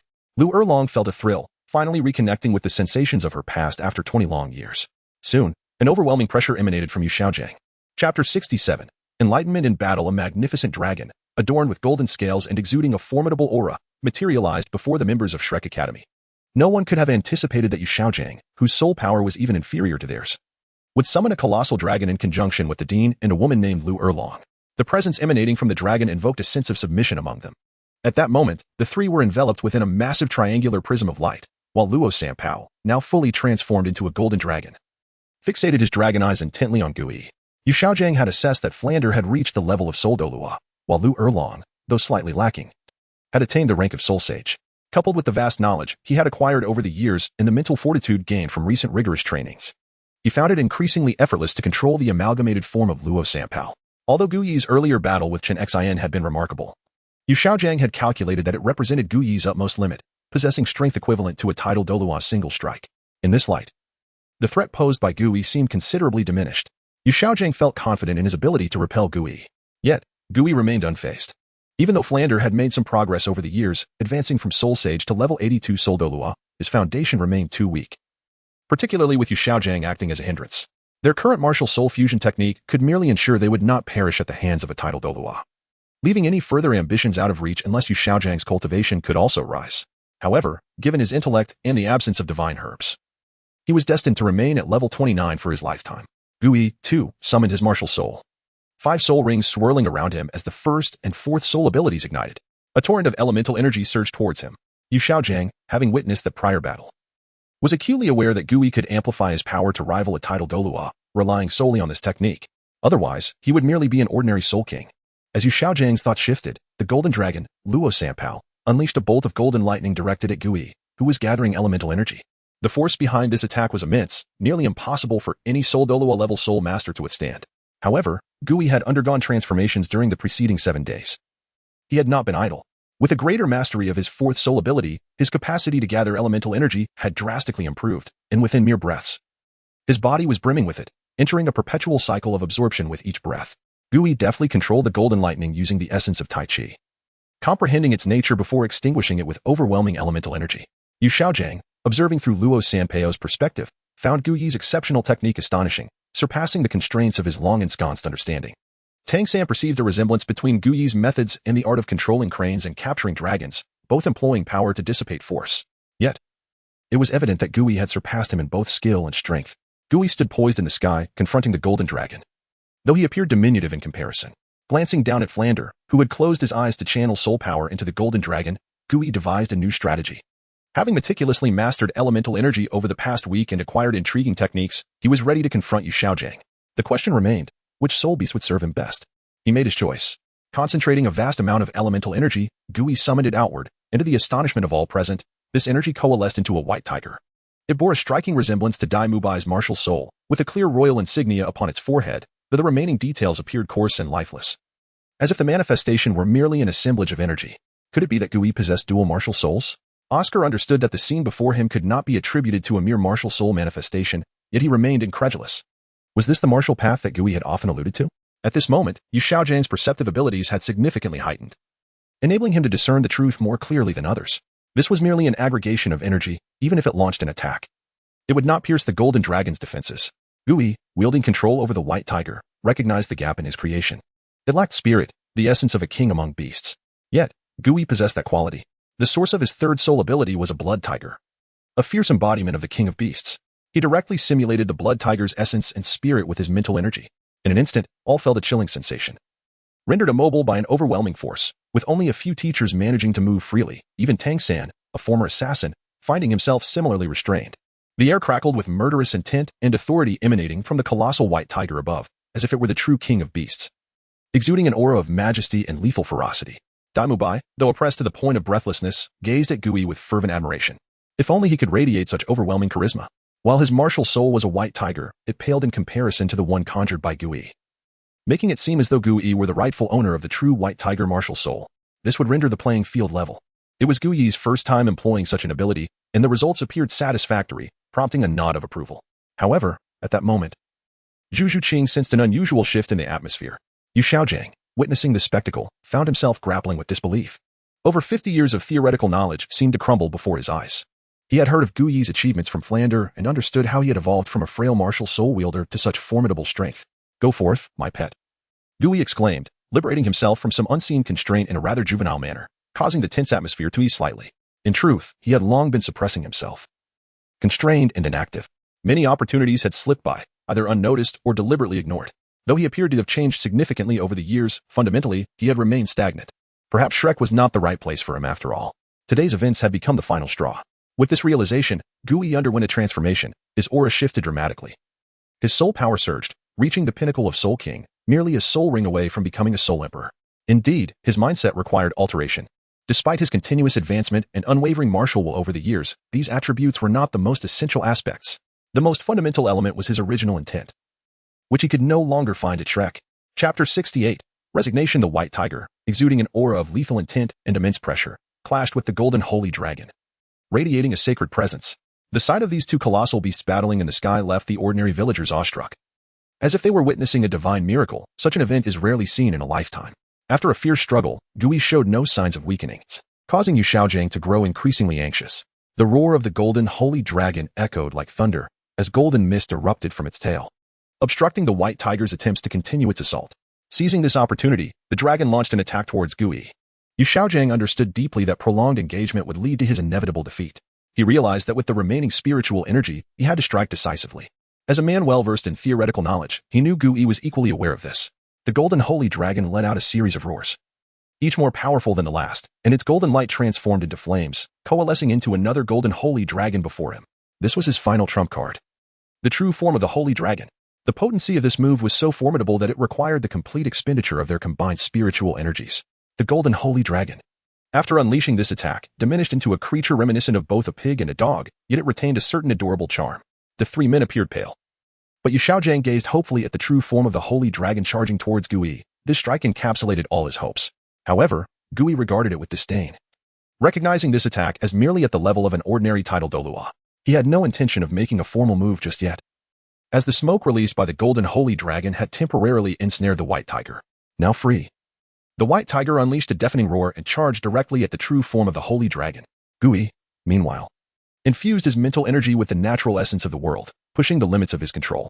Yet, he had not yet mastered the fusion of these two forces, leaving him uncertain if he could withstand the true form of the holy dragon.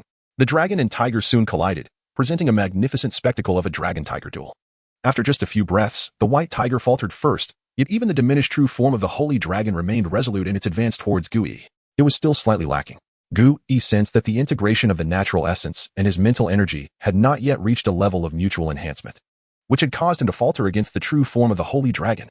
Flander, pale-faced, watched Gui confront the golden holy dragon alone in the sky, agonizingly closing his eyes. He held deep feelings for Gui, albeit lesser than those for Yu Xiaojiang and Lu Erlong. "You go, quickly dodge," Oscar exclaimed in alarm, not anticipating that this contest would see Gui face defeat. The once mighty and menacing white tiger ultimately could not prevail against the more divine golden holy dragon. The invincible myth seemed to shatter at that moment. Zhu Zhuqing looked on with concern for Gui, for this man had given her so much, instilling the courage to persevere. Tang San, however, awaited something. Yet, Gui neither fled nor evaded. He faced the true form of the holy dragon head-on.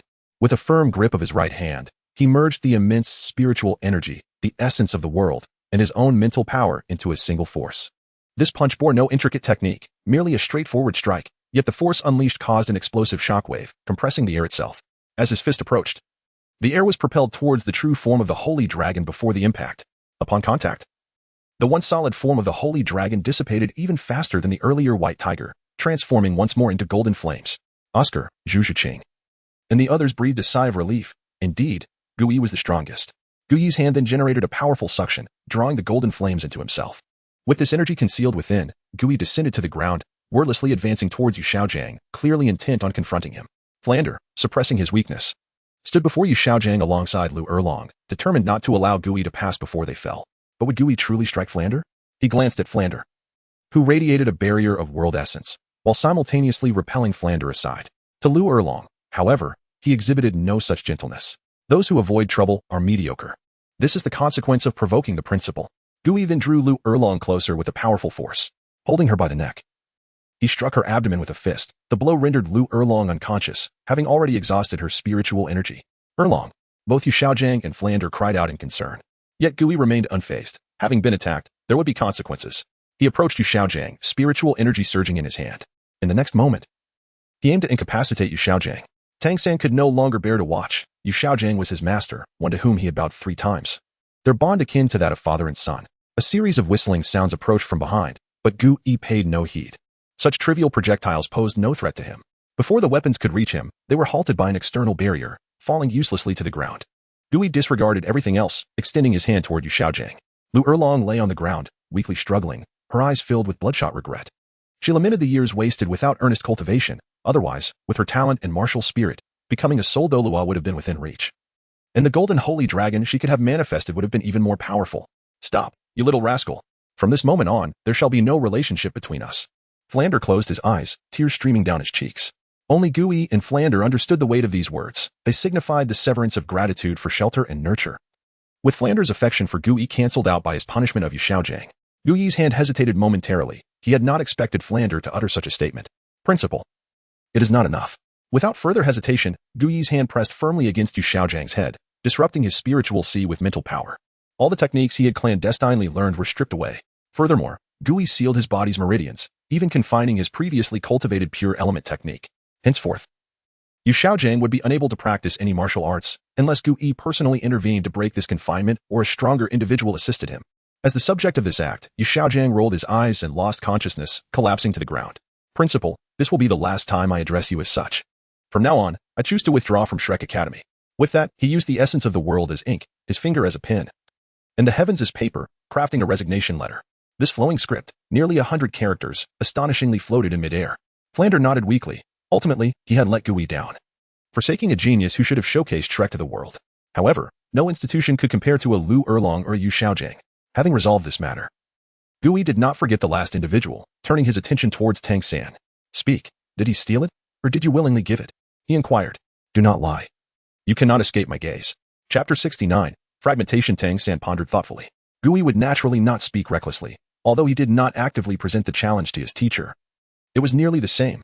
Moreover, as a paragon of reverence for his mentor, Tang San had the right to express such sentiments, and indeed, it was a matter of fact. It was he who had given it.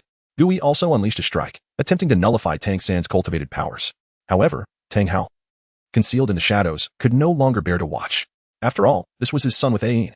Though he seldom intervened in Tang San's matters, he could not allow anyone to harm his bloodline. A colossal hammer hurtled towards Gui. Should he persist in his assault on Tang San, Gui would undoubtedly face the wrath of the Haotian hammer. The force of this blow eclipsed even that of the sacred dragon's essence, compelling Gui to retreat swiftly. The Haotian hammer crashed down upon the ground, creating a profound crater from its immense power. Gui's gaze shifted to the rapidly approaching Tang Hao. My son, is he someone you can provoke? Tang Hao, hidden beneath his dark robe, emanated an overwhelming aura, seemingly indifferent to all that surrounded him. At last, he had emerged. Gui could sense Tang Hao's presence lingering outside the academy. Tang San stared in shock at the sudden appearance of his father. Father? The familiar stubble, the same physique, yet exuding an unprecedented dominance. Simultaneously, he could perceive the formidable martial spirit of the Haotian hammer beside his father, which dwarfed his own in comparison. This was the true grandeur of the world's most powerful offensive martial spirit. Given his current state, it would be wise for Tang Hao to recuperate. Gui discerned that Tang Hao was in a worse condition than when they last met. It seemed that his battle with Chen Xin had exacerbated his old injuries. Subduing you, this junior, should pose no challenge. Tang Hao remained arrogant, and he had every right to be. Not only was he the youngest title Douluo in existence, but he could also battle several title Douluo at levels 89 through sheer strength alone. After becoming a title Douluo, he had severely injured the once dominant Qi Xuanji, granting Bibi Dong her chance. With such prowess, a touch of arrogance was hardly misplaced. However, arrogance must be tempered with respect. How can you hope to fight me in your current condition? Perhaps he was not Tang Hao in his prime, but he was confident that Tang Hao could not easily defeat him now, despite possessing the divine skill, the great samurai hammer. He too had a final trump card for mutual destruction. Nonetheless, Gui found the divine skill intriguing, as it seemed to transform the soul ring system into one's own power. By condensing the power of the soul rings into a singular force, one's abilities could be exponentially enhanced, rendering the existence of soul skills irrelevant. With a single strike, all would perish. It was a true manifestation of strength overcoming all techniques. However, given Tang Hao's current state, employing such a technique might lead to his own demise before he could vanquish his foe. Understanding his own limitations, Tang Hao recognized that Gui spoke the truth. Utilizing his current level 95 strength would not result in significant damage. Should he tap into greater power? It was likely he would be unable to endure the strain. What do you propose? Tang Hao conceded. Conserving his strength was paramount. Not only did he need to protect Tang San, but also the 100,000-year soul beast, Xiao Wu. Those who could identify a 100,000-year soul beast were, at the very least, soul Douluo, with most being titled Douluo. Without sufficient strength, one could accomplish nothing. Gui observed Tang Hao, clearly not wishing to escalate matters further. A cornered rabbit may bite, but Tang Hao was no mere rabbit. He was a fierce tiger, full of ferocity. Suddenly, Gui recalled his earlier promise to Lin Qing and transmitted a message to Tang Hao using his soul force. Tang Hao's eyes widened in astonishment. He could not fathom how Gui had acquired this knowledge. If you disagree, then let us fight. Gui remained unfazed by Tang Hao's demeanor. To him, this was merely an additional condition. Tang Hao's expression darkened. The existence of the Blue Silver King was crucial for awakening his son's Blue Silver Emperor bloodline. Gui's inquiry suggested ulterior motives regarding the Blue Silver King, yet withholding information would inevitably lead to conflict. Through Gui's recent battles, Tang Hao sensed that Gui had yet to reveal his full strength. He had never appeared flustered. This was not the demeanor of one who had laid bare all their powers. Tang Hao, too, was reluctant to confront a formidable and unknown adversary at this moment. He regretted not having taken the past decade to properly nurture his body and restore his strength. A once great prodigy found himself coerced by a youth barely 16 years of age. Gui's aura surged, as if reminding him of something important. Very well. Tang Hao divulged the location of the Blue Silver King to Gui. After all, without this particular plant, there was still another option. They would first navigate the immediate predicament before addressing other matters. Having obtained his desired information, Gui honored his promise and would not harm Tang San. The disparity between Tang San and himself was vast. Even harboring resentment, he could not catch up. Gui cast a final glance at the Shrek Academy he had painstakingly built over the years and smiled contentedly. This was not his endpoint, but rather a new beginning. From the outset, he had been mistaken. Some things, no matter how much one sought to alter them, remained unchanged. With a liberated turn, he resolutely ventured forth. From this day forward, he would truly integrate into this world. To endlessly attempt to reshape this realm based on his previous life would ultimately lead to futility. Watching Gui depart, Oscar seemed to reach a decision, bowing deeply to Flinder before turning away without a backward glance. For him, Gui was undoubtedly the harbinger of his rebirth. Next was Ma Hongjun. Flinder had awakened his martial spirit and brought him to Shrek Academy. He felt immense gratitude towards Flinder. However, Gui had also been kind to him, arranging cultivation methods and continually assisting him in mastering the evil fire. Moreover, following this incident, Ma Hongjun realized that whenever it came to Yu Xiaojing, Flinder would easily abandon Gui, despite their many years of camaraderie. Then there was Ning Rongrong. She had come here seeking amusement, aiming to escape the confines of her sect. Now, she had a new objective, to learn from Gui and develop her own soul skills, thereby enhancing her combat prowess. A soul master who does not seek to output is not a good support. Zhu Xing had initially intended to follow Gui, but she cast a furtive glance at Dai Mubai beside her, caught in a dilemma, watching the figures of Gui and the others fade. Zhu Xing gritted her teeth and quickly followed. She was taking a gamble, hoping that in Gui's company, she could truly break free from the control of her family and the royal house, gaining genuine freedom. Dai Mubai observed Zhu Xing's pursuit with a grim expression. This audacious woman was indeed bold. After a brief hesitation, he too followed suit, not solely for the sake of Zhu Xing, with whom he could fuse martial spirits, but also to learn more from Gui. Only Tang San and Xiao Wu remain of the entire Shrek 7 monsters. A farcical incident has led to the disintegration of Shrek Academy. Chapter 70. The unexpected visitor. Flander gazed at the sparsely populated academy, a sense of desolation inexplicably washing over him. Tang Hao's appearance had driven Xiao Wu's fear to a crescendo. Her complexion turned even more pallid than that of Flander and his companions, who were drained of their soul power, devoid of any trace of color. What to do? Xiao Wu knew that her transformed self could at most deceive soul masters below the rank of title Douluo, and even some powerful soul Douluo might unearth her true identity. The weakest title Douluo could easily discern her true form. Her brother's father must be lurking nearby to protect him. It was highly likely that her identity had already been discovered, and perhaps she too was merely a nurtured spirit ring and soul bone of 100,000 years. In that moment, a myriad of thoughts flooded Xiao Wu's mind, with the most pressing being whether Tang San knew her true identity. This was of paramount importance to her. At this moment, Tang San was entirely oblivious to Xiao Wu's predicament. Tang Hao's arrival had illuminated the meaning behind his previous words. Who could have imagined that a disheveled middle-aged man, who spent his days drinking and forging in Holy Soul Village, would be a soul master with the highest title on the Douluo Continent? It was a complete subversion of his prior image. Tang Hao had no intention of elaborating further. He simply seized his son and, casting a final glance at Xiao Wu, vanished from everyone's sight. Flander, neglecting to restore his soul power, focused on examining the condition of Yu Xiaojing. Zhao Wujie and the others exchanged glances, their gazes falling upon the unconscious instigator, Yu Xiaojing. If it weren't for his clandestine learning of forbidden techniques, Flander would never have fallen out with Gui. What an astonishing turn of events had transpired in a single day. Gui was someone they had watched grow up, and their bond with him was profound. Everyone disperse. Flander weakly addressed the group. Meanwhile, Gui and the 5 who had followed him stood in an open space. Where are you going, Ego? I want to accompany you, Oscar asserted. The others looked at Gui similarly. Of course, only Oscar and Ma Hongjun were wholeheartedly committed to following Gui. Even Zhu Xuqing had her own motives. She was not yet in a position to be willful. Where to? Gui pondered, though his decision to leave was sudden. He had a destination in mind, to establish a new academy and participate in the continent-wide Advanced Soul Master competition over a year later. Aiming for victory and fulfilling a promise. Gui's declaration stunned everyone. If Gui merely desired to establish an academy, there would be no issue, however. Claiming the championship was another matter entirely. Unless he personally entered the fray, who could possibly seize the title from the Spirit Hall? Would you like to join? Gui invited them, recognizing their considerable talents, particularly Oscar, whose innate full soul power in the food system was unparalleled in this world, a true genius of Shrek Academy. Of course, as long as it's your academy, Ego, I shall join. Oscar was the first to express his commitment, followed by Ma Hongjun and the others, with Ning Rongrong displaying the most enthusiasm, as she had been sheltered from the pressures of life, having been born into a world of endless affection.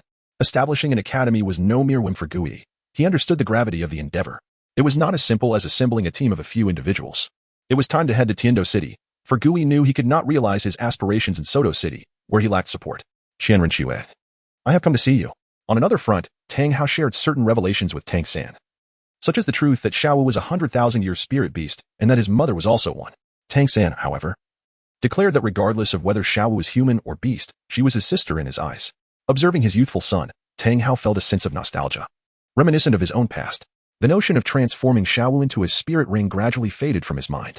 Despite his wife being a 100,000-year spirit beast, it did not mean he would easily let go of a transformed spirit beast. Tang Hao was acutely aware of this.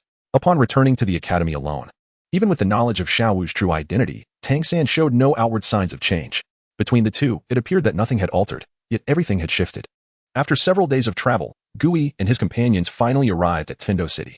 True to its reputation as the imperial city of the Tindo Empire, it was a place of remarkable splendor. Upon arrival, Gui instructed his companions to rest at an inn while he ventured out alone. Tindo Royal Academy. My name is Gui. Please inform Yi Lingling that I am here. The gatekeeper, upon seeing Gui's exquisite attire and ethereal demeanor, instinctively went to relay the message. In their minds, only nobles possessed such grace. He engaged Gui in friendly conversation rather than hostility. The disciples assigned to guard the gate were evidently not from prestigious families, but rather minor nobility with unremarkable talents. Otherwise, they would not have been relegated to such a position. Soon, a graceful figure emerged from the academy, reminiscent of their first encounter. Clad in black, with a black veil and flowing blue hair cascading down her back, Yi Lingling had matured significantly over the years. Unlike a few years prior, her demeanor now exuded an otherworldly elegance, her figure curvaceous, embodying the essence of womanhood. The black veil on her face added an enchanting allure, rendering her irresistibly captivating. What brings you here? Yi Lingling inquired, her tone sharp as she regarded the increasingly mature Gui. It was only natural for anyone to be displeased when their closest friend was taken away. The mere act of coming out to face Gui was a testament to her restraint. I am seeking Du Guyan, Gui confessed. Genuinely unaware of Du Guyan's whereabouts in the vastness of Tindo City, the most expedient route to finding her was through Yi Lingling, Du Guyan's closest confidant. I don't know. Yi Lingling's voice turned icy as she prepared to turn away. The previous gatekeeper had long since departed. Yi Lingling was no minor noble.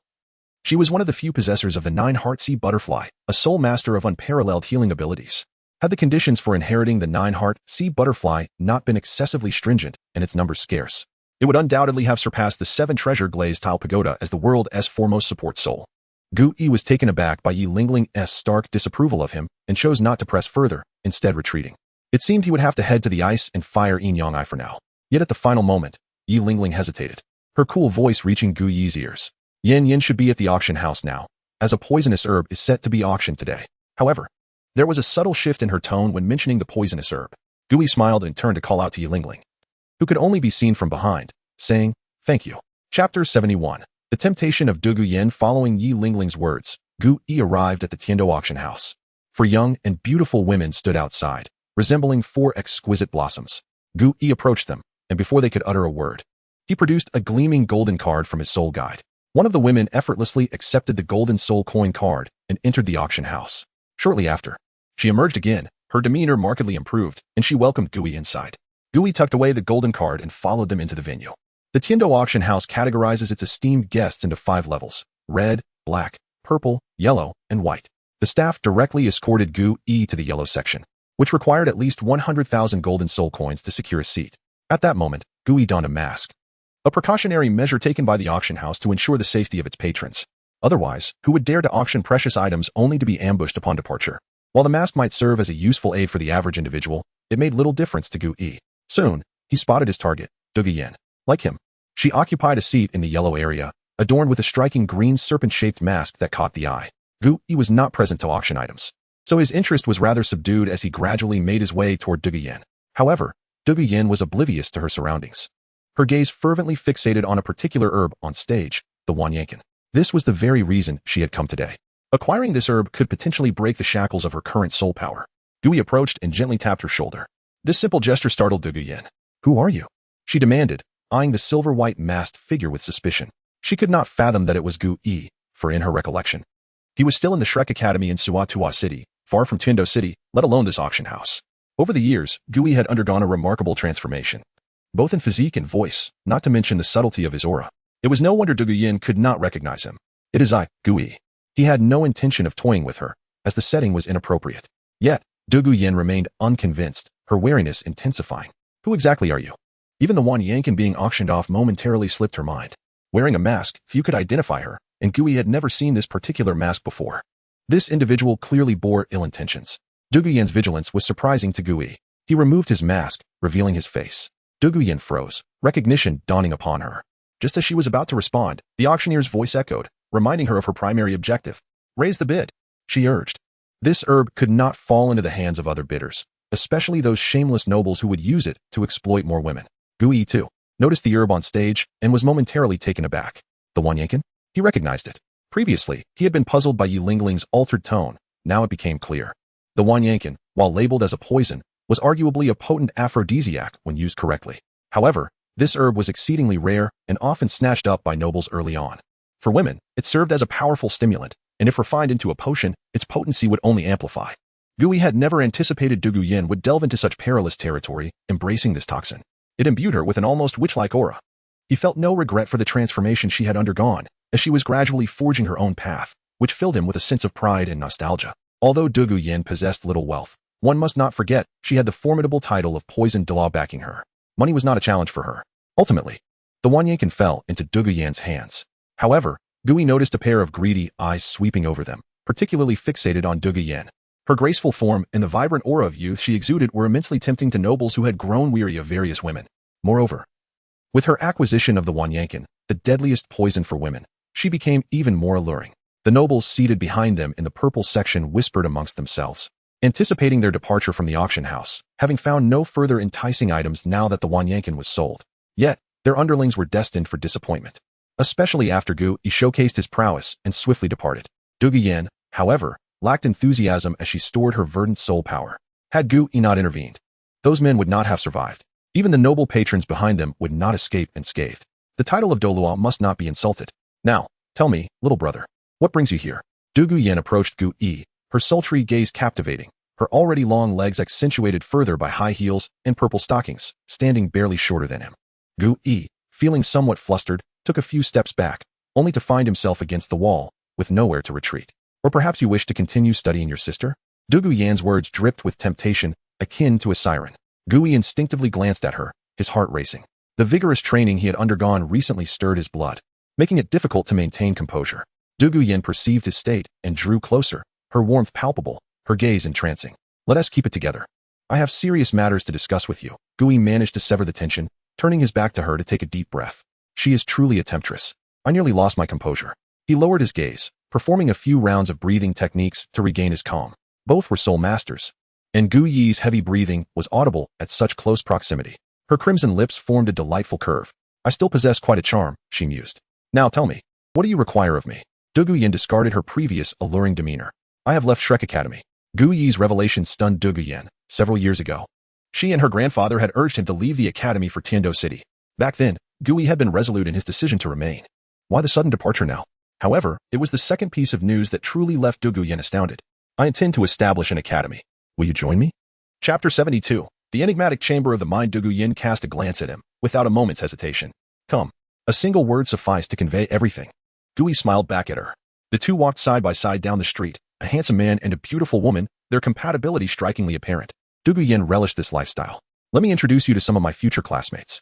Gui led Du Guyan to the inn where Zhu Zhuqing and others were staying. The group had not ventured out, weary from their long journey. As Gui and Du Guyan entered their line of sight, everyone was taken aback, particularly Oscar and Ma Hongjun, who had never witnessed Gui's closeness to any woman over the years, save for his special affection towards Zhu Zhuqing. It appeared that he had secretly formed a bond. Du Guyan, now 20, was in the prime of womanhood, especially as a soul master. Her physique more mature than that of an ordinary woman, complemented by her long, slender legs. For these youngsters, the allure was undeniable. Gui, you truly live up to your reputation, Oscar remarked, giving Gui a thumbs up. Zhu Zhuqing and Ning Rongrong felt somewhat embarrassed, especially Ning Rongrong. After all, Zhu Zhuqing's figure surpassed Du Guyan's at this stage, with the latter still in the process of maturing. Ning Rongrong, on the other hand, could only be described as a budding flower. Du Guyan took in the gazes of those around her, finally resting her attention on Zhu Zhuqing and Ning Rongrong. It was undeniable that both were exceptionally beautiful, particularly the girl clad in black leather, whose physique was almost unfair, rivaling even those who had borne children. Please introduce yourself. Gui nudged Du Guyan's arm, prompting yet another misinterpretation of their relationship. Hello, I am Du Guyan. My martial soul is the azure-scaled poisonous snake, and I am a level 45 battle soul master. Gasps filled the air. It turned out Gui's ambition to win the championship was not mere bravado. With over a year remaining before the competition, should Du Guyan advance a few more levels, she could potentially reach the realm of a Soul King before the tournament. Du Guyan quickly bonded with the two girls, as conversations among women tend to flourish, leaving Gui and his companions without the privilege of eavesdropping on their secrets. Finding Du Guyan was merely the first step. He had yet to assemble the 7 participants for the competition. The Academy's presence was still elusive. There was much to be accomplished, and he would need Du Gubo's assistance. As a seasoned resident of this area, Du Gubo was surprisingly more familiar with Heaven's Head City than Gui. Extracting a green snake scale from a soul guide, Gui decided to leave the rest to fate. Douluo would undoubtedly sense the aura of his scales and come forth. Meanwhile, Shuqinghe of the Crown Prince's mansion, known as Qianrenxue, also received word of Gui's arrival in Tiando City. However, upon reviewing the intelligence, her composure faltered. Yet, now that he was here, she resolved that he would not leave easily. She glanced toward the well-concealed chamber behind her, an ideal living space. Yet, with not only Gui present, but also several members from Shrek Academy, including her own daughter, she had matters to discuss with her teacher. It was time to pay a visit to the seven-treasure, glazed tile school. Hidden in the shadows, the serpent spear and the stinging porcupine exchanged glances. Uncertain of what to do, Gui remained oblivious to the weight of Qianrenxue's intentions, which included confining him within the chamber. Had he known, he might have quipped about the resemblance to his father. Before Douluo returned to Tiando City, he sensed the presence of his snake scales and was astonished as he flew towards the source. He had given away 2 scales, one to Gui and the other to Douluo. Though both were his scales, there were subtle differences in their auras. Douluo found himself pondering his granddaughter's earlier bewilderment. "It truly is you," he exclaimed, astonished as he approached Gui on the balcony. "Help me with the formalities for the Advanced Academy. I wish to participate in the next Continental Advanced Soul Master competition. Only you can assist me with this." Gui spoke directly, without preamble. "Isn't this something Flinder could handle as well?" Douluo inquired, puzzled, as Flinder, though weaker, was still a Soul Douluo level master. The Advanced Academy should pose no issue. Gui's eyes betrayed a hint of pain. Severing a 15-year bond was no simple task. "This time is different. I plan to establish a new academy." Douluo, astute as he was, discerned the underlying message in Gui's words. Their relationship with Flinder had soured. "Leave it to me. This is within my capabilities," Douluo declared, waving his hand dismissively. He would take care of the arrangements. This was not an arduous task. The number of titled Douluos that could be mobilized by the 2 empires was limited, ensuring that he, with no affiliations, would not lean towards either side. "What will the academy be named?" Douluo asked. Gui fell into contemplation, realizing he had overlooked this crucial detail. A name? A name? Gazing at the clouds and the blue sky, a name struck him, lingering in his mind. Heaven's Inquiry Academy. Douluo was indifferent to the name, viewing it merely as a label. "Give me 3 days." Gui watched as Douluo departed, realizing he had finally taken that decisive step. With matters here resolved, it was time for him to set forth in search of the 6th soul ring, the last he would attain before manifesting his martial soul's true form. A venture that required utmost caution. His target was clear, the dark demon evil tiger lurking in the forest. Though not 100,000-year soul beast, its strength rivaled, if not surpassed, that of one possessing various attributes alongside a precious treasure. Securing the soul ring from the dark demon evil tiger would undoubtedly bolster his power significantly. True to his status as a titled Douluo, Douluo's influence was substantial. Within 3 days, he not only finalized all necessary procedures but also secured a recently vacated Intermediate Soul Master Academy as a base of operations. In this span, Douluo had fully integrated with the 5 others, assuming the role of the eldest sister, exuding an air of authority. Meanwhile, Ningfengji, Bone Douluos, and Shuqinghe were making their way toward them. Qianrenxue eagerly anticipated her reunion with Gui, despite her efforts to enhance her training time over the years. She still had not reached the rank of Soul Sage. Her strength barely matched that of an average high-ranking Soul Sage, unlike Gui, who could combat with the prowess of a Soul King against a titled Douluo. Unbeknownst to all, Gui's strength in battle did not solely derive from soul power. It was deeply intertwined with the essence of the world, tapping into the forces of nature itself, which allowed him to wield such formidable might. Chapter 73. The surprise attack. Ningfengji and his companions arrived at the entrance of the Tianwen Academy. Compared to other prestigious Soul Master Academies, it could only be described as rudimentary. However, it was remarkably clean, albeit somewhat worn, yet not disordered. "Teacher, shall we enter?" Shuqinghe said, standing beside Ningfengji. Though she felt a sense of urgency within, her exterior revealed no hint of anxiety. It was this very ability to remain composed in the face of adversity that allowed her to remain undercover for so many years without being discovered. The soul bone merely concealed her form and masqueraded as a martial soul. Everything else relied solely on her own prowess. If there existed a woman of profound sorrow in this world, it would undoubtedly be Bibi Dong. The second would be Qianrenxue, who, from birth, was deemed a mistake. Becoming an undercover agent in a foreign land during her teenage years, masquerading as a much-admired prince. Inside the academy, Gui suddenly addressed Ning Rongrong, who was still tidying up, saying, "Your father has arrived. Go and bring them in." Ning Rongrong immediately released her grip on the broom, having missed Ningfengji after not seeing him for a while. Regardless of how swiftly people grew in this world, she remained a 12-year-old girl at heart. The others merely glanced over before returning to their cleaning duties. After all, one could not inhabit a place that was unkempt. However, Dai Mubai was somewhat reluctant, believing such tasks should be assigned to servants. After all, they could accomplish it more efficiently and deftly. Yet, Gui observed their situations keenly, noting everything in his mind. The rest of the group had no complaints. After all, Oscar and Ma Hongjun were not of noble birth, and such chores were a part of their upbringing. Zhu Zhuqing also respected Gu Yi's words and had no objections. Ning Rongrong quickly made her way to the academy's entrance, where she spotted the three. "Grandpa Gu," she exclaimed, throwing herself into Gu Rong's embrace amidst Ning Fingji's complex gaze. Ning Fingji awkwardly withdrew his hand, having overestimated his standing in his daughter's eyes. Sighing, Shueqingga couldn't help but chuckle. Only Rongrong could elicit such a reaction from the teacher. Fortunately, Ning Rongrong eventually bestowed a heartfelt hug upon him, prompting Ning Fingji to affectionately stroke his obedient daughter's head. "You've grown taller. By the way, how did you know we were coming?" Ning Fingji inquired, clearly noting that Rongrong's intention was not merely a social visit, for she showed no surprise upon their arrival. "I don't know. Teacher Gu Yi just asked me to come out and greet you, so I did," Ning Rongrong replied. Ning Fingji was taken aback, not expecting Gu Yi's perceptive ability to be so keen. Shueqingga fell into contemplation, realizing it had indeed been a long time since they last met. However, Gu Rong, who had previously appeared amiable, suddenly changed his expression. He had not forgotten the events of the past. Utilizing his spatial teleportation ability, he vanished before everyone. "Oh no. We must hurry inside." Ning Fingji's usually calm demeanor betrayed a hint of urgency.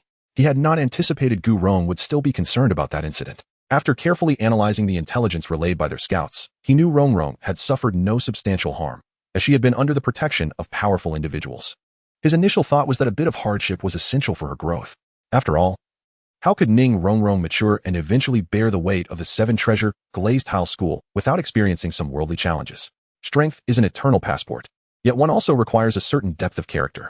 Upon entering the academy, Gu Rong found 5 individuals present, and although he did not know who Gu Yi was, it did not impede his search for the one with the strongest soul power. He swiftly moved beside Gu Yi and delivered a powerful kick. Gu Yi's instincts alerted him, but the speed of the attack was too swift, compounded by the fact that he was not currently using any soul techniques to gather the energies of heaven and earth. By the time he reacted, he could only brace himself with his arms. The immense force sent Gu Yi flying into a building, a cloud of dust erupting around him. Silence enveloped the ruins for a moment. Everything had transpired too quickly. Du Guyan could no longer contain herself and summoned her martial soul, her soul rings glowing. A cloud of emerald green poison enveloped Gu Rong. "Poison? Even the most toxic of beings do not intimidate me. Little girl, you are far from my level." Gu Rong scoffed, releasing a surge of soul power that dissipated the toxic mist around him effortlessly. "What an eerie speed," Gu Rong countered, blocking a sudden black figure that had rushed from behind him, throwing it aside. Meanwhile, Oscar's attack arrived, a wave of invisible sword energy aimed at him, accompanied by a fierce flame erupting before his eyes. Though the flames burned hot and the sword energy was swift, they were still too weak for a title Douluo of his caliber. He didn't even feel the need to summon his martial soul.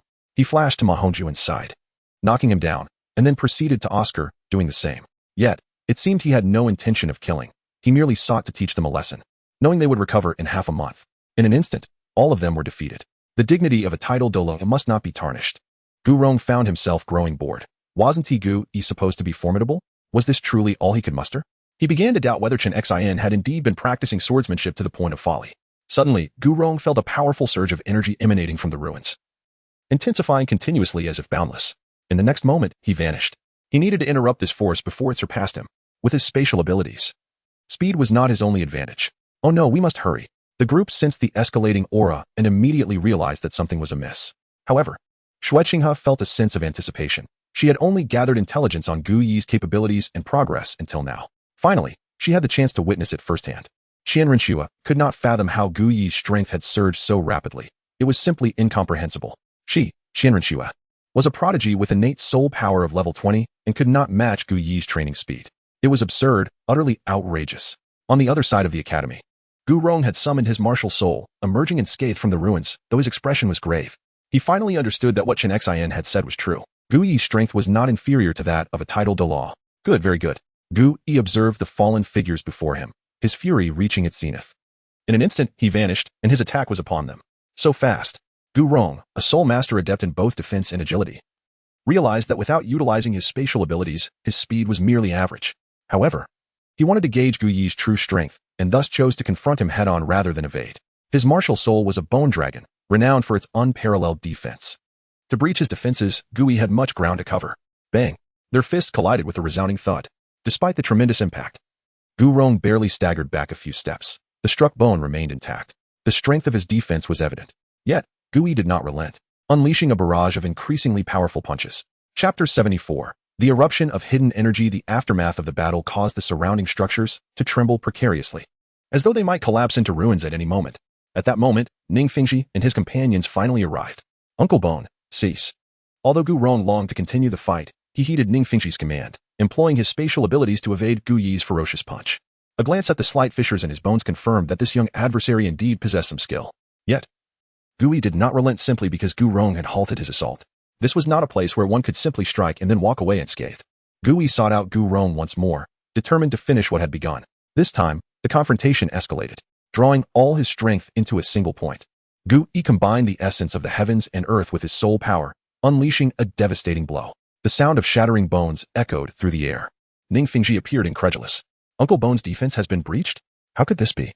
Gu Rong himself was equally astonished, realizing that the bones he prided himself on had been shattered. However, he dismissed the injury, knowing that it would swiftly mend with the circulation of his soul power. He resolved not to endure further blows. Should a junior truly breach his defenses, he would become the subject of ridicule from Chen Xin, the sword master. Gu Rong, renowned for his unparalleled defense, also held the title of the most elusive and troublesome title Douluo. His formidable spatial abilities came into play. As Gu Yi's punch missed its target, Gu Rong's extraordinary reflexes allowed him to quickly adjust, striking toward Gu Rong's location. What on earth? Gu Rong could hardly believe it. Reacting swiftly, he used his bones to block the impending strike. How could Gu Yi possibly know where he would appear? Gu Rong once again vanished into space, re-emerging to Gu Yi's right side, only to be met with another iron fist. The ensuing events unfolded dramatically, as each of Gu Rong's appearances was preemptively intercepted by Gu Yi, akin to a game of whack-a-mole. Punch after punch landed, yet Gu Yi discovered a newfound understanding. Gu Rong attempted to counterattack, but Gu Yi was no novice. He either evaded with agility or met force with force, leaving Gu Rong with no options. The crucial issue was that Gu Rong's ninth soul skill had an expansive range that was ill-suited for their current surroundings, rendering him somewhat constrained. Ning Fengji recognized the urgency of the situation and summoned his martial spirit, casting 7 beams of light upon Gu Rong. The previously expended soul power and physical stamina began to replenish, significantly enhancing his strength and speed. Gu Yi observed this development with a quiet sigh. Acknowledging the formidable auxiliary capabilities of the 7 treasures, glazed tile pagoda, Gu Rong's aura doubled in intensity. Gu Yi, I implore you to cease this conflict. Ning Fengji understood that the battle could not continue. Should the title Douluo unleash their true power, the damage inflicted upon Heaven Do City would be catastrophic. Even if the 7 treasures glazed tile sect were implicated, the repercussions must be avoided. Cease? Why did you not call for me to stop when you attacked my student? Gu Yi showed no mercy, delivering another heavy punch. However, after an epic enhancement, Gu Rong stood unfazed. In a clash of might, Gu Yi was sent reeling back several meters, momentarily at a disadvantage. Such enhancement. Gu Yi quickly turned his gaze toward Ning Fengji, recognizing that to prevail, he must disrupt his support. Gu Rong's battle experience far exceeded that of Gu Yi. A mere glance revealed Gu Yi's intent. Despite his initial advantage, Gu Yi's speed could not surpass Gu Rong's spatial abilities. Just as he was about to strike Ning Fengji, Gu Rong intervened. With his soul rings shimmering, countless bones separated and moved at astonishing speed. Gu Yi hastily dodged. Should he be struck, the consequences would be dire. Yet, a title Douluo's soul skill was not so easily evaded. The bones, seemingly sentient, pursued him relentlessly, indicating Gu Rong's control. Here, take this. Gu Yi halted, laboriously condensing the bones into a mass to send them back. However, this action came at a cost, a mouthful of blood. The effort required to redirect the attack had taken its toll, straining his meridians and internal organs despite the protective effects of his first soul skill. Gu Rong, unaccustomed to such abilities, found himself unable to control the mass of bones. Unfazed, Gu Yi pressed forward, disregarding the blood trickling from his lips, swiftly closing the distance between them. Though Gu Rong had never witnessed such power, he remained composed, confident that with Ning Fengji's aid, even Chen Xin would not pose a threat. His formidable defenses held strong. Another punch landed upon the bone dragon, yet it yielded no effect. The recoil momentarily stunned Gu Yi, yet it sparked a realization regarding the elusive essence of the hidden energy he had sought. It required harnessing force without immediate release. Penetrating deep within, Gu Yi concentrated all his strength into his fist, while Gu Rong met his challenge with the bone dragon. However, this time was different. The force transmitted through the bone dragon entered Gu Rong's body. Not good. Gu Rong, with his vast combat experience, instinctively countered with his soul power the moment the force penetrated. In a world governed by soul power, the effectiveness of hidden energy was diminished. Yet it still held some merit. Blood trickled from the corner of Gu Rong's mouth, indicating that he had not completely mitigated the blow. The ability to control hidden energy proved effective against a robust opponent. Regrettably, only the physical force could penetrate. Soul power and the essence of the world remained impervious. Nonetheless, with Ning Fengji's assistance, Gu Rong's injuries healed swiftly. How can we stop now? The losses incurred today will be borne by our seven treasures glazed tile sect. Ningfengji wished to end the conflict. Gui glanced at him, realizing it was insufficient. Ningfengji appeared to have anticipated this outcome. Proposing a compensation of 100,000 gold soul coins for each individual, Gui subtly glanced at Xue Qinghe, nodding in agreement. Prolonging the battle would yield no favorable results. While Gu Rong's combat prowess may not have surpassed Chen Xian's, his defensive capabilities were unparalleled, making it exceedingly difficult to secure victory without invoking his fifth soul skill. Ningfengji breathed a sigh of relief, knowing that should the conflict escalate further, he would have to call upon Chen Xian. The two-titled Douluo would subdue Gui, but such measures would only be taken in dire circumstances. Soon, everyone awakened under Ningfengji's healing, and upon seeing Gu Rong nearby, instinctively assumed defensive postures. Ning Rongrong, feeling somewhat guilty, cast an apologetic glance at them, recognizing that this encounter was closely intertwined with her actions. Chapter 75, Qianren Shui, do you wish to conceal your identity as well? At Tianwen Academy, Ige. Is this true? Oscar and Ma Hongjun were utterly incredulous. The current ease of earning gold soul coins was astonishing. Merely sustaining a minor injury could yield 100,000 gold soul coins. The Seven Treasures Glazed Tile School was indeed extravagantly wealthy. No wonder Ning Rongrong had previously been so arrogant and willful. Had they existed within such a lavish sect, they would not have fared much better, perhaps even worse. This is the last time. Matters should not occur thrice. If it truly comes to crossing the line, even if it costs him all his cultivation, he would ensure the disappearance of the two pillars of the Seven Treasures Glazed Tile School. Gu Yi's unmasked killing intent made it abundantly clear that he was not speaking lightly. But did he possess the capability to do so? Such audacity. Xue Qinghe stood aside.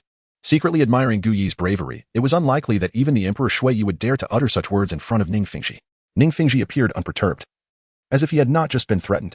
Principal Gu, please rest assured, this matter will not recur. Please take good care of Rongrong. In a surprising turn, Ningfengji bowed to Gu Yi, a gesture that astonished Gu Rong and Qianren Shui alike. Even Gu Yi was taken aback. Was this the stature of a sect leader? Gu Yi realized he had underestimated Ningfengji. After all, to have two titled Douluos willingly remain in the sect spoke volumes of his charismatic persona. Regardless of who it was, he treated everyone equally. Gu Yi did not intentionally target anyone, just as he had not done with Tang San. Even if he harbored disdain, he would not overtly act against him during teaching. This principle applied universally, devoid of favoritism. Ningfengji gazed into Gu Yi's eyes. A man who had seen countless faces could discern much from a mere glance. This is not mere rhetoric. With that, Ningfengji departed, and naturally, Xue Qinghe followed. It appeared that today's tasks would be even more demanding. Gu Yi surveyed the now dilapidated academy and addressed the crowd. Remember, during this period, soul power must not be utilized. It is essential to temper their resolve. An increase in strength does not equate to the growth of the heart. To become a slave to power is to harm oneself and others. More critically, without a sufficiently resilient heart, profound techniques may lead one astray. Gu Yi now regretted having imparted advanced techniques to Zhu Zhuqing so early, though her years of experience had fortified her mind, preventing undue influence from the techniques. However, it had still affected her to some extent.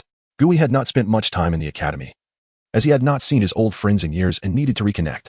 He was curious whether Qianren Shui would be more surprised to see him or wish to eliminate him. He found himself eager to witness the unfolding scene.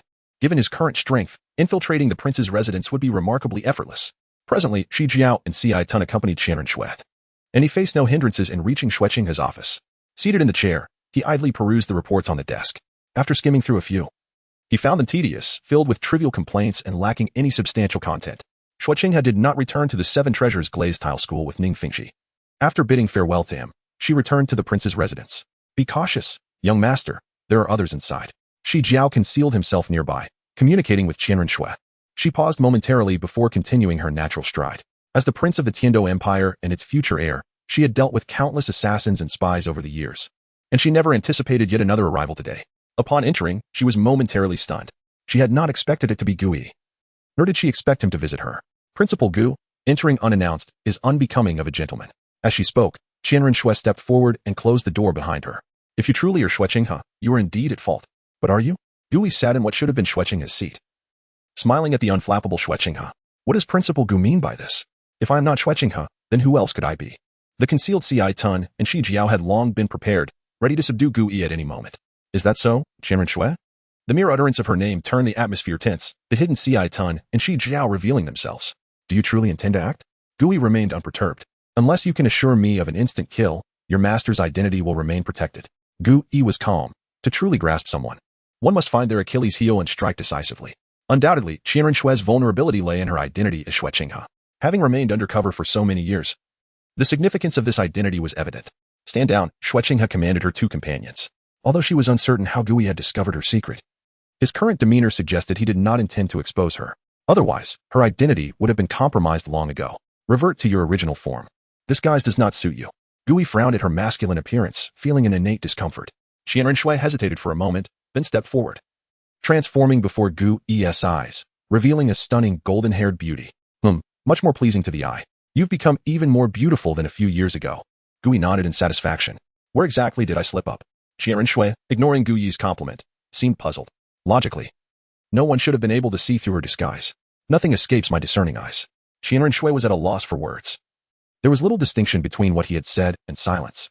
However, she understood Gui's reluctance to elaborate and did not pursue the matter further. Their relationship had always been maintained through letters, and delving deeper was not wise. What brings you to me? Do you recall our previous discussion? Gui regarded Qianrenshui with utmost seriousness. Of course, should you win, I shall heed your wishes. But should I prevail? Gui smiled, interrupting her. Rest assured, my decisions are not made lightly. Qianrenshui gazed at the self-assured Gui, unable to fathom how he intended to wrest the championship from the Spirit Hall, which had handpicked geniuses from across the land, with an academy that could barely muster enough participants for a match. Unless you intend to compete yourself, which seems improbable. I look forward to your performance. Once their conversation concluded, Gui departed without a trace of sentiment. Shijiao, Si Tun, can you discern my true form? Qianrenshui reverted to her original appearance and inquired. The two shook their heads in unison, unable to penetrate her disguise. Had they not been forewarned? They would have been utterly incapable of discerning the truth. Qianrenshui gazed at the spot recently occupied by Gui, her eyes filled with profundity. She had indeed underestimated Gui. Chapter 76, The Dark Demon Evil God Tiger. Upon departing from the prince's residence, Gui began to stroll through the grand city of Tiando. As the capital of the Tiando Empire, this place was adorned with splendor that far surpassed that of Suatua City. However, today seemed to bring a series of misfortunes. Not long into his walk, he encountered a nobleman harassing a sweet-looking lady, his lewd expression betraying any semblance of noble demeanor, resembling instead a vile insect from a filthy gutter. Gui took a few steps forward, intending to intervene, when the situation appeared to resolve itself. Zhou Long, release her at once. Came a cool and graceful voice from a distance. Turning his head, Gui beheld a beautiful matron approaching. Clad in a pale blue palace gown with impeccably arranged blue hair, she emanated an air of nobility that was unparalleled.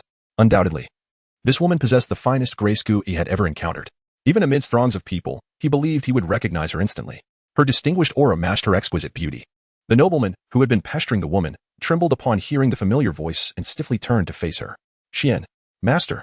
Zhou Long had not anticipated that Tang Yuehua would emerge today, and he silently cursed his bad luck. It seems that after all these years, I have yet to teach you the essence of noble etiquette, Tang Yuehua lamented, shaking her head with a hint of melancholy. Some matters were beyond the influence of a woman of her humble status, despite her renowned reputation and her success in teaching countless individuals the true nature of nobility. Yet, the prevailing circumstances remained unchanged. Perhaps the nobility in this world was too abundant, attaining a title was easy for those whose soul power met the requisite standards, leading to the emergence of numerous noble families. One could not expect a group of individuals, who only understood the language of violence, to embody her ideals.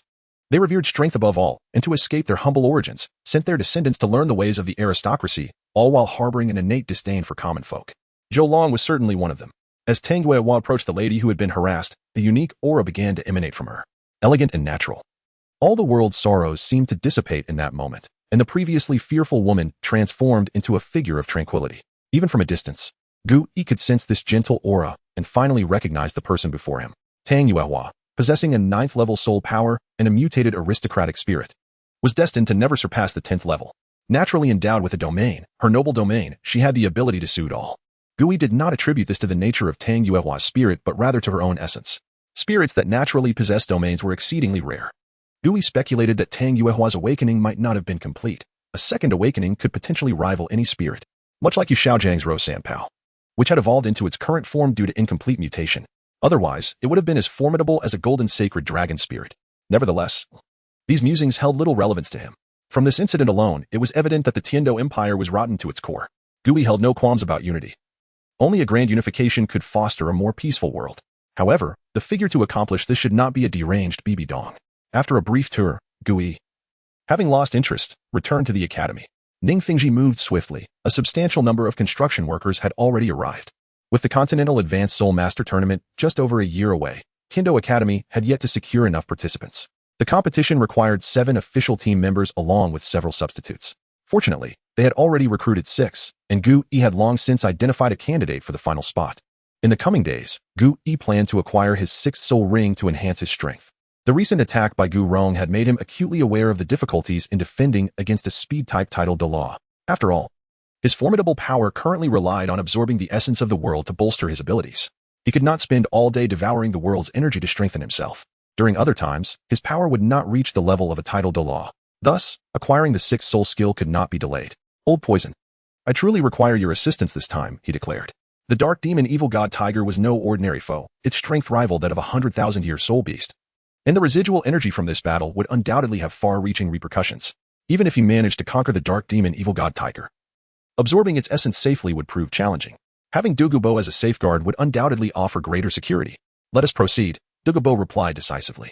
The stronger Gu Yi became, the greater the benefits for him, and in turn, for Yin Yan. He had long discerned that his granddaughter had been captivated by Gu Yi, claiming she wished to catch up with him, yet she spoke of little else. Gu Yi conveyed his plans and, together with Douluo, took to the skies.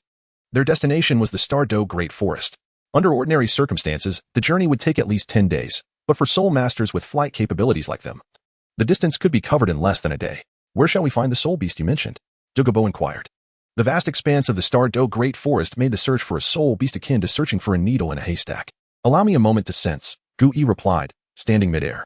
Utilizing the effects of the demonic seed in his spiritual sea to its fullest, he began to perceive various sinister energies. He deliberately filtered through weaker auras, seeking out the stronger malevolent entities.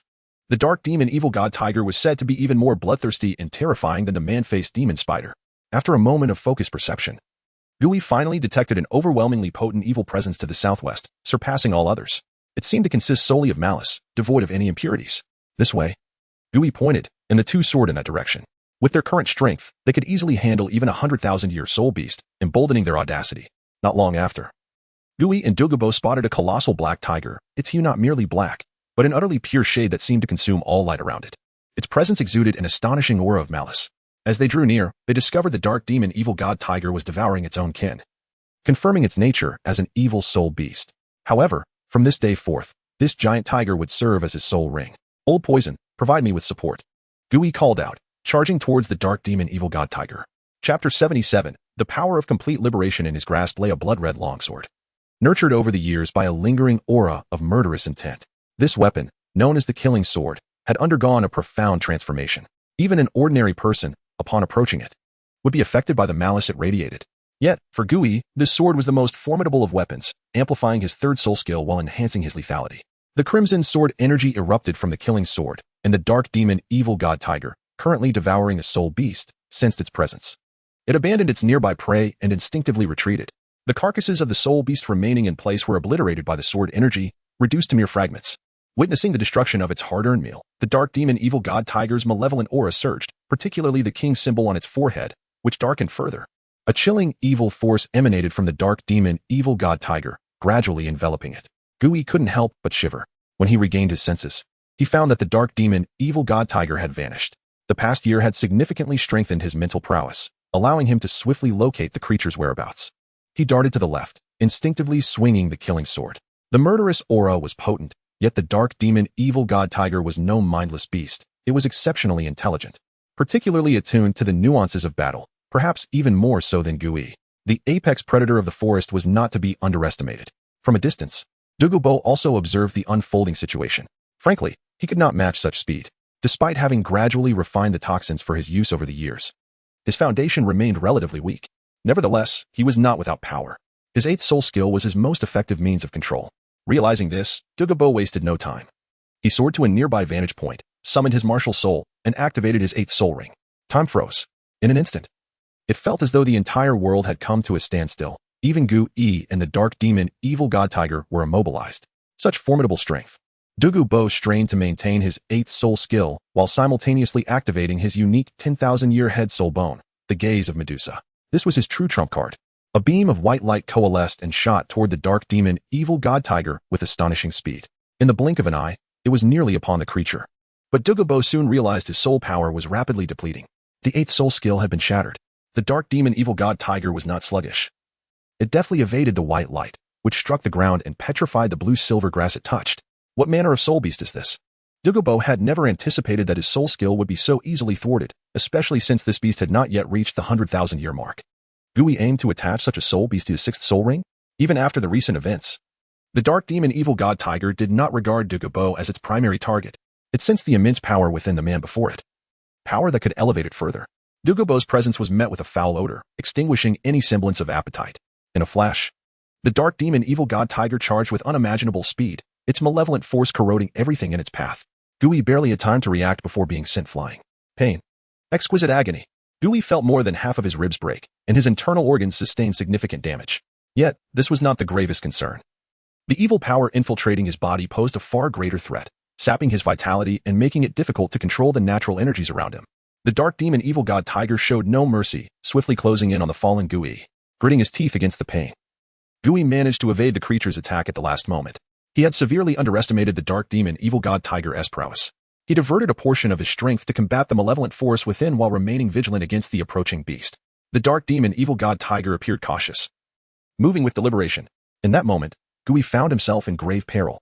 Douluo, astonished by the rapid turn of events and the strength of the soul beast, realized it was time to employ special measures. Gui's mind raced. With a thought, he began to absorb the surrounding natural energies into his body. The sheer volume and potency of this energy were unprecedented. At this moment, Gui disregarded whether his body could withstand such an influx, consuming it all in one go. Suddenly, his body erupted with a gaping wound, blood pouring forth, his orifices bleeding profusely. His condition was horrifying. Had he lost his mind? Consuming such an immense quantity of energy? Douluo was baffled by Gui's actions. It seemed nothing short of self-destruction. No one could control such a vast amount of energy, let alone Gui, who was merely a quasi-soul emperor. Even if his power could rival that of a tidal Douluo, it was impossible.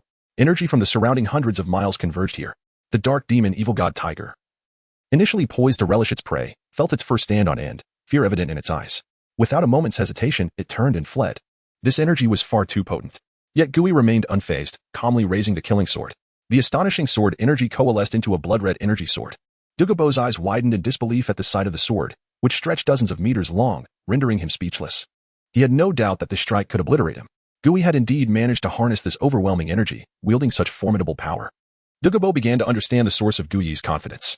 With a sword nearly 100 meters long, what did it matter if he let the beast escape for 99 meters? Gui gazed at the fleeing dark demon evil god tiger and swung his sword down. The surrounding trees were instantly obliterated. The dark demon evil god tiger, once again, unleashed its incredible speed, narrowly dodging the attack to the right. But the assault wasn't finished. Gui adjusted his stance, redirecting the sword energy to continue the onslaught against the dark demon evil god tiger. This change resulted in dozens of trees falling victim, transforming the area within several meters into a barren expanse. No matter how swift the dark demon evil god tiger, it could not maintain that speed indefinitely. Gui's sword strikes were equally swift. A glint of ferocity flashed in the dark demon evil god tiger's eyes as it swiftly turned to charge at Gui. Simultaneously, its malevolent hook morphed into a sharp spike, and it enveloped itself in a layer of gray protective energy. In less than 100 meters, it closed the distance in the blink of an eye. Gui's sword energy arrived, shattering the dark demon evil god tiger's protective shield with overwhelming force. Just as he aimed to deliver a fatal blow, he suddenly felt an immense gravitational pull, a force so powerful that even his current strength could not withstand it. He was drawn in, helpless against the force. Chapter 78. The secret art of devouring heaven. All the power within was suppressed, leaving even the previously absorbed celestial essence undetectable. His body, spirit, and soul force were all diminishing. As the darkness receded, Gui immediately beheld the diminutive form of the dark demon evil god tiger across from him. Simultaneously, he noted his own condition, which mirrored his appearance at the tender age of 6. His martial spirit was unawakened, and there was no internal energy within him, nothing at all. His physical prowess was merely somewhat superior to that of an average child, yet even that had its limits, rendering him inferior to his contemporary, Tang San. In the arena of life and death, Gui felt a flicker of relief, grateful that he had shattered the protective barrier of the dark demon evil god tiger before entering. Otherwise, he would have faced not a juvenile version of the beast, but its immensely powerful adult form. In that case, there would be no hope of victory. Without soul force, he could not harness the celestial essence. His only recourse lay in his not-so-mighty physical strength and combat skills. Fortunately, this skill could only restrict his power, not his memories. Otherwise, he would have truly been devoid of hope. Gui understood that the juvenile dark demon evil god tiger was at most a 10-year spirit beast. Although it possessed the finest bloodline, elevating its strength beyond that of typical 10-year spirit beasts, it was not overwhelmingly powerful. Perhaps with the mastery of both bright and dark energies, victory might be within reach. The dark demon evil god tiger lunged forward with a ferocious leap, its scarlet eyes betraying a fierce intent to kill. Though Gui currently lacked soul force and could not evade with agility, he was still able to execute simple footwork. Channeling all his strength into a single point, he unleashed it, creating a sharp crack in the air as he landed on the beast's back. The dark demon evil god tiger let out a pained roar, collapsing to the ground. At the age of 6. Even though Guyi's physical constitution was significantly stronger than that of his peers, it could not compare to that of an adult, let alone a spirit beast. This single strike left him feeling utterly drained. The dark demon evil god tiger, bewildered by how this human, devoid of any soul force, could evade its pounce and inflict such considerable damage, shook its head and rose, resuming its assault on Gui. Its all-out punch proved to be of little consequence. Surprising Gui, he deftly sidestepped the attack, realizing that mere external injuries would not lead him to victory. True triumph lay in breaking through from within. Gui estimated he could muster perhaps 3 more punches of similar strength. He had to seize every opportunity, otherwise he risked a catastrophic failure. Calmly observing the dark demon evil god tiger, Gui prepared his right hand, poised to strike with certainty. Spirit beasts, despite their unparalleled hunting prowess, ultimately operated with a beastly mindset. The dark demon evil god tiger, seemingly wary of Guyi's previous attack, refrained from lunging directly at him, instead gathering a dark energy sphere. However, its speed was rather sluggish. Yet, Gui felt an overwhelming sense of threat emanating from it. If he could not evade, injury or death was imminent. With heightened vigilance, Gui recognized that had he been in his former body, he likely would have charged in to interrupt the dark demon evil god tiger's spell casting. But at his current speed, he feared he would be struck before he could reach it. He could not afford to take that gamble. The completed dark thunder sphere hurtled toward Gui, its speed exponentially greater than before. Instantly, he felt a tingling sensation on his scalp. In that moment, decorum was forgotten as he rolled away like a startled animal. The dark thunder sphere detonated not far behind him, black light radiating outward, with a tendril striking Guyi's leg before he could escape. The pain was excruciating, rendering his entire leg numb, as if it had been severed. Blood gushed forth, a gaping wound the size of a bowl marking his thigh, a gruesome sight. The dark demon evil god tiger displayed a distinctly human-like expression, leaping forward once more, now intent on slaying this wretched human, intending to ascend over his corpse. Amidst the agony, Gui seemed paralyzed, unable to even dodge. Just as the tiger's claws were mere inches from tearing his throat, Gui abruptly lifted his head, a fierce expression gracing his delicate features. This was the boldest act he had ever undertaken. He had previously evaded the dark thunder sphere. But what could a 6-year-old child wield against a spirit beast? Let it end, he thought. Gui had gathered his strength, directing a punch toward the dark demon evil god tiger's head. This time, his fist made no sound, reflecting the strength typical of a 6-year-old child. Yet, within it lay an exceptionally potent dark energy, injuring the internal organs without marring the exterior. The punch landed squarely on the beast's head, aiming to devastate its brain. The dark demon evil god tiger sensed something amiss but could not evade. It was a race to see who could strike first. Bloodthirsty malice gleamed in its eyes. Boom. In a twist of fate, Gui's punch triumphed in speed. The tiger's attack halted abruptly, its sharp claws mere inches from Guyi's frame. Had it been even a moment quicker, Gui would have met his end. Yet, such is the nature of fate, Gui was swifter, and thus he survived. The exertion from his earlier attack exacerbated the bleeding from his leg, yet Gui remained unconcerned. Soon, he would emerge from this ordeal, his sealed powers restored. This injury was trivial compared to the harm incurred from using his secret techniques. Furthermore, he was on the cusp of leaving the arena of life and death, where his sealed powers would soon revive. This wound was merely a matter of needing repair. Douluo, observing Guyi's reappearance, felt a weight lift from his heart. Yet his gaze fell upon the lifeless body of the dark demon evil god tiger. He had not anticipated that Gui could actually slay such a formidable spirit beast. However, his current concern was how Gui would survive amidst the overwhelming celestial essence surrounding them. At that moment, Guyi's mind was far from such worries. The instant he emerged, he seized a precious orb attempting to plunge into the black void. This was indeed a treasure. After stowing it within his soul guide, Gui began to address his own predicament. He had become a bloodied figure, his once white garments now soaked in crimson. His meridians lay shattered.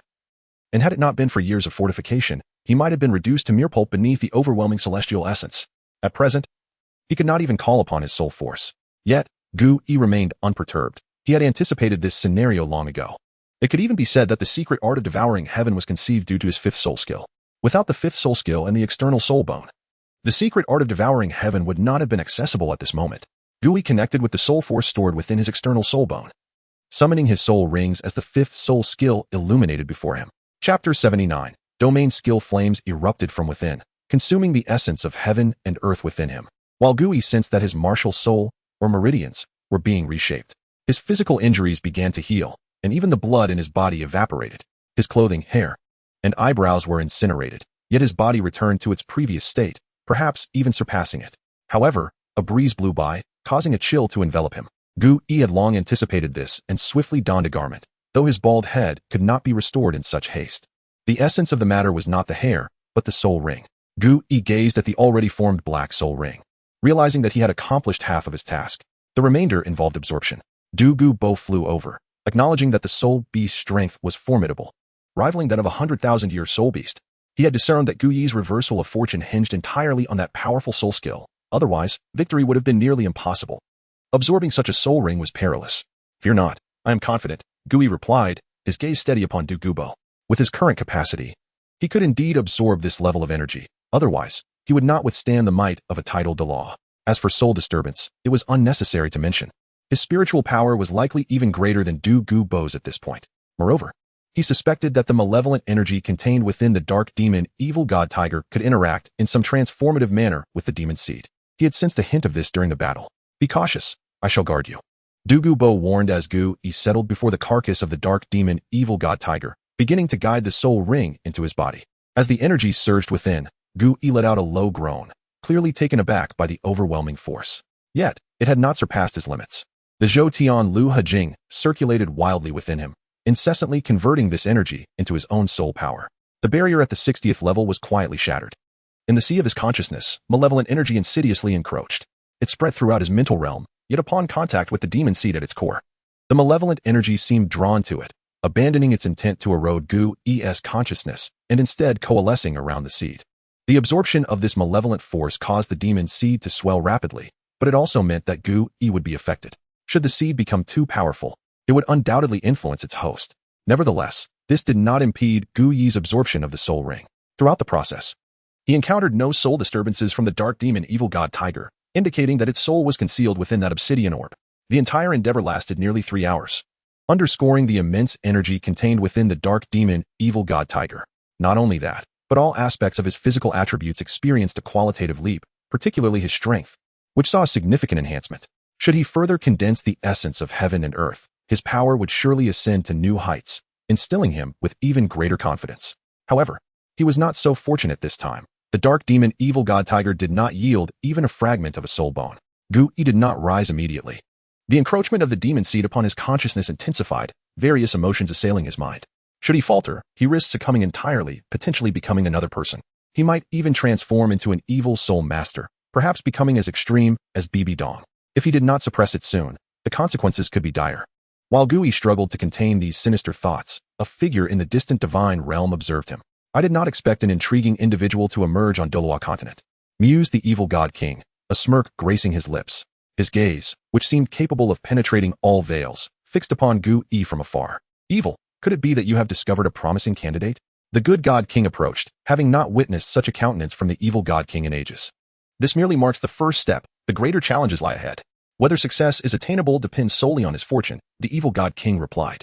Throughout the countless years, he had grown weary of the unchanging divine realm, yet duty bound him, preventing departure. If a worthy successor to inherit his divine position were to arise, it would be nothing short of fortuitous. "You cannot embark on this journey alone. I too must hasten to find an heir," the good god king declared hurriedly, evidently eager to seek a successor.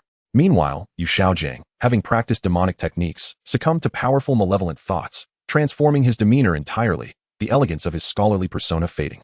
He radiated an aura of wickedness.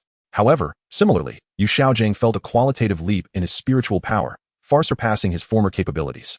Gu Yi, through sheer will, managed to suppress the malevolent thoughts.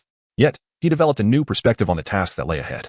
Upon witnessing Gu Yi complete the absorption of the soul ring, Douluo approached, curious about the formidable soul beast's gift to Gu Yi. Gu Yi examined his sixth soul skill, astonished to discover its nature. "I never expected this. Instead of acquiring a soul bone, I have obtained something far more precious." Not only that, but Gu Yi sensed a remarkable synergy between his third and sixth soul rings, as if they had been enhanced. The sixth soul skill, Evil Domain, could incite malevolent thoughts within living beings in its range, weaken enemies, and imbue his own attacks with evil power. This time, he did not gain any soul skills but instead acquired an exceedingly rare domain. Only those who possessed a domain could truly comprehend that soul skills pale in comparison. The might of a domain is beyond imagination. "Old Poison, feel this carefully," he instructed as the sixth soul ring illuminated, sending forth a gray aura that extended for dozens of meters. Within this radius, Douluo suddenly found himself inundated with a torrent of malevolent thoughts. Ideas that usually remained confined to his imagination now emerged under the influence of this power. He also sensed his own strength being suppressed. Gui had no intention of confronting Du Gubo. He merely wished to showcase the domain before retracting it. What an impressive soul skill, Du Gubo mused, suppressing the malevolent thoughts, yet still feeling a lingering trepidation. This ability was akin to the temptations of a devil. Gui felt satisfied with this effect. After all, he had only just acquired the domain and could still cultivate its growth. The future was indeed bright, and he believed that his third and sixth soul skills could synergize, potentially yielding some extraordinary results. In any case, this experience had significantly enhanced his strength, and his spiritual power had made considerable strides as well. Chapter 80. Choices and Moon Pavilion on the Journey Back. Du Gubo refrained from inquiring about the soul technique Gui had previously employed. Every individual possesses hidden cards. Should he wield such an overwhelmingly powerful ace, he would undoubtedly eradicate anyone who crossed his path. The greatest secret of a soul master lies in their soul techniques. Should their abilities be exposed to others, even with inferior strength, one could triumph over the formidable. Gui also chose not to elaborate, knowing that the next opportunity to utilize the Devouring Heaven secret technique would require a wait of 3 months. Otherwise, it would spell certain doom. However, Gui remained confident that through continual enhancement of his martial spirit, fortifying his physique, and refining his mastery over the elemental energies of the universe, he would someday wield this arcane technique without restrictions. This was the direction he needed to pursue. Du Gubo did not accompany Gui back to the academy but departed midway. With Gui's presence, he understood the immense value of the medicinal herbs thriving within the ice and fire duality. Were it not for Gui, he would have wished to linger there perpetually. Upon returning to the academy, Gui observed the sparse attendance and resolved to recruit a multitude of students and instructors 3 months hence. This decision aimed to bolster the academy and propagate the martial arts. The timing was also dictated by the cooldown of his fifth soul technique and the time required to absorb the orb left behind by the dark demon evil god tiger. By then, his combat prowess might see significant enhancement. With the absorption of the dark demon evil god tiger's soul ring, Gui's level had ascended to 64, nearing the midpoint of the soul emperor rank. Truly, the pinnacle of soul beasts endowed him with such remarkable augmentation. Possessing the domain of evil altered his training plans. Previously, he contemplated utilizing mundane life experiences to temper their resolve against the influence of formidable techniques. Now, however, he could directly invoke their inner malevolence through the domain of evil. Regardless of one's virtuous exterior, even the most altruistic individual harbors undisclosed dark thoughts. It is precisely these emotions and desires that define humanity, distinguishing them from beasts. Yet, Gui's grasp of the domain of evil remained imperfect, and he was cautious about employing this method on Zhu Shiqing and the others. The last thing he desired was to inadvertently create a demon. After all, individuals like Dai Mubai, whose thoughts were often frivolous, were particularly susceptible to such influences, potentially spiraling into depravity.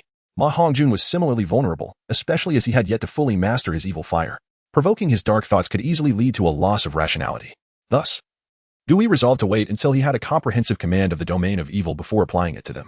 His greatest concern was Zhu Shiqing, who had rapidly approached level 29 within a mere few months. Such swift advancement indicated a profound impact on her, manifesting in her increasingly aloof demeanor, which bordered on chilling. She scarcely exchanged words even with her fellow female student Ning Rongrong. For now, Gui chose not to intervene. The situation had not yet escalated beyond control. Over the coming month, he instructed a few students in martial arts and combat techniques during the mornings, while afternoons were devoted to theoretical knowledge and various worldly subjects. Evenings were spent contemplating the domain of evil and studying the evil god orb, the remnant of the dark demon evil god tiger. As days passed, his mastery of the domain of evil became increasingly refined, leading to the discovery of several intriguing skills. Furthermore, his research on the evil god orb yielded new insights. Perhaps it could serve as a vessel, a tool for channeling malevolent thoughts. Originally a mere white tiger, the dark demon evil god tiger had transformed due to the overwhelming divine power of the evil god, unable to withstand its intensity. Gui now aimed to infuse the demonic essence from his spiritual sea into the evil god orb. This might allow him to consolidate the malevolent thoughts of the world into a singular entity. Thereafter, the dark thoughts of the realm could nourish his growth, potentially elevating his mental prowess to unprecedented heights, provided he could maintain control. Had he succeeded, he would no longer merely bear his own malevolence but the collective darkness of all humanity. The myriad unspeakable deeds of the world would unfold within his mind. In truth, Gui had discerned the use of the evil god orb over 2 weeks prior, yet hesitated due to a lack of confidence. Now, possessing unparalleled strength on the Douluo Continent, he could methodically advance towards divinity without excessive difficulty, attaining eternal life without resorting to such measures. Gui continually urged himself to refrain from foolishness. Stepping outside, he closed his eyes comfortably, savoring the warmth of the rising sun, a moment of pure bliss. Coincidentally, he spotted Zhu Shiqing emerging from the girl's dormitory, her gaze fixed intently on the sun. Her upward glance was unexpectedly endearing. sensing a pair of eyes upon her. Zhu Shiqing instinctively turned to meet his gaze. Gui nodded in acknowledgement before departing. Although he appreciated the moment, his heart was weighed down by contemplation. Zhu Shiqing, however, followed Gui outside, returning to her room. With ample time remaining and a day of rest ahead, she could continue her training for a while longer. Strolling through the streets of Tiando, the city had already come alive in the morning bustle. Wandering aimlessly, Gui found himself at the entrance of the Moon Pavilion. Perhaps the noble domain of Tang Yuehua could offer him some insights. The gatekeeper did not hinder his entry, for he appeared presentable, exuding an air of distinction that surpassed even that of nobility. Upon entering, Gui was greeted by a waft of fragrance that seemed to lift the burdens from his heart. Indeed, there was something remarkable about this place. He did not seek out Tang Yuehua directly, for he was merely an unknown junior and unfamiliar with her. Instead, he intended to observe this establishment dedicated to the study of etiquette, curious about its unique qualities. Thus, he positioned himself in a corner, quietly watching the comings and goings of patrons and listening to their conversations. Finally, he found himself in a relatively normal environment. While some crude language persisted, it was a marked improvement compared to other noble circles. The others in the Moon Pavilion took note of Gui but paid him little mind, assuming him to be yet another suitor for Lady Yuehua, who had long attracted an endless stream of admirers. Her beauty was unparalleled, and her grace was beyond compare, rendering her unmatched in allure. Chapter 81. The stay and the melody. Gui stood below for more than half an hour, exhibiting remarkable patience as she remained completely still. The silver palace attire seemed tailor-made for her, radiating perfection. Indeed, she was the sole individual in the Douluo Continent possessing a domain with a 9th-level soul power. The corners of Gui's mouth twitched, though no sound escaped her lips. Tang Yuehua, brimming with excitement, turned to gaze at Gui, who lingered in the corner. Despite her profound astonishment, the noble aura surrounding Tang Yuehua remained largely unchanged, though her fervent emotions were unmistakable. Might I invite you upstairs for a discussion? Tang Yuehua approached Gui, speaking softly. Gui had no objections. Her purpose was to meet with her. Upon receiving Gui's acquiescence, Tang Yuehua turned to the individuals behind her and instructed, "Do not let anyone disturb us." The onlookers were astounded. No one had anticipated that the illustrious Lady Yuehua would personally engage with someone who appeared out of nowhere. The men present seethed with jealousy, their eyes burning with envy. In all of Tiando City, it was unlikely that any man would refuse an opportunity to be alone with Lady Yuehua, even if it meant merely observing. Mature women can be classified into two types, the seductive and the enchanting. To put it simply, the former incites desire, while the latter inspires affection. Tang Yuehua belonged to the latter category, her every gesture imbued with a myriad of charms, elegance etched into her very being. Tang Yuehua led Gui to the top floor, her private sanctum, a sanctuary of tranquility devoid of interruptions, allowing for the discussion of intimate matters. After all, Tang Hao was still being pursued by the spirit hall, necessitating caution in all dealings. She guided Gui to a table and seated her. "Where is Tang Hao?" The reason for bringing Gui to the pinnacle lay in Gui's assertion that she knew his whereabouts, a revelation that stirred Tang Yuehua's excitement. After 20 years apart, she had been closest to her brothers in childhood. Even though time had altered their circumstances, their bond had only deepened. "Gui, I am now the head of the Tianmen Academy," she stated, though Tang Yuehua seemed uninterested in this information. Gui, not wishing to prolong her suspense, spoke directly. "In Suatoa City, I last encountered him there." "Suatoa City? Why would my second brother go there?" Tang Yuehua pondered aloud. "Oh, I forgot to mention. Tang Hao has a son, and he possesses considerable strength." Tang Yuehua fell into contemplation, while Gui patiently awaited her response. Sipping the tea before her, she found it delightful. "What do you seek from me?" Tang Yuehua questioned, skeptical that anyone would voluntarily approach her with such news. "I shall be frank. I hope you will bestow upon me your noble domain. There are matters in which I require your assistance." Gui sought to clarify her current thoughts through Tang Yuehua's aid. "Is it truly that simple?" Tang Yuehua had anticipated a more audacious request from Gui, yet was surprised that it was merely to utilize her noble domain, a task that would require little effort on her part. "Very well. Shall we proceed now?" Gui nodded in affirmation. An essence entirely distinct from the sinister domain enveloped the top floor, graceful and natural, as if it could bring calm to all beings. Gui surrendered to this influence, feeling the fatigue of her soul being drawn out. Her previously vacant mind began to succumb to drowsiness under this gentle force, ultimately leading her to rest her head upon the table and drift into slumber. Tang Yuehua, taken aback, wondered if Gui had simply come to sleep rather than resolve any issues. Observing Gui asleep, she felt a twinge of uncertainty. It would be improper to allow her to lie there unceremoniously, yet there was no other resting place in the entire Moon Pavilion. Recalling the news Gui had brought her, Tang Yuehua could not bear to let her sleep unsupervised. She approached gently, lifting Gui into her arms with a princess carry. Though her exterior appeared delicate, her soul power endowed her with sufficient strength to lift a man effortlessly. Fortunately, her quarters contained more than one room. As she opened a door, a cozy bed came into view. Tenderly, she laid Gui upon the bed, casting a glance at the peacefully slumbering figure. In her lifetime, she had never attended to a man in such a manner. In her dreams, Gu Yi seemed to murmur, "Kill, kill." Tang Weihua, having rested for barely 2 minutes, observed Gu Yi's restless movements and the emergence of malevolent energy and murderous intent. She felt utterly weary. Resigned, she retrieved a harp from another room, channeling her domain's power to play. The melodious notes resonated far and wide, captivating all within the moon pavilion, as if cleansing their very souls. Indeed, only Lady Yuehua's music could provide such exquisite pleasure. One nobleman in white could not help but exclaim in admiration, having never encountered a student who could surpass Tang Yuehua in both musicality and grace. On the top floor, Tang Yuehua watched as Gu Yi's turbulent energy subsided, the malevolence and murderous aura being quelled.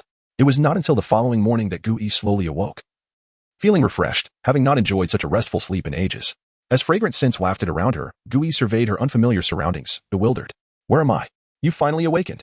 You truly can sleep soundly an entire day and night. If there is nothing further, please take your leave," Tang Yuehua remarked, astonished that he had slept for such an extended period. The issue was that Gu Yi was an exceedingly restless sleeper, tossing and turning frequently, allowing his murderous intent and dark energy to fluctuate uncontrollably. It had exhausted her.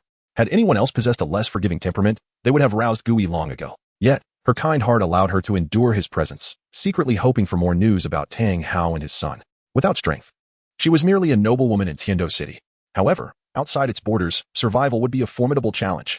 "Apologies for the disturbance," Gu Yi acknowledged, noticing the change in daylight. Realizing he had indeed slept for an entire day and night, he felt genuinely fatigued.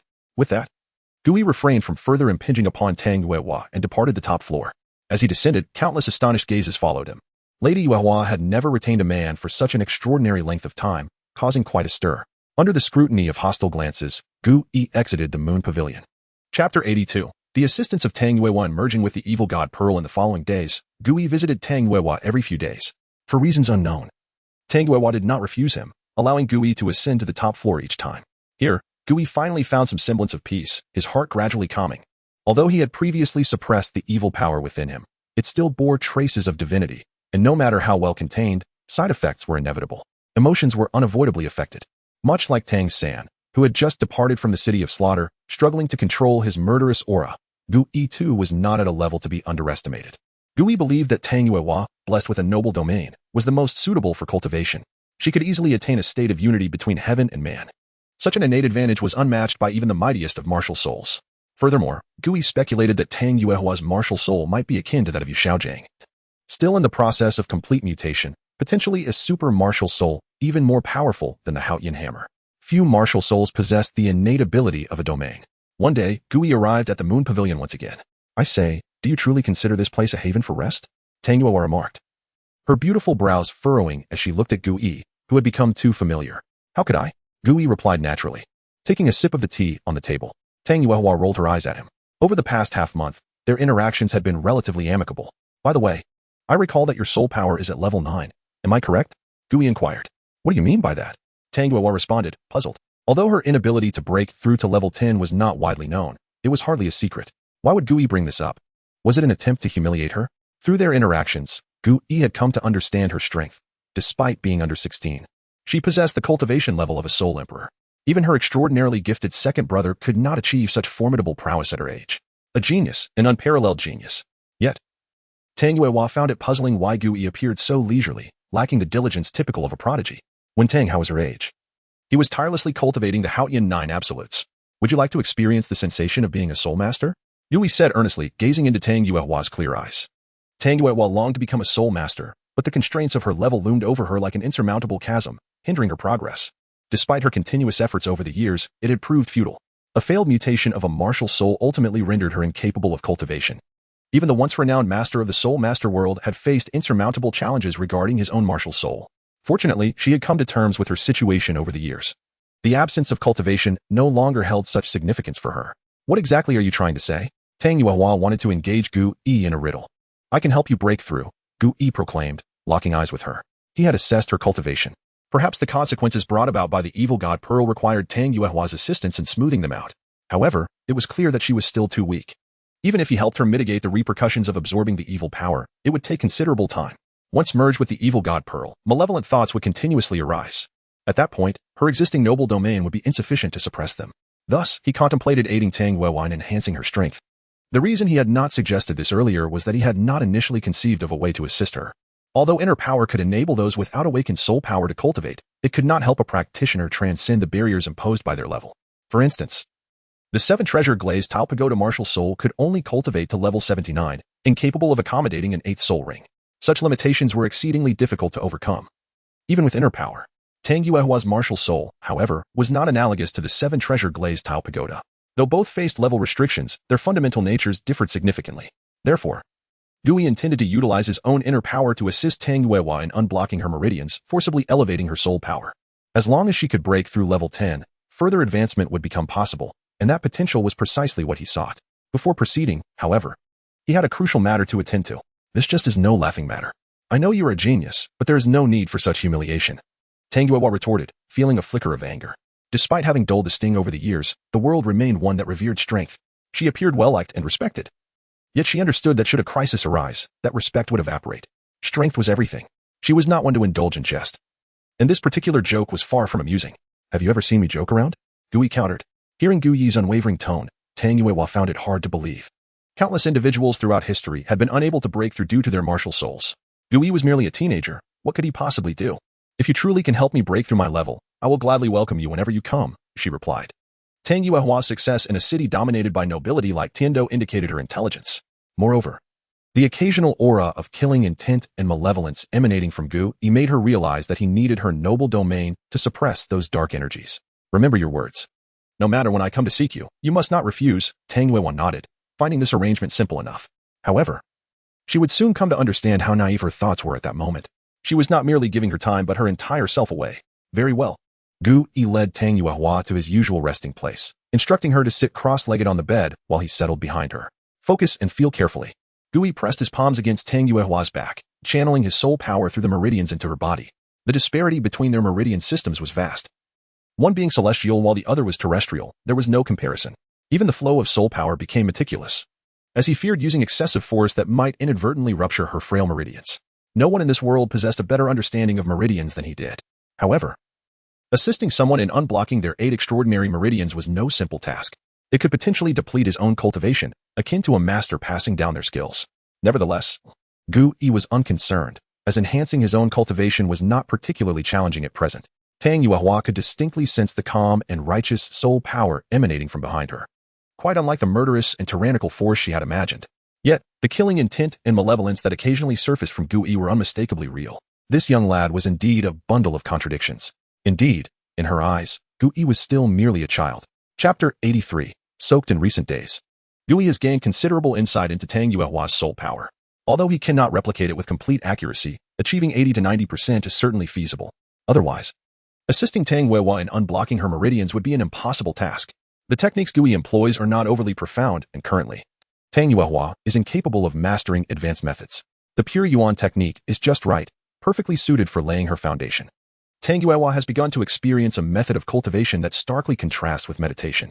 Meditation involves utilizing one's martial soul to absorb the energy of the heavens and earth, transforming it into soul power. The speed of cultivation is entirely reliant on the strength of the martial soul. The stronger the martial soul, the quicker the progress. It is precisely due to her failed mutation that she has been unable to become a soul master. Today, she has encountered an entirely different cultivation system. Concentration is essential, as both of us must strive together. Although Gu Yi intends to assist Tang Yuehua in unblocking her meridians, her soul power must lead the process. Otherwise, it would significantly impact her future cultivation. Gu Yi guided Tang Yuehua's soul power to one of the meridians, the Yin-Wei meridian, which is relatively easy to unblock. The number of attempts to impact the meridian is limited. Excessive attempts can easily damage it. Given Tang Yuehua's frail meridians and weak cultivation, Gu Yi has decided on a maximum of 4 attempts. Should these 4 attempts fail, they would need to wait several days before trying again. On the first attempt, Gu Yi propelled Tang Yuehua forward, but her complexion turned pale, and she bit her silver teeth, refusing to make a sound. Clearly, the first attempt was unsuccessful. Gu Yi was not disheartened, as he had never anticipated success on the first try. The second attempt also failed, although there was slight progress. Tang Yuehua's face grew even paler, resembling a blank sheet of paper. Her meridians were exceedingly weak, only slightly better than an ordinary person's, yet she remained silent. On the third attempt, Gu Yi felt confident, as they had nearly overcome the obstacle previously. Although Tang Yuehua did not vocalize her struggle, Gu Yi understood that she was on the brink of collapse. If this attempt failed, they would have to wait until the next opportunity. This would leave them with one less than the 4 attempts he had predicted. Soon, the third attempt commenced, with Gu Yi acting purely as a supportive force. Tang Yuehua, more resolute than Gu Yi, did not leave herself an escape route. Perhaps this was her first bold endeavor in years. Remarkably, her fearless spirit enabled her to break through. A refreshing energy flowed from the innate meridian into her soul power, reviving Tang Yuehua, who had nearly succumbed to the pain. Simultaneously, Gui infused his soul power into Tang Yuehua's body, a force that was fundamentally of the same origin, quickly merging with her soul power. They had achieved a breakthrough, an absolute breakthrough. Although it was Tang Yuehua's first significant advancement, her instincts told her she had succeeded. With the augmentation from the innate meridian and Gui's soul power, her soul power undoubtedly increased by more than one level. Gui, seated behind Tang Yuehua, experienced a reduction of about half a level in his own soul power, which was not a considerable loss.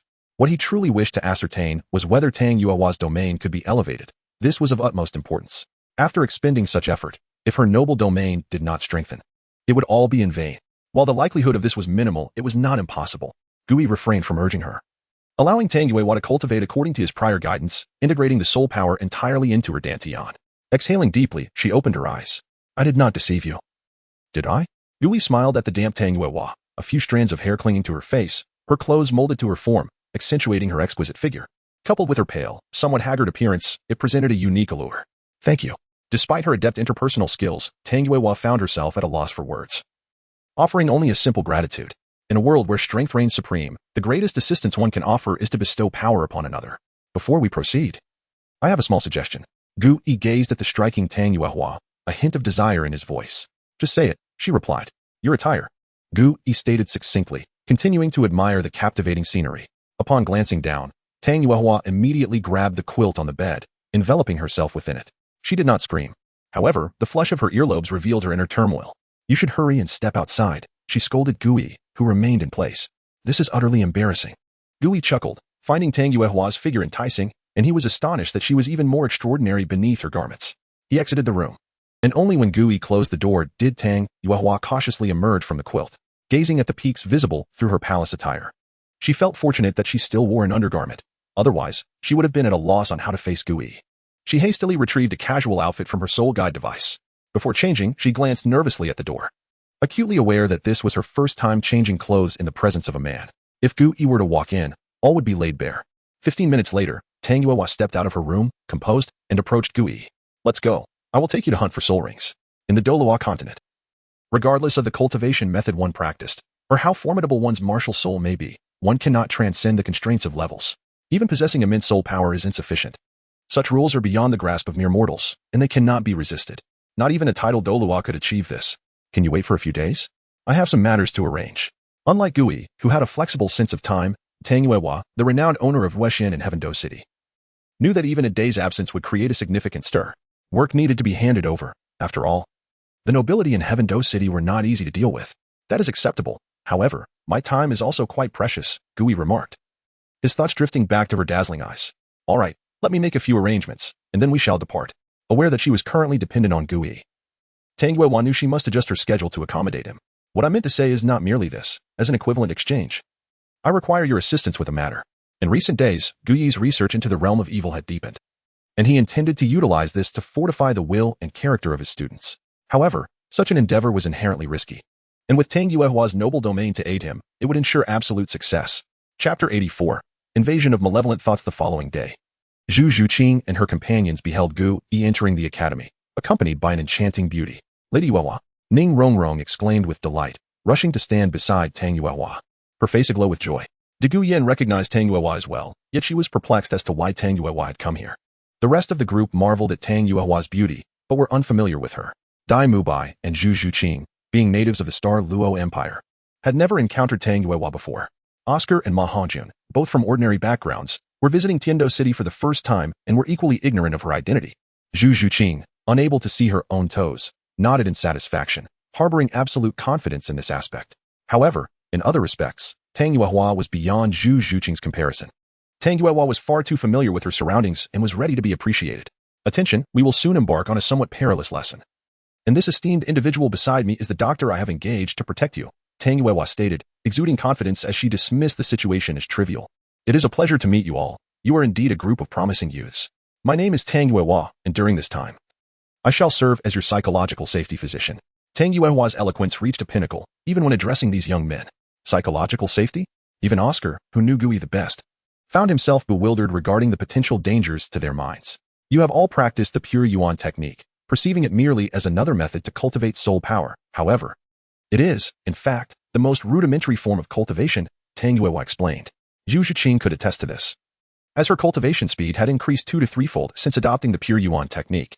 More advanced techniques require mental guidance, aligning with one's martial soul to achieve a harmonious state.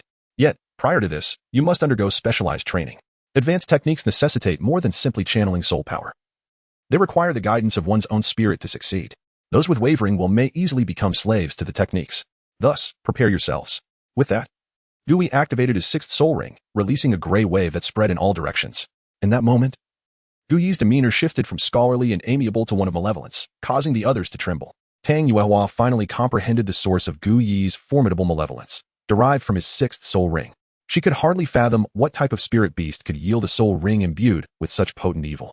Instinctively, Tang Yuehua activated her noble domain, enveloping herself within its confines, while neglecting the others, as previously agreed upon with Gui. She would serve merely as a safeguard, employing her noble domain to restore Ningrongrong and the others when they could no longer withstand the malevolent thoughts. In an instant, all 6 present were invaded by the dark thoughts, their bodies manifesting the influence. Some wore twisted expressions, others flushed with embarrassment, and some bore faces of sorrow, none remained lucid. Although Gui's evil domain stemmed from a single soul ring, it was forged from the essence of the dark demon evil god Tiger, which had perished over 50,000 years ago and contained a trace of sinister divine power. Under such circumstances, it would be truly astonishing if they could resist the invasion of malevolence. Gui observed the group, still ensnared by the dark thoughts, with a calm gaze. For the first time, Tang Yuehua learned of such a cultivation method, continuously reshaping her understanding of the world during her acquaintance with Gui. She could not deny the strength of Gui's evil domain. Even she, with her noble domain, felt a hint of pressure. Among the group, Ma Hongjun was the most affected. His eyes burned crimson, emitting low, labored breaths, while his lower half was particularly distressing, with the malevolent energy manifesting as flickering dark flames. Gui noted Ma Hongjun's descent into obsession, confirming his suspicions that the dark thoughts would indeed ignite the flames of desire within him. Despite the power of Ma Hongjun's martial soul, its flaws were glaring. It seemed that only Tang Yuehua could intervene. Gui glanced at Tang Yuehua, who understood her role. A gentle aura enveloped Ma Hongjun, and in an instant, the malevolence and desires within him dissipated like melting snow, restoring him to normalcy. Observing the remaining 5 who still struggled, Gui's expression grew dim. The first failure weighed heavily on him, a bitter pill to swallow. What youth would willingly admit inferiority?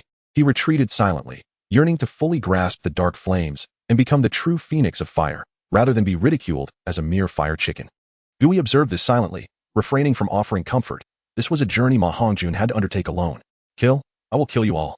Dai Mubai's voice reached Gui and Tang Yuehua, his face twisted with murderous intent and desire, resembling a tyrant. Another failure. This time, no subtle cues were needed from Gui.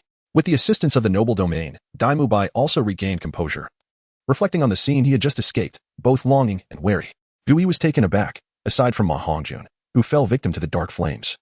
He had anticipated that Ning Rongrong's determination would falter first. The fact that it was Dai Mubai who succumbed was unexpected. As a brief moment passed, only Oscar and Du Guyin remained steadfast, resisting the encroaching malevolence. Zhu Zhiqing and Ning Rongrong had both succumbed. Zhu Zhiqing's rapid failure was not surprising.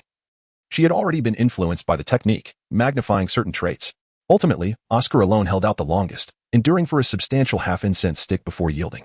This was indeed a remarkable testament to his willpower. Gui could only commend, truly, you are the first innate full soul power genius in history. Even without the aid of divine herbs, Oscar's ascension to godhood seemed inevitable. He possessed both talent and willpower in abundance. I have noted the duration of each of your first attempts. I hope to witness your progress next time. Following this, Gui escorted Tang Yuehua back to Yuexian and lingered there for a while, finding comfort in her noble domain. However, the others viewed the situation differently. Once the seeds of gossip were sown, they could not be contained. Chapter 85. The madness of Yu Shaojing. Currently, Tiando City is abuzz with numerous rumors. Tang Yuehua is a prominent figure in the city, revered as the object of admiration for the nobility of Yuxian. Every action she takes is scrutinized. The frequent visits of a certain gentleman to Madame Yuehua's private domain have stirred quite a stir, as such occurrences have never been documented in the past. More intriguingly, whispers of Madame Yuehua's unique relationship with the Snow Knight Emperor have circulated. As for Guyi's credentials, they have long been laid bare on the desks of the city's elite. However, their knowledge extends only as far as recognizing Guyi as the head of a prestigious Soulmaster Academy. Further inquiries were deterred upon noticing the shadow of the poisoned Douluo behind him. This esteemed academy was established under the direct auspices of the poisoned Douluo himself. In Tiando City, not a soul dares to offend a titled Douluo. At last, I comprehend why Egu has shunned women for so many years. He simply finds the frivolities of the superficial world unworthy. Although Ma Hongjun has undergone some transformation, his penchant for gossip remains unchanged. Yet, Ege's preferences remain steadfast. He continues to favor women of substantial character. Oscar could not help but interject, acknowledging their shared taste. Zhu Zhuqing's footsteps faltered momentarily, but she soon maintained her composure and exited the scene. Today's training had left her feeling somewhat defeated. It was clear that the assessment was solely a test of willpower, devoid of the influences of talent or cultivation. The memories of her descent into dark thoughts plagued her mind, intensifying the negativity that surrounded her. Blue Tyrant Academy. No, it should now be called Shrek Academy. Flander and his companions followed Lu Erlong to Tiando City, successfully claiming the fruits of Lu Erlong's 20 years of labor. Meanwhile, Flander had also been informed of the unfolding narrative between Gui and Tang Yuehua, prompting a sense of reflection within him. Flander, let us attempt to reinitiate the martial soul fusion, Yu Xiaojing proposed. For reasons unknown, the connection between him, Flander, and Lu Erlong had inexplicably vanished. Once boasting a remarkable compatibility of 99%, they could no longer sense each other's martial souls. It was as if their previous fusion had never existed. Since that fateful day, they had been unable to perform their martial soul fusion technique. It is worth noting that their reputation as the Golden Iron Triangle was solely attributed to this technique. Otherwise, with their prior levels of cultivation, making a name for themselves in the Soul Master realm would have been nearly impossible, especially with a burden to carry. Come, Flander agreed, equally perplexed by the failure of their martial soul fusion. Even after being apart for over 20 years, they could seamlessly merge into the Golden Holy Dragon upon their first reunion. Yet now, there was no sensation whatsoever. Lu Erlong and Flander proceeded to channel their soul power into Luo Sanpao, but contrary to past experiences, nothing stirred within Luo Sanpao. Suddenly, Yu Xiaojing expelled a mouthful of blood and collapsed to the ground, causing Luo Sanpao to dissipate upon his fall. Xiaojing, are you all right? Flander exclaimed, rushing to catch him. Despite the failed fusion, he should not have been injured. Yu Xiaojing remained conscious, but bore internal injuries. The martial soul and the human body are intertwined. If the martial soul suffers harm, so too does the individual.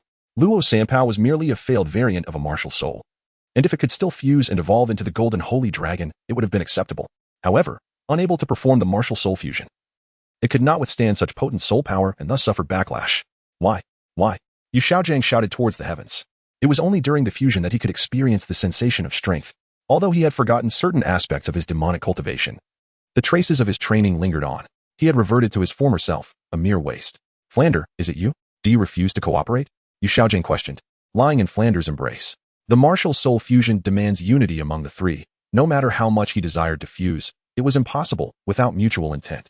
The failure of the fusion could only stem from two causes. First, insufficient compatibility of the martial souls. Second, a lack of harmony among those fusing. The first possibility was untenable, for their compatibility had never faltered over the years. Thus, the second possibility loomed larger. Someone was resisting the fusion. Yu Xiaojing knew he could not be the one to resist. Lu Erlong's infatuation with him made that implausible.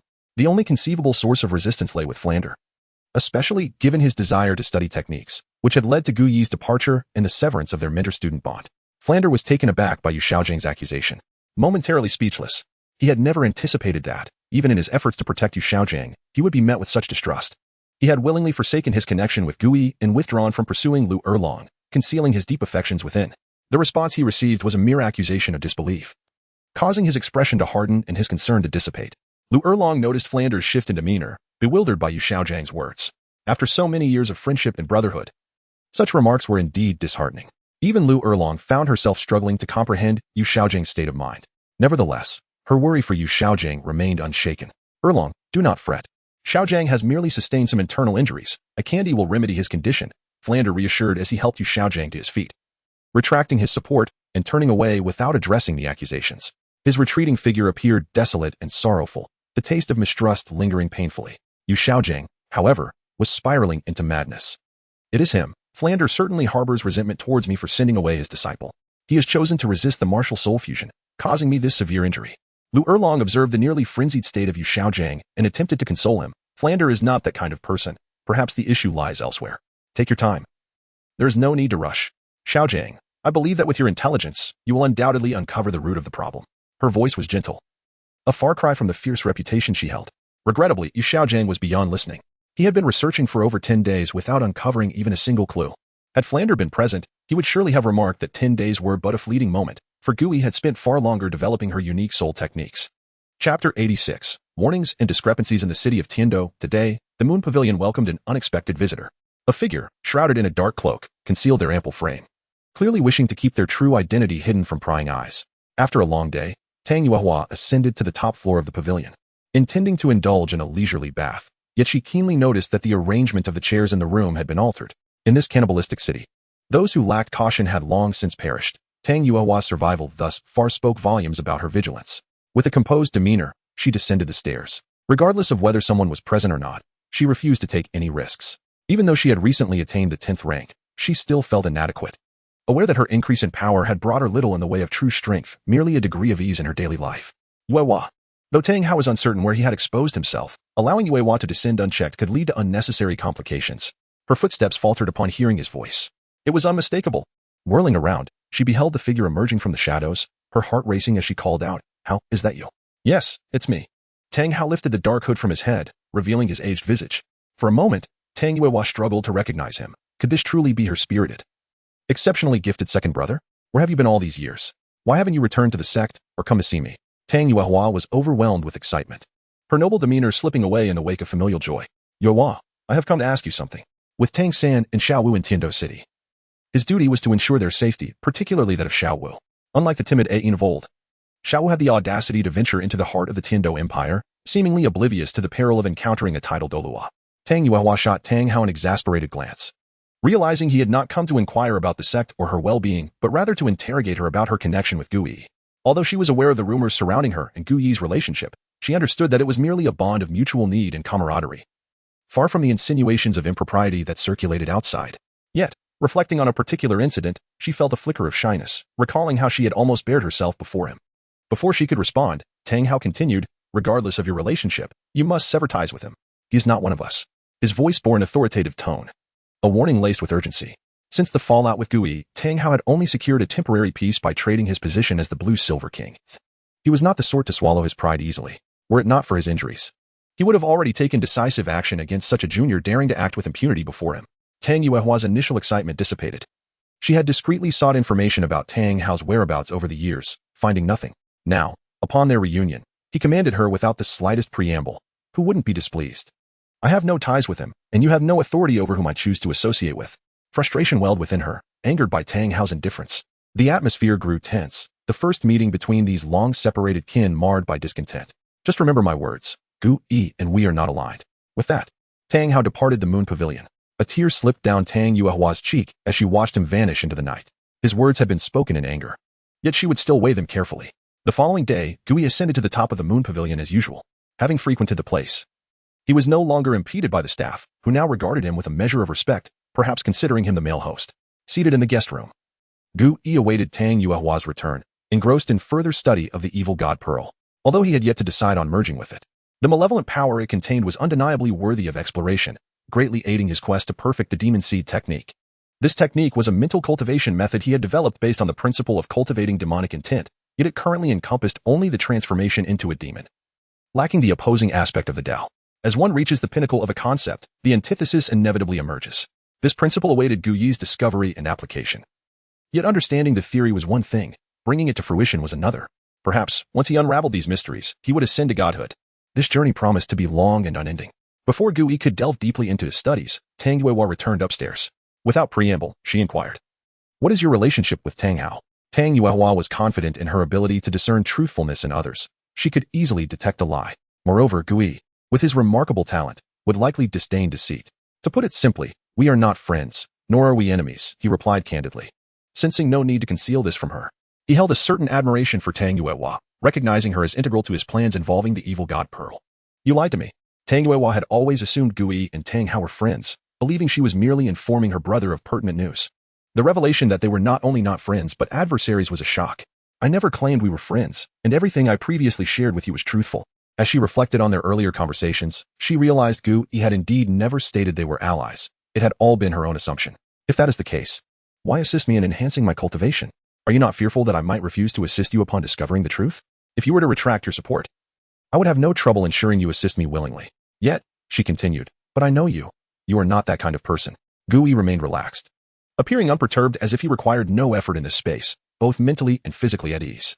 With the inquiries concluded, it was time to commence. Tang Yuehua gazed at Gu Yi for a few moments before retrieving a harp and beginning to play, unleashing her noble domain alongside the melodic strains. Gui listened, enraptured by the harmonious music. In a world where entertainment was scarce, this was a delightful reprieve. It would have been even better with a few beautiful dancers. Suddenly, a thought of indulgence surged within him, but it was swiftly suppressed by the noble domain. While gazing into the abyss gazes back at you. Chapter 87. Potential. The sun had set on 3 days since that day of inquiry. Tang Yuehua had finally organized her affairs and was now prepared to seek a soul ring. A carriage carried 2 individuals.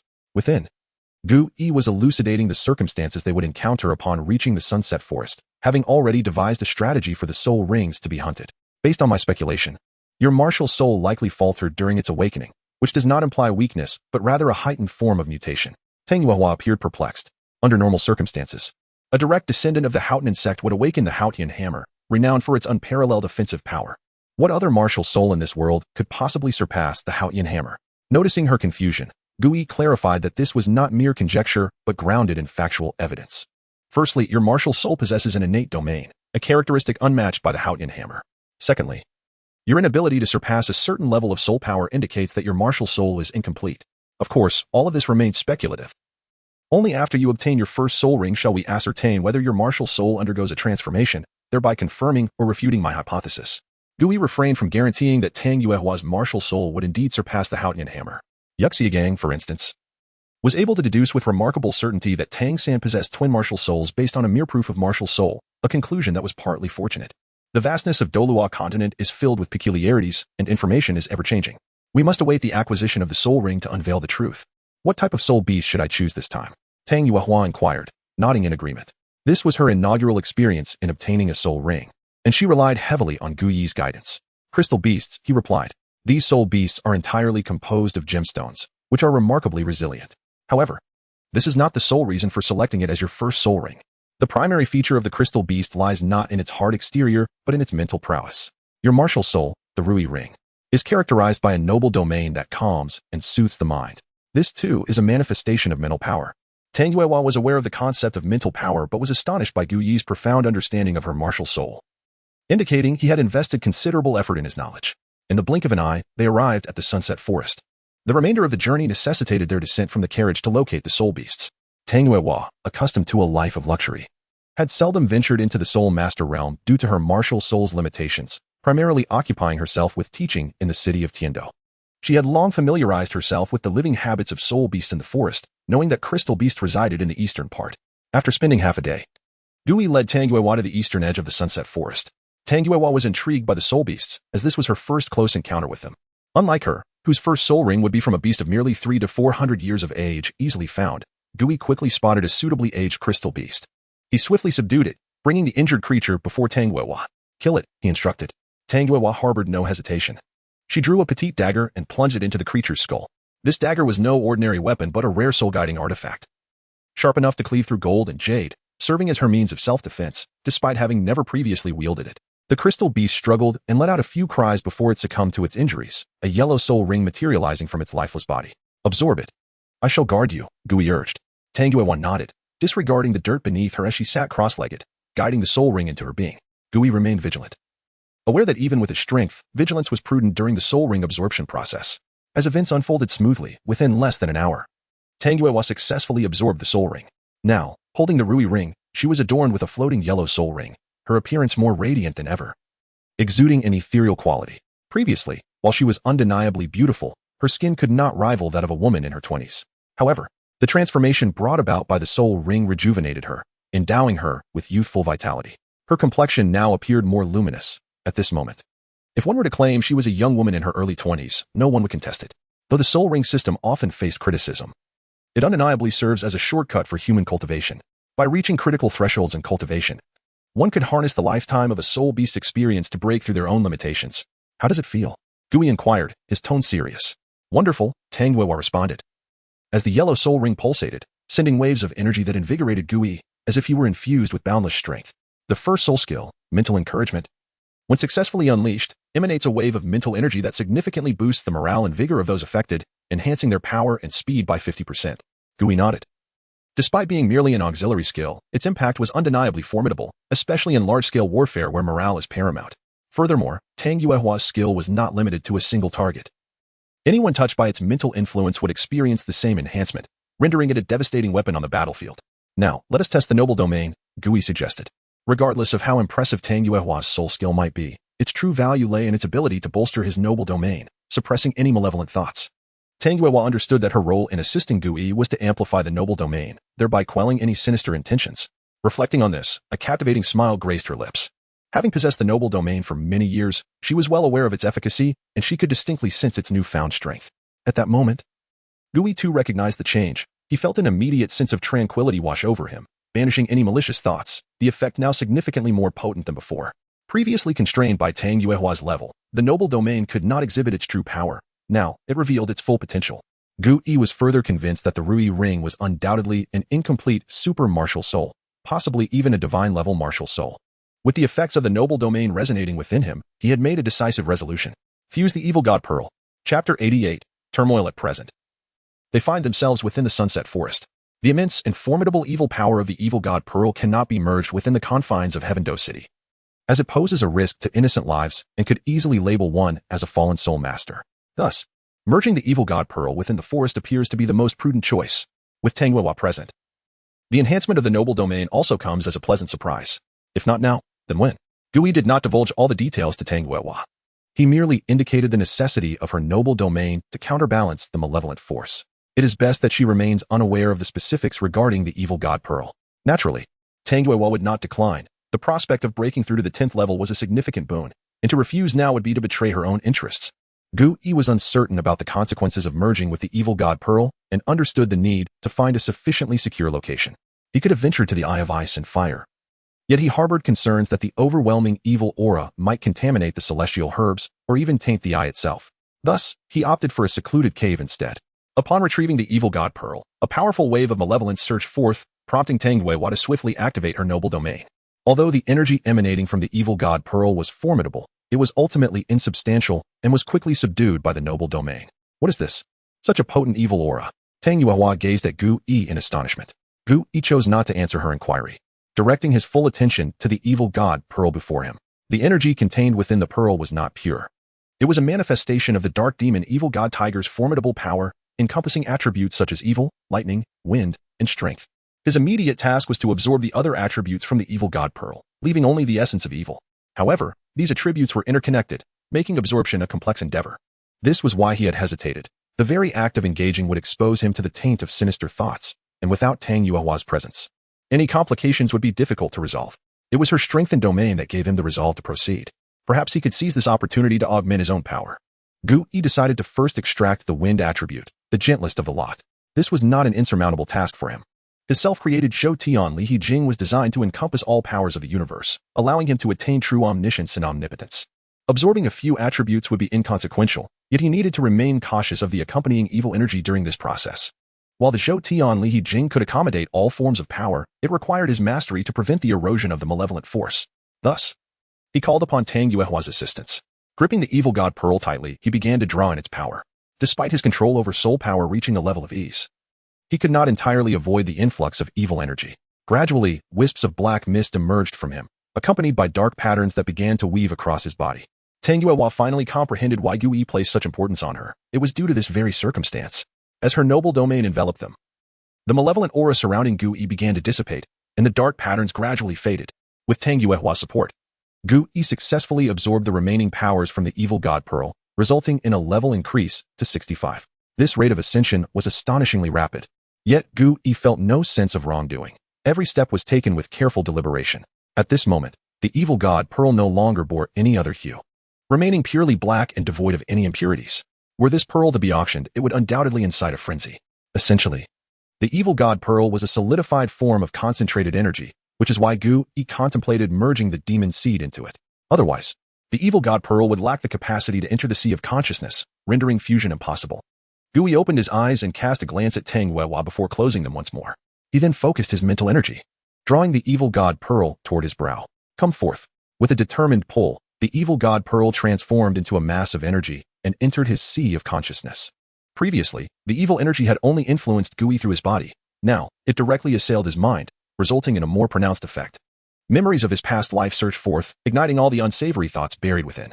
The insidiousness of this evil energy was more direct and domineering than his own malevolent domain. Akin to opening Pandora's box, even as Gu Yi valiantly resisted the encroachment of wicked thoughts with his steadfast will. This was not a battle that could be won simply by ignoring or dismissing it. Vivid images emerged, accompanied by the malevolent whispers of demons. At this juncture, a beam of light illuminated the path ahead, guiding him forward. Several women appeared before him, each reminiscent of a siren by the river, gazing at him with alluring eyes. He recognized them all: Zhu Xing, Ning Rongrong, Du Guyin, Qian Renxue, and Tang Weiwa. In essence, every beautiful woman he had encountered since arriving in Douluo Continent stood before him. A familiar voice echoed in his mind, urging him onward. Do not hesitate. With your current strength, it is entirely normal to claim them all. What man does not have multiple wives? As a transmigrator, is this not what you're meant to do? The voice was deeply seductive. Even the slightest wavering could plunge him into an abyss. Gu Yi wavered. He was neither a Buddha, capable of saving all souls, nor a sage, able to impart wisdom to the world. He was merely a fortunate transmigrator, blessed to inhabit this realm. He was a man of flesh and blood, possessing desires and emotions, relishing the pleasures of life. There was nothing wrong with indulging in a life of luxury. To flourish is to foster others. To flourish is to benefit oneself. Such was the realm of the sage, not his own. In the external world, Tang Yuehua watched helplessly as Gu Yi was engulfed by the emerging evil energy, unable to intervene. Her efforts solely focused on maintaining the noble domain. Yet, despite her best efforts, the malevolent aura continued to surge forth, escaping the confines of the cave. As he beheld the enchanting women before him, Gu Yi took a few steps forward. The women, upon seeing him approach, greeted him with radiant smiles and moved toward him enthusiastically. Ha ha, ha ha. A part of him reveled in the madness. What a hypocrite. Gu Yi, you are no different. Chapter 89, crushing surrounded by warmth and beauty, with the most exquisite women in the world at his side. Gu Yi finds himself lost in pleasure, forgetting the outside world. However, the allure of temptation is not merely a fanciful dream conjured by enchanting figures. With each step taken, he sinks deeper into a quagmire. At this moment, 1/3 of Gu Yi's spiritual sea has already succumbed to darkness. Once his spiritual sea is entirely eroded, he will undoubtedly regain consciousness, but he will be a transformed being. A different version of himself dominated by a shadowy essence that suppresses no desire and acts solely on impulse, driven by his innermost cravings. Ensnared by malevolent thoughts, Gu Yi sits upon his dragon throne, surveying his subjects below. With a mere word, he can dictate the fate of thousands. While a single thought could unleash rivers of blood, the desires of an emperor are fantasies that many have likely entertained. Gu Yi indulges his harem, holding dominion over all the beauty in the world, with no one daring to oppose him. One illusion after another unfolds, and Gu Yi's mind is already clouded, reveling in a life of hedonistic abandon. The pervasive aura of depravity has spread throughout the cavern, emanating not only from the malevolent orb, but also from Gu Yi's own awakened dark desires. He continues to traverse various seductive realms, each leading him further into moral decay. The shadowy essence lurks in the darkness, quietly absorbing sustenance to strengthen itself. Indeed, Gu Yi possesses extraordinary talent, capable of creating diverse martial arts and techniques solely through his meridians and martial spirits. Yet, such brilliance can lead to perilous consequences. And it is this very pace that has brought him to his current predicament. The dark essence was birthed during Gu Yi's cultivation of demonic arts. Initially feeble, it could easily be eradicated upon discovery. Thus, it concealed itself within the seed of darkness, feeding on various malevolent thoughts to grow stronger. When Gu Yi deliberately released his mind to allow the dark thoughts to seize control, the shadowy essence experienced an unprecedented sense of liberation, albeit fleeting, leaving an indelible mark on its existence. The dark essence had not anticipated Gu Yi's rapid growth. Despite daily nourishment from malevolent thoughts, it could not surpass Gu Yi's prowess. It was only upon absorbing the soul ring of the dark demonic tiger that the shadowy essence glimpsed a flicker of hope. After harnessing that potent malevolent energy, it felt an unparalleled surge of power, yet it understood the need for patience, to remain hidden in the shadows, biding its time. When Gu Yi resolved to merge with the malevolent orb, the dark essence realized its opportunity had arrived. As long as Gu Yi remained ensnared in desire, it could emerge as the true master of this body. The dark essence cast a malevolent glance at Tang Yuehua, the wretched woman who had hindered Gu Yi's descent into unfettered depravity. The first order of business for the master of this body was to compel her to kneel, reliving the visions that had once danced in Gu Yi's mind. The dark essence held Gu Yi in contempt, perceiving him as timid despite possessing formidable power. Overly concerned with trifling sentiments of gratitude, had they dared to act, they should have eliminated all obstacles without hesitation. In the eyes of the dark essence, Gu Yi's reluctance was a sign of weakness. Yet, this very individual shattered the illusions, standing beside the dark essence. At last, I have found you. Gu Yi gazed at the dark essence, an uncanny doppelganger clad in black, while he himself donned white. The contrast was stark, a clear demarcation between light and shadow. How could this be? You should be lost in your desires. The dark essence recoiled in fear, incredulous at Gu Yi's presence. The illusions were laughable. If mere remnants of a slain spirit beast could not ensnare him, it would be an embarrassment. Long ago, Gu Yi had sensed an anomaly within the seed of darkness. His earlier decision to allow the seed to exert control was merely a test of its nature. Indeed, he uncovered the truth. A consciousness resided within the seed. He had sought answers in secret, yet to no avail. This deliberate descent into temptation finally revealed the dark essence's true form. You cannot defeat me. I am you. The dark-clad Gu Yi, initially terrified, soon grew emboldened. Regardless of Gu Yi's resilience, he had gained strength in this confrontation. Integrate with me. Together we shall wield the power to reshape the world. Whatever you desire can be realized. The dark essence continued its seductive whispers, urging Gu Yi to abandon his constraints. Claiming to know all of his innermost secrets. The first step to becoming a king is to make the women outside utterly submit to you. Yet Gu Yi remained unmoved. Is there anything else you wish to say? He stepped closer to the dark essence. What are you doing? The dark figure retreated in trepidation. Unnerved by Gu Yi's burgeoning power. I admit, my previous path was flawed. Gu Yi realized that, as a living being composed of myriad emotions, he had strayed from the correct path over a year ago. By merging malevolent thoughts with the seed of darkness, he had shielded himself from their influence.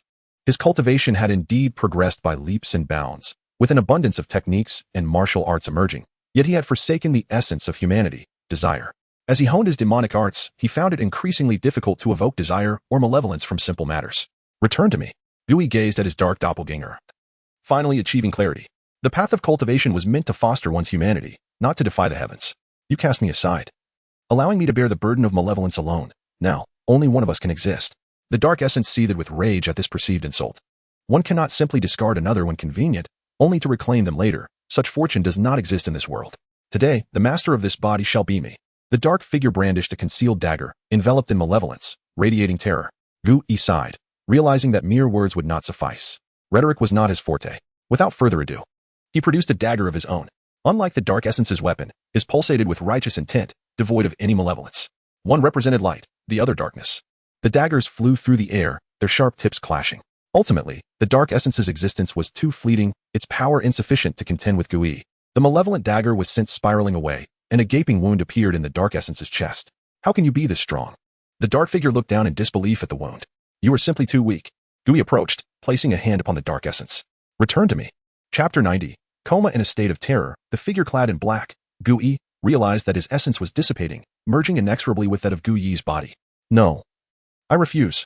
I have yet to experience true pleasure, he pleaded. But his entreaties fell upon deaf ears, as Gu Yi's hands moved with unprecedented steadiness. Memories and sordid thoughts infiltrated his mind, and Gu Yi's visage transformed into one of ecstasy. At last, he had reclaimed himself. As the last wisp of dark energy was absorbed, the illusion shattered, revealing once more the vast sea of consciousness. Gazing upon the spiritual ocean, now tainted by malevolent forces, he frowned, contemplating the calamity that would have ensued had he lingered any longer. Had it not been for a gentle force repelling the dark powers, he might have succumbed. With the only path forward leading to the embrace of evil, now that he had returned, it was time to bring this saga to a close. With a surge of colossal mental energy, Gu Yi banished the evil forces back into the evil god Pearl, swiftly restoring the sea of consciousness to its former state. Outside, Tang Yuehua, though oblivious to the specifics of the events that transpired, could sense the diminishing dark energy emanating from Gu Yi, signaling that the most perilous moments had passed. The final step was at hand.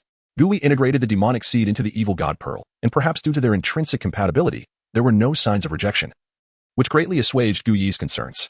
Simultaneously, he became attuned to the state of the evil god Pearl, which was akin to a remarkably unique treasure. While the demonic seed was a manifestation of his own mental power, effectively binding the treasure to its rightful owner. However, just as Gu Yi believed tranquility had returned, he perceived a wisp of malevolent thought drawn from the outside world, merging with the evil god Pearl. Such a trace provoked no disturbance. Yet it confirmed the realization of his intentions. The combination of the demonic seed and the evil god Pearl could indeed attract sinister thoughts from across the realm. Perhaps, as this extraordinary treasure matured, it could even ascend to the status of a divine artifact. Yet, it was still premature to dwell on such notions. Gu Yi paid little heed to this flicker of malevolence, for it was merely the beginning. The ensuing dark thoughts would only grow more formidable until he could no longer withstand them. Nevertheless, Gu Yi was resolute in preventing such an occurrence. As he opened his eyes, Gu Yi beheld Tang Yuehua, her face ashen, and he realized that night had long since fallen. He was unaware of how much time had elapsed. Maintaining the domain was no small drain on resources, and given that Tang Yuehua was merely a mid-level soul master, the toll was significant. You finally awakened, she sighed in relief, only to sway and nearly collapse. The noble domain had been sustained for 3 full hours. And even though she had become accustomed to wielding it over the years, she had never exerted herself for such an extended period. Her soul power and spirit had reached their limits. Had it not been for her concern for Gui, she would have fainted long ago. In the next moment, Gui disappeared from where he sat, and Tang Yuehua, having fallen, found herself cradled in warm arms. It seems I truly cannot be without you from now on. Gui mused, looking down at the pale woman in his embrace, a flicker of tenderness crossing his features. Had it not been for Tang Yuehua's unwavering use of the noble domain, they would have indeed faced calamity. Gui helped her to her feet, channeling his soul power into her body to aid in her recovery. With that, he lifted Tang Yuehua and departed the cave. Their business here was complete. And it was time to leave. The forest environment was treacherous. They departed with greater haste than their arrival, for Gui was flying. Soon, they spotted the carriage they had come in. However, Gui had no intention of continuing their journey through the night. Tang Yuehua needed rest, not a return to Tiando City. They sought refuge in a fine inn. The following day, at noon, Tang Yuehua awoke refreshed from a soft bed. Where am I? She wondered, surveying the rather luxurious inn, momentarily bewildered. Surely, she must still be dreaming. Just moments ago, she had been in the forest, and now she found herself in such opulence. At that moment, the sound of the door opening reached her ears. It seems you have recovered quite well, Gui remarked as he entered, carrying a bowl of porridge. How did I end up here? Tang Yuehua inquired, finding solace in his presence. Last night, you collapsed from overexerting your soul power and mental energy, so I brought you back, Gui replied, taking a seat on a stool by the bedside and offering her the specially concocted medicinal porridge. Eat a bit, you haven't had a meal all day. Her delicate nose twitched, and Tang Yuehua's eyes brightened at the delightful aroma. I haven't had the chance to ask, how did everything go? She asked curiously, concerned for their well-being. It went reasonably well, though I fear I may be unable to part from you in the future, Gui replied with a smile, though his brow soon furrowed with concern. While in the sunset forest, the dark thoughts had been less pronounced upon arriving in the town. Countless malevolent essences surged toward the evil god Pearl as if drawn by a magnet.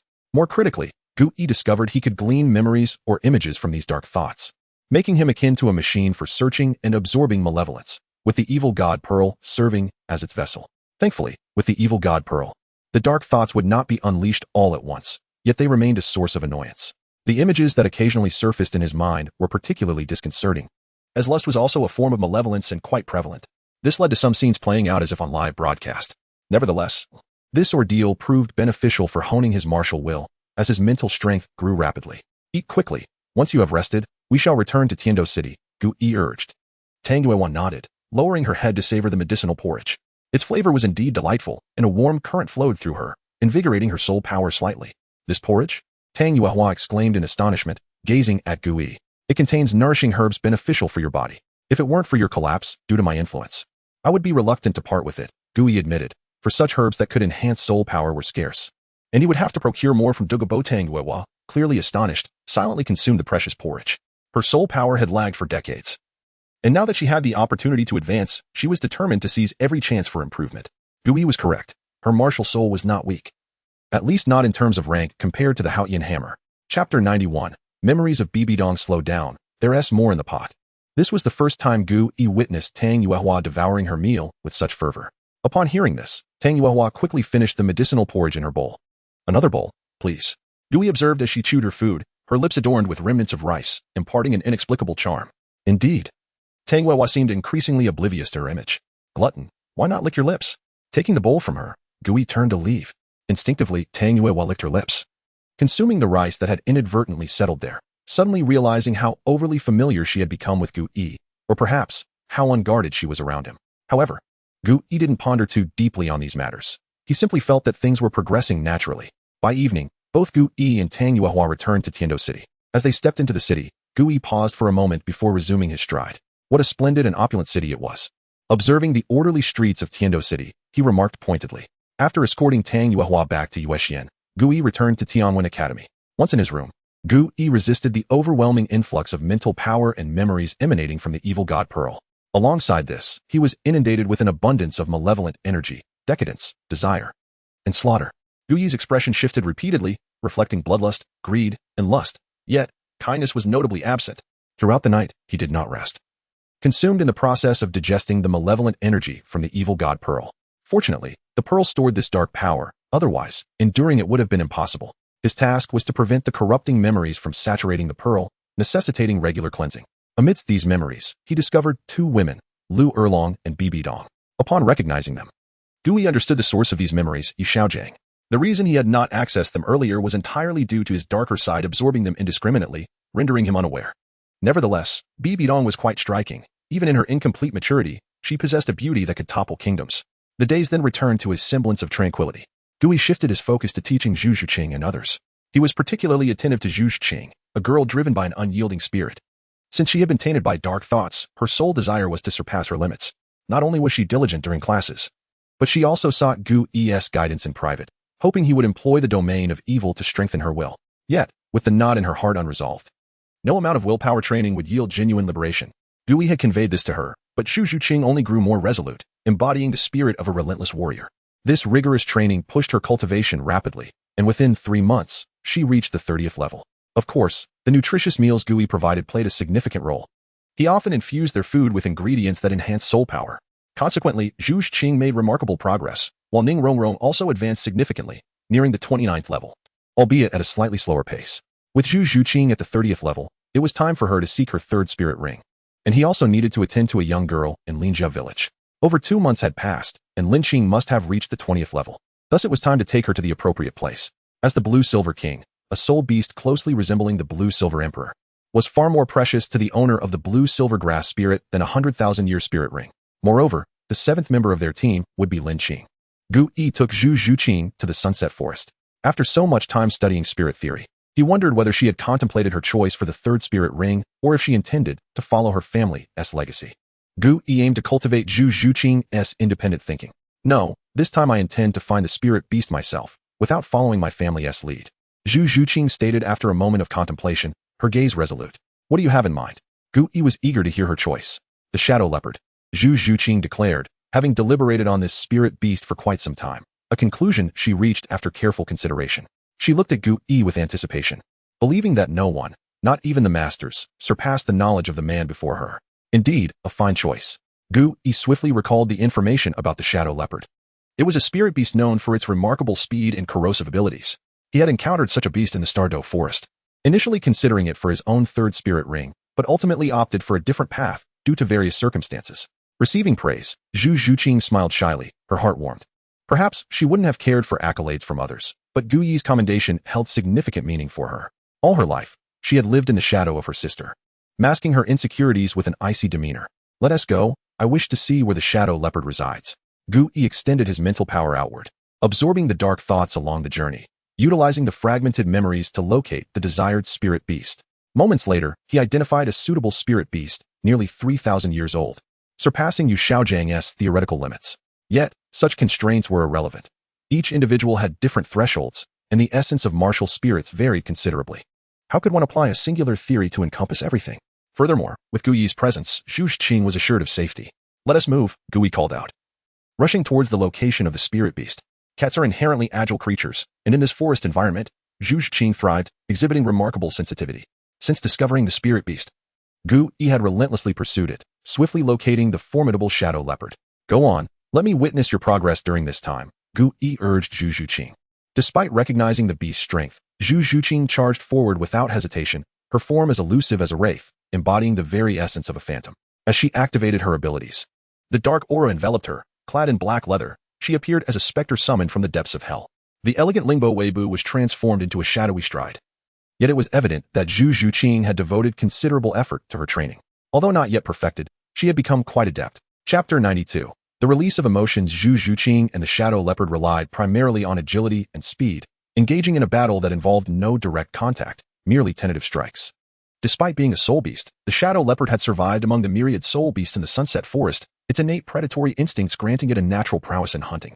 Zhu Zhuqing was no less formidable. The soul fighting arena in Heavendo City was significantly larger than that of Soto City, attracting an abundance of talented fighters. And she frequently participated in battles there, amassing a wealth of experience. Yet, Zhu Zhuqing's current strength was still rather meager, having only mastered the technique of wave step, which had yet to enhance her combat capabilities. Defeat was merely a matter of time. Leveraging the enhancements from her cultivation and the wave step technique, Zhu Zhuqing managed to hold her ground for a considerable time, which could be deemed a remarkable improvement. Just as the shadow leopard was about to seize her throat, Gui stepped in front of Zhu Zhuqing, effortlessly subduing it. Go ahead, he urged. Zhu Zhuqing, gazing at the soul beast that could easily overpower her with a single hand, thought to herself how she wished she possessed such formidable strength. Yet, her actions were unyielding. She lunged at the fearful shadow leopard with a claw strike, claiming the life of the soul beast. A violet soul ring emerged from the shadow leopard's form. This soul beast's age is indeed a bit high for you and may pose a danger. Do you wish to proceed? Gui cautioned, not to test Zhu Zhuqing's resolve, but to inform her of the potential challenges ahead. Teacher, you wouldn't let your student encounter danger, would you? Zhu Zhuqing replied with a smile. Then without hesitation, she sat down to absorb the soul ring. Gui also smiled, acknowledging Zhu Zhuqing's point. With him present, even if she were to face peril, he could assist her in overcoming it. It was hardly a concern for him. Soon, Gui heard Zhu Zhuqing emit a muffled groan, a trickle of blood escaping her lips. Clearly injured by the overwhelming energy within her, her breathing becoming somewhat erratic. Gui remained vigilant, ready to assist her in absorbing the soul ring should she falter. Time passed, and Zhu Zhuqing's condition gradually improved, her breath stabilizing. And the aura emanating from her became increasingly potent. The most perilous moments had passed, and Gui breathed a sigh of relief. Zhu Zhuqing had not disappointed him. Successfully absorbing a soul ring of such age, he had previously contemplated aiding her if she could no longer endure, given that she had yet to open even a single meridian.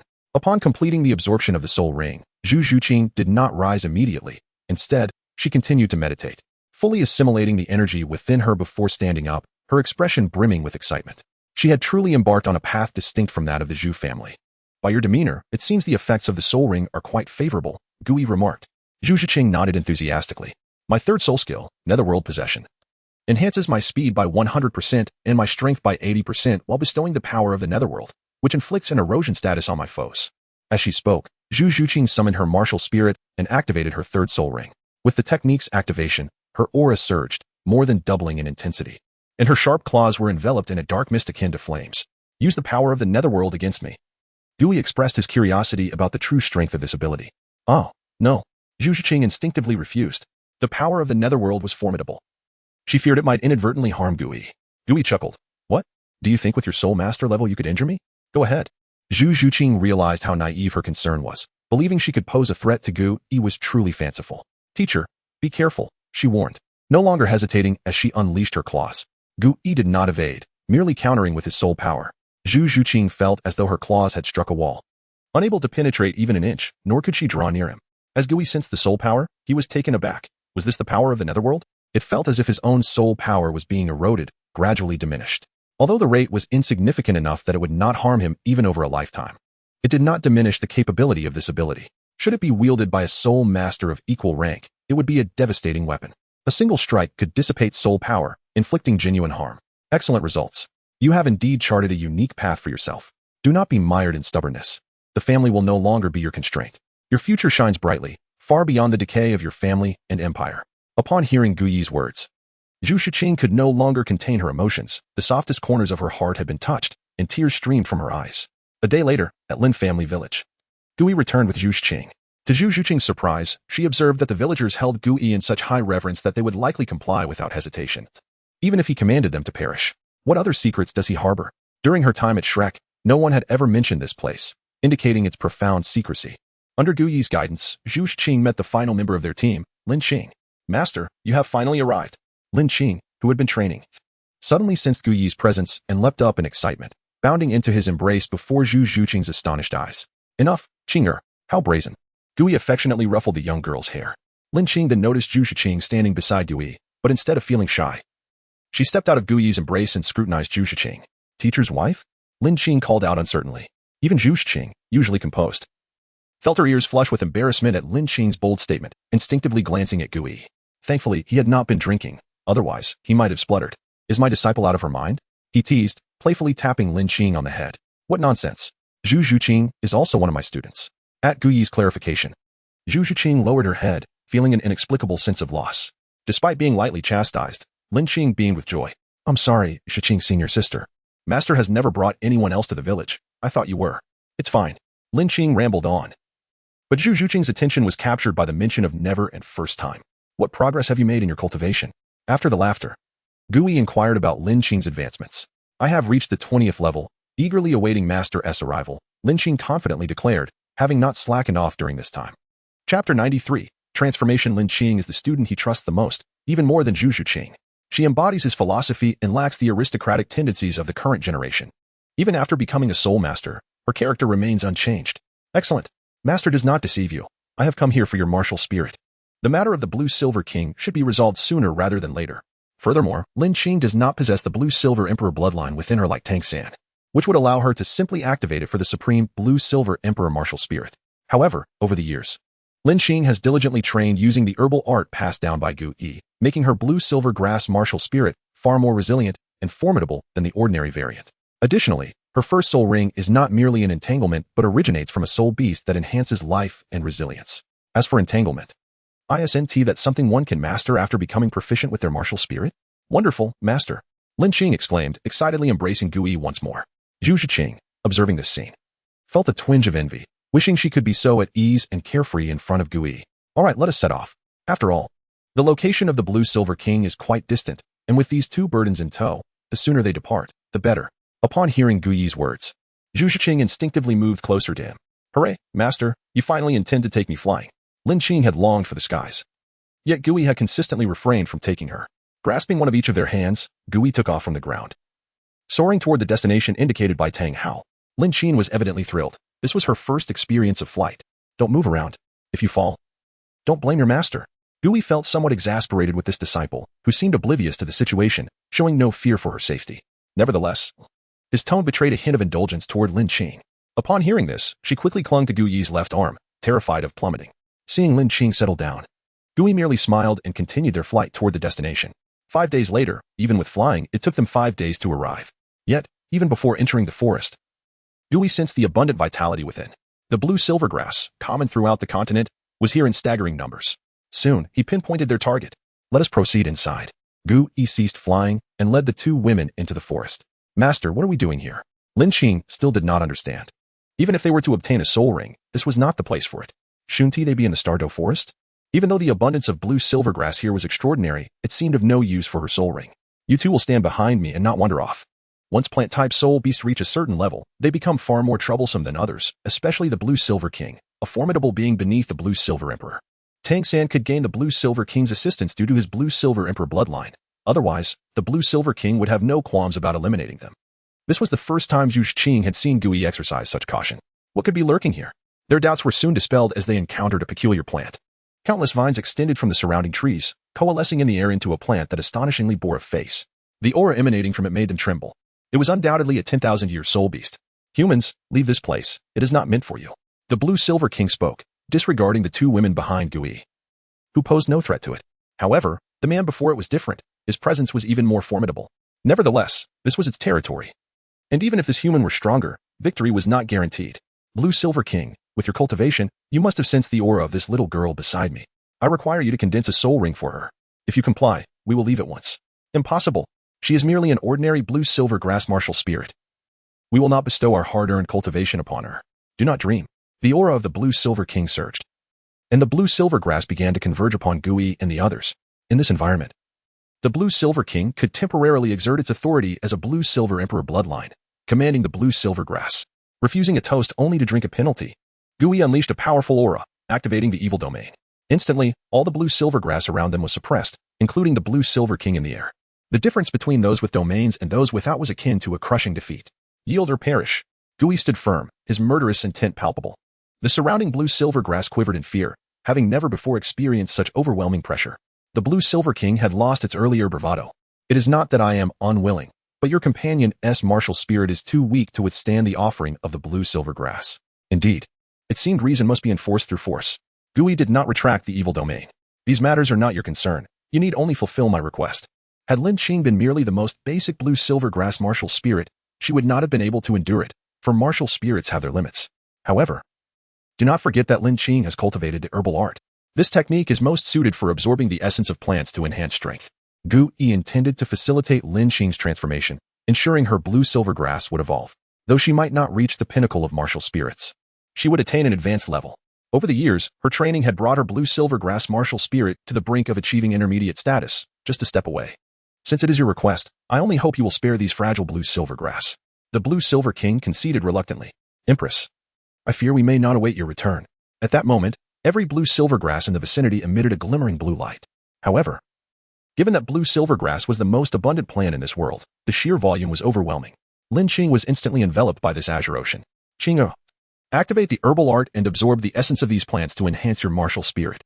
Lin Qing nodded, diligently absorbing the essence of the blue-silver grass. This was akin to drawing from the same source, making it effortless to integrate it into her martial spirit. How beautiful! Zhu Zhiqing exclaimed, unable to contain her admiration for the mesmerizing blue expanse. Indeed, no girl could resist the allure of beauty. Gui, however, remained vigilant, keeping a watchful eye on the blue-silver king, lest it attempt any treachery that could endanger Lin Qing. Fortunately, as the process concluded, the blue-silver king did not interfere. At this moment, Lin Qing possessed an additional purple soul ring, and her entire being transformed. Her hair turned blue. Her features became more refined, and her physique slightly enhanced. However, her appearance remained largely unchanged, for Lin Qing had merely strengthened her martial spirit, not awakened any latent soul beast bloodline within her. Nature will not undergo significant changes. Chapter 94, Retrieving the Soul Bone and Summoning the Martial Soul.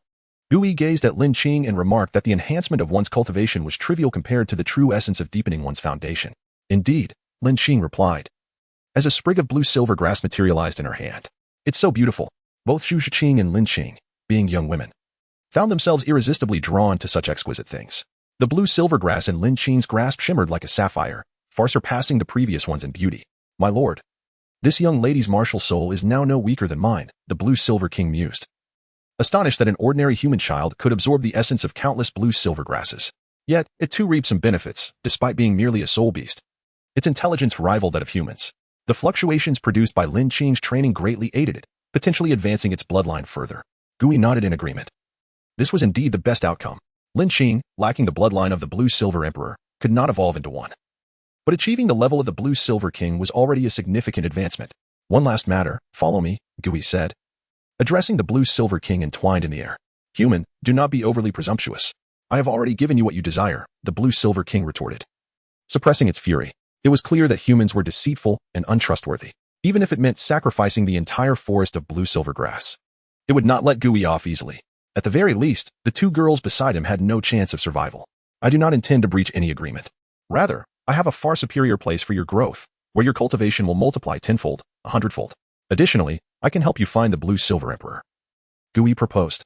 Lin Qing's journey of cultivation had just begun, and she required the assistance of her kin, the blue-silver clan. The blue-silver king ignored the other conditions, fixating solely on the last one. Its clan had been without the blue-silver emperor for far too long. A lost child could not find their way home and was doomed to wander. If you truly can locate the blue-silver emperor, I would willingly sacrifice my own cultivation for this young lady before you, it declared. The importance of the blue-silver emperor overshadowed everything else. Only with the emperor could they truly thrive. The blue-silver grass was too weak. Once a promise is made, it cannot be retracted. Gui had no intention of deceiving a plant, especially since Lin Qing's future cultivation would rely on the higher-level assistance of the blue-silver emperor. Quantitative changes could lead to qualitative transformations, but what if a qualitative change occurred from the outset? My lord, I trust you. True strength does not resort to deceit. Then step inside. Gui beckoned, retrieving the Rui Baobao pouch, a treasure capable of storing living beings, perfectly suited for containing the blue-silver king. Without hesitation, the blue-silver king emerged, knowing that even a 1 in 1,000 chance was worth pursuing. The blue-silver clan could survive without it, but not without the blue-silver emperor. All settled, let us return home, Gui said, tucking the pouch back into his robes. Zhu Zhiqing and Lin Qing were left in bewilderment, having witnessed a millennia-old soul beast willingly enter a pouch with just a few words. What exactly was this blue-silver emperor they mentioned? Now, we must visit another location, Gui stated, aware that deceiving the blue-silver king was not his intention. Having severed ties with Tang San and his father, certain actions were now necessary. Where to next? After several days of travel, Gui appeared somewhat fatigued. After all, he was not yet a titled Douluo and lacked true flight capabilities. He merely manipulated the elemental energies of the world to ascend. Even with his current mental fortitude, he felt wearied. Master, what are we doing here? Lin Qing inquired, curious. Having just departed one forest, they now found themselves in another. Searching for a particular herb, Gui replied, surveying the vast forest. Even he couldn't hope to find the blue-silver emperor hidden in a dark cave, stripped of its powers. However, this task was not insurmountable, especially with the assistance of the blue-silver king, who had thousands of years of cultivation. Come forth, Gui commanded, retrieving the Rui Baobao pouch to release the blue-silver king. Wow! The newly emerged blue-silver king was momentarily speechless before abruptly turning towards the east. Your Majesty, it is the aura of your Majesty. The blue-silver king, disregarding Gui and the others, rushed toward the source of the energy. Let us go, Gui urged, taking the two girls with him. The blue-silver king's pace was swift. If they lagged behind, they would surely lose track. Soon, they arrived at a valley, where a waterfall cascaded into a pond below. The scenery was quite pleasant, yet that was not the crux of the matter. The Blue Silver King gazed up at the waterfall and soared into it. Before Gu Yi and the others could enter, they heard the Blue Silver King's thunderous roar. Who dares to treat his majesty in such a manner, imprisoning him in this dark and damp place, subjecting him to such torment? Upon entering, they saw the Blue Silver King infusing its energy into a small grass plant on the ground. Its expression filled with reverence and admiration. Bloodline is everything. I believe you should let it out before attempting to heal it. This place is not conducive to the growth of the blue silver grass, Gu Yi advised. The Blue Silver King, understanding, gingerly lifted the small plant along with the soil and began to walk outside. Plants cannot thrive without sunlight. However, Gu Yi noticed a box emerging from beneath where the Blue Silver Emperor grew. This must be the soul bone of the Blue Silver Emperor. He swiftly absorbed it into his hand. Master, what is this? Lin Qing inquired, her curiosity piqued as she gazed at the box in Gu Yi's hand. She could not fathom why someone would bury a box beneath the blue silver grass. 100,000-year soul bone. Gu Yi effortlessly broke the seal on the box and opened it. Inside lay a soul bone, resting undisturbed. Just then, the Blue Silver King burst back in. This is the soul bone of my emperor.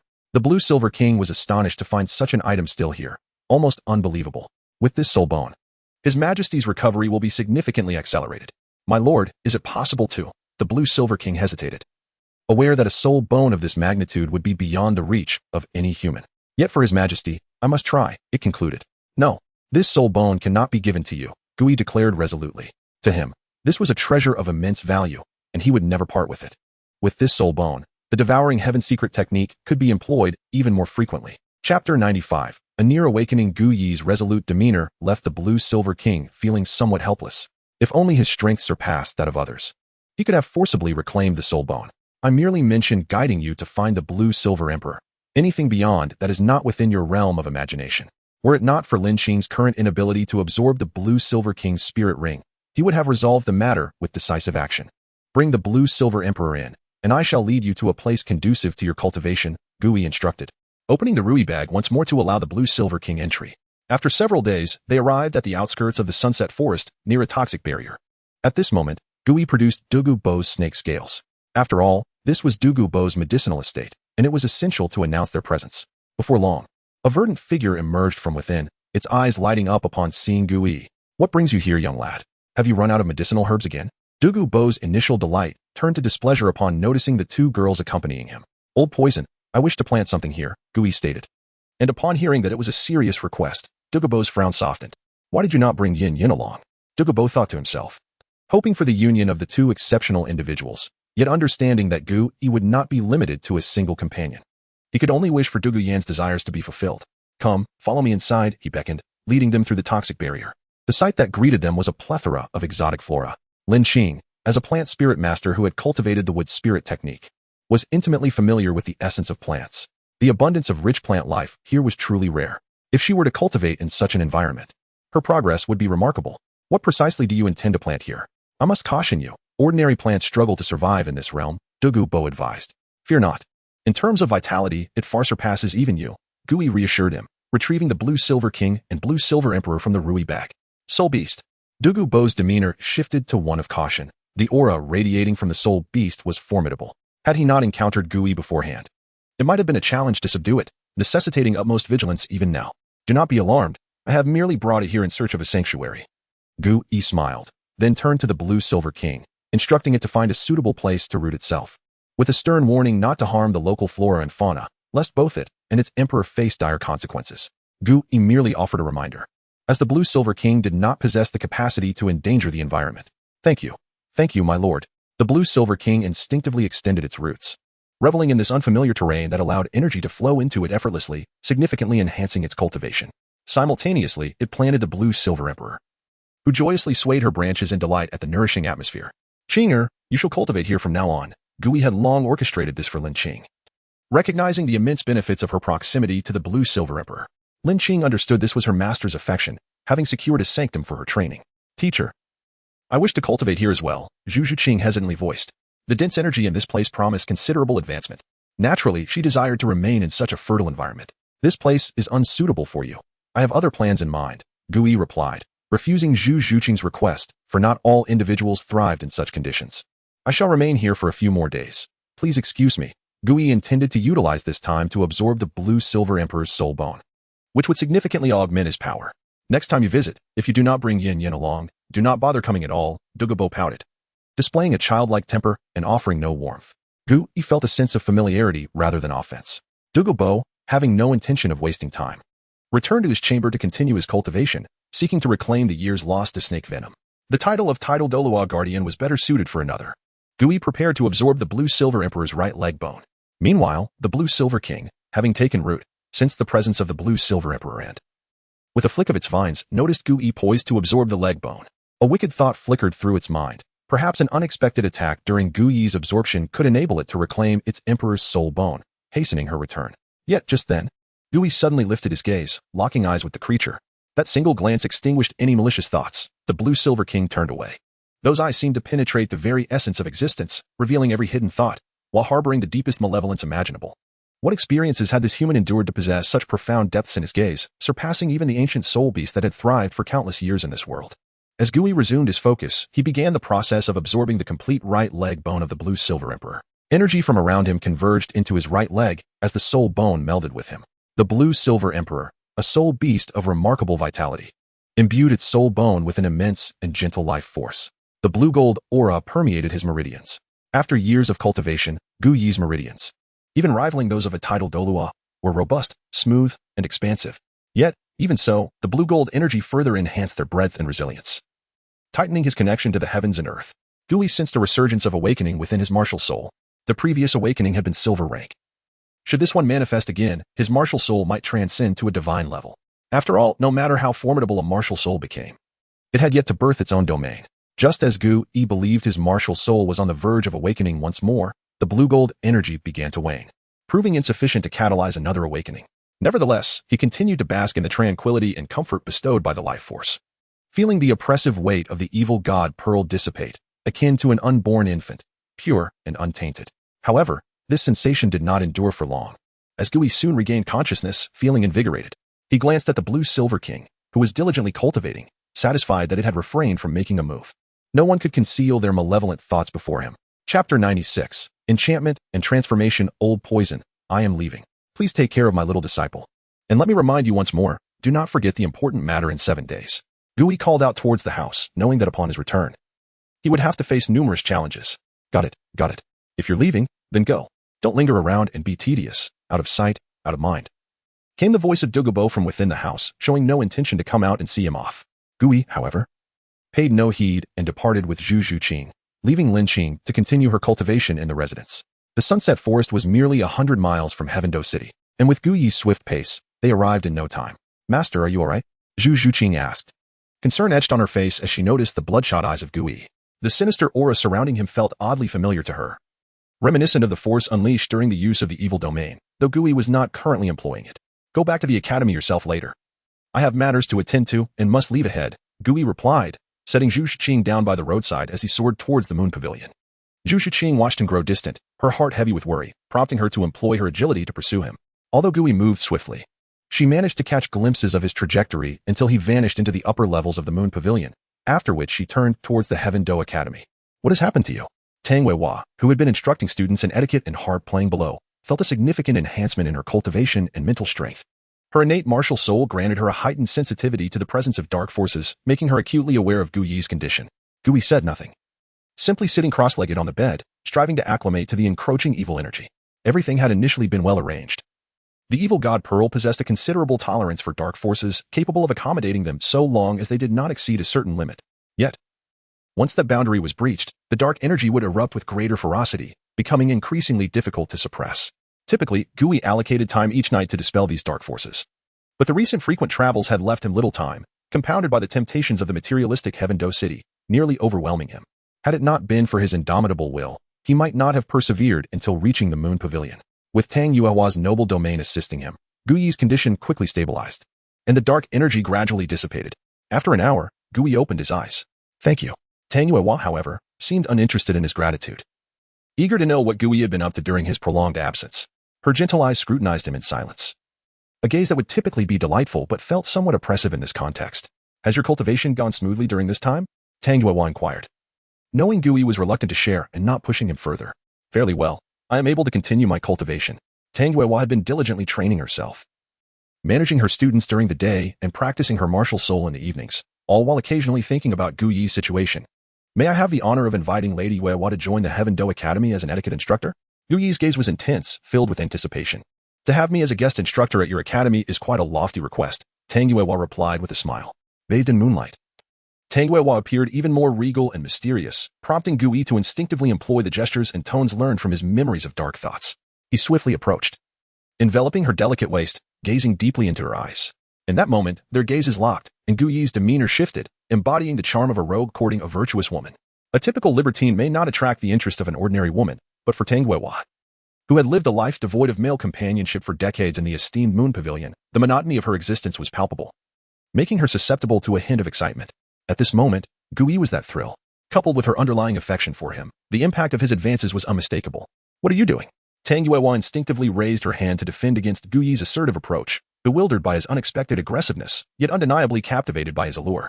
Even the noble aura surrounding her could not shield her from the magnetic pull he exerted over her, had it not been for her years of noble upbringing.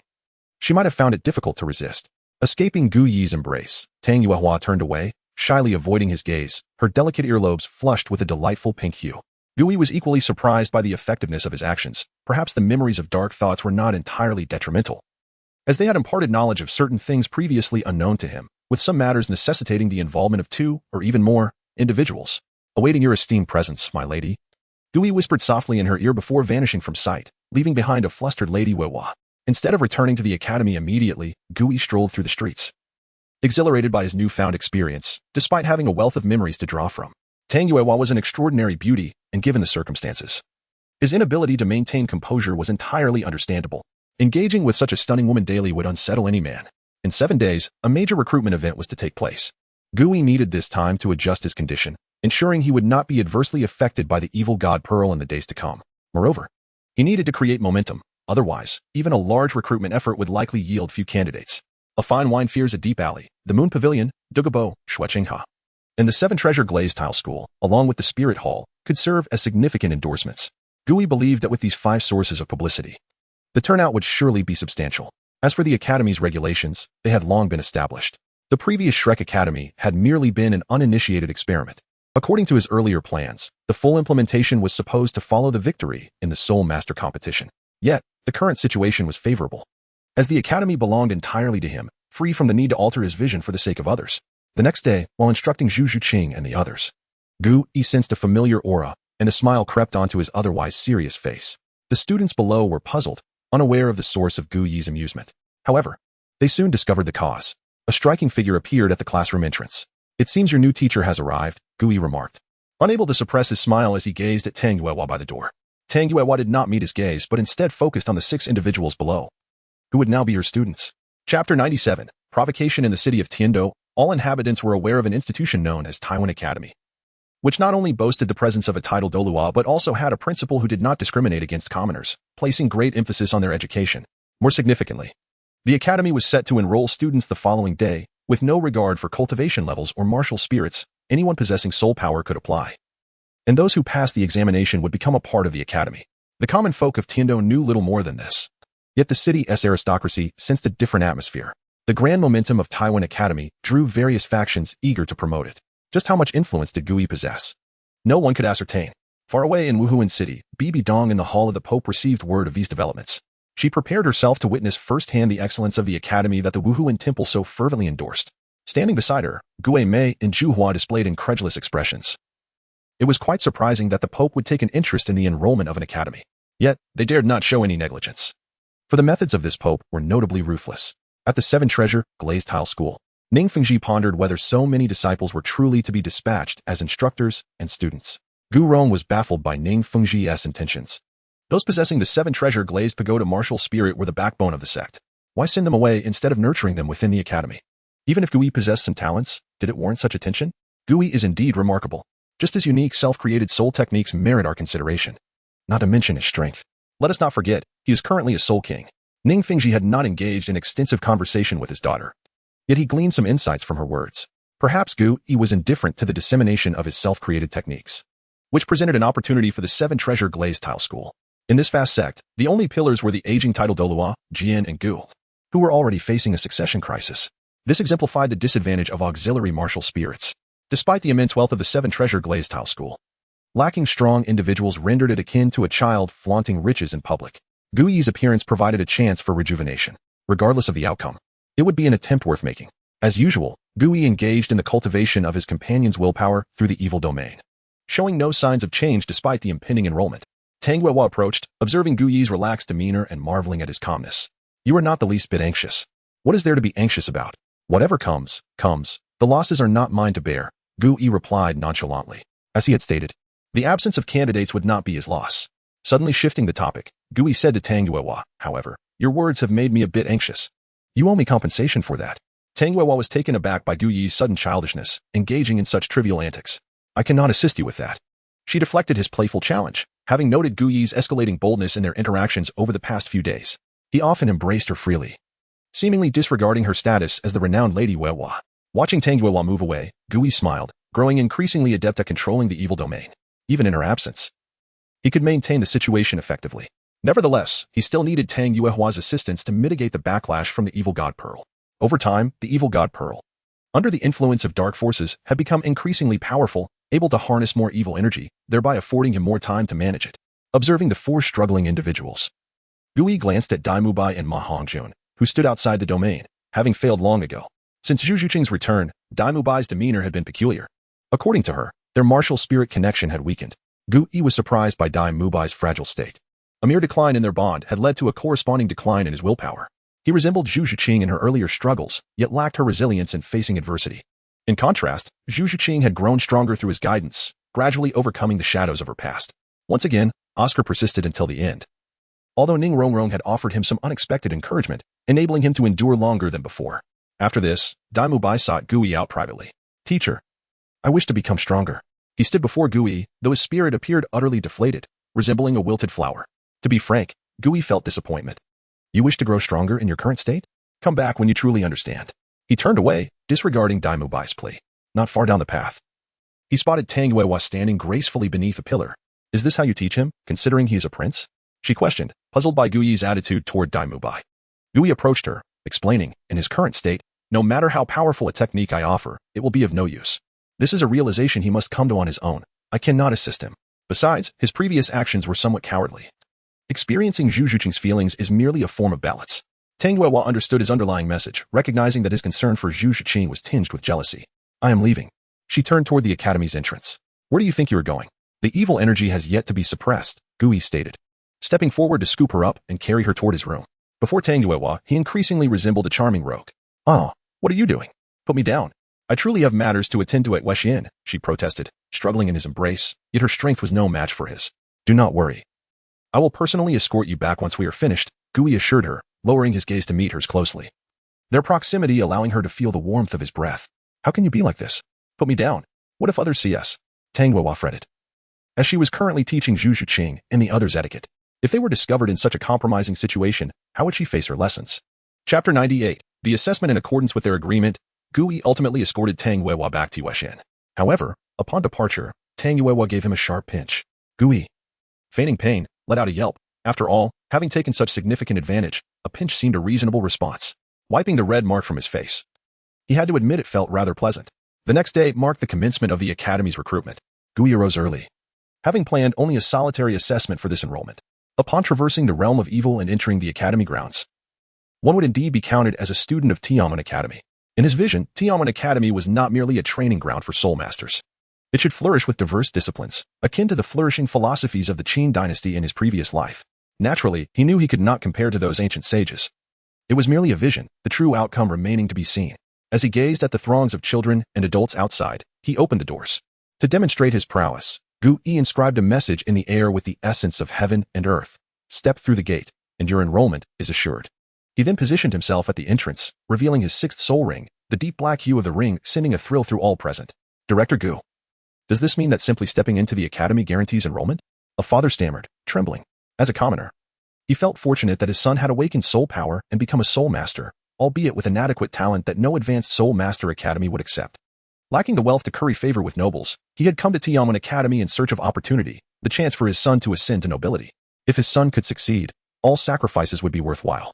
Indeed, anyone of appropriate age who could cross the academy's threshold would be deemed enrolled. Hearing Gu Yi's words, the father pushed his son forward, urging him to seize the opportunity and step inside. The teenager beside him gazed longingly at the academy's entrance, believing that crossing the threshold would grant him everything he desired. Wealth, beauty, and power, all would be within his grasp.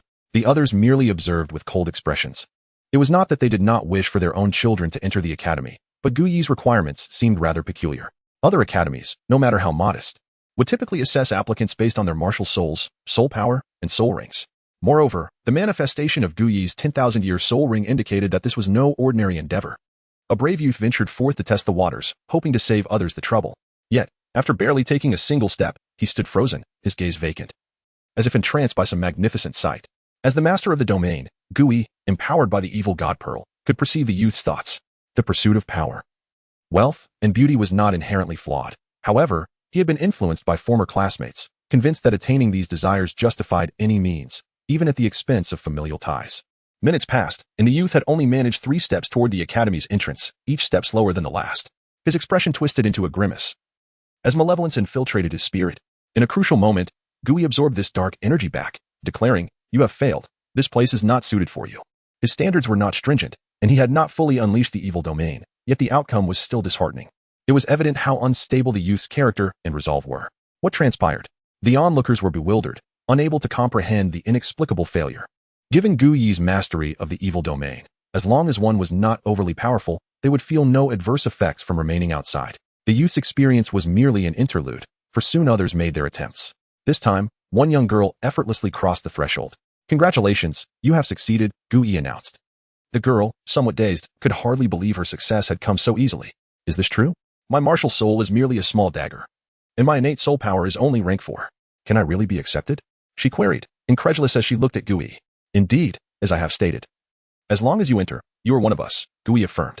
"Zhu Shiqing, please assist her with the enrollment procedures." After completing the paperwork, she could return home to rest and return in 7 days. Gu Yi noted that many had come to register today, and he could not manage alone, thus needing Zhu Shiqing and others to assist. The stark contrast with the previous youth, who had struggled to advance, left those present in disbelief. Gradually, others began to attempt the challenge, some succeeding while many more failed. Nonetheless, they successfully enrolled a number of commendable youths. "His Holiness the Pope has arrived," a voice called out, clearing a path toward Tianwen Academy. Amidst the throng, a figure of immense stature emerged, adorned in resplendent papal robes and wielding a staff. "By the heavens, the Pope is here. Greetings, Your Holiness." As the Pope Bibi Dong approached, all knelt in reverence, not as a mandate from the Spirit Hall, but out of respect. Bibi Dong regarded the youth she had only learned of through letters, sensing a familiarity in his aura, particularly within the domain he had manifested. Initially, she had merely wished to observe this prodigious talent, yet she found herself unexpectedly drawn to him, as if she had known him long ago. Gu Yi, however, did not kneel, meeting Bibi Dong's gaze directly. "A commendable strategy. I hereby declare that any student who graduates from Tianwen Academy may join the Spirit Hall unconditionally. This decree is eternal." Her proclamation sent shockwaves through the assembly, as previously, institutions like the 7 Treasure Glazed Tile School and Weishin had merely offered promotional rhetoric. Now, with the highest authority of the Spirit Hall making such a pledge, its significance far surpassed others. It was akin to securing a lifelong government position. Entering Tianwen Academy meant a guaranteed future. "Thank you, Your Holiness." Gu Yi recognized the favor being extended to him, understanding that Bibi Dong's intervention was undoubtedly beneficial. "You may step forward to try your hand," she instructed, as several youths moved forward, clearly eager to attempt the entrance assessment. The crowd watched with bated breath, curious how many from the illustrious Spirit Hall would succeed. Chapter 99. Bibi Dong's unraveling. The outcome quickly emerged. All passed. The Spirit Hall possesses the most extensive talent organization in this world, recruiting the finest individuals from all corners. This is something no other faction can achieve. Were it not for the influence of Flanders, both Ma Hongjun and Oscar would likely have been absorbed into the Spirit Hall. Those who are fortunate enough to be close to Bibi Dong are truly the cream of the crop, excelling in spirit, talent, and willpower. In the original narrative, Shrek Academy's triumph over the Spirit Hall was a miraculous occurrence born of serendipity, without the celestial herbs and Tang San's unique skills brought from another realm.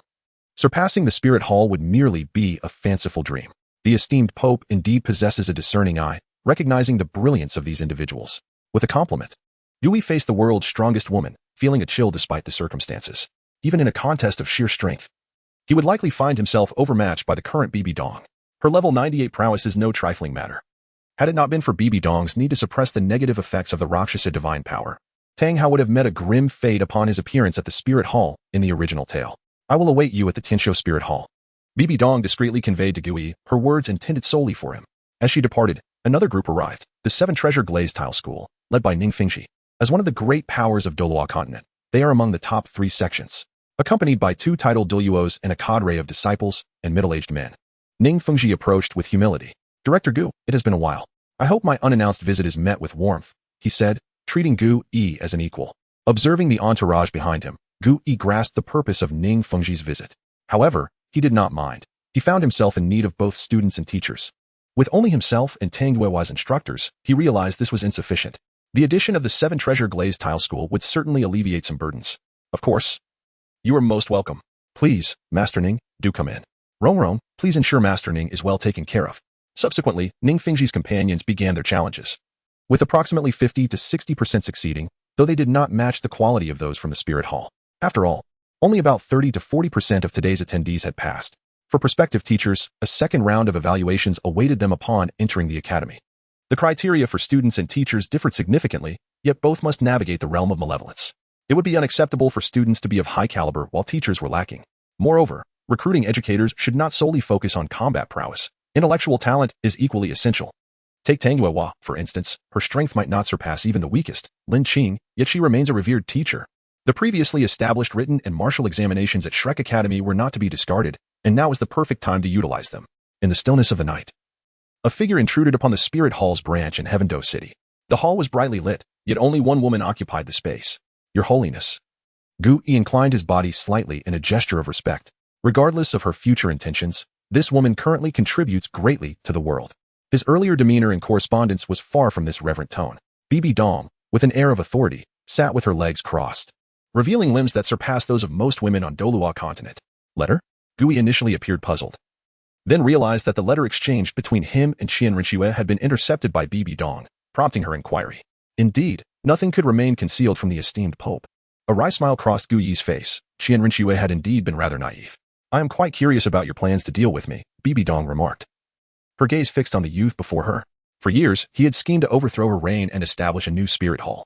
Had it not been for that ancient being, this boy would have perished long ago. No one could thwart her ambitions.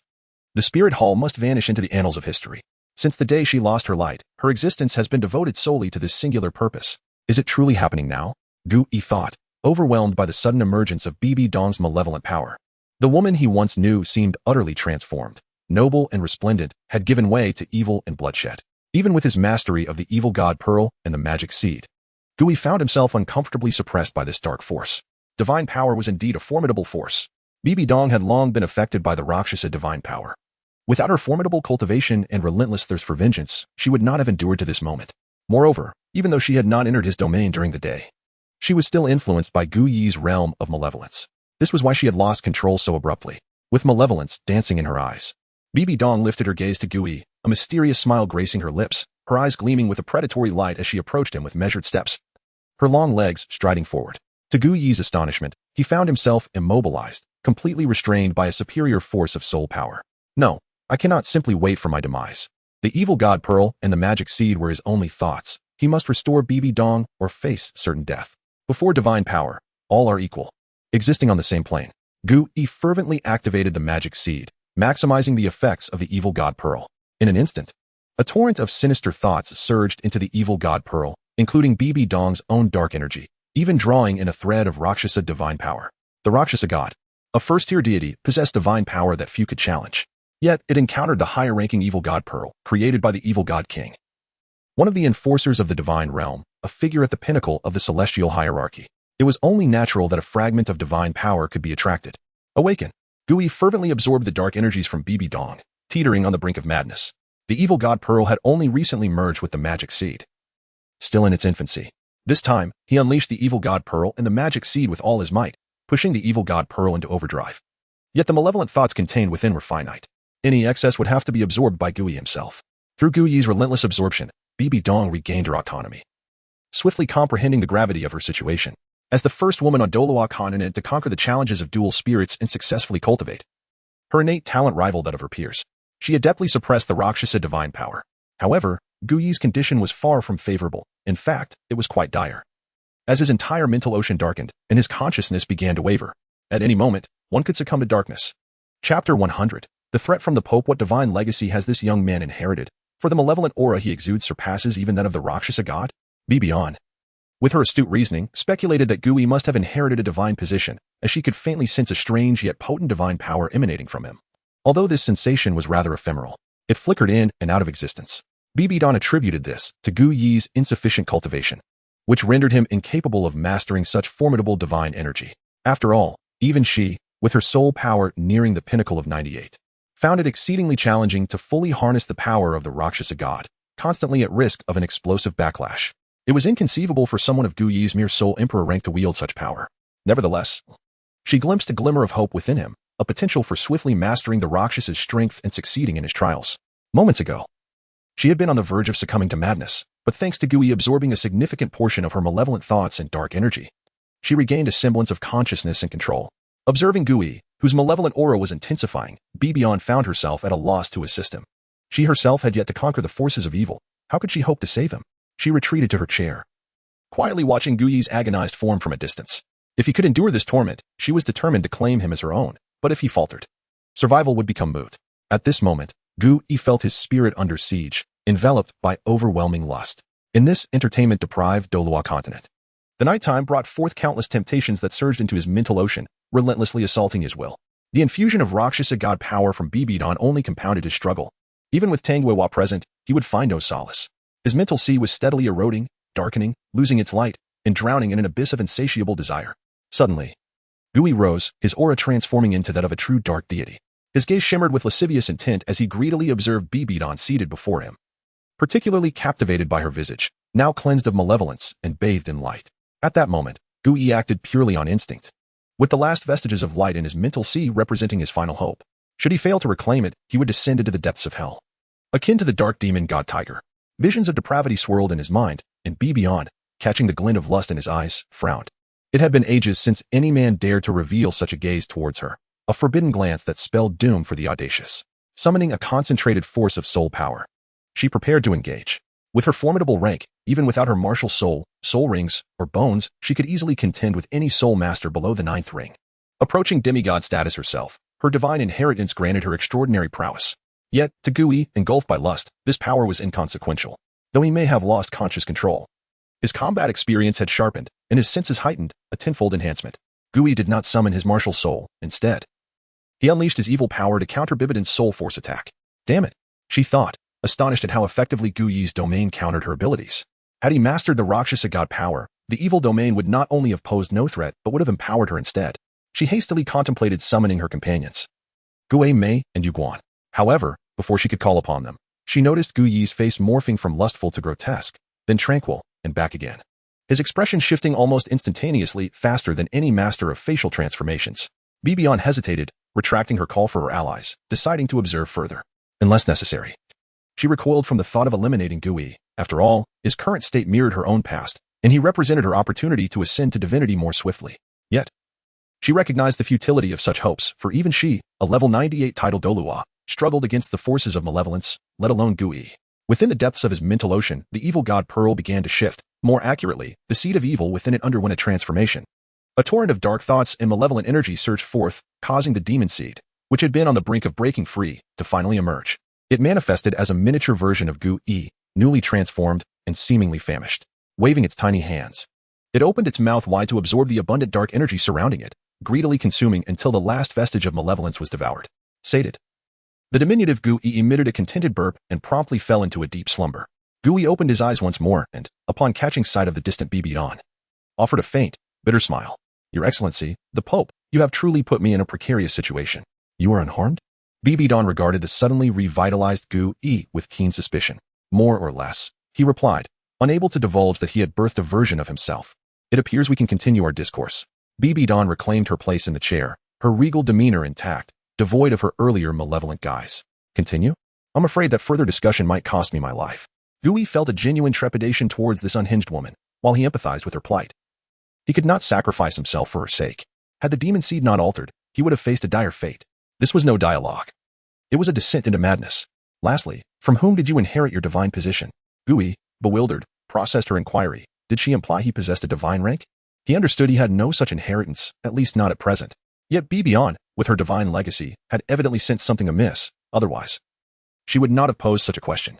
Gu Yi's silence was anticipated by Bibidong. The divine position was perhaps the greatest secret in existence. Speak, or you shall not leave today, she asserted, her demeanor shifting to one of formidable authority, wielding the weight of her reign over the spirit hall for many years. This was no deception. Without clarity from Gu Yi, he would be unable to exit the spirit hall of Tiando. The atmosphere grew tense, charged with unspoken threats. Chapter 101. The inheritance of divine position. The only entity that could possibly be related to him was the evil god king. Aside from that, Gu Yi could not fathom any other deity connected to himself. Could it be that Bibidong mistook the aura of the evil god pearl for a divine inheritance? Yet he understood that he had absolutely not received any divine inheritance. However, should an opportunity to attain one arise, it would indeed be splendid. After all, possessing divine inheritance equated to having a safeguard, alleviating worries about life's safety. Regrettably, no deity had come to seek him out. Your Holiness, do you not see the malevolent aura enveloping me? Gu Yi was not foolish. Since Bibidong had misinterpreted the situation, he chose to seize the chance to acknowledge it. The brief clash had made him acutely aware that he was no match for Bibidong, especially after she had harnessed divine power, rendering him even more inferior. Claiming to be an ally was merely a temporary expedient. However, he did not articulate this too clearly. For who could say whether the god kings in this world possessed the ability to eavesdrop on his true name? If, by chance, he provoked the evil god king, his current strength would hardly suffice to withstand the consequences. Now it was up to Bibidong to ponder this matter. Gu Yi had faith that another entity had also overheard his words. No, it should not be referred to as a person, but rather a deity. Gu Yi's intuition was correct. Far away in the divine realm, the Rakshasa god had shifted her focus to him when Bibidong lost control. Although deities had restrictions preventing interference with the lower realms, they could still conduct certain activities through their inheritors. A tacit understanding among gods that usually went undiscovered unless taken too far. The Rakshasa god had certainly heard Gu Yi's words. The malevolent energy emanating from him was indeed excessively concentrated, subtly revealing the aura of the evil god king and even containing a hint of divine power. Yet, he was not the inheritor of the evil god king. This was something she perceived clearly. He was merely a fortunate individual who had acquired a trace of divine power. No, he could not be termed fortunate. Divine power was not something everyone could bear, especially that of a supreme deity, which made it even more challenging. Sooner or later, this young man would succumb to the influence of this divine power, transforming into a machine of slaughter. Rather than waiting for this young man to be tainted by divine power and perish, it would be more merciful to resolve the issue now, alleviating his suffering while allowing her to study this trace of evil divine power, particularly the peculiar pearl nestled within this human's spiritual sea. However, she could not act directly.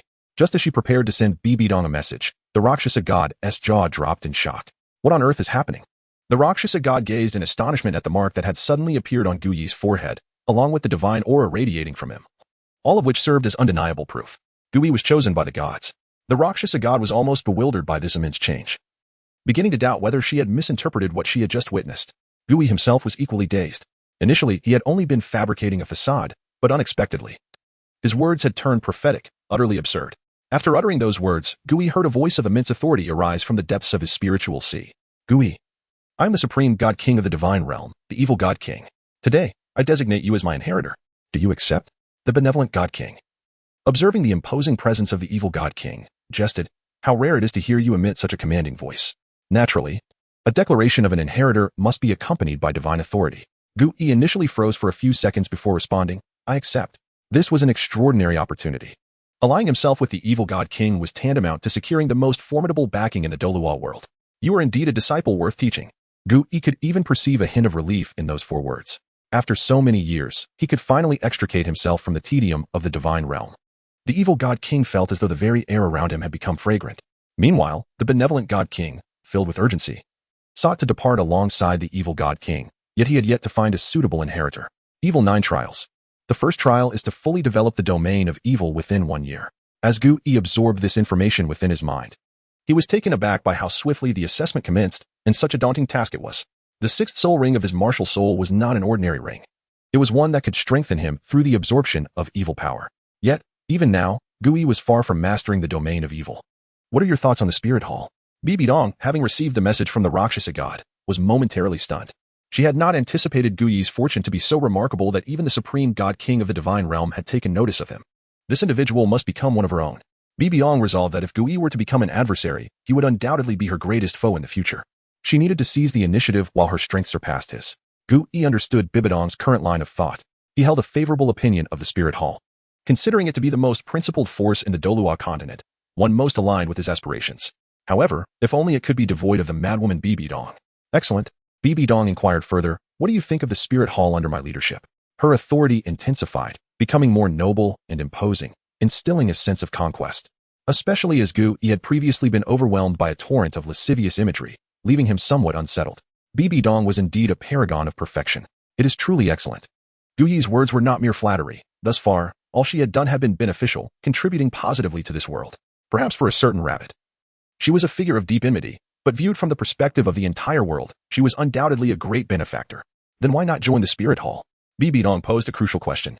If you believe the Spirit Hall to be so exceptional, why not become a part of it? Why not to focus solely on what was said, but rather on what was done?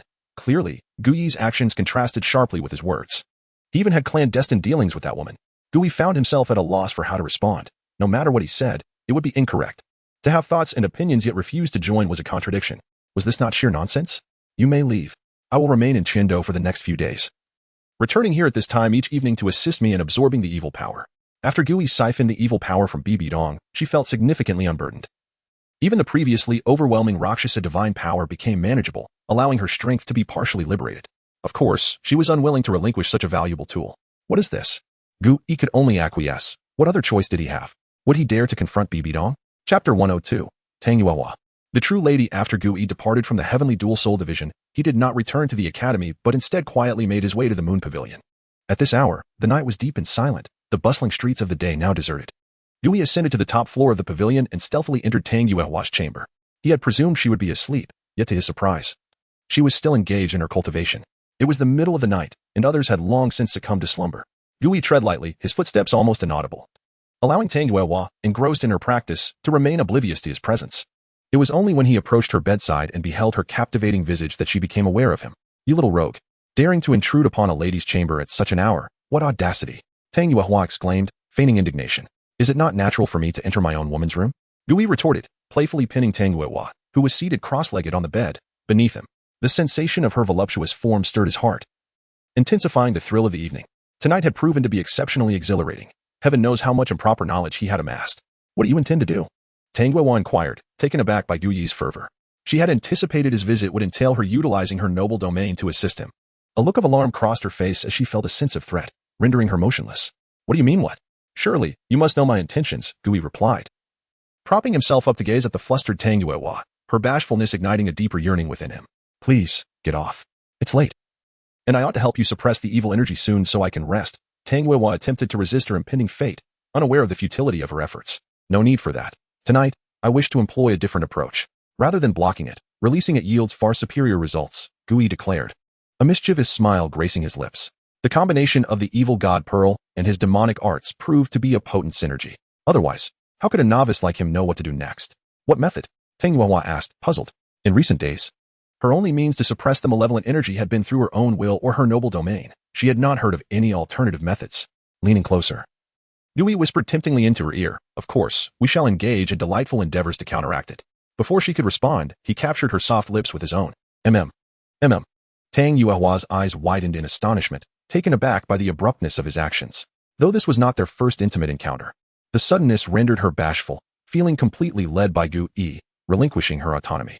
Gu Yi resembled a mentor guiding her through the discovery of an entirely new realm of knowledge, exhilarating and novel. He finally translated the visions and memories in his mind into tangible experience. Just as he prepared to advance further, the entranced Tang Yuehua stubbornly halted him. No. We cannot continue, she gasped, trying to steady her breath, having felt on the brink of suffocation, yet the sensation was utterly delightful. She was blissfully unaware of the passage of time.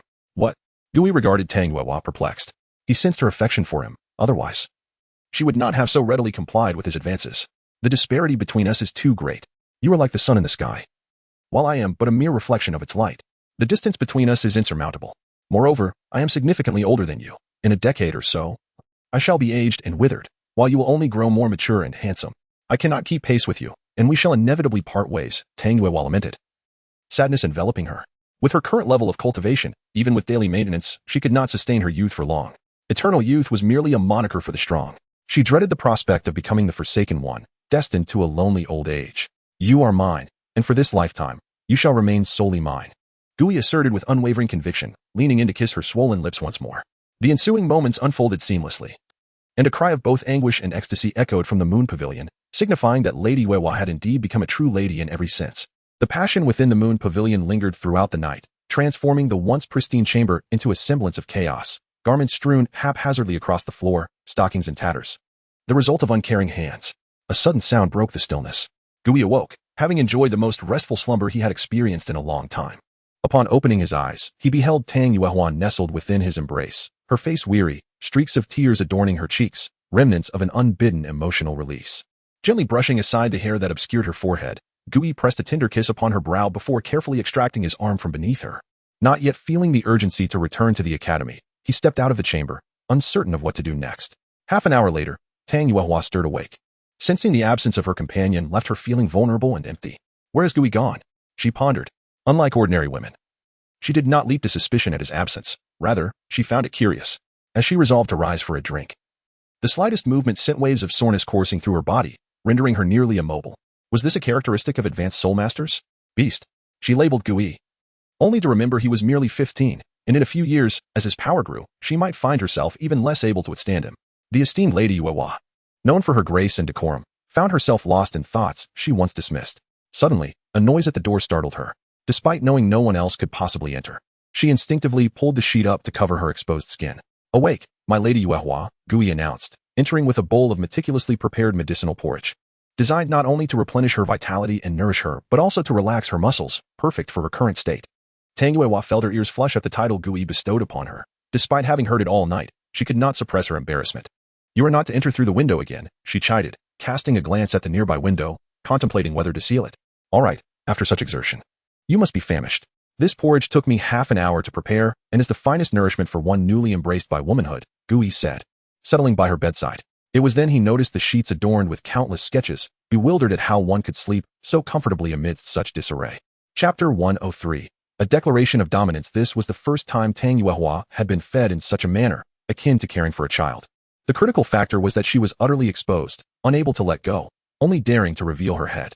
After all, the current Gui seemed unchanged from last night. Another encounter like that would be catastrophic. Today, she resolved to rest and recuperate within the confines of her room. Gui placed the bowl at the bedside and spoke with genuine concern. I will be back to check on you this evening. Understood, Tang Yuehua timidly nodded. The events of the previous night had been overwhelmingly stimulating, unveiling a side of Gui she had never witnessed before. He was entirely different from his usual self. Suddenly, Tang Yuehua recalled the commonality between Gui's two personas. Both were unprecedentedly formidable and gifted beyond measure.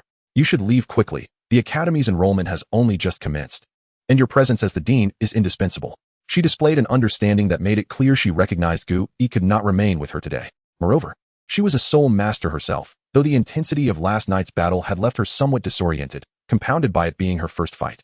With the medicinal porridge in hand, a half-day's rest would suffice for her recovery.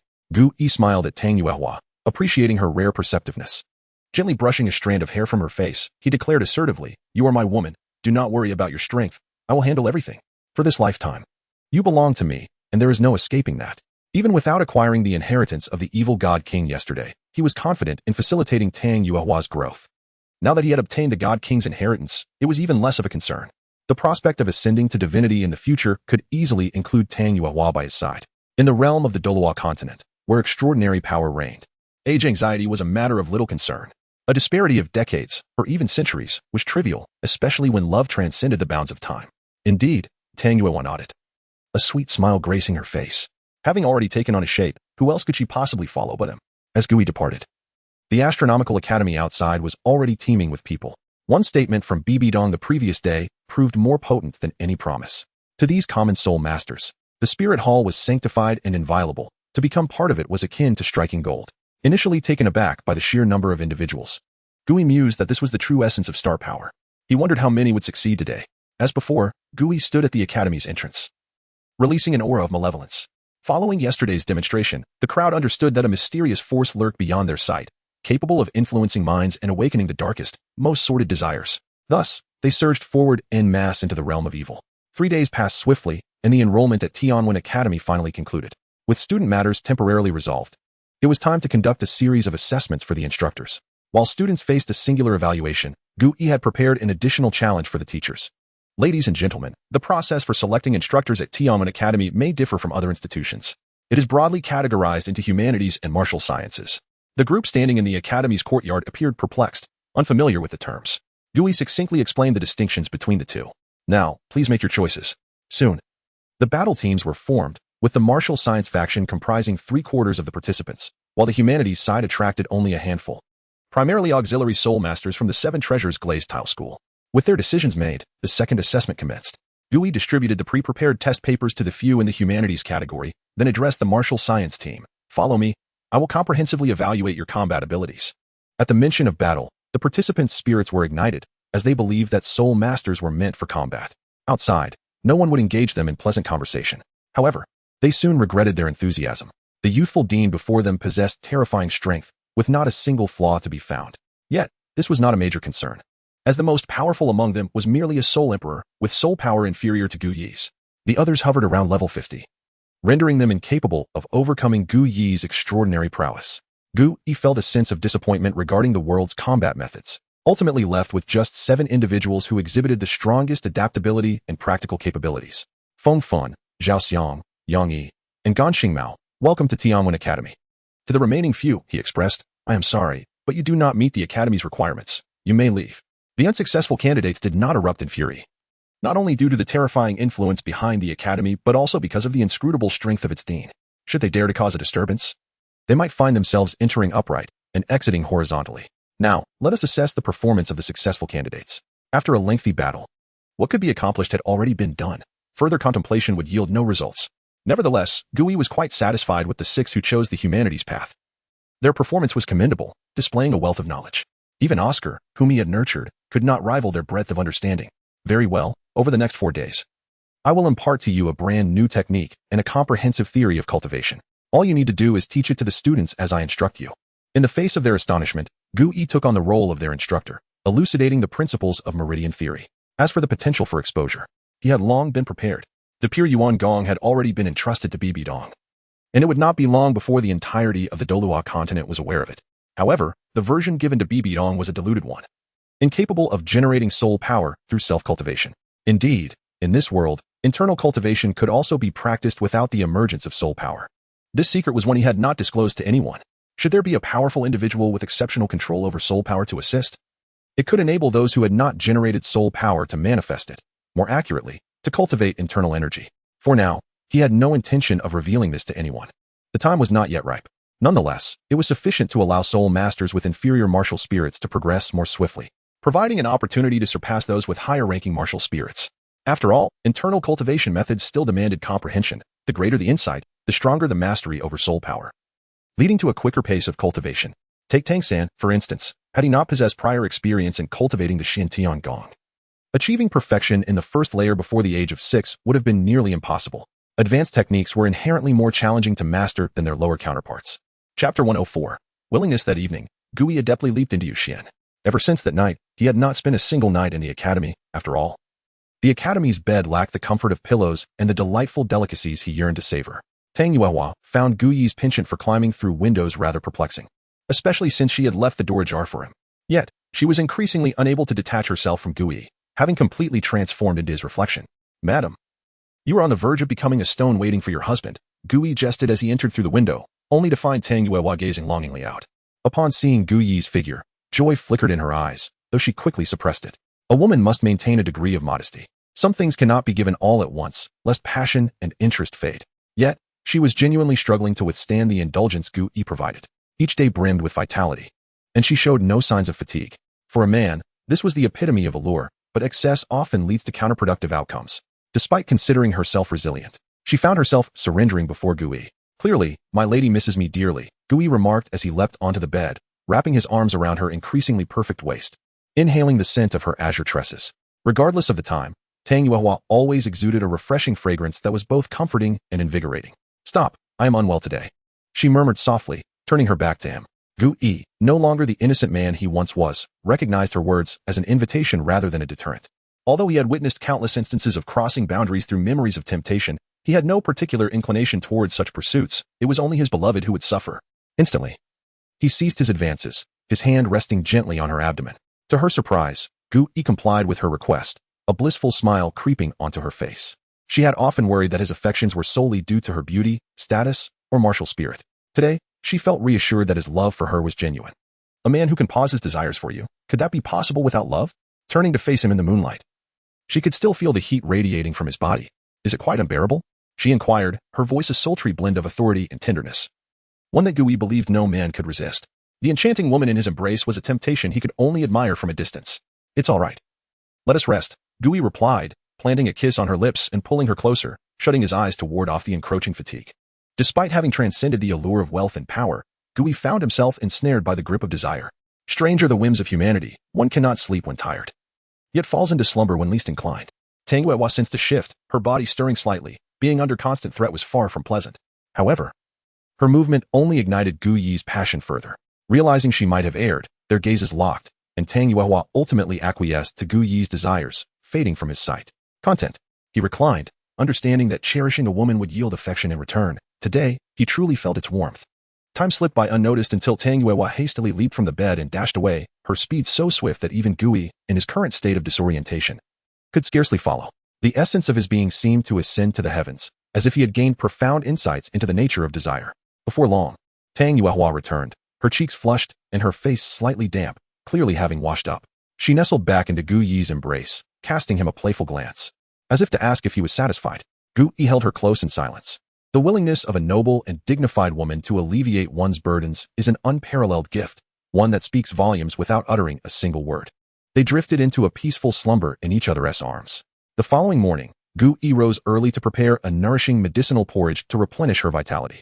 Though Tang Yuehua experienced no pain during her cycle, she would inevitably lose considerable energy and needed to restore it. Tang Yuehua reveled in the care he provided, fully compliant and content. In truth, her desires were simple. This was all she truly wished for. At the spirit hall, Bibi Dong sat in her designated papal chair, engrossed in a substantial tome.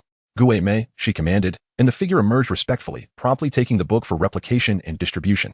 Bibi Dong tossed the book to Gue Mei, her mind wandering back to the previous nights, the most comfortable and pleasurable she had experienced in ages. Were it not for Gu Yi's status as a divine inheritor and his formidable strength, coupled with his reluctance to accompany her to the spirit hall, Bibi Dong would have yearned to have him by her side every night to soothe her. Your Holiness, how shall we introduce this individual? Gue Mei inquired, pointing to the author's name, Gu Yi. He was uncertain. He was already aware of the content within the book and understood its immense value to the spirit hall. Should Gu Yi not belong to them, he could easily serve as a pawn for others. An elder of the spirit hall should not kneel before anyone, Bibi Dong mused, having bestowed upon Gu Yi an esteemed position, placing him just beneath herself. Only by firmly aligning him with her could her subsequent plans unfold. Unbeknownst to her, the days spent absorbing Gu Yi's malevolent energy had somewhat calmed her demeanor. Yet, this reprieve was fleeting, as unresolved tensions and the persistent interference of the Rakshasa's divine power kept her ensnared in darkness. As Gu Yi departed from Yuxian, he was met with Tang Yuehua's reluctant gaze, continuing his lessons for the day. Fortunately, his students possessed foundational skills, and the pure essence cultivation was swiftly grasped. Though many struggled with the underlying theories of meridians, nevertheless, he found teaching those without a foundation to be manageable. With some free time at last, Gu Yi perused the student records. Within 3 days, he had enrolled 79 students. Only 1/5 were of noble lineage, with others hailing from various factions. However, their cultivation was generally subpar, the most capable being merely an 18-year-old at level 35, mediocre at best. What piqued Gu Yi's interest most was the girl he encountered through the realm of malevolence. Her impression upon him was profound. As though the evil domain held no sway over her, her demeanor appeared more relaxed than even Tang Yuehua's. Wang Yanran, martial spirit, eyes, innate soul power, level 3. The revelation was startling. He had not anticipated such potential. It is truly remarkable that the child of destiny from 10,000 years hence possesses the same martial spirit and exhibits innate soul power, even surpassing that of Hui Yuhao. What a fortunate discovery it is. Wang Yanran, too, is exceptionally lucky to encounter the sole individual in this world aware of the potential for a second awakening of the original martial spirit. Indeed, as the great waves sift through the sands, even the rarest original martial spirits can still be found. Chapter 105, taking in disciple Wang Yin and at Tianwen Academy. The day of the new semester at Tianwen Academy swiftly arrived. Gu Yi, under the attentive care of Tang Yuehua, was elegantly attired for the occasion. He had arranged for Zhu Zhuqing and the others to be placed in the second year, while the new students were naturally categorized as first-year novices. A total of 79 students were divided into 3 classes, 2 classes of 26 students each and 1 class of 27. Unlike his previous life, Gu Yi did not rank the classes in a hierarchy of elite, accelerated, or remedial levels. This method, while effective elsewhere, was simply not suitable for this realm. After delivering an impassioned speech, Gu Yi entrusted the class leaders to escort their respective groups to their classrooms. It was now time for the instruction to begin. As the importance of foundational knowledge was self-evident and essential, At the end of the day, Gui sought out Wang Yanran privately. Sharing the same innate martial spirit as him, he felt a certain affinity towards her, especially given her pure disposition, akin to a delicate heart, an exceedingly rare quality. He was intrigued and eager to witness her martial spirit. May I see your martial spirit? Wang Yanran's enrollment introduction merely stated that her martial spirit was her eyes. Having never witnessed it before, Gui was curious to see what it entailed. Yes, director, she responded timidly, clearly unprepared for an audience with someone of Gui's stature. She feared that her martial spirit might be too weak, leading the director to regret her admission and possibly dismiss her. As she raised her gaze, Gui was momentarily entranced. What a pair of eyes they were. With azure pupils reminiscent of a shimmering galaxy, they sparkled brilliantly. It was breathtaking. Gui could hardly fathom that a person's eyes could possess such beauty, transcending the definition of mere artistry. What abilities do your eyes confer? He inquired. Wang Yanran replied. When I release my martial spirit, I perceive movements as if they are slowed down, allowing for greater clarity. At 12 years of age, she appeared no older than an 8 or 9-year-old child. Her frail physique suggested malnutrition, and her soul power barely reached level 17. Gui sensed that when Wang Yan unleashed her martial spirit, a subtle stream of mental energy emanated from her, indicating its effects were far more profound than she articulated. Unfortunately, no one had ever comprehended the utility of such a martial spirit, and even within the Douluo Continent, knowledge of mental energy was scarce. Moreover, Wang Yanran's martial spirit was considered weaker than the average, lacking the capacity to enhance physical attributes, rendering it overlooked. What about your soul ring's effects? He asked. A faint yellow soul ring materialized around her, presumably just over 100 years old. The first soul ring allows me to replicate the movements I see, she explained. Lowering her head again, aware that this ability seemed rather inconsequential, providing little enhancement to her strength. Even if she could mimic actions, her frail body could not perform them without risking injury, making it virtually useless. However, Gui's eyes lit up. He found this ability rather promising. Let us try it. He demonstrated a simple set of punches before her. Wang Yanran lifted her head, her eyes gleaming with that brilliant blue light as her body moved in perfect synchronization with his. The resemblance was striking. Excellent results, Gui mused. Convinced that Wang Yan was indeed well-suited for martial arts training. Would you be willing to become my disciple? Is that truly possible? Wang Yanran could hardly believe such an extraordinary opportunity had fallen into her lap. From birth, she had always been the most humble among her peers. Would you accept? Yes. Yes. But my martial spirit is too weak. I fear I will bring you shame, director. Realizing her eagerness, she quickly added her willingness but lowered her head, anxious about her potential to embarrass him. No, your martial spirit is quite powerful, Gui assured her earnestly, observing her self-doubt. Wang Yanran's head snapped up. Really? But my martial spirit is of no use. It lacks robust physical attributes, and I possess no formidable weaponry, just a common martial spirit. Even the soul master who awakened my spirit deemed it a waste, only marginally superior to blue silver grass. Look at me. My martial spirit is, as you say, devoid of enhanced physical attributes and does not grant me powerful weaponry. Yet I am still the head of the academy, Gui replied, using his soul power to illuminate his own meridians for her to see. Indeed, director, your martial spirit manifests as the meridians you taught us today, Wang Yanran exclaimed. Captivated by the shimmering pathways, she was astonished to discover that the director's martial spirit, like hers, lacked offensive capabilities. Therefore, do not feel inferior. Your martial spirit is formidable and has great potential. Gui gently ruffled her hair, emphasizing that if one were to tread the path of cultivation with excessive self-doubt, they would not progress far. Rest well tonight. Tomorrow morning, meet me in the second-year classroom. Having become his disciple, Gui was determined to mentor her personally, as the instructors he had recruited were not equipped to guide those with innate martial spirits. Yes, teacher, you should also rest well, Wang Yanran replied, her steps light as she departed, no longer alone but rather with a master by her side. From this day forth, she would no longer feel adrift. Gui watched her leave with a smile, feeling a sense of vitality return to him in the presence of such a contented student. However, he soon realized that he had much to prepare. With Wang Yanran now his disciple, it was imperative to provide her with thorough guidance. While he did not expect her to reach extraordinary heights, she must demonstrate the prowess of her martial spirit. Upon arriving at the Moon Pavilion, Gui did not immediately seek out Tang Yuehua, but instead fell into deep contemplation. The eyes are the windows to the soul, and mental energy is inherently potent. Enhancing mental power is no trivial task. Even he had only managed to cultivate a form of magical energy that facilitated its growth. Yet, with years of insights into mental energy, coupled with his enhanced strength and perspective, he believed that developing a mental energy technique should not pose an insurmountable challenge. Having completed her evening routine, Tang Yuehua entered clad in a thin nightgown, her legs adorned with azure stockings, an alluring sight, yet one that went unnoticed by Gui, who was lost in thought. Upon entering the room, she was taken aback. Previously, at this hour, Gui would have already swept her into his embrace. But today he remained indifferent. Had he grown weary of her? Chapter 106. The assertive Tang Yuehua. As Tang Yuehua approached, Gui caught a whiff of a familiar fragrance.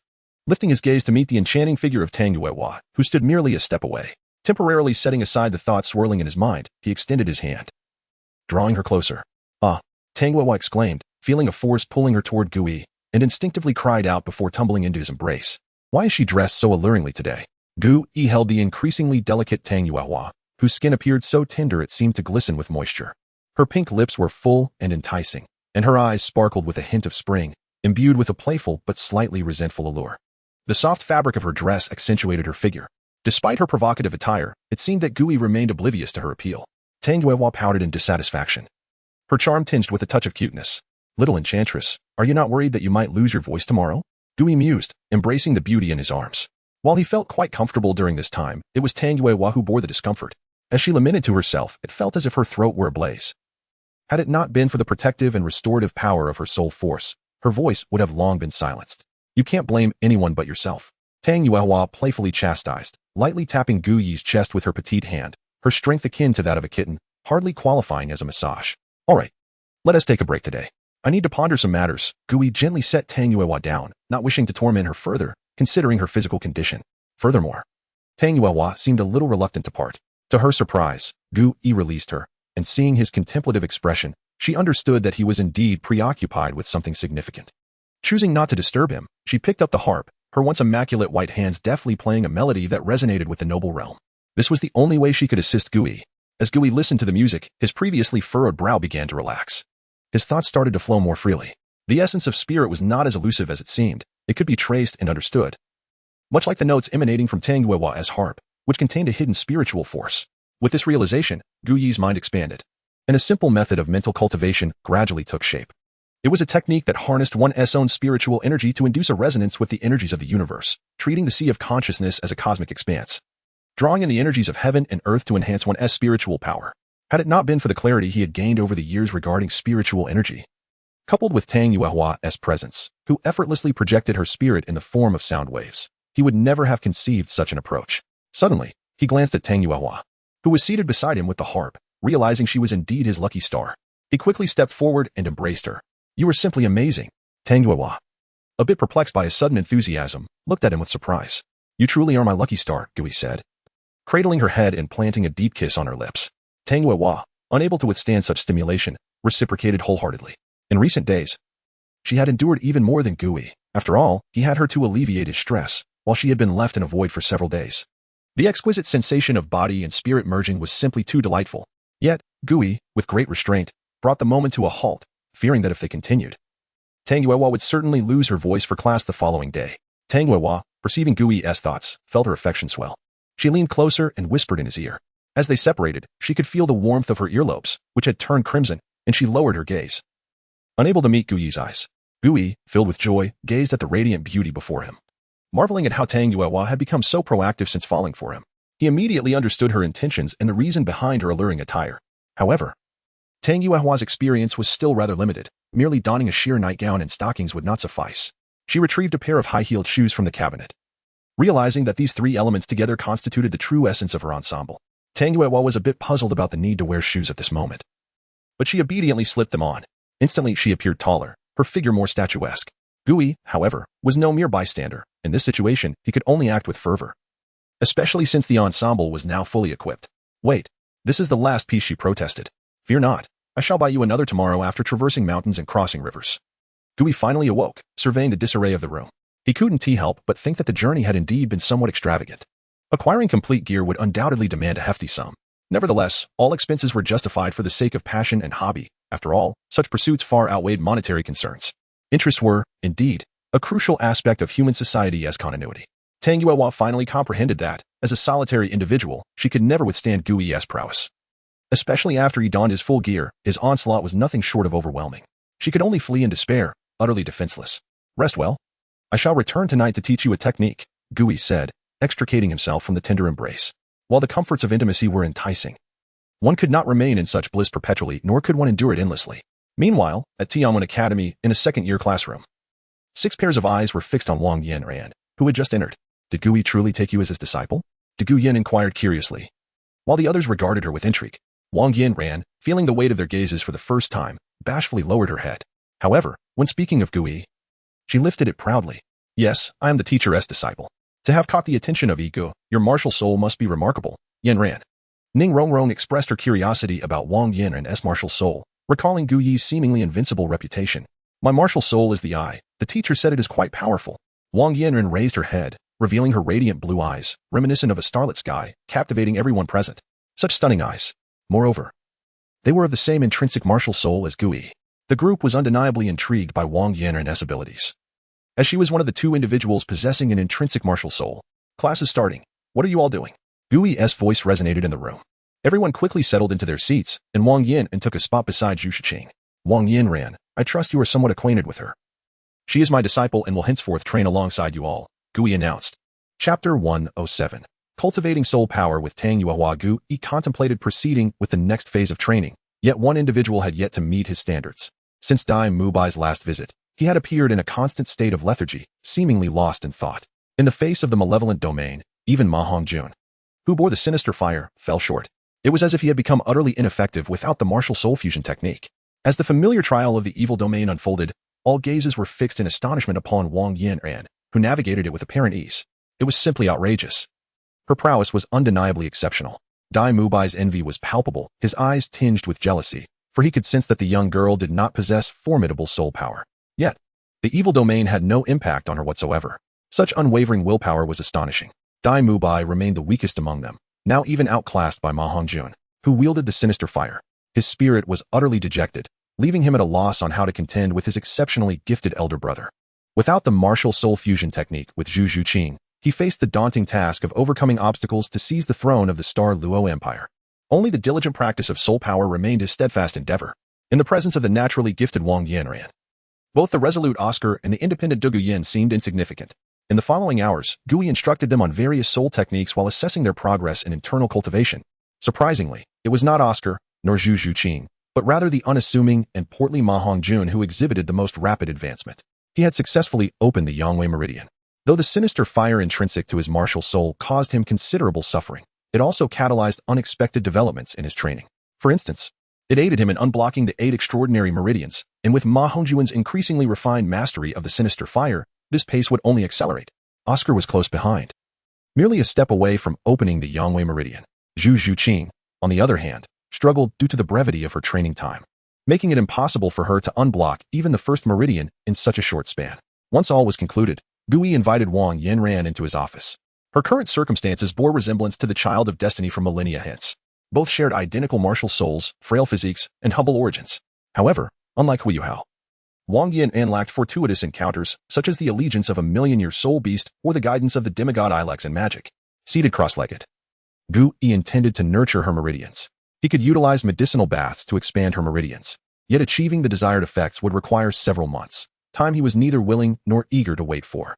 Moreover, Wang Yinren's meridians were narrower than he had anticipated, even more so than his own at the age of 6 when he first awakened his martial soul. Without extraordinary circumstances, it would be exceedingly difficult for her to attain significant accomplishments in internal cultivation. In the realm of martial arts, such a situation would be tantamount to being deemed a failure. Nevertheless, Gu Yi held great optimism for Wang Yinren's future. Her eyes might one day become the nightmare of the soul master world. Utilize the pure Yuan technique you have learned and align it with the flow of my soul power, Gu Yi instructed. Although Wang Yinren was unsure of his intentions, she possessed unwavering trust in him and began to follow his lead, albeit with an imperfect grasp of the pure Yuan technique. As her soul power circulated, she sensed an expanding force within her meridians, and the flow of her soul power became increasingly smooth. After half an hour, Gu Yi withdrew his soul power. At that moment, Wang Yin entered a state of deep meditation coveted by all soul masters, a realm often referred to as the unity of heaven and man. Gu Yi was astonished to discover a woman untouched by worldly distractions in this chaotic world. Her mind was devoid of malevolence. Pure as a blank canvas, perhaps this was the essence of her extraordinary talent. Gu Yi had initially intended to conclude early for rest, yet unexpectedly, Wang Yin entered a profound meditation state. This turn of events caught him by surprise. He remained for an additional hour, waiting for her to awaken, primarily because her narrow meridians and frail body could not endure the effects of such deep meditation for long. Finally, she stirred, exclaiming, "What just happened? I feel so comfortable. As if I could soar." Wang Yinren leapt up, bubbling with excitement. "Well done, come here," Gu Yi beckoned. It dawned on Wang Yin that she was indeed in her teacher's office, and she felt a sudden shyness, realizing that her earlier display had likely been witnessed by Gu Yi. Yet, obeying her teacher was paramount. She timidly approached Gui, eager to absorb his teachings. Gui placed a finger on her forehead, imparting the newly formulated mind refinement technique. For those with spiritual martial souls, mental power often surpass soul power in significance. As Wang Yin felt the technique integrate into her mind, she was momentarily taken aback, absorbing the essence of a novel method of mental cultivation. "Teacher, what is this?" she inquired, her curiosity piqued. "This is a mental training technique, perfectly suited for your martial soul cultivation. Dedicate yourself to it," Gui encouraged, patting her shoulder before taking his leave. He had imparted all that was necessary, the rest lay in her hands. The master opens the door. "But the journey of cultivation is yours alone." Watching Gui depart, Wang Yin felt an inexplicable moisture in her eyes. Having experienced the thrill of a carefree existence, Gui refrained from pursuing it further. It was evident that, despite her outward demeanor of indifference to the disparity in age and cultivation, Tang Yuehua was internally fraught with concern. This underlying anxiety was the reason she found it difficult to let go. Since her previous suggestion, he had pondered ways to enhance her cultivation. Finally, on a night thick with darkness and wind, Gui, entering a sage-like state, conceived an exquisite solution: soul power fusion, a mutual exchange of strengths. In simpler terms, it was collaborative training. This straightforward yet effective method had dawned upon him. After studying Tang Yuehua's physical condition thoroughly throughout the previous night, he had gained profound insights into her soul power characteristics, meridian conditions, and various aspects. This approach was undoubtedly viable, yet it required Tang Yuehua's wholehearted cooperation. "My lady, please follow my instructions closely. Do not resist or move erratically. Allow my power to guide you," he instructed. Chapter 108. The march time. What did you say? Tang Yuehua, panting and somewhat dazed, could not quite comprehend Gui's words. Yet before she could react, Gui lifted her into his arms and seated her in front of him. She then felt his hand gently caressing her back. "What do you want?" Tang Yuehua couldn't help but feel a tinge of anxiety. "To help you dispel your mental knots." Gui's gaze was exceptionally serious. After all, this was their first practice session, and they had to proceed with utmost caution to avoid potential harm to both. Tang Yuehua understood what Gui meant by mental knots and ceased her resistance, obediently sitting before him, though a flicker of doubt lingered in her heart. Is this truly a means to enhance my strength? Were it not for Gui's grave demeanor, she might have thought he was using this as a pretext to persuade her into something rather embarrassing. "Ah!" Tang Yuehua gasped as a powerful force surged into her body, charging through her veins. The warmth of Gui's hand on her back intensified. "Do not resist my power with your soul force. Follow its trajectory and move with it." Gui fixed his attention on Tang Yuehua, more precisely, on the meridians within her body. This was his first attempt, and the outcome remained uncertain. Yet, Tang Yuehua found herself at a loss for words. How could she focus? Nevertheless, she stifled her inner turmoil and circulated her soul force to harmonize with the energy entering her body through Gui. After merely one cycle, her soul force flowed beneath her and into Gui's body. Tang Yuehua's mouth fell agape. It was her first experience of entering Gui's inner realm. His meridians were astonishingly expansive. In comparison, her own body felt like a narrow forest path, while his resembled a wide thoroughfare capable of accommodating several horse-drawn carriages without feeling congested. Now in his element, Gui no longer exercised caution. Even if he absorbed all of Tang Yuehua's soul force, it would pose no threat to his body. As the soul force circulated, Tang Yuehua sensed a significant enhancement in her own power, far exceeding the results of her dedicated training over the past 5 or 6 days. Their practice continued for an extended period, but ultimately, it was Tang Yuehua who could no longer endure, her body having reached its limits. To engage in this soul force fusion technique, they had to maintain close physical proximity. "See, I did not deceive you. I promised to help you untangle your mental knots. And I have indeed done so." Gui looked at Tang Yuehua, who lay beside him, feeling quite satisfied with the experiment. However, their souls were still not perfectly attuned. If they truly achieved unity of spirit, their training speed could accelerate dramatically.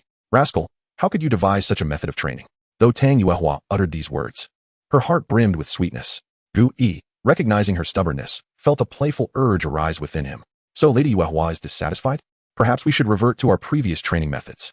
"No," Tang Yuehua instinctively blurted out, unwilling to settle for just this singular experience of being cradled by Gui while enhancing her strength.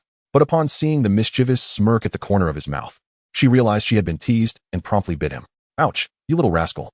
Gui rubbed his arm where she had bitten, leaving a row of teeth marks. "Humph, you brought this upon yourself." Tang Yuehua raised her head proudly, feeling vindicated. "Oh, now you dare to lay hands on your man. Now, it is time for you to repay me in kind." Tang Yuehua seemed to recall something and struggled against Gui's outstretched hand. Yet, her strength ultimately proved insufficient. Moreover, she had previously experienced such encounters and had little desire to resist, merely feeling a hint of feminine shyness. Gui finally avenged himself for the bite. As time flowed on, it had been over 3 months since the commencement of classes at the Tianwen Academy. Everything was progressing in a positive direction. The most significant event during this period was the release of a new cultivation method by the Spirit Hall, entirely distinct from the practices of Douluo Continent.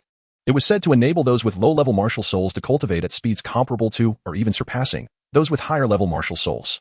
If one's comprehension were sufficiently profound, they might even innovate and create more potent techniques. Were this method proposed by any other faction, it would have been dismissed as absurd. However, as it was issued by the Spirit Hall, the sacred ground in the hearts of all soul masters, no one doubted its authenticity. The entire world of soul masters became acquainted with a singular figure, Gu Yi, the creator of this method. It was rumored that his martial soul embodied the meridian system described in the text. The world erupted in fervor, and the pure Yuan technique quickly became the hottest topic of discussion.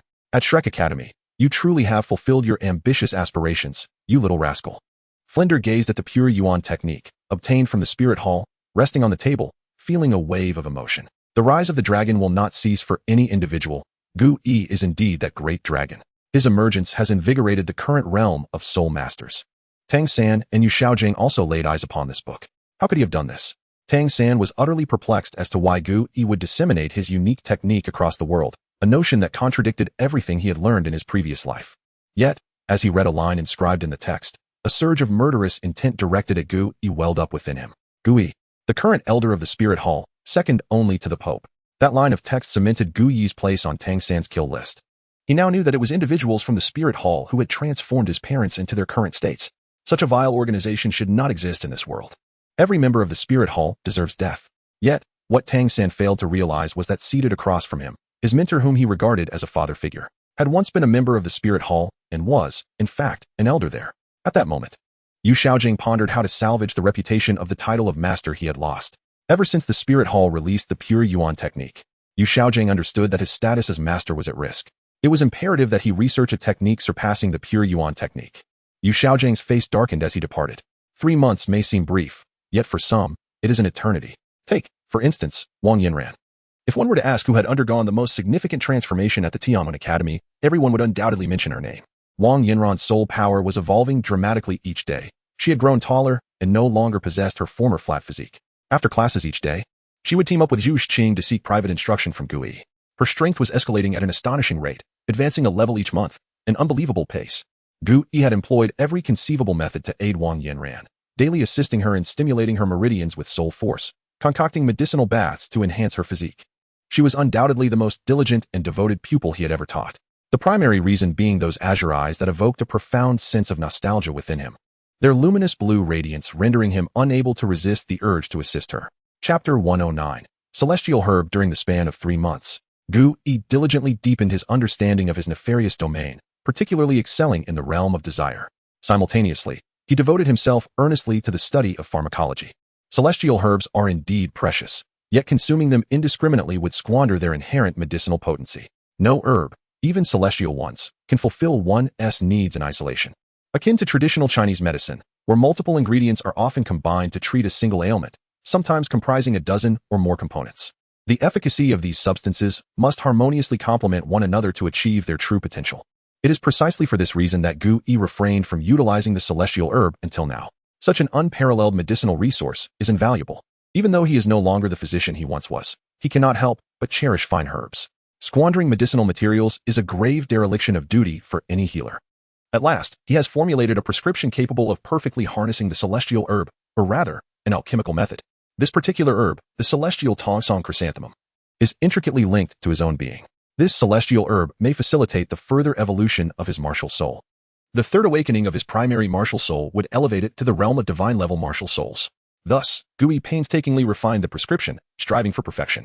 This endeavor began the moment he encountered De Gubo. However, the most crucial matter at hand is another phenomenon. Gu Yi occasionally senses a force within the sunset forest calling to him, specifically summoning the soul bone in his right leg. This sensation has grown increasingly pronounced with the passage of time. The reason he has not acted immediately is that he wishes to wait for Wang Yin and to break through to the 20th level and Ning Rongrong to reach the 30th. At that point, he can address all matters simultaneously, making the process less arduous. Now the time has come. It is time to embark on their journey. Naturally, he has brought Zhu Qing and the others along. It is essential to cultivate their combat experience. Although the Duhan Arena in Tiando City offers opportunities for combat, it merely resembles a competitive platform, unless one engages in the unrestricted life and death arenas. Moreover, their future as soul masters will inevitably require them to confront soul beasts. Thus, the group set forth in grand procession.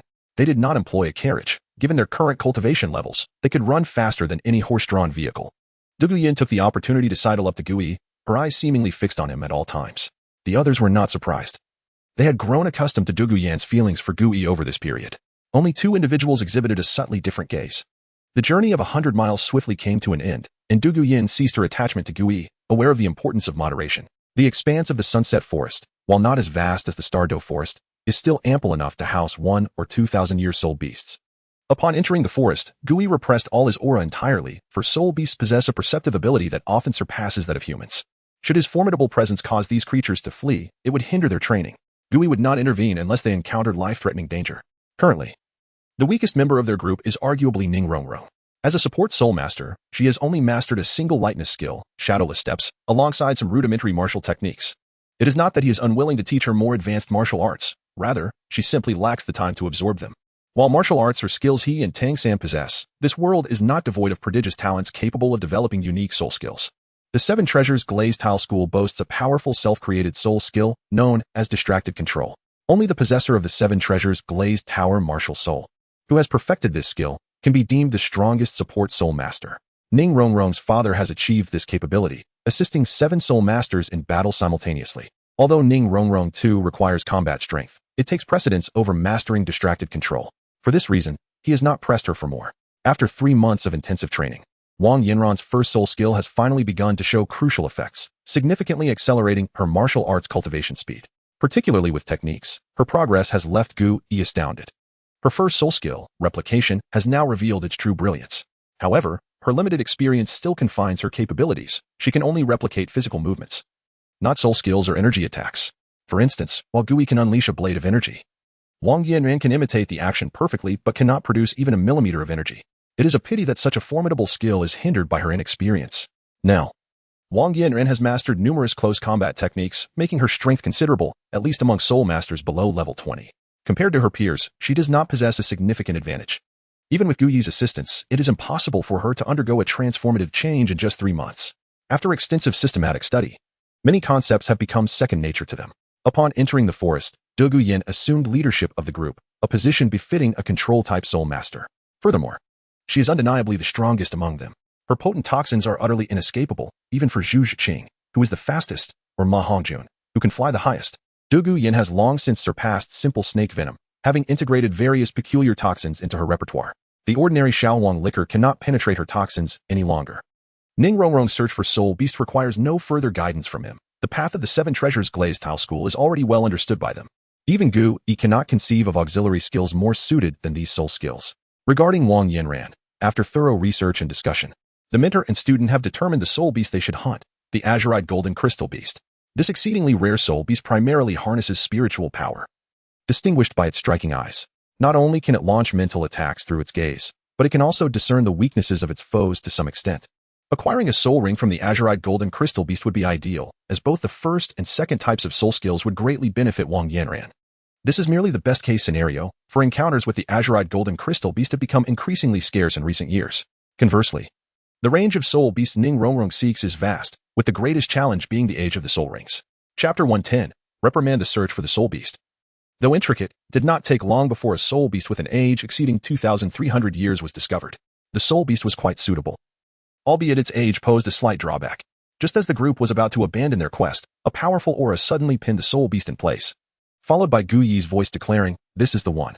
The group stood in astonishment. Even they could discern the age of the soul beast. So it was unfathomable that Gui could not see it clearly. "Do not view matters with a rigid perspective," Gui remarked, then turned to Ning Rongrong. "Is this soul beast suitable for you?" "It is suitable, but the age," Ning Rongrong replied hesitantly. "Age? What of it? Do you think it is too high?" Gui countered. If the limits of soul master's cultivation could be precisely defined, what significance would cultivation hold? Having been in the academy for some time, I can unequivocally tell you this. Gui surveyed the group, feeling a tinge of disappointment at their current outlook. Each person cast their gaze downward. With your current physical qualities, you are more than capable of absorbing a higher-level soul ring than the age would suggest. Admittedly, there are some merits to Xiaozhang's theory. Yet it has unfortunately constrained the potential for future soul masters to absorb soul rings. Prior to the 10,000-year soul ring, absorption is not influenced by spiritual fluctuations. It is solely related to physical quality, the strength of one's martial soul, and willpower. I have diligently cultivated you all. You have consumed whale glue, and I have prepared medicinal baths for you. You have also honed your willpower in the realm of evil. If you still cannot surpass your limits in absorption, that would be akin to feeding whale glue to a dog. They all recognized the frustration in Gu Yi's voice. Mental constraints are not easily shattered. Let me see your strength, Gu Yi said, pulling Wang Yanran aside, recognizing that this level of combat was beyond her capabilities. He simultaneously released the soul beast from its confinement, realizing it could not possibly be a match against such overwhelming power. The 2,000-year-old soul beast attempted to flee, but was swiftly intercepted by Du Guyan, who sealed its escape with a cloud of toxic mist. Ning Rongrong provided support while Oscar prepared sausages. Du Guyan calmly organized the group's battle strategy. After months of cooperation, they had developed a tacit understanding. Watching their battle, Gui felt his frustration dissipate somewhat. Although their tactics were somewhat unorthodox, they were executed effectively. Notably, Ning Rongrong utilized her supportive soul skills with remarkable proficiency, exhibiting an impressive grasp of the situation. Each individual showcased their capabilities. Despite the formidable prowess of the 2,000-year-old soul beast, it soon succumbed to the collective strength of the team, all of whom were above level 30. Before the eyes of the group, Ning Rongrong drew a dagger and ended the beast's life. Well done, Gui commended as he approached Wang Yanran. His rare praise elicited smiles from the group. Ning Rongrong, no longer hesitating, sat cross-legged to begin absorbing the soul ring that exceeded the typical age. Although no one in the Seven Treasures Glazed Tile School had ever succeeded in absorbing a soul ring beyond its age, Ning Rongrong chose to trust Gui. The process of absorption was somewhat painful but ultimately safe. After the transformation brought about by the 1,000-year soul ring, Ning Rongrong matured slightly, taking on a more adult appearance. However, compared to Zhu Zhuqing and Du Guyan, she still had a long way to go. Director, I did it, Ning Rongrong exclaimed, bouncing over to Gu Yi. Her excitement palpable. This absorption had brought about a significant transformation in her physique, making her confident that no other auxiliary soul master of her level could match her physical strength. Well done, Gu Yi praised again. As my student, never forget that the rules of events are not immutable. Our goal is to advance further, to develop a more powerful path for soul masters, rather than endlessly repeating the paths traversed by our predecessors. In this regard, Gu Yi holds a significant authority. As the sun began to set, Gu Yi suggested they find a place to rest. In the days that followed, they traversed much of the sunset forest, yet still found no trace of the emerald-eye golden crystal beast. Spirit-type soul beasts were inherently rarer and more potent than ordinary soul beasts. The most lethal attacks are often those that are unseen. Wang Yanran felt a twinge of embarrassment for having delayed the group for so long. Just as Gu Yi was considering abandoning the pursuit of the emerald-eye golden crystal beast, a fortuitous discovery was made. With perseverance, I have finally found it. Throughout the search, Gu Yi had been utilizing his mental power to probe the vicinity, and at last, he located the desired soul beast. Leading the group, they finally laid eyes on the emerald-eye golden crystal beast, a majestic creature reminiscent of a lion, its distinctive dual-colored eyes setting it apart. Ego. This emerald-eye golden crystal beast is nearly 1,000 years old, isn't it? Oscar remarked, implying that Wang Yanran might not be able to absorb it. Wang Yanran understood Oscar's implication but was unwilling to waste any more time or disappoint her mentor. Master, I can do it, she declared steadfastly, looking into Gu Yi's eyes with determination. Yanran, do not push yourself. The sunset forest is vast. There are surely soul beasts here that are more suitable for you. Zhu Zhuqing consoled her. Over the past few months of training together, the two girls had forged a deep bond, and Zhu Zhuqing did not wish to see her friend take unnecessary risks. Indeed, we have plenty of time here, the others chimed in, eager to support her. Wang Yanran's amiable nature and lack of ulterior motives endeared her to the group, and they were reluctant to lose her. I can do it, Gu Yi regarded his young disciple. Go ahead and try. Thank you, master. With a swift strike, Gu Yi incapacitated the emerald-eye golden crystal beast, leaving it barely breathing. Go. Without hesitation, Wang Yanran began to absorb the soul ring. However, as she commenced, she coughed up a mouthful of blood. Teacher, Zhu Zhuqing exclaimed anxiously. The severity of the situation at such an early stage raised concerns about what was to come. Gu Yi remained focused, his gaze fixed on Wang Yanran. Should her life be in imminent danger, he would swiftly extract the soul ring's power. His current mastery allowed him to do so, which was precisely why he had agreed to Wang Yanran's request. He is acutely aware that Wang Yanran's current physique is insufficient to absorb this soul ring. The only resource he can rely on is her willpower. Should the soul power within her cease to circulate, it would signify Wang Yanran's failure. Chapter 111. Tanghao's Fury. Just when everyone believed that Wang Yanran's absorption would soon fail, he miraculously managed to harness the power of the soul ring, and his condition improved significantly. Witnessing this scene, Gu Yi breathed a sigh of relief. Human willpower can sometimes unleash boundless potential. Over the span of 3 months, he had prepared numerous medicinal baths and various substances to enhance physical strength for Wang Yanran, enabling her to absorb the soul ring successfully. 2 hours later, after completing the absorption, Wang Yanran stood up, her transformation surpassing even that of Ning Rongrong from earlier. She had transformed from a child into the form of an adult. Her previously thin face had matured, and coupled with her striking azure eyes, her beauty rivaled that of Zhu Zhiqing and others. "Master, I did it!" Wang Yin exclaimed joyfully as she approached Gui, relieved that she did not disappoint her mentor. "Shall we take a look?" Gui was eager to discover the extent of Wang Yinran's enhancement. "Just as you predicted, Master," Wang Yinran replied, the deep yellow soul ring surrounding her shimmering brilliantly. Her azure eyes gleaming even brighter. "Second soul skill, Eye of Penetration." Wang Yinran directed her gaze at Gui. Her soul ring encompassed two traits of the blue-silver king beast, detecting weaknesses and delivering substantial mental attacks, making it exceedingly formidable. Gazing at her master, Wang Yinran felt as though she could identify countless flaws, yet she was at a loss for how to exploit them. A practitioner of mental power possesses a heightened perception of danger compared to other soul masters. Master is truly incredible. Wang Yinran then turned her gaze to a nearby tree, unleashing two azure mental attacks that shot forth from her eyes. Bang! The azure strike struck the tree, piercing through its trunk entirely. What a powerful attack! The onlookers were astonished by the sheer might of Wang Yinran's second soul skill, particularly its penetrative capability. Boom! A resounding explosion echoed from the east. Its force palpable even from their location. What tremendous power! Oscar marveled.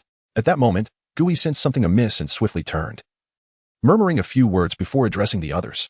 "Duguyan, take care of them." He then soared into the air, heading towards the source of the sound with remarkable speed. What is happening? Wang Yinran was puzzled by her master's abrupt departure. What had Gui just said? Duguyan noticed Gui's lips moving but could not decipher the words due to their low volume. However, Wang Yinran, standing beside Gui, heard them clearly. "Old Poisonous One." Duguyan gasped in shock, fully aware that Old Poisonous One was Gui's reference to her grandfather. Considering the previous explosion of power and Gui's hasty departure, the answer became evident. "Zhu Zhiqing, take them away." Duguyan could not stand idly by while her grandfather was in danger, yet she could not allow Zhu Zhiqing and the others to accompany her into peril. Just as she took a few steps forward, Zhu Zhiqing swiftly grasped her hand. In terms of speed, none in the vicinity could match Zhu Zhiqing. "I'll go with you." "Indeed, we'll accompany you," Oscar and the others chimed in unison. Gui soon spotted a massive azure-scaled serpent several hundred meters away, opposing a gigantic Haotian hammer. The hammer was poised, awaiting the final strike. Although unaware of the circumstances, Gui understood that if he did not intervene, Douluo would likely meet a grim fate. He retrieved a flying dagger, concentrating his martial will and infusing it with abundant elemental energy and mental power, striving to block the impending strike. Which scoundrel is this? Tang Hao pivoted the hammer, swinging it with great force. The flying dagger collided with the Haotian hammer, generating a shockwave even stronger than before, spreading out for hundreds of meters. The spectacle was magnificent. Ultimately, the dagger fell powerless to the ground. "It's you, brat. Today's events have nothing to do with you." Tang Hao finally recognized the intruder as the one who had usurped the position of the blue-silver king, Gui. He held a deep wariness of this youth. For Gui was not like Douluo. His strength was unfathomable, and Tang Hao had no desire to engage in a life-or-death battle. "It's you who took Ayin and fused her soul bone." Tang Hao suddenly sensed a familiar aura emanating from Gui, specifically from his right leg. His eyes turned crimson, and a terrifying energy enveloped him, a powerful murderous intent shrouding Gui. "Are you referring to the blue-silver emperor in the cave, on the brink of death and her soul bone?" "Indeed, I took it." There was no point in concealing the truth. It was impossible to hide from Tang Hao, who had integrated the blue-silver emperor's 100,000-year soul ring. There was a certain resonance between beings of the same origin. "You shall pay for defiling Ain's soul bone. I will shatter every bone in your body and extract Ain's soul bone. Go to hell and repent for your sins." "Sins?" Gui scoffed, refusing to back down as he summoned his evil domain to counter Tang Hao's killing domain. Unsheathing the long-dormant killing sword, a similarly overwhelming murderous aura surged forth. Tang Hao sensed his domain being obstructed, realizing that Gui too possessed a domain, one that was on par with his own killing domain. The advantage of the domain had diminished. However, Tang Hao could still feel that Gui had yet to master this mysterious domain to perfection. The advantage still lay with him. Tang Hao preferred not to engage in juvenile brawls. Thus, he unleashed a powerful strike. Great Sumera Hammer. Gui was taken aback by Tang Hao's decisiveness. This was a divine skill of the Haotian sect, allowing the wielder to merge their soul rings into their martial soul, exponentially increasing its power, capable of overpowering any technique. Tang Hao's 9 soul rings began to merge into the Haotian hammer, his aura growing increasingly formidable. The pressure was so intense that the surrounding air thinned, creating a vacuum. Though Gui did not possess the skill to merge rings, he felt no need to. True power does not stem from the soul rings but rather from the vast forces of nature. Thus, Gui could stand shoulder to shoulder with titled Douluos despite being a soul king and soul emperor. "How do you know?" Tang Hao was astonished. The Great Sumera Hammer was a closely guarded secret of their sect, known to very few even within the Haotian sect. How could an outsider like Gui possibly know its name? Immense forces from the natural world surged rapidly through Gui's meridians, inflating his body. As two pinnacle soul masters prepared to engage in battle, The powerful aura emanating from the two individuals was so profound that even Douluo felt a hint of oppression. Tang Hao suppressed his inner doubts and roared, "Die." Chapter 112. The pinnacle battle. The Haotian hammer descended upon Gui with unerring force, devoid of any finesse. Purely a display of brute strength. Under the impact of this strike, even the air was shattered, long before the hammer drew near. Gui felt the overwhelming pressure of the wind. This illustrated the sheer might of Tang Hao's attack. Yet, Gui was no novice. The sword, inherently a tool of agility, thrived on dexterous and unpredictable maneuvers. However, this was only applicable under ordinary circumstances. To truly delve into the essence of swordsmanship reveals that it can also embody dominance, wielding power to overwhelm foes. A heavy sword, devoid of a sharp edge, demonstrates profound skill and simplicity. While Gui might not possess the innate talent for swordplay that Chen Xian exhibited, his understanding of the sword's principles and theoretical knowledge surpassed that of the entire Douluo Continent. In his previous life, sword theory fluttered about like loose paper. And though Gui did not need to comprehend it through personal enlightenment like Chen Xian, he could instead gaze upon the world from the shoulders of giants, allowing him to select a direction for his studies with clarity. Gui, undeterred, wielded his sword downward with both hands, channeling all his strength into the strike. His martial will surged, vividly showcasing the sword's dominance. Tang Hao, however, regarded him with disdain. The Haotian hammer was the most formidable offensive weapon spirit in existence, and he had embraced the path of strength, augmented by the ancestral technique of the great Shimi hammer. Even a level 99 soul master like Qian Daolu would not dare to confront such power directly. It was known that after the demise of Qian Xuanji, Qian Daolu had sought out Tang Hao, but for various reasons, he had chosen to spare him.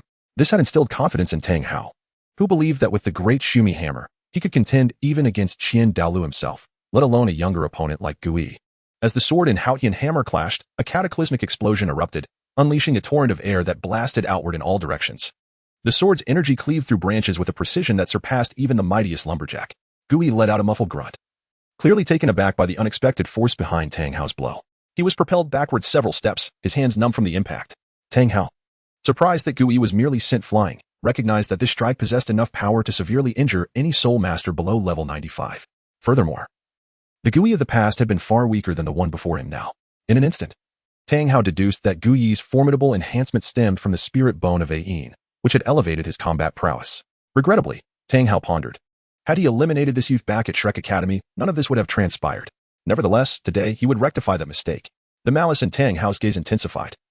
He would not allow Gui to leave this place, understanding that without employing the devouring heaven secret technique, he would be at a disadvantage in sheer strength. Gui prepared to act. Before he could invoke the technique, Tang Hao's assault commenced anew. The second strike. As Tang Hao unleashed the great Shumi hammer, he simultaneously executed the chaotic cloak hammer technique, continuously augmenting his own power. No one could withstand the relentless assault of the Haotian hammer. Gui also pressed forward. Realizing that he could not afford to defend, he must disrupt Tang Hao's onslaught to alter the tide of battle. How bold to initiate an attack, Tang Hao thought, feeling his power surge even further. At this moment, his Haotian hammer reached its zenith of might, and aside from refraining from using the self-destructive ring explosion technique, he unleashed all his other abilities. Gui's gaze remained resolute. This was the first time since becoming a soul master that he faced a battle that could threaten his life. Tang Hao's continuous strikes left him no opportunity to employ the devouring heaven secret technique, yet he felt the blood within him boiling, igniting a fervor for combat, a frenzied desire to fight. Had he not integrated the spirit bone of the blue-silver emperor, his meridians would have succumbed by now. But as it stood, he felt no harm. The spirit bone nourished his meridians, shielding him from injury. The life force of the blue-silver emperor was remarkably potent, truly deserving of its title as the emperor among plant spirit souls. Such vibrant vitality rendered him almost an automaton of energy.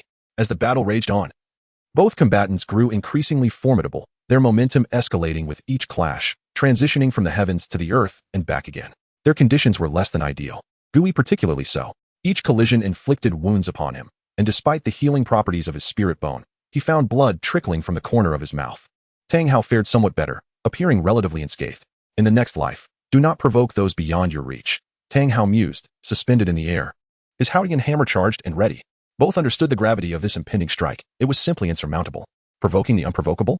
Are you referring to yourself? Gui scoffed at Tang Hao. Had he been unscathed, he might have genuinely doubted his ability to match Tang Hao. But in light of his current state, the notion of defeat here was nothing short of a fantasy. From the very beginning, Gui had concealed another form of power, his mental prowess. Having spent so long on Douluo Continent, he had not sustained significant harm while honing martial arts or crafting techniques, save for the exception of his mental faculties. Even now, he remained under the influence of dark forces, yet the results were remarkable. Unable to withstand this strike, he would ensure that Tang Hao could not unleash it. Gu Yi's pupils turned a shade of gray as his immense mental strength surged forth, utilizing his eyes as a conduit. Mental impact. This is bad. As a formidable tidal Douluo, Tang Hao could sense the mental energy and discern the strength of this mental assault. Just as he attempted to evade, it was already too late. He was struck by the torrent of mental force, momentarily halting his preparation for the final blow. Gu Yi seized the opportunity, traversing several dozen meters in an instant to deliver a decisive strike at Tang Hao. Yet, he was ultimately a fraction too slow. Tang Hao's mental fortitude was no weakling. Having traversed the god of death's domain and withstood the onslaught of murderous intent, he had proven his resilience. Shaking off the mental attack, Tang Hao raised the Haotian hammer to parry Gu Yi's lethal sword strike. The hurried defense lacked substantial power, and for the first time, Tang Hao was forced back. This child must not be allowed to live. A flicker of determination crossed Tang Hao's eyes. The previous execution of the chaotic cloak hammer technique had been interrupted, and given his current physical state, it would be challenging to attempt it again. There was no choice left. 9 soul rings materialized around him, and his aura diminished slightly. Observing this, Gu Yi did not ease his vigilance. Rather, he grew more cautious. Tang Hao was prepared to go all out. Ring explosion. With that, the first 4 soul rings erupted, causing Tang Hao's aura to surge rapidly.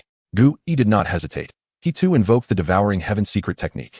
What lay ahead would be an unreserved battle at its pinnacle. Chapter 113. Strange circumstances. One individual wielded the Haotian hammer, while another gripped a blood-red longsword. This time, as Gu Yi executed the devouring heaven's secret technique, he could sense a marked improvement in his overall condition, a force within him continually mending his battered form. However, this state could only be sustained for 5 minutes. Thereafter, he would need to employ his soul skills to rejuvenate his body. This was the limit he had set for himself. Without further ado, the two combatants understood that neither the explosive circle nor the devouring heaven's secret technique could be maintained for an extended duration. The sooner the confrontation concluded, the better. Below them, Du Guyan and the others, having ingested Oscar's mushroom sausages, arrived at the scene. Grandfather, are you all right? Dugubo rushed to his oblivious granddaughters and younger kin. He could hardly fathom their audacity to venture into such perilous circumstances. I'm fine. You all must leave at once. If a more potent surge occurs, I may not be able to protect you, Dugubo cautioned, his gaze fixed on the fierce battle unfolding above. Such a clash was beyond his capacity to intervene. A mere brush with the Haotian hammer could spell instant demise. Oscar was the first to recognize that the man in combat with Gu Yi was Tang Hao, the very figure who had shielded Tang San at Shrek Academy. Several years prior, he had been hailed as the continent's most prodigious genius, single-handedly vanquishing the Spirit Hall's Pope. Qian Xuanqi. His prowess had reached its zenith.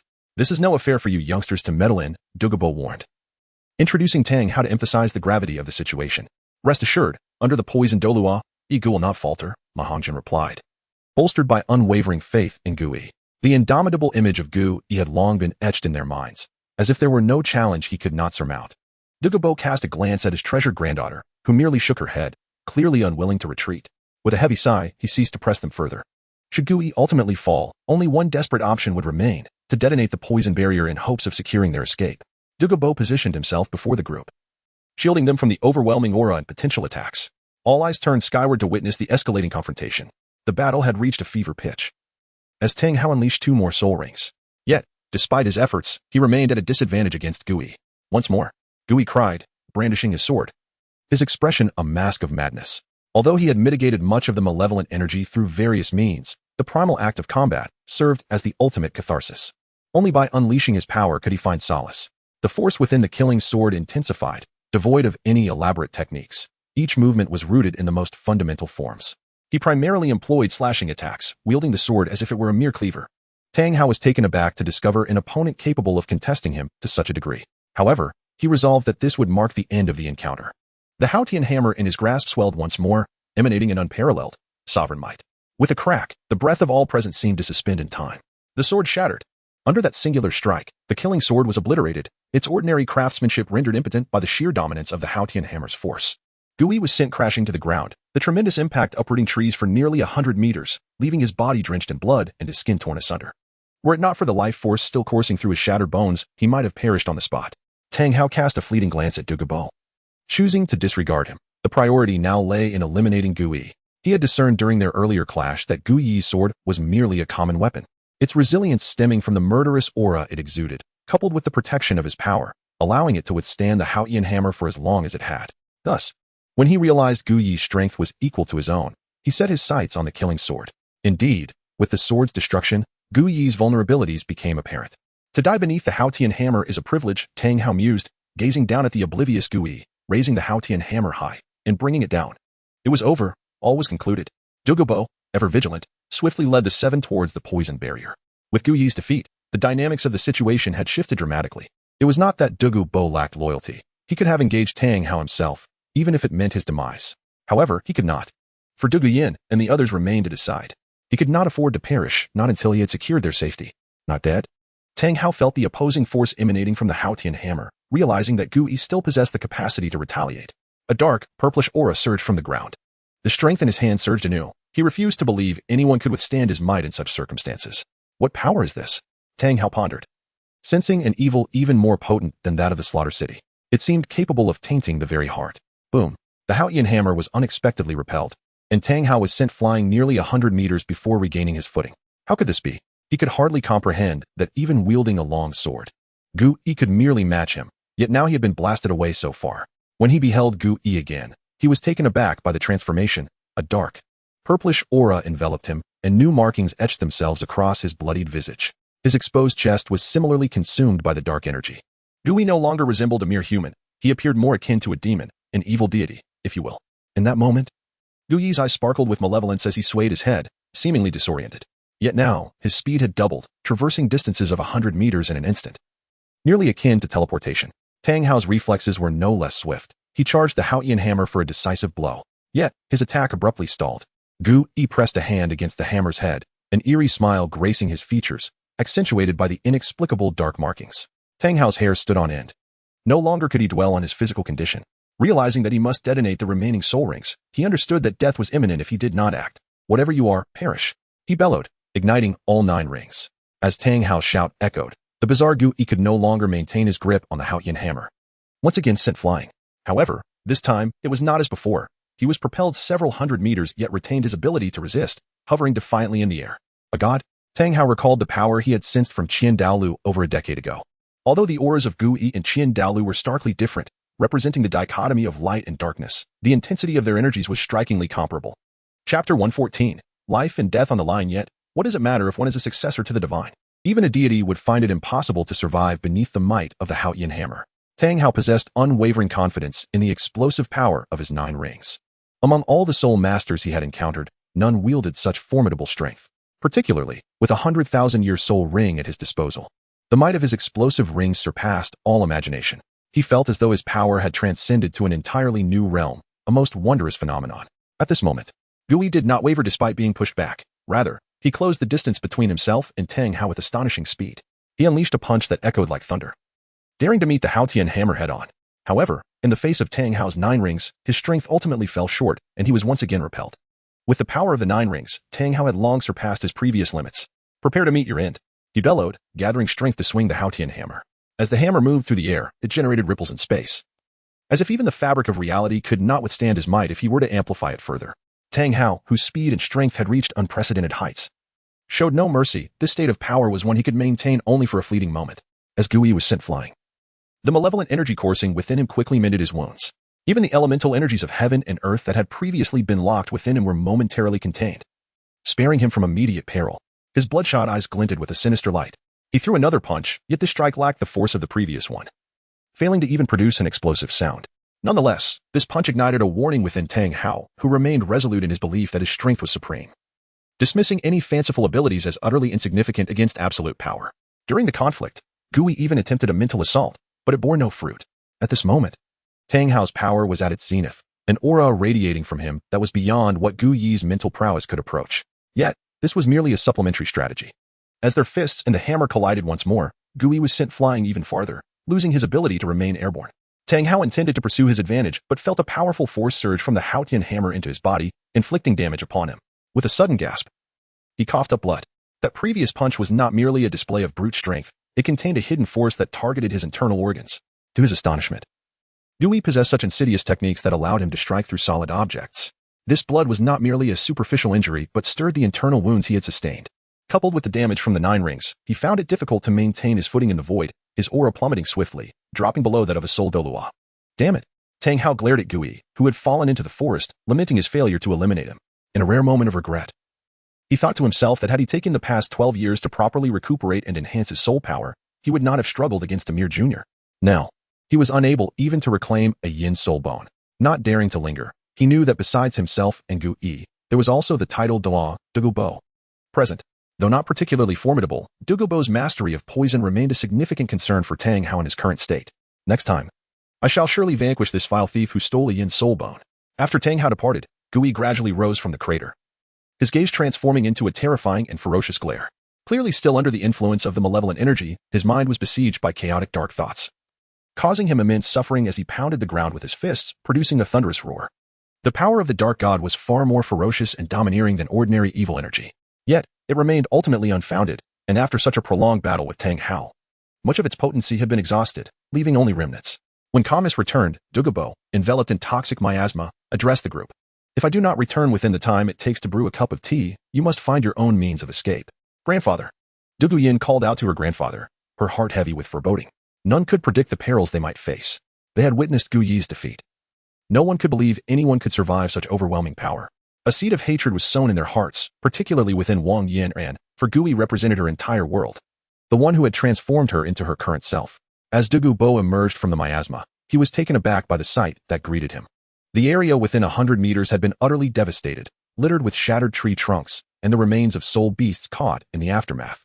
Such inhuman power left him deeply unsettled. He quickly spotted Gu Yi lying in the crater, the only being left breathing within that desolate expanse. But where was Tang Hao? A bold hypothesis arose in Douluo's mind. Perhaps after their departure, the tide of battle had shifted and Gu Yi had managed to turn the tables. Even Douluo, accustomed to bloodshed, gasped in shock at Gu Yi's current state. His body was a grotesque tapestry of wounds, blood, and exposed bone. Were it not for the faint rise and fall of his chest, Douluo would have mistaken him for a corpse. In that moment, Gu Yi had lost all consciousness. His meridians severed, and the protective malevolent energy had dissipated. He remained alive solely due to the presence of the 100,000-year blue-silver emperor soul bone in his leg, sustaining a flicker of life. Without hesitation, Douluo recognized that the immediate priority was to restore Gu Yi's consciousness. He recalled witnessing Gu Yi employ a miraculous recovery soul skill during the hunt for the dark devil god tiger. If he could rouse him, there was a chance for salvation. Douluo was cautious not to exert too much force on Gu Yi's body, fearing that any excessive pressure might extinguish his last breath. Gu Yi's vitality waned by the moment, and the blue-silver emperor soul bone had its limits. Douluo swiftly darted into the miasma, fully aware that while his soul power was ill-suited for healing, the toxic environment contained elements that could aid in Gu Yi's recovery. What happened? Douluo Yin inquired anxiously upon seeing her grandfather return. However, time was of the essence, and no answer could be afforded as they pressed onward toward the vicinity of the Eye of Ice and Fire. Time equated to life, and there was no room for delay in Gu Yi's recovery. To heal him, a substantial source of vitality was imperative. In this natural garden of herbs, only one plant possessed such extraordinary capabilities. Chapter 115, The Shattered Spirit. Douluo directly extracted the blue-silver emperor, which had been planted near the Eye of Ice and Fire, and addressed the blue-silver king in the distance. Blue-silver king, I require your assistance. The blue-silver king opened its eyes and gazed at Douluo, a hint of menace in its gaze. Release my emperor, human. Help me save someone, or the existence of the blue-silver emperor will become irrelevant. Your clan will once again lose its sovereign. Douluo's request was evident, yet he wielded an unmistakable threat, asserting control over the situation. Human, you must understand that our blue-silver clan lacks healing abilities. Even if we were to infuse our vitality into the person you wish to save, it would be futile. The foreign energy could lead to their demise. The blue-silver king expressed its helplessness. Their clan possessed great life force, yet they were not healing spirit beasts. Douluo, however, was not making a hasty decision. Although the blue-silver clan lacked healing capabilities, Gu Yi, despite not having the bloodline of the blue-silver clan, possessed the soul bone of the blue-silver emperor, allowing for the absorption of their life force. The person I wish for you to save is Gu Yi. He can withstand your life force. What? Master is injured? Lin Qing, who had been training nearby, was oblivious to the unfolding events. Upon hearing of Gu Yi's predicament, she exclaimed in distress. Douluo wasted no time, seizing the blue-silver emperor and moving outside, offering no opportunity for refusal and ignoring Lin Qing's words. The blue-silver king, resigned, followed suit. To think that Gu Yi, so powerful, could be on the brink of death, what manner of strength could inflict such grievous harm? The others seized the opportunity to follow. Zhu Zhiqing and the others recognized Lin Qing, having spent 3 months getting to know her and their future companions. The sight of Gu Yi in such a tragic state left Zhu Zhiqing and the others in disbelief, covering their mouths in shock. Oscar and Ma Hongjin appeared as if struck by lightning, frozen in astonishment. Was this truly the invincible Gu Yi? His body was a mangled mass, blood and flesh so intertwined that it was impossible to discern his identity, save for the feeble aura that still clung to this mass of flesh. Quickly heal him. Douluo was already emanating toxic gas from his hand. Should the blue-silver king dare to play tricks, not only would the blue-silver emperor perish, but the blue-silver king would also meet a grim fate. The blue-silver king understood this well. Citizens of the Blue-Silver clan, please offer your life force. The Blue-Silver King extended several tendrils towards Guyi's severely injured right leg, where the 10,000-year soul bone remained intact. A powerful life force flowed into the soul bone, which then transmitted to Guyi. The process involved multiple transformations, yet the effect was remarkably evident. Amid the anxious gazes of the onlookers, Guyi's breathing gradually stabilized, and he could soon feel the rhythm of life returning. Not only that, but the flesh on his body also began to mend, albeit at a pace slower than that of a snail. Nevertheless, any recovery was a positive sign. As time passed, the Blue-Silver King retracted its tendrils. The life force from the Blue-Silver grass was nearly depleted and needed to be sourced from another location. After the infusion of vitality, Guyi began to resemble a human once more. Let us go, Douluo urged, eager to avoid any further delay. He could now safely transport Guyi, no longer fearing that he might perish during the journey. After moving through 5 or 6 locations, Guyi's external injuries were finally mended. However, what remained could not be healed merely by life force. His martial spirit was nearly shattered, and even if he regained consciousness, it was unlikely he would ever advance further. The Blue-Silver King, feeling weakened, withdrew its tendrils, having exhausted itself in this endeavor. The toll it took on its vitality was considerable, rendering its recent training efforts futile. The group watched in anguish as Guyi lay pale and still. A prodigy, now seemingly extinguished. Impossible. Master will not meet his end. He is far too powerful. Lin Qin shouted passionately, attempting to motivate herself, clinging to the belief that her invincible master would soon return. Douluo examined Guyi's meridians and confirmed the Blue-Silver King's words. His martial spirit was indeed shattered. Regaining consciousness and retaining his soul power would be a remarkable feat here. Take this. Douluo tossed the Blue-Silver Emperor to the Blue-Silver King, while Douluo had already cradled Guyi in her arms. Let us return first, Douluo declared, refusing to accept that Guyi had fallen so easily.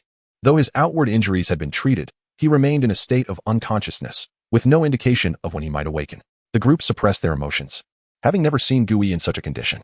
For 10 consecutive days, Guyi lay in bed, unresponsive, as if in eternal slumber. During this time, the others remained by his side. Fortunately, the space was ample enough to accommodate them all. Meanwhile, Guyi's consciousness was ensnared in an abyss of malevolence.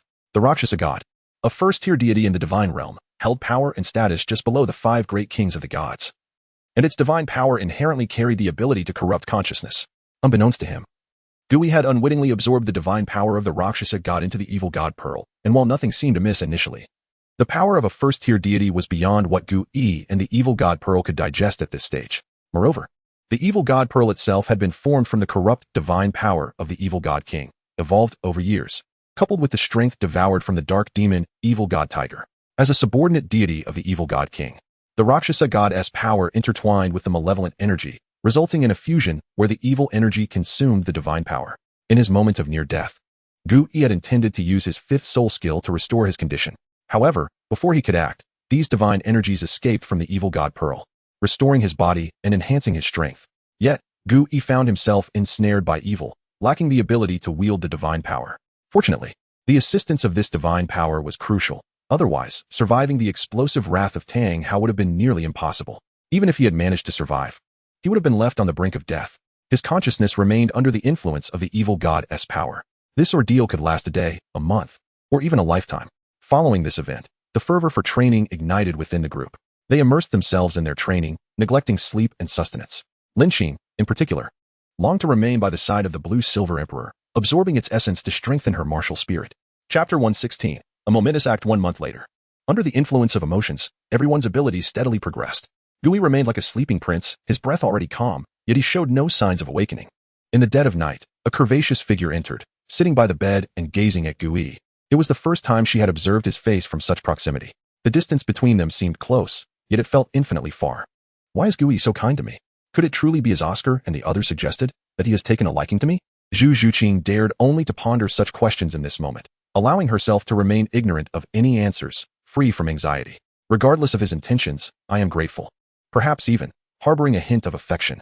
Had it not been for his teachings of profound techniques and his guidance in hunting the soul rings beyond limits, I would still be shackled by my wretched fate. One day, even if I am captured by my family, I will cherish the precious moments we shared. I cannot allow my students to suffer. A somewhat weak voice reached Zhu Zhuqing's ears. You are awake, you are awake. She could scarcely believe her ears. Indeed, if he did not awaken soon, she would be taken away. Guyi propped himself up, having already regained consciousness before Zhu Zhuqing entered. At that time, he was assessing his injuries without rising. Teacher, did you hear what I just said? Zhu Zhuqing's face flushed slightly, illuminated by the moonlight, revealing a unique beauty. If Gui had indeed heard her words, she was uncertain how to face him in the future, especially since she had revealed her long-hidden feelings. Gui could easily discern Zhu Zhuqing's embarrassment. I did hear. Rest assured, as long as you remain my student, no one can take you away. Could it be that the teacher had just awakened and missed the preceding conversation? Zhu Zhuqing's mind raced as she decided to test him. Teacher, did you hear what I said earlier? Gui struggled to suppress his laughter, surprised by the adorably cautious side of Zhu Zhuqing. However, he chose not to confront it directly. She was still influenced by her family, and although she had found some relief, the immense Zhu family and the star Luo royal family loomed over her, especially since such matters typically required a man's initiative. What else did you say? Zhu Zhuqing breathed a sigh of relief, realizing her teacher had not heard her earlier confessions, yet she felt a tinge of disappointment. What would Gu Yi's reaction have been if he had heard everything? Caught in this duality, Zhu Zhuqing hastily concocted an excuse to move past it. Zhuqing, I apologize for worrying you during this time. Gu Yi too felt a lingering sense of trepidation. The power of the evil god was terrifying, and he had come perilously close to not returning. Teacher, please rest. I shall not disturb you further. Zhu Zhuqing could no longer stay. Uttering a quick farewell before dashing away, Gu Yi resumed his examination of his physical condition. It was quite severe. His meridians were gravely damaged. Had he not reinforced himself over the years and had the protection of the blue-silver emperor's right leg bone, his meridians might not have survived at all. Yet this offered him a glimmer of hope for recovery. Due to the ruptured meridians, his dantian was rendered unusable, but he still had a second dantian. The soul power contained within was accessible without restriction. Healing his injuries would be straightforward. A single fifth soul skill would suffice. Yet, Gu Yi hesitated. Having possessed the fifth soul skill for many years, he had developed some understanding of its unique properties. When invoked, it generated a peculiar flame from within that not only spared the body harm, but also possessed remarkable self-healing and rebirth capabilities, akin to the legendary phoenix's purifying flames. It was precisely this resemblance that caused his hesitation. Previously, he had intended to use the rare 10,000 flowers of heaven as a catalyst to refine a pill, aiming for the third awakening of his martial soul. Yet, he felt that such a course of action was somewhat precarious. The 10,000 flowers of heaven was indeed a celestial-grade herb, but he recognized that his current meridian martial soul was of the utmost caliber, only a step below the legendary god-given martial souls. He did not believe that a single 10,000 flowers of heaven could trigger a martial soul awakening. Now, however, a significant opportunity lay before him. His severely shattered meridians could be restored to their original state through the rebirth flames, yet they would not be enhanced. If he could combine both elements, the outcome could be vastly different. Without destruction, there can be no construction. To break is to rebuild. This principle applied equally in the realm of cultivation. Zhu Zhuqing quickly spread the news of Gu Yi's awakening to all. The first to rush were undoubtedly Lin Qing and Wang Yinjin, who were most concerned for him. In their hearts, Gu Yi was a beacon of light. Especially for Lin Qing, even if Gu Yi had led her to become a fallen soul master, she would likely hesitate not for a moment. Rest assured, I am fine. Gu Yi displayed a relaxed demeanor, which was genuine. Aside from his inability to use soul power, he was otherwise well. Furthermore, even without his martial soul, he still possessed spiritual power.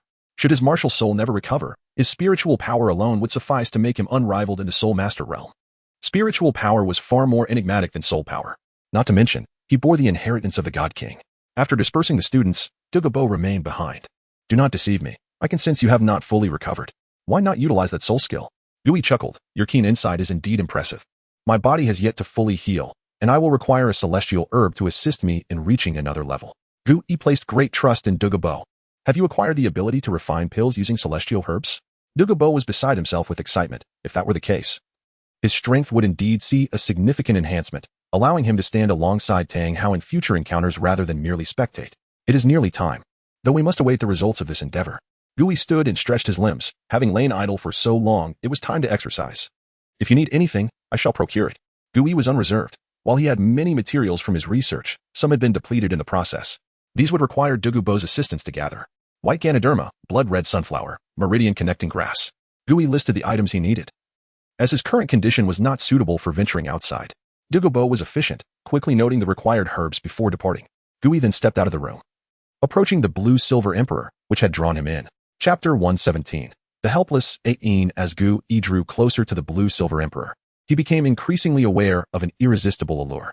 This attraction emanated from the very essence of the entity, and as he approached, the branches and leaves, which had once swayed freely with golden streaks, seemed to sense a familiar presence, extending to entwine around his right leg. Had it regained consciousness? Gu Yi probed with his spiritual power and indeed detected a faint trace of spirit energy emanating from the blue-silver emperor. However, the fluctuations were exceedingly weak. allowing the blue-silver emperor only instinctual responses, much like the current situation. The bone of her right leg was inherently hers. And after being infused with the vitality of numerous blue-silver grasses, it had not only remained undamaged from the earlier battle but had also experienced a slight enhancement, most evidently in her recovery abilities. Yet, Gui resolutely tore away the branches and leaves that clung to his leg. Humans must not show disrespect to our emperor. The blue-silver king spoke, his voice devoid of the prior reverence, laced instead with a hint of menace. To him, Gui now appeared to be nothing more than a mere mortal, stripped of his former strength. Were it not for the presence of a venomous creature nearby, he would have long since taken a life to claim its bones. Our most treasured artifact cannot be allowed to reside within a human's body. Gui, who had been bowing his head, suddenly lifted it, unleashing a torrent of spiritual energy that surged forth. Impudence. Though his voice was low, it resonated with authority. The blue-silver king let out a pained wail as the overwhelming spiritual force shattered his defenses. Spare me, my lord, spare me. The blue-silver king, who had been so arrogant just moments before, was swiftly brought to heel. He finally grasped a crucial truth, even with his martial soul fractured. Guyi's power was not something he could contend with. Next time, I shall seize your soul ring. A mere soul beast, raised in captivity, dared to act audaciously.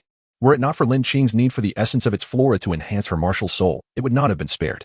Having endured the insidious influence of dark forces for so long, even if the blue-silver king remained untainted at its core, it would inevitably exhibit subtle behavioral changes. Moreover, Gui had never been one to show mercy. Yes. The blue-silver king, valuing its life, understood that in this favorable environment, diligent cultivation might elevate its bloodline once more. Though becoming the monarch among blue-silver grasses was unlikely, there remained potential for strength. As long as matters concerning the blue-silver emperor were not at stake, he could endure. Gui then redirected his gaze to the blue-silver emperor. A playful thought blooming in his mind. Having irrevocably become mortal enemies with Tang Hao, he felt compelled to exact vengeance for the grievance he had suffered. At this moment, the blue-silver emperor was unaware of the trials that awaited her, persistently attempting to cling to Guyi's right leg. The stimulation from her soul bone was overwhelming. It was the perfect opportunity to experiment with the differing applications of the demonic arts. Gui reached out. After the deed was concluded, Gui took a moment to steady his spiritual energy, as this was no trivial task for him. However, it seemed that any connection between Tang Hao and Yin would be severed. Gui had merely relayed his insights regarding Tang Hao and Tang San to Yin through the evil god pearl. Humans are inherently inclined to perceive the world through tinted lenses, whether regarding people or objects. Even a child, innocent and naive, will have those they favor and those they shun. Such distinctions are unavoidable. Perhaps in the eyes of the blue-silver emperor, Tang Hao was the finest man in the world, but Gui and the rest of humanity held a divergent perspective. Having completed his tasks, Gui chose not to linger over the still recovering blue-silver emperor, knowing that one day she would blossom into her own unique flower. Upon departing, Gui first approached the Qirong Tongtian chrysanthemum, a pivotal element of his plans that he could not afford to neglect. Yet, his worries proved unfounded. With the presence of the knowledgeable Dugubo, a titled Douluo aware of the herb's uses, there was little chance of damage, let alone pest infestations. After lying dormant for over a month, Gui found himself unable to remain idle, meticulously inspecting each herb. These were rare treasures, and the divine beast had indeed transformed the area into a veritable haven for plant growth, even after so many years of demise. Dugubo returned after 2 days, during which Gui had sent Zhu Xuqing and the others back to the academy. While the environment was pleasant, it was not conducive for everyone to cultivate, and the solitary lifestyle was ill-suited for the young ones still in their formative years, including Lin Qing, whom Gui also urged to return. Did you recover the remnants of the sword? Dugubo remarked, surprised to see the long sword, now whole, resting on the table. It had been quite some time. Yet all the fragments had been gathered. Indeed, I once naively believed that even a mundane sword could unleash the power of a divine weapon. Gui chuckled derisively, mocking his own naivete. In the end, common weapons remain common. No matter how long they are nurtured, they will shatter when faced with true strength. By the way, are the medicinal materials suitable? Dugubo was keen to avoid any failures in the alchemical process due to inadequate ingredients. In truth, even if Dugubo had not mentioned it, Gui would have diligently checked. It was a reflex born from his past as a physician, rather than any distrust towards Dugubo. The efficacy is excellent. The materials Dugubo procured were not sourced by himself but rather assisted by Shui Bang, the prince of the Heaven Do Empire, who helped in their collection. Power often correlates with authority and influence. Having the backing of a formidable force ensured high-quality ingredients, especially as Shui Bang sought to cultivate a relationship with Dugubo, a title de law. Let me first familiarize myself with the current state before commencing the alchemical process, Gui stated. Previously, he had conducted alchemy with his martial soul intact and his body in peak condition, but the current circumstances were incomparable. There was only one Qirong Tongtian chrysanthemum. Failure would mean he could not attempt another batch. Gui stored the remnants of the killing sword within his soul guide and retrieved the alchemical furnace, which bore the marks of years of use. This furnace works quite well, doesn't it? Douluo mused, stroking his beard as he gazed at the familiar alchemical device. Crafted by Lu Gao during his visit to Gangshin City several years prior, the quality is exceptional. Gui was thoroughly pleased with the furnace. As much of his alchemical research over the years had been conducted using it, it had accompanied him throughout his alchemical endeavors on the Douluo Continent and held an equal weight in his heart as the killing sword, though the latter had been shattered. Chapter 118. Divine Soul. With his martial soul shattered, Gui found himself unable to draw upon the soul power stored within his dantian, relying instead on the reserves within his secondary dantian to concoct elixirs. Fortunately, despite the devastation of his martial soul, his cultivation level remained intact, allowing him to gather some elemental fire. However, without the assistance of meridians, he was unable to perform any formidable feats. Initially, Gui utilized ordinary herbs to refine simple healing and detoxification pills. Once he became accustomed to his current body and learned to control his power, he carefully harvested the rare celestial mushroom. This step was crucial and demanded absolute precision. He then gradually extracted the spiritual herbs prepared by Douluo from the Soul Guide. These ingredients were equally precious, and the compatibility of herbs with celestial-grade materials was not to be taken lightly. Douluo understood the importance of the process and had long since retreated to guard Gui's safety outside, filled with great anticipation. If Gui succeeded, it would herald a monumental change for the world. Inside the room, Gui concentrated entirely, striving to keep his mind free from chaotic emotions. He ignited the fire and added the herbs. The entire process flowed seamlessly, devoid of hesitation or pause. His mental acuity remained attuned to the conditions within the alchemical furnace. The entire refining process lasted a staggering 15 days. Had it not been for the life force provided by the bone of the Silver Emperor's right leg, coupled with his inherently robust vitality, he likely would have suffered significant damage. Seated before the alchemical furnace, Gui opened his eyes. A flicker of fatigue passing through them, success was finally within reach. Only one final step remained, the condensation of the elixir. This was the longest duration recorded in the history of pill making. Various characteristic herbs had been repeatedly refined 13 times, each iteration enhancing the potency. If not for the assistance of the natural energies, the furnace would have long since exploded. The only miscalculation was the unexpected difficulty in merging the essence of the celestial-grade materials. Ultimately, success was achieved, yet Gui dared not relax. For the most challenging moment was upon him. The energy contained within the furnace was unprecedentedly immense. A mere slip could lead to a catastrophic release, rendering the elixir a mere failure. Suddenly, both Gui and Douluo sensed a powerful fluctuation of natural energies. Even Douluo, an outsider to such matters, understood the significance of the moment. The final surge of energy erupted. Gui directly employed the purest martial will to suppress the energies, continually compressing the medicinal essence within the furnace with the might of the heavens. Crack, crack, crack. The furnace groaned under the strain, emitting sounds of imminent fracture. Yet Gui had no time to spare for such distractions, pouring all his focus into the furnace. Despite the overwhelming potency of the herbs, they paled in comparison to the grand forces of nature. Soon, the liquid within the furnace coalesced into a perfectly round pill. Thankfully, the furnace held firm. It was a triumph.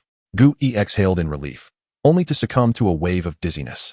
The prolonged exertion of controlling the natural energies had left him mentally drained. Douluo, sensing the cessation of activity within, ventured in and found Gui slumped on the ground. Concerned, he inquired, "Are you all right?" Gui smiled, assuring him, "Do not worry, I have succeeded." With those words, Gui seemed to deflate, slipping once more into unconsciousness. The arduous task of pill refining had utterly exhausted him. When Gui finally prepared everything, it was already 7 days later. Sitting cross-legged upon the grass, his soul rings had manifested, and in his hand rested the hard-earned elixir. "Rest assured, I shall protect you," he murmured. Nodding, Gui swallowed the elixir while activating his 5th soul ring, the nirvana flame. At that moment, every aspect of his being began to undergo a profound transformation. If not for external interference, Gui would surely return to his peak condition. However, having ingested such a potent elixir, Gui found himself unable to assimilate it in his current state, and the impact further damaged his already compromised meridians. The nirvana flame was no simple force. It countered destruction with restoration. Their interplay was a cycle of destruction and renewal. Every impurity within his body was eradicated, including remnants of the dark god's influence. The nirvana flame consumed all, even the impurities that had escaped purification during the alchemical process. Yet, unbeknownst to him, his meridians were continuously reinforced. Time slipped away unnoticed. The familiar sensation returned, and Gui felt in even greater harmony with the world around him.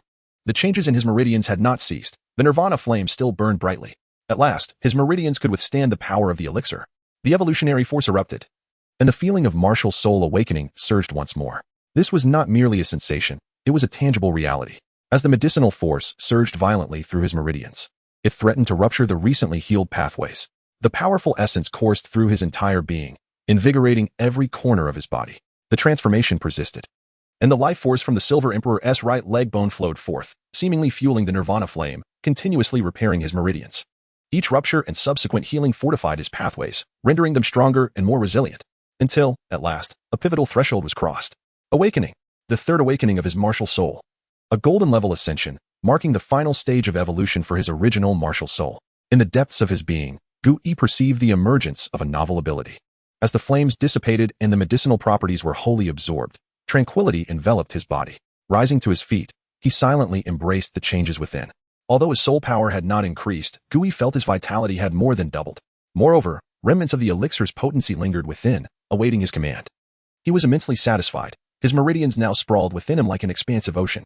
No amount of energy could rupture them, and his body had been rendered utterly pure, devoid of any impurities. Both his physical form and martial soul had undergone a complete metamorphosis.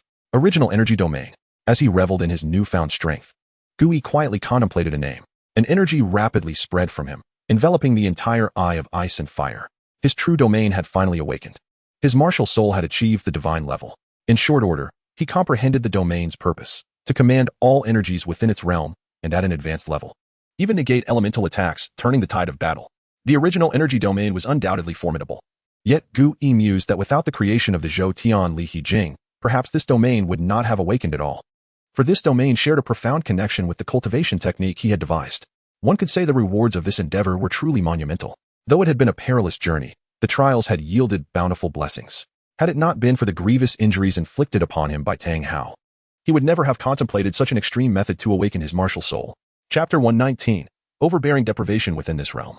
Gu-yi felt an even deeper connection to the universe, as if he were the sovereign of this world. Manipulating the elemental energies of heaven and earth became as effortless as breathing.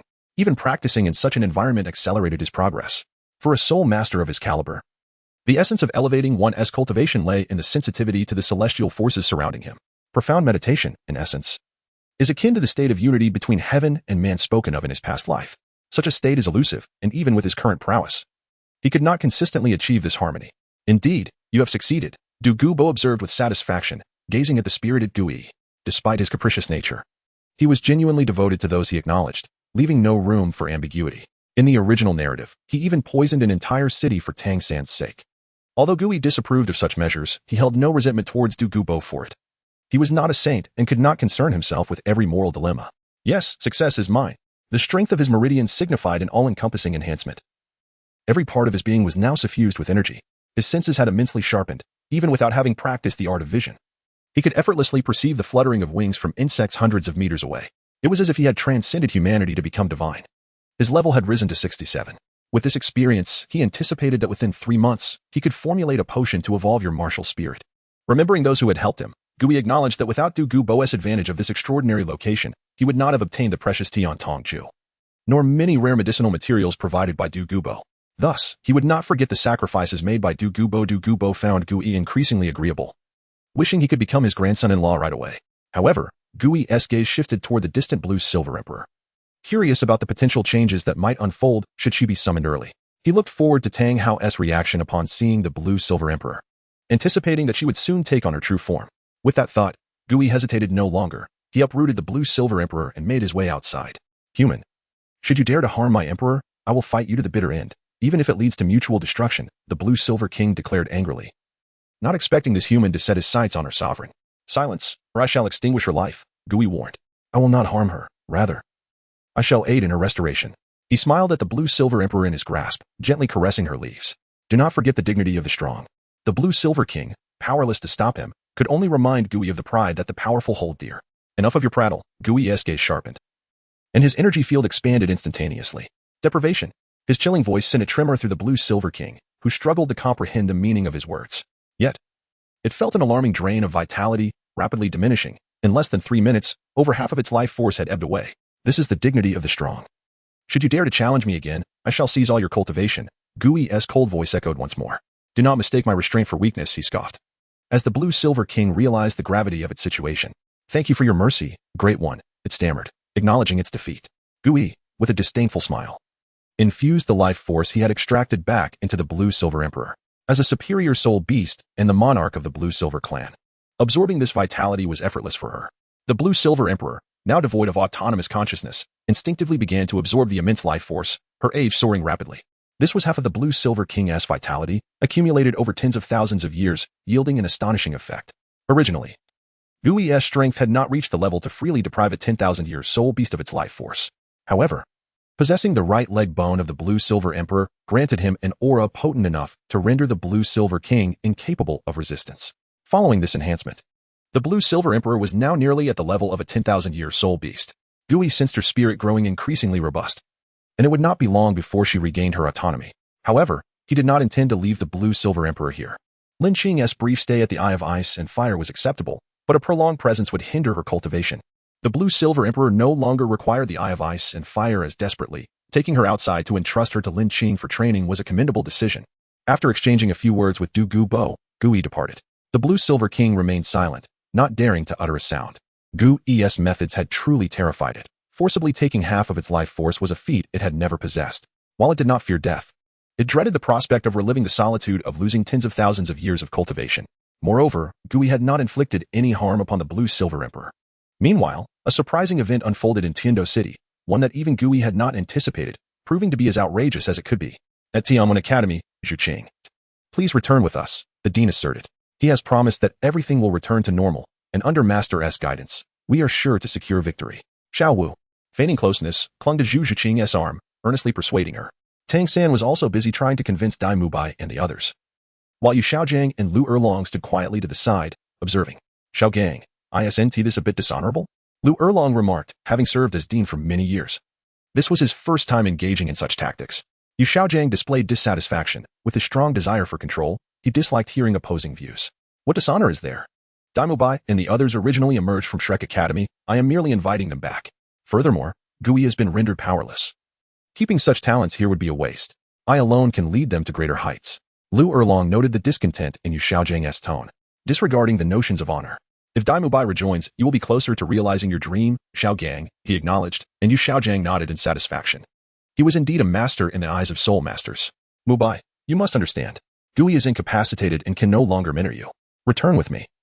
The teacher will surely cultivate you into a remarkable talent. Tang San's words struck a chord with Dai Mubai. Initially, he had chosen to accompany Gui for two reasons. First, he sought his formidable strength for future assistance. Second, he aimed to achieve martial spirit fusion with Zhu Qing to enhance their power and cultivation. Now, with both aspirations unattainable, it seemed he truly ought to depart. At the very least, he could secure Tang San's friendship and the support of Tang Hao, which would greatly aid his pursuit of the Star Luo Empire's throne. Chapter 120. Anger. Dai Mubai's heart stirred. Returning to Shrek Academy would bestow upon him two formidable forces, with the Golden Iron Triangle and Tang Hao. If he could also sway the Haotian sect to his side, the throne would be within his grasp. As for the indifferent Zhu Qing, what was she worth? The Nether Cat was not exclusive to her. The vast Zhu family was filled with Nether Cats. Furthermore, once he ascended as the Emperor of the Star Luo Empire, he could take this morally questionable woman into his harem as a concubine. Dai Mubai cast a glance at the others, who remained unperturbed, evidently disinterested. However, Tang San's latest recruits did not include Lin Qing and Wang Yanran, not for any other reason than their woeful talents. One possessed the weakest martial soul, the Blue Silver Grass, while the other had no discernible soul abilities linked to her eyes. Their potential was simply too meager. Previously, Tang San had also looked down upon the Blue Silver Grass, a martial soul he deemed useless. Had it not been for his father and teacher urging him to cultivate it, he would have abandoned it long ago. Yet, recently he learned from his father that his Blue Silver Grass was not weak. It bore the most noble bloodline of the Blue Silver clan. His martial soul was not merely ordinary but a top-tier martial soul, the Blue Silver Emperor, capable of rivaling the Haotian hammer. Since that revelation, Tang San had ceased to despise his martial soul. Once his bloodline awakened, the Blue Silver Grass would naturally transform into the true Blue Silver Emperor martial soul. Lin Qing sensed a unique aura emanating from Tang San, reminiscent of the Blue Silver Emperor she had absorbed before. She felt that if she began to cultivate under him, she could extract even more precious essence from him. Lin Qing shook her head. It seemed she had truly overexerted herself during her recent training. After all, Tang San was merely human. How could he possess what she needed? Dai Mubai, are you leaving? Oscar gazed incredulously at Dai Mubai, who was approaching Yu Xiaojiang. Dai Mubai turned back and said, Xiao Ao, you should come with me. Gu Yi can no longer assist us, and we have offended the Haotian law. We originated from Shrek Academy, so returning is hardly questionable. Nonsense. Gu Yi has helped us immensely. Without him, could we have achieved our current strength? Ma Hongjuan's anger was far greater than Oscar's. Dai Mubai's betrayal of Gui was akin to igniting a powder keg. Help? That was for you all. What has he done for me? From the moment I entered the academy, I knew Gui disdained me, and it only worsened after joining. He diligently taught you all techniques and skills, even assisting in controlling the evil fire, granting Oscar, an auxiliary soul master, combat capabilities. Even Zhu Shiqing, who just joined, received more advanced techniques. Gui is nothing but a hypocrite, a beast in human guise. Zhu Shiqing, you foolish girl, do you truly believe he cares for you? He is only attracted to your assets. Dai Mubai erupted, seemingly unleashing years of pent-up grievances. The suddenly mentioned Zhu Shiqing's expression turned icy, clearly a personal attack.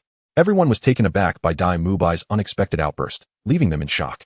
After addressing Zhu Shiqing, Dai Mubai continued in a frenzied manner, and what about me? Everything must be earned through my own efforts. Yet even after all these years, I have only mastered 2 techniques and created my own soul abilities. All through my own endeavors. I even humbled myself to seek his guidance, yet he still ignored me. With resolute eyes, Dai Mubai walked towards Yu Xiaojiang and the others, as if heading towards the light. Seeing this, Yu Xiaojiang felt satisfied, not expecting such an unexpected gain. Dai Mubai's arrival was a significant boost for their team, especially for the attack-type soul masters. Meanwhile, in his heart, Talon had already devolved from a core member to a substitute position. Though Oscar and the others remained unmoved for now, with time, their progress would surely stagnate without guidance, and he was not afraid they would not capitulate. Young people should be a little passionate, he mused. Yes, perhaps Gui is not as kind to you, but look at yourself. You vanish after every class. Every time I search for you, you're either at the Rose Hotel or in some brothel. You call me out? I think you are the true debauched white tiger here. What qualifications do you think you have to learn more? You probably know less about martial souls and soul beasts than Zhu Shiqing and the others. Moreover, this is something Gui created himself. If he is willing to share it, you should be grateful rather than feel wronged. Ma Hongjuan's words were filled with biting sarcasm, saying whatever was most hurtful and provocative. You seeking death.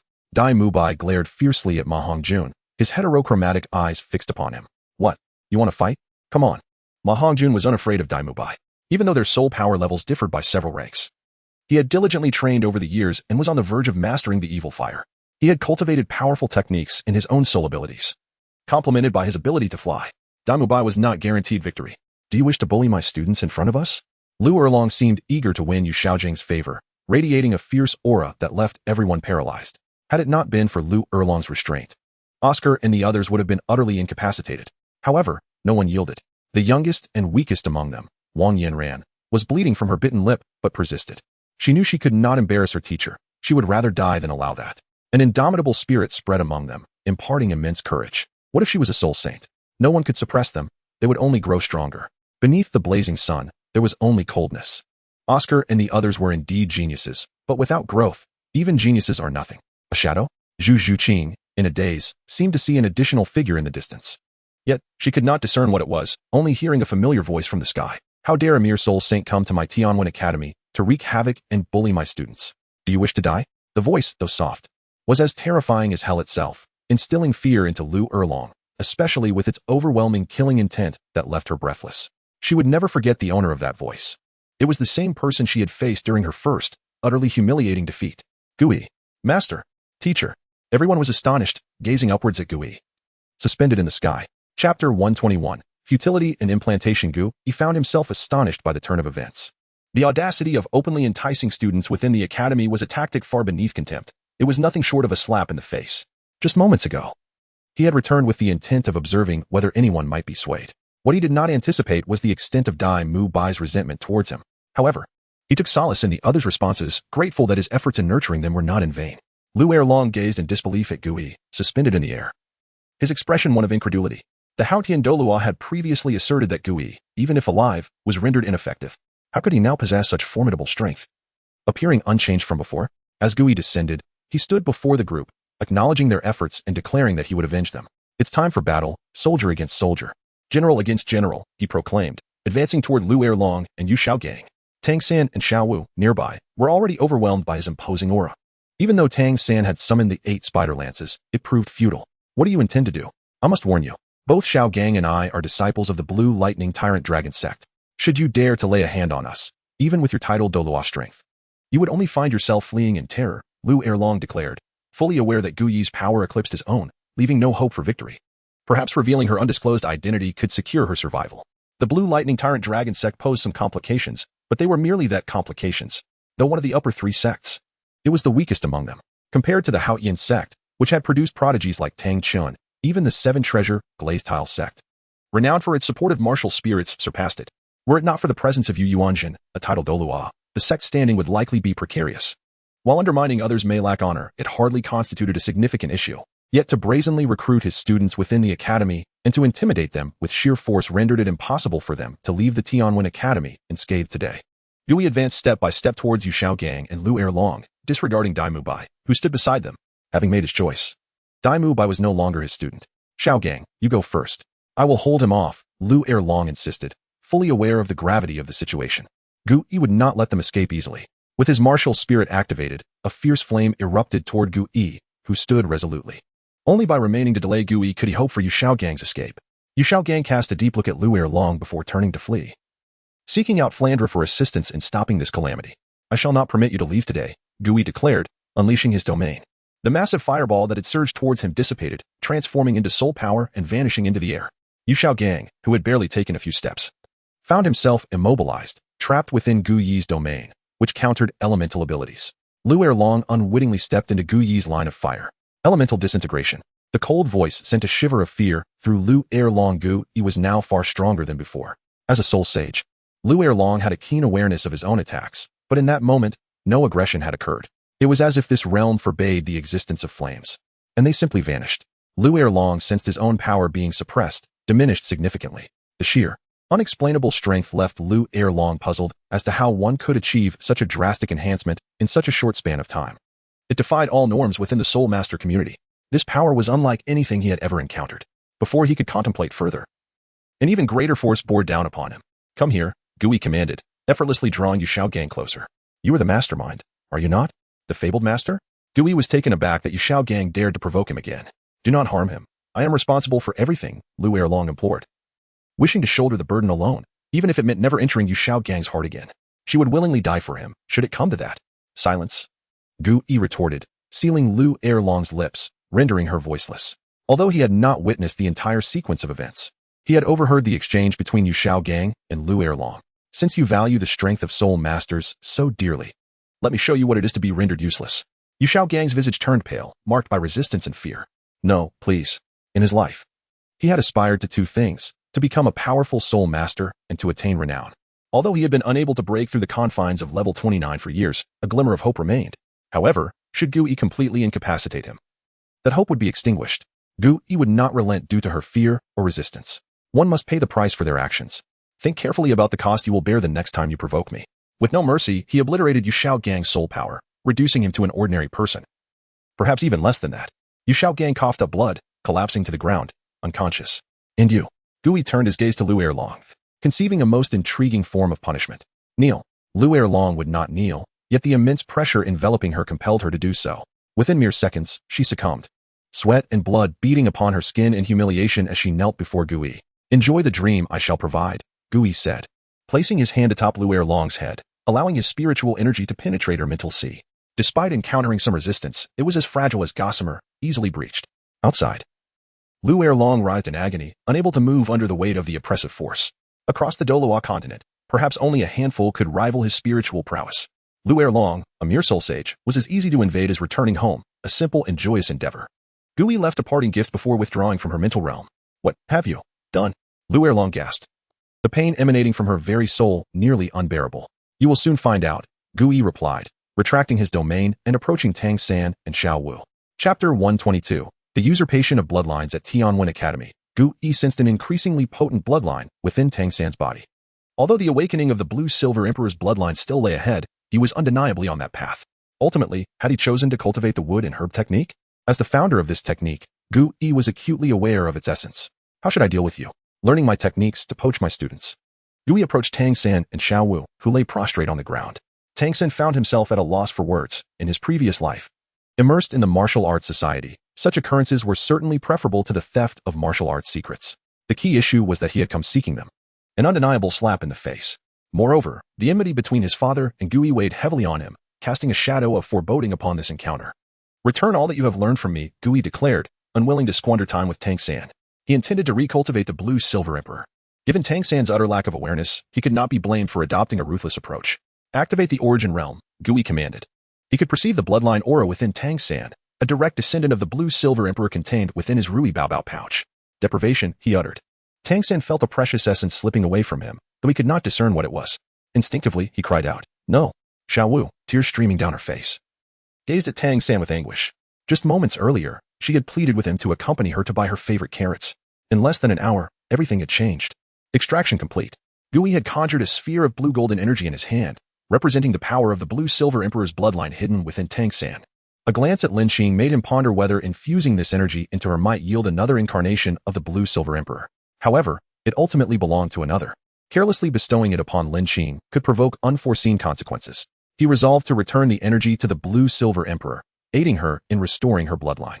Following that sacrificial event, Ayin had devoted all her cultivation as the blue-silver emperor to Tang Hao, with the bloodline passed to Tang San. The most crucial soul bone of the soul beast had now been absorbed by Gui. Presently, Ayin was merely a unique blue-silver grass, rooted in the heritage of the blue-silver emperor. Placing the bloodline into the Rui Baobao pouch, Gui subsequently obliterated any traces of Tang San's cultivation of the wood and herb technique, before finally turning his gaze to Xiao Wu, who was already in tears. This little rabbit truly lacked memory, entirely oblivious to the consequences of her actions. After being reprimanded so thoroughly last time, she still failed to exercise caution. Tang San, still prostrate, realized he could no longer cultivate the wood and herb technique, though he remained unaware of what he had lost. However, upon witnessing Gui approach Xiao Wu, he struggled to shout, "Don't touch her. I beg you, don't harm her." At that moment, Tang San could no longer maintain his usual composure. Even when facing Yu Xiaojiang in a vulnerable state, he had not lost control to this extent. "Having spared you so many times, do you truly believe no one can see through your soul beast identity?" Gu Yi's words left Xiao Wu in stunned silence. He had known all along. From the very beginning, Xiao Wu had previously believed that Gu Yi's formidable prowess stemmed solely from his self-created soul techniques, with his cultivation not reaching the level of a titled Douluo, rendering him unable to uncover her soul beast identity. What are you saying?" she stammered, attempting to resist one last time, adamantly denying the truth. Xiao Wu is a soul beast? Zhu Zhuqing and others were equally perplexed by Gu Yi's assertion. As a 100,000-year soul beast in human form, how dare she boldly appear in the human metropolis? It was unclear whether to commend her audacity or criticize her ignorance. Gu Yi observed the mingling of fear, tension, and dread in Xiao Wu's expression. Now that she comprehended the danger, why had she not acted sooner? Yet, Gu Yi was not one to indiscriminately hunt soul beasts. Moreover, Xiao Wu had already transformed into human form. By his nature, he likely had no intention of killing her, especially given the difficulty of cultivation. However, some individuals remain utterly oblivious, fully aware of their status as a precious species at risk of exposure, yet still daring to flaunt their presence before the powerful. To speak of avenging their mother? Ridiculous. Release my brother, and I will leave you to your devices. Xiao Wu seemed to resign herself to her fate, recognizing that any further resistance would be futile. A wave of desolation washed over her, eliciting sympathy from the onlookers. Though Xiao Wu had indeed acted recklessly, in their eyes, she was merely a girl of a similar age. Despite their reluctance, no one spoke up. After all, Xiao Wu represented the legacy of a 100,000-year soul ring and soul bone, two exceedingly rare treasures that no one in this world could likely refuse. Tang San continued to fight desperately, yet under the oppressive force of the domain, he was rendered utterly powerless. Even his most prized hidden weapons were beyond his reach. In the face of absolute suppression, no amount of flashy techniques would suffice. "You are in no position to bargain with me," Gu Yi said, his patience undeterred. He had no immediate intention of killing Xiao Wu, for her survival bore far greater utility. For instance, the 200,000-year soul beast steep within the Star Doe forest would be far more advantageous than the frail soft-bone rabbit. Moreover, with the awakening of the domain, Gu Yi recognized his path forward. Xiao Wu was simply not suited for him. Yet, it was equally impossible to simply let her go. After all, he had never examined the body of a 100,000-year soul beast in human form before. Soul beasts that transform into humans do not require soul rings. They condense their own 100,000-year cultivation into a soul ring. Thus, Xiao Wu could keep pace with Tang San's cultivation during their playful exchanges. Gu Yi placed his hand on Xiao Wu's head, his vast spiritual power probing every aspect of her being. Her meridians and flesh were almost indistinguishable from those of an ordinary human. Yet, Gu Yi discovered that within her martial spirit dwelled an immense power, rivaling that of the dark devil god tiger he had slain previously. Indeed, a transformed soul beast surpassed ordinary humans in terms of cultivation, with a speed of advancement that even a naturally full soul power individual could not match. For one so young, Xiao Wu's level of cultivation was nothing short of miraculous. Perhaps it was the allure of this vibrant world that led her astray. Although this tremendous energy could not be directly utilized, it could erupt in times of crisis, such as during a sacrificial event. While he had no immediate use for Xiao Wu, he could certainly safeguard this energy, ensuring that even she could not unleash it. This would guarantee that even if Xiao Wu were to perish, she could not produce a soul ring. Furthermore, should she wish to enhance her cultivation, it would have to be through her own efforts. Were it not for his current limitations in cultivation and realm, he could easily extract this energy from her, absorbing it as pure energy. 100,000 years of cultivation was not insignificant. Chapter 123, Schadenfreude as a spirit beast. Xiaowu could naturally sense the force within her being sealed away, utterly inaccessible. Enough, you may leave, she declared, her patience exhausted. She had no desire to prolong their presence for even a fleeting moment. What have you done to me? Despite the gravity of the situation, Xiaowu audaciously questioned Gui, showing no sign of yielding. Leave, Gui commanded with a vigorous gesture. Unleashing a formidable power that sent Tang San and his companions hurtling out of the academy, crashing heavily at the entrance of the Tianwen Academy. At the academy's threshold, Dai Mubai observed Tang San with a stormy countenance. Had he not heard Gui declare that his life was effectively over, he would not have so quickly wavered in his resolve to betray. Yet, he soon regained his composure, having already offended Gui. He could not afford to further antagonize Tang San and his powerful backing, the Haoyan sect. Tang San, rising unsteadily, brushed off the dust and dirt from his attire, still oblivious to the true extent of his losses. However, now was not the time for contemplation. Xiaowu, are you all right? He inquired. Concern evident in his gaze as he looked at the dazed Xiaowu, fully aware of her past as a spirit beast. I'm fine, she replied dismissively, unable to perceive the energy once contained within her martial soul, as if it had simply ceased to exist. Previously, even without cultivating soul power, she could feel a gradual growth, but that sensation had vanished entirely, as though she had truly become human.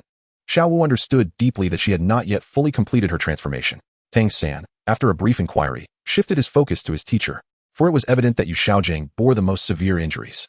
Lu Erlong, having just emerged from confusion, emanated an aura of lethal intent. Her recent experiences a mystery to all, the group instinctively became vigilant. Gu Yi's methods transcended the usual capabilities of a spirit master. None could fathom what techniques he had employed on Lu Erlong. Erlong, are you all right? Tang San asked tentatively, his body still tense. I'm fine, let us go back. She replied, rising and paying no heed to the dirt clinging to her, moving forward in a trance towards Shrek Academy, even forgetting the unconscious Yu Xiaojing lying nearby. Tang San keenly noticed Lu Erlong's unusual demeanor, but this was not the moment for scrutiny. They needed to leave. Mubai, let us depart, he urged, oblivious to the resentment that had flickered in Dai Mubai's eyes moments before, as he focused on escorting him back to the academy. Their arrival had been filled with ambition. Their return, shrouded in dejection. Gui, it is truly a relief to see you safe, they all expressed joyfully upon his return. With Wang Yanran and Lin Qing rushing forward, exclaiming, Master, you have finally returned. They gazed up at Gui, who appeared more radiant than ever. Compared to the others, their reliance on him was more profound. Gui, equally delighted, felt reassured that he had not raised a brood of ingrates. He could not bear such a blow to his spirit. Now, go rest. Remember to attend class punctually tomorrow, he instructed. Retrieving the blue-silver emperor to give to Lin Qing, ensuring she could cultivate well even in his absence. After everyone departed, Gui retreated to his own quarters. The recent enhancement of his martial soul had sparked new insights regarding the connection between the world and martial souls. In the Douluo Continent, the elixirs that could aid spirit masters in advancing their cultivation were exceedingly rare. Most relied on herbal consumption and medicinal baths to augment their soul power and physical attributes. Beyond that, the only means to accelerate cultivation was through specialized training grounds tailored for martial souls. Previously, he had been puzzled by why certain environments facilitated a spirit master's training. However, this experience had granted him fresh perspectives. The unique environments that accelerated cultivation were those particularly suited to a martial soul's needs. For instance, if Ma Hongjin practiced near volcanic lava, his training speed would undoubtedly increase, as the surrounding elements would nourish his growth. Likewise, the ice silkworm thrived in the frigid north, while the fire phoenix flourished amidst seething flames. Gui pondered whether martial souls were predestined or could be influenced by one's environment. If both parents were ice-type spirit masters, could their child awaken an ice-type martial soul while residing in a hot, arid climate? Such inquiries, however, were challenging to verify. One could hardly experiment with a child as future. The awakening of his original energy domain had forged a tighter bond with the world around him. Perhaps he could artificially create a martial soul training ground at Tianwen Academy, although this would require extensive research to accomplish. As he familiarized himself with his martial soul and domain, he realized that the recent upgrade had yet to be fully explored. With the further evolution of his martial soul, new insights had emerged alongside the development of his domain. The Zhou Tian Lu Hijing, too, deserve revision. The state of one's body is not fixed. The methods of cultivation should evolve in tandem with one's progress and physical condition. Moreover, as the creator of his own techniques, he recognized the inevitable flaws and gaps that necessitated ongoing refinement. It was unreasonable to adhere to a single method for a lifetime without adaptation. Doing so would inevitably lead to significant problems. Gu Yi boldly advocated for internal cultivation methods in the Douluo Continent, driven by his unwavering confidence in his own strength. Only those who are timid and fearful worry that others might surpass them by learning their techniques. As he navigated the complexities of cultivation, Gu Yi found himself increasingly pressed for time, as myriad responsibilities awaited his attention. Meanwhile, Tang Sen carried Yu Xiaojing back to Shrek Academy. News of their return quickly reached Flender. Upon witnessing the severely injured and unconscious Yu Xiaojing, along with the hollow-eyed Lu Erlong, he was utterly taken aback. What had transpired to bring about such devastation? Dean, Gu Yi has returned, and his power has grown even stronger. Tang San relayed the events. Zhao Wujie and others soon arrived. Hearing Tang San's words and noticing Yu Xiaojing's pitiful condition, why does it seem that everyone is so pleased? They thought, suppressing their laughter. Though their lips betrayed them with involuntary smiles, they had mistakenly believed that everyone would indulge them as Flender or Lu Erlong would. A mere failure, whose demeanor was perpetually unappealing, was utterly revolting. Yu Xiaojing had intended to summon them to join him, but Zhao Wujie could not stoop to such a level. Moreover, he has always maintained a harmonious relationship with Gu Yi. Had it not been for Yu Xiaojing's arrival, the situation would not have transformed into its current state. It is inconceivable that he would follow him to vie for others. Chapter 124. The duel with the title Douluo Flender was momentarily stunned. Gu Yi was unharmed. Instinctively, a flicker of joy surged within him, yet it was overshadowed by the sight of Yu Xiaojing in such a state, leaving him utterly despondent. Were it not for necessity, he would never wish to engage in a life-and-death battle with a student and adopted son with whom he once shared a profound bond. However, the reality before him was undeniable. Yu Xiaojing's powers had been rendered null, and there was no way to rectify this grave situation. With a heavy sigh, Flender summoned Xiao Xian. Please, heal him. As for the others, they had no intention of lingering. A mere Yu Xiaojing was not worth their time. They had all, to varying degrees, studied Gu Yi's self-created soul techniques. Even though, given their current cultivation levels, it was challenging to make significant progress in soul power, they could still practice these formidable techniques to enhance their strength. This was certainly preferable to remaining with a half-dead invalid. Despite Gu Yi undergoing a profound transformation, he had yet to complete the first trial of the evil God King. He remained acutely aware of an invisible barrier that obstructed his understanding of the realm of evil, preventing him from fully integrating and mastering it. As half of the assessment period slipped away, he found himself still unaccomplished. Gu Yi resumed his tranquil existence, teaching his disciples and delving into knowledge, leading a life that felt quite fulfilling. However, half a month later, the arrival of an individual shattered this long-cherished peace. Gu Yi, get out here. As Gu Yi taught Zhu Zhuqing and the others, he furrowed his brow, gazing at the tempestuous figure enveloped in lightning that had suddenly appeared in the sky. The 9 soul rings adorning him revealed his formidable rank, titled Douluo, the pinnacle of strength in the Douluo Continent. At this moment, the citizens of Heaven Do City gazed upward in awe at the man hovering above, commanding the thunder as if he were a deity of storms. Who are you? Gu Yi ascended to confront him, scrutinizing the soul rings and the crackling lightning. Already formulating a few guesses. Yuan Zhen of the Blue Lightning Tyrant Dragon Sect.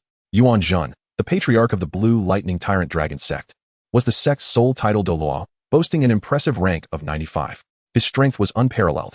You have come seeking vengeance for Yu Xiaojing, I presume? Gu Yi's aura steadily intensified. He could not afford to be complacent against such an adversary. Child, in this world, there are some whose existence you cannot provoke. No matter how renowned you may be, harming my son, Yu Xiaojing, shall lead you to your demise. Yuan Zhen's demeanor was exceedingly domineering. Dragons possess a reverse scale. To touch it is to invite death. Yu Xiaojing is my son, and his incapacitation has ignited my wrath. Gu Yi now bore the brunt of that fury. You are correct. Indeed, there are individuals in this world whom I cannot provoke. Yet, I believe you are not among them. This was not a matter of Gu Yi underestimating Yuan Zhen. Even before the evolution of his martial spirit, Yuan Zhen would not have been his match, let alone now. If a battle is to ensue, I shall await you outside the city. The aftermath of a conflict between title Douluos would be unbearable for the citizens. Gu Yi was unwilling to allow innocents to perish due to a single confrontation. Though Yuan Zhen was enraged, he maintained a semblance of rationality and did not insist on battling in the city. They moved to a location far removed from Heaven Do City. Uncle Jian, Uncle Gu, we shall accompany you. Ning Fingji, along with Chun Xian and Gu Rong, followed suit, recognizing the significance of Gu Yi to the 7 treasure glazed tile sect. The techniques and self-created soul skills he imparted were invaluable to them, especially as support-type soul masters. Thus, Gu Yi's survival was paramount, at least, not yet.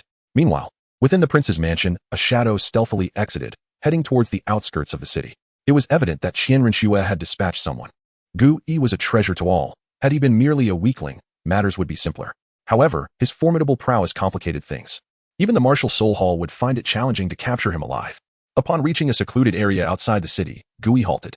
It seems you have chosen your burial ground well. This place is quite picturesque, suitable for interring a body. Yuan Zhen surveyed the area, seemingly confident of his impending victory. A burial ground, though I wonder whose bones shall be laid to rest here. Gu Yi's heart hardened with the intent to kill. It had been long since he had engaged in battle, only to be belittled by a junior. The lightning surrounding Yuanjun intensified, radiating with brilliance. Die. Yuanjun's first soul ring shimmered, and a colossal purple lightning dragon claw surged towards Gu Yi with remarkable speed. Such trivial skills, let the domain unfold. Gu Yi sighed softly. In the face of his domain, Yuanjun's assault would be significantly diminished. The original energy domain enveloped a radius of 100 meters. As the purple lightning claw approached, Gu Yi felt a playful impulse arise within him. It was fortuitous that he had an opportunity to test the power of his domain. A prime sharpening stone to be utilized. While the original energy domain allowed him to control the elemental forces within its confines, if the opposing power was excessively formidable, it could not be as effortlessly stripped away as with Lu Erlong's attack. Nonetheless, a significant reduction in strength was certainly achievable. Radiant lightning materialized in Gu Yi's hand, growing even more dazzling and potent under the influence of his domain. To his astonishment, he shattered the dragon claw with sheer force. This boy possesses the power of thunder, rivaling even Yuanjun, the old dragon. Gu Rong expressed his astonishment. Gu Yi had never previously displayed such a capability in battle. Perhaps it was related to the domain he had now unleashed. Despite Gu Yi's remarkable strength, his prowess in lightning should not have surpassed that of Yuanjun. However, with the activation of his domain, it was apparent that the power of the dragon claw had diminished. Beside him, Chen Xian spoke up. He too wielded a domain, the immensely potent 7-kill domain, and was more attuned to the nuances between domains than Gu Rong. Domain. How much more does this lad have concealed? Ning Fingji couldn't help but exclaim, marveling at the rapid evolution of the times, where an endless stream of geniuses consistently shattered the established norms of soul masters. On the other side, Xi Miao was equally taken aback. The boy's growth was astonishing, surpassing all expectations. Domain. Today, no matter the extent of your capabilities, you shall meet your end. Yuanjun, seasoned in combat experience, transformed his dragon claw into a direct assault. Gu Yi, wielding the power of thunder, transmuted it into a formidable thunder sword. Witnessing this, Yuanjun could not help but admire Gu Yi's mastery of thunder, capable of manifesting it into a corporeal form. Truly, he possessed remarkable skills. Yet, you are still destined to die. Chapter 125. An unconventional martial soul avatar Gu Yi, who had long pursued the path of martial arts, felt no trepidation in close combat. Although he lacked his most adept weapon, the killing sword, wielding the thunder sword was a refreshing experience. Yu Yuanjun tilted his head to glance at the thunder on his dragon claws and discerned that within this domain, his thunderous powers seemed constrained. Nevertheless, vanquishing such a junior posed no challenge. With his third soul skill, Thunderous Fury, he entered a frenzied state, amplifying his lightning power by 100% and boosting his soul power by 50%. After unleashing this skill, the diminished might of his thunder regained its formidable strength. Gu Yi, observing the situation, similarly activated his third soul skill, infusing his blue thunder sword with a hint of crimson. In a heartbeat, the distance between them closed rapidly. Yu Yuanjun unleashed his first soul skill, but this time, instead of a ranged attack, it transformed into sheer power in his right arm. His first soul skill possessed two modes, both close combat and ranged attack, proving immensely useful. One side wielded the thunder dragon claw, enveloped in purple lightning, reminiscent of a dragon's emergence, while the other brandished the thunder sword, emanating a piercing cry, akin to the descent of a thunder god. The sword and claw faced each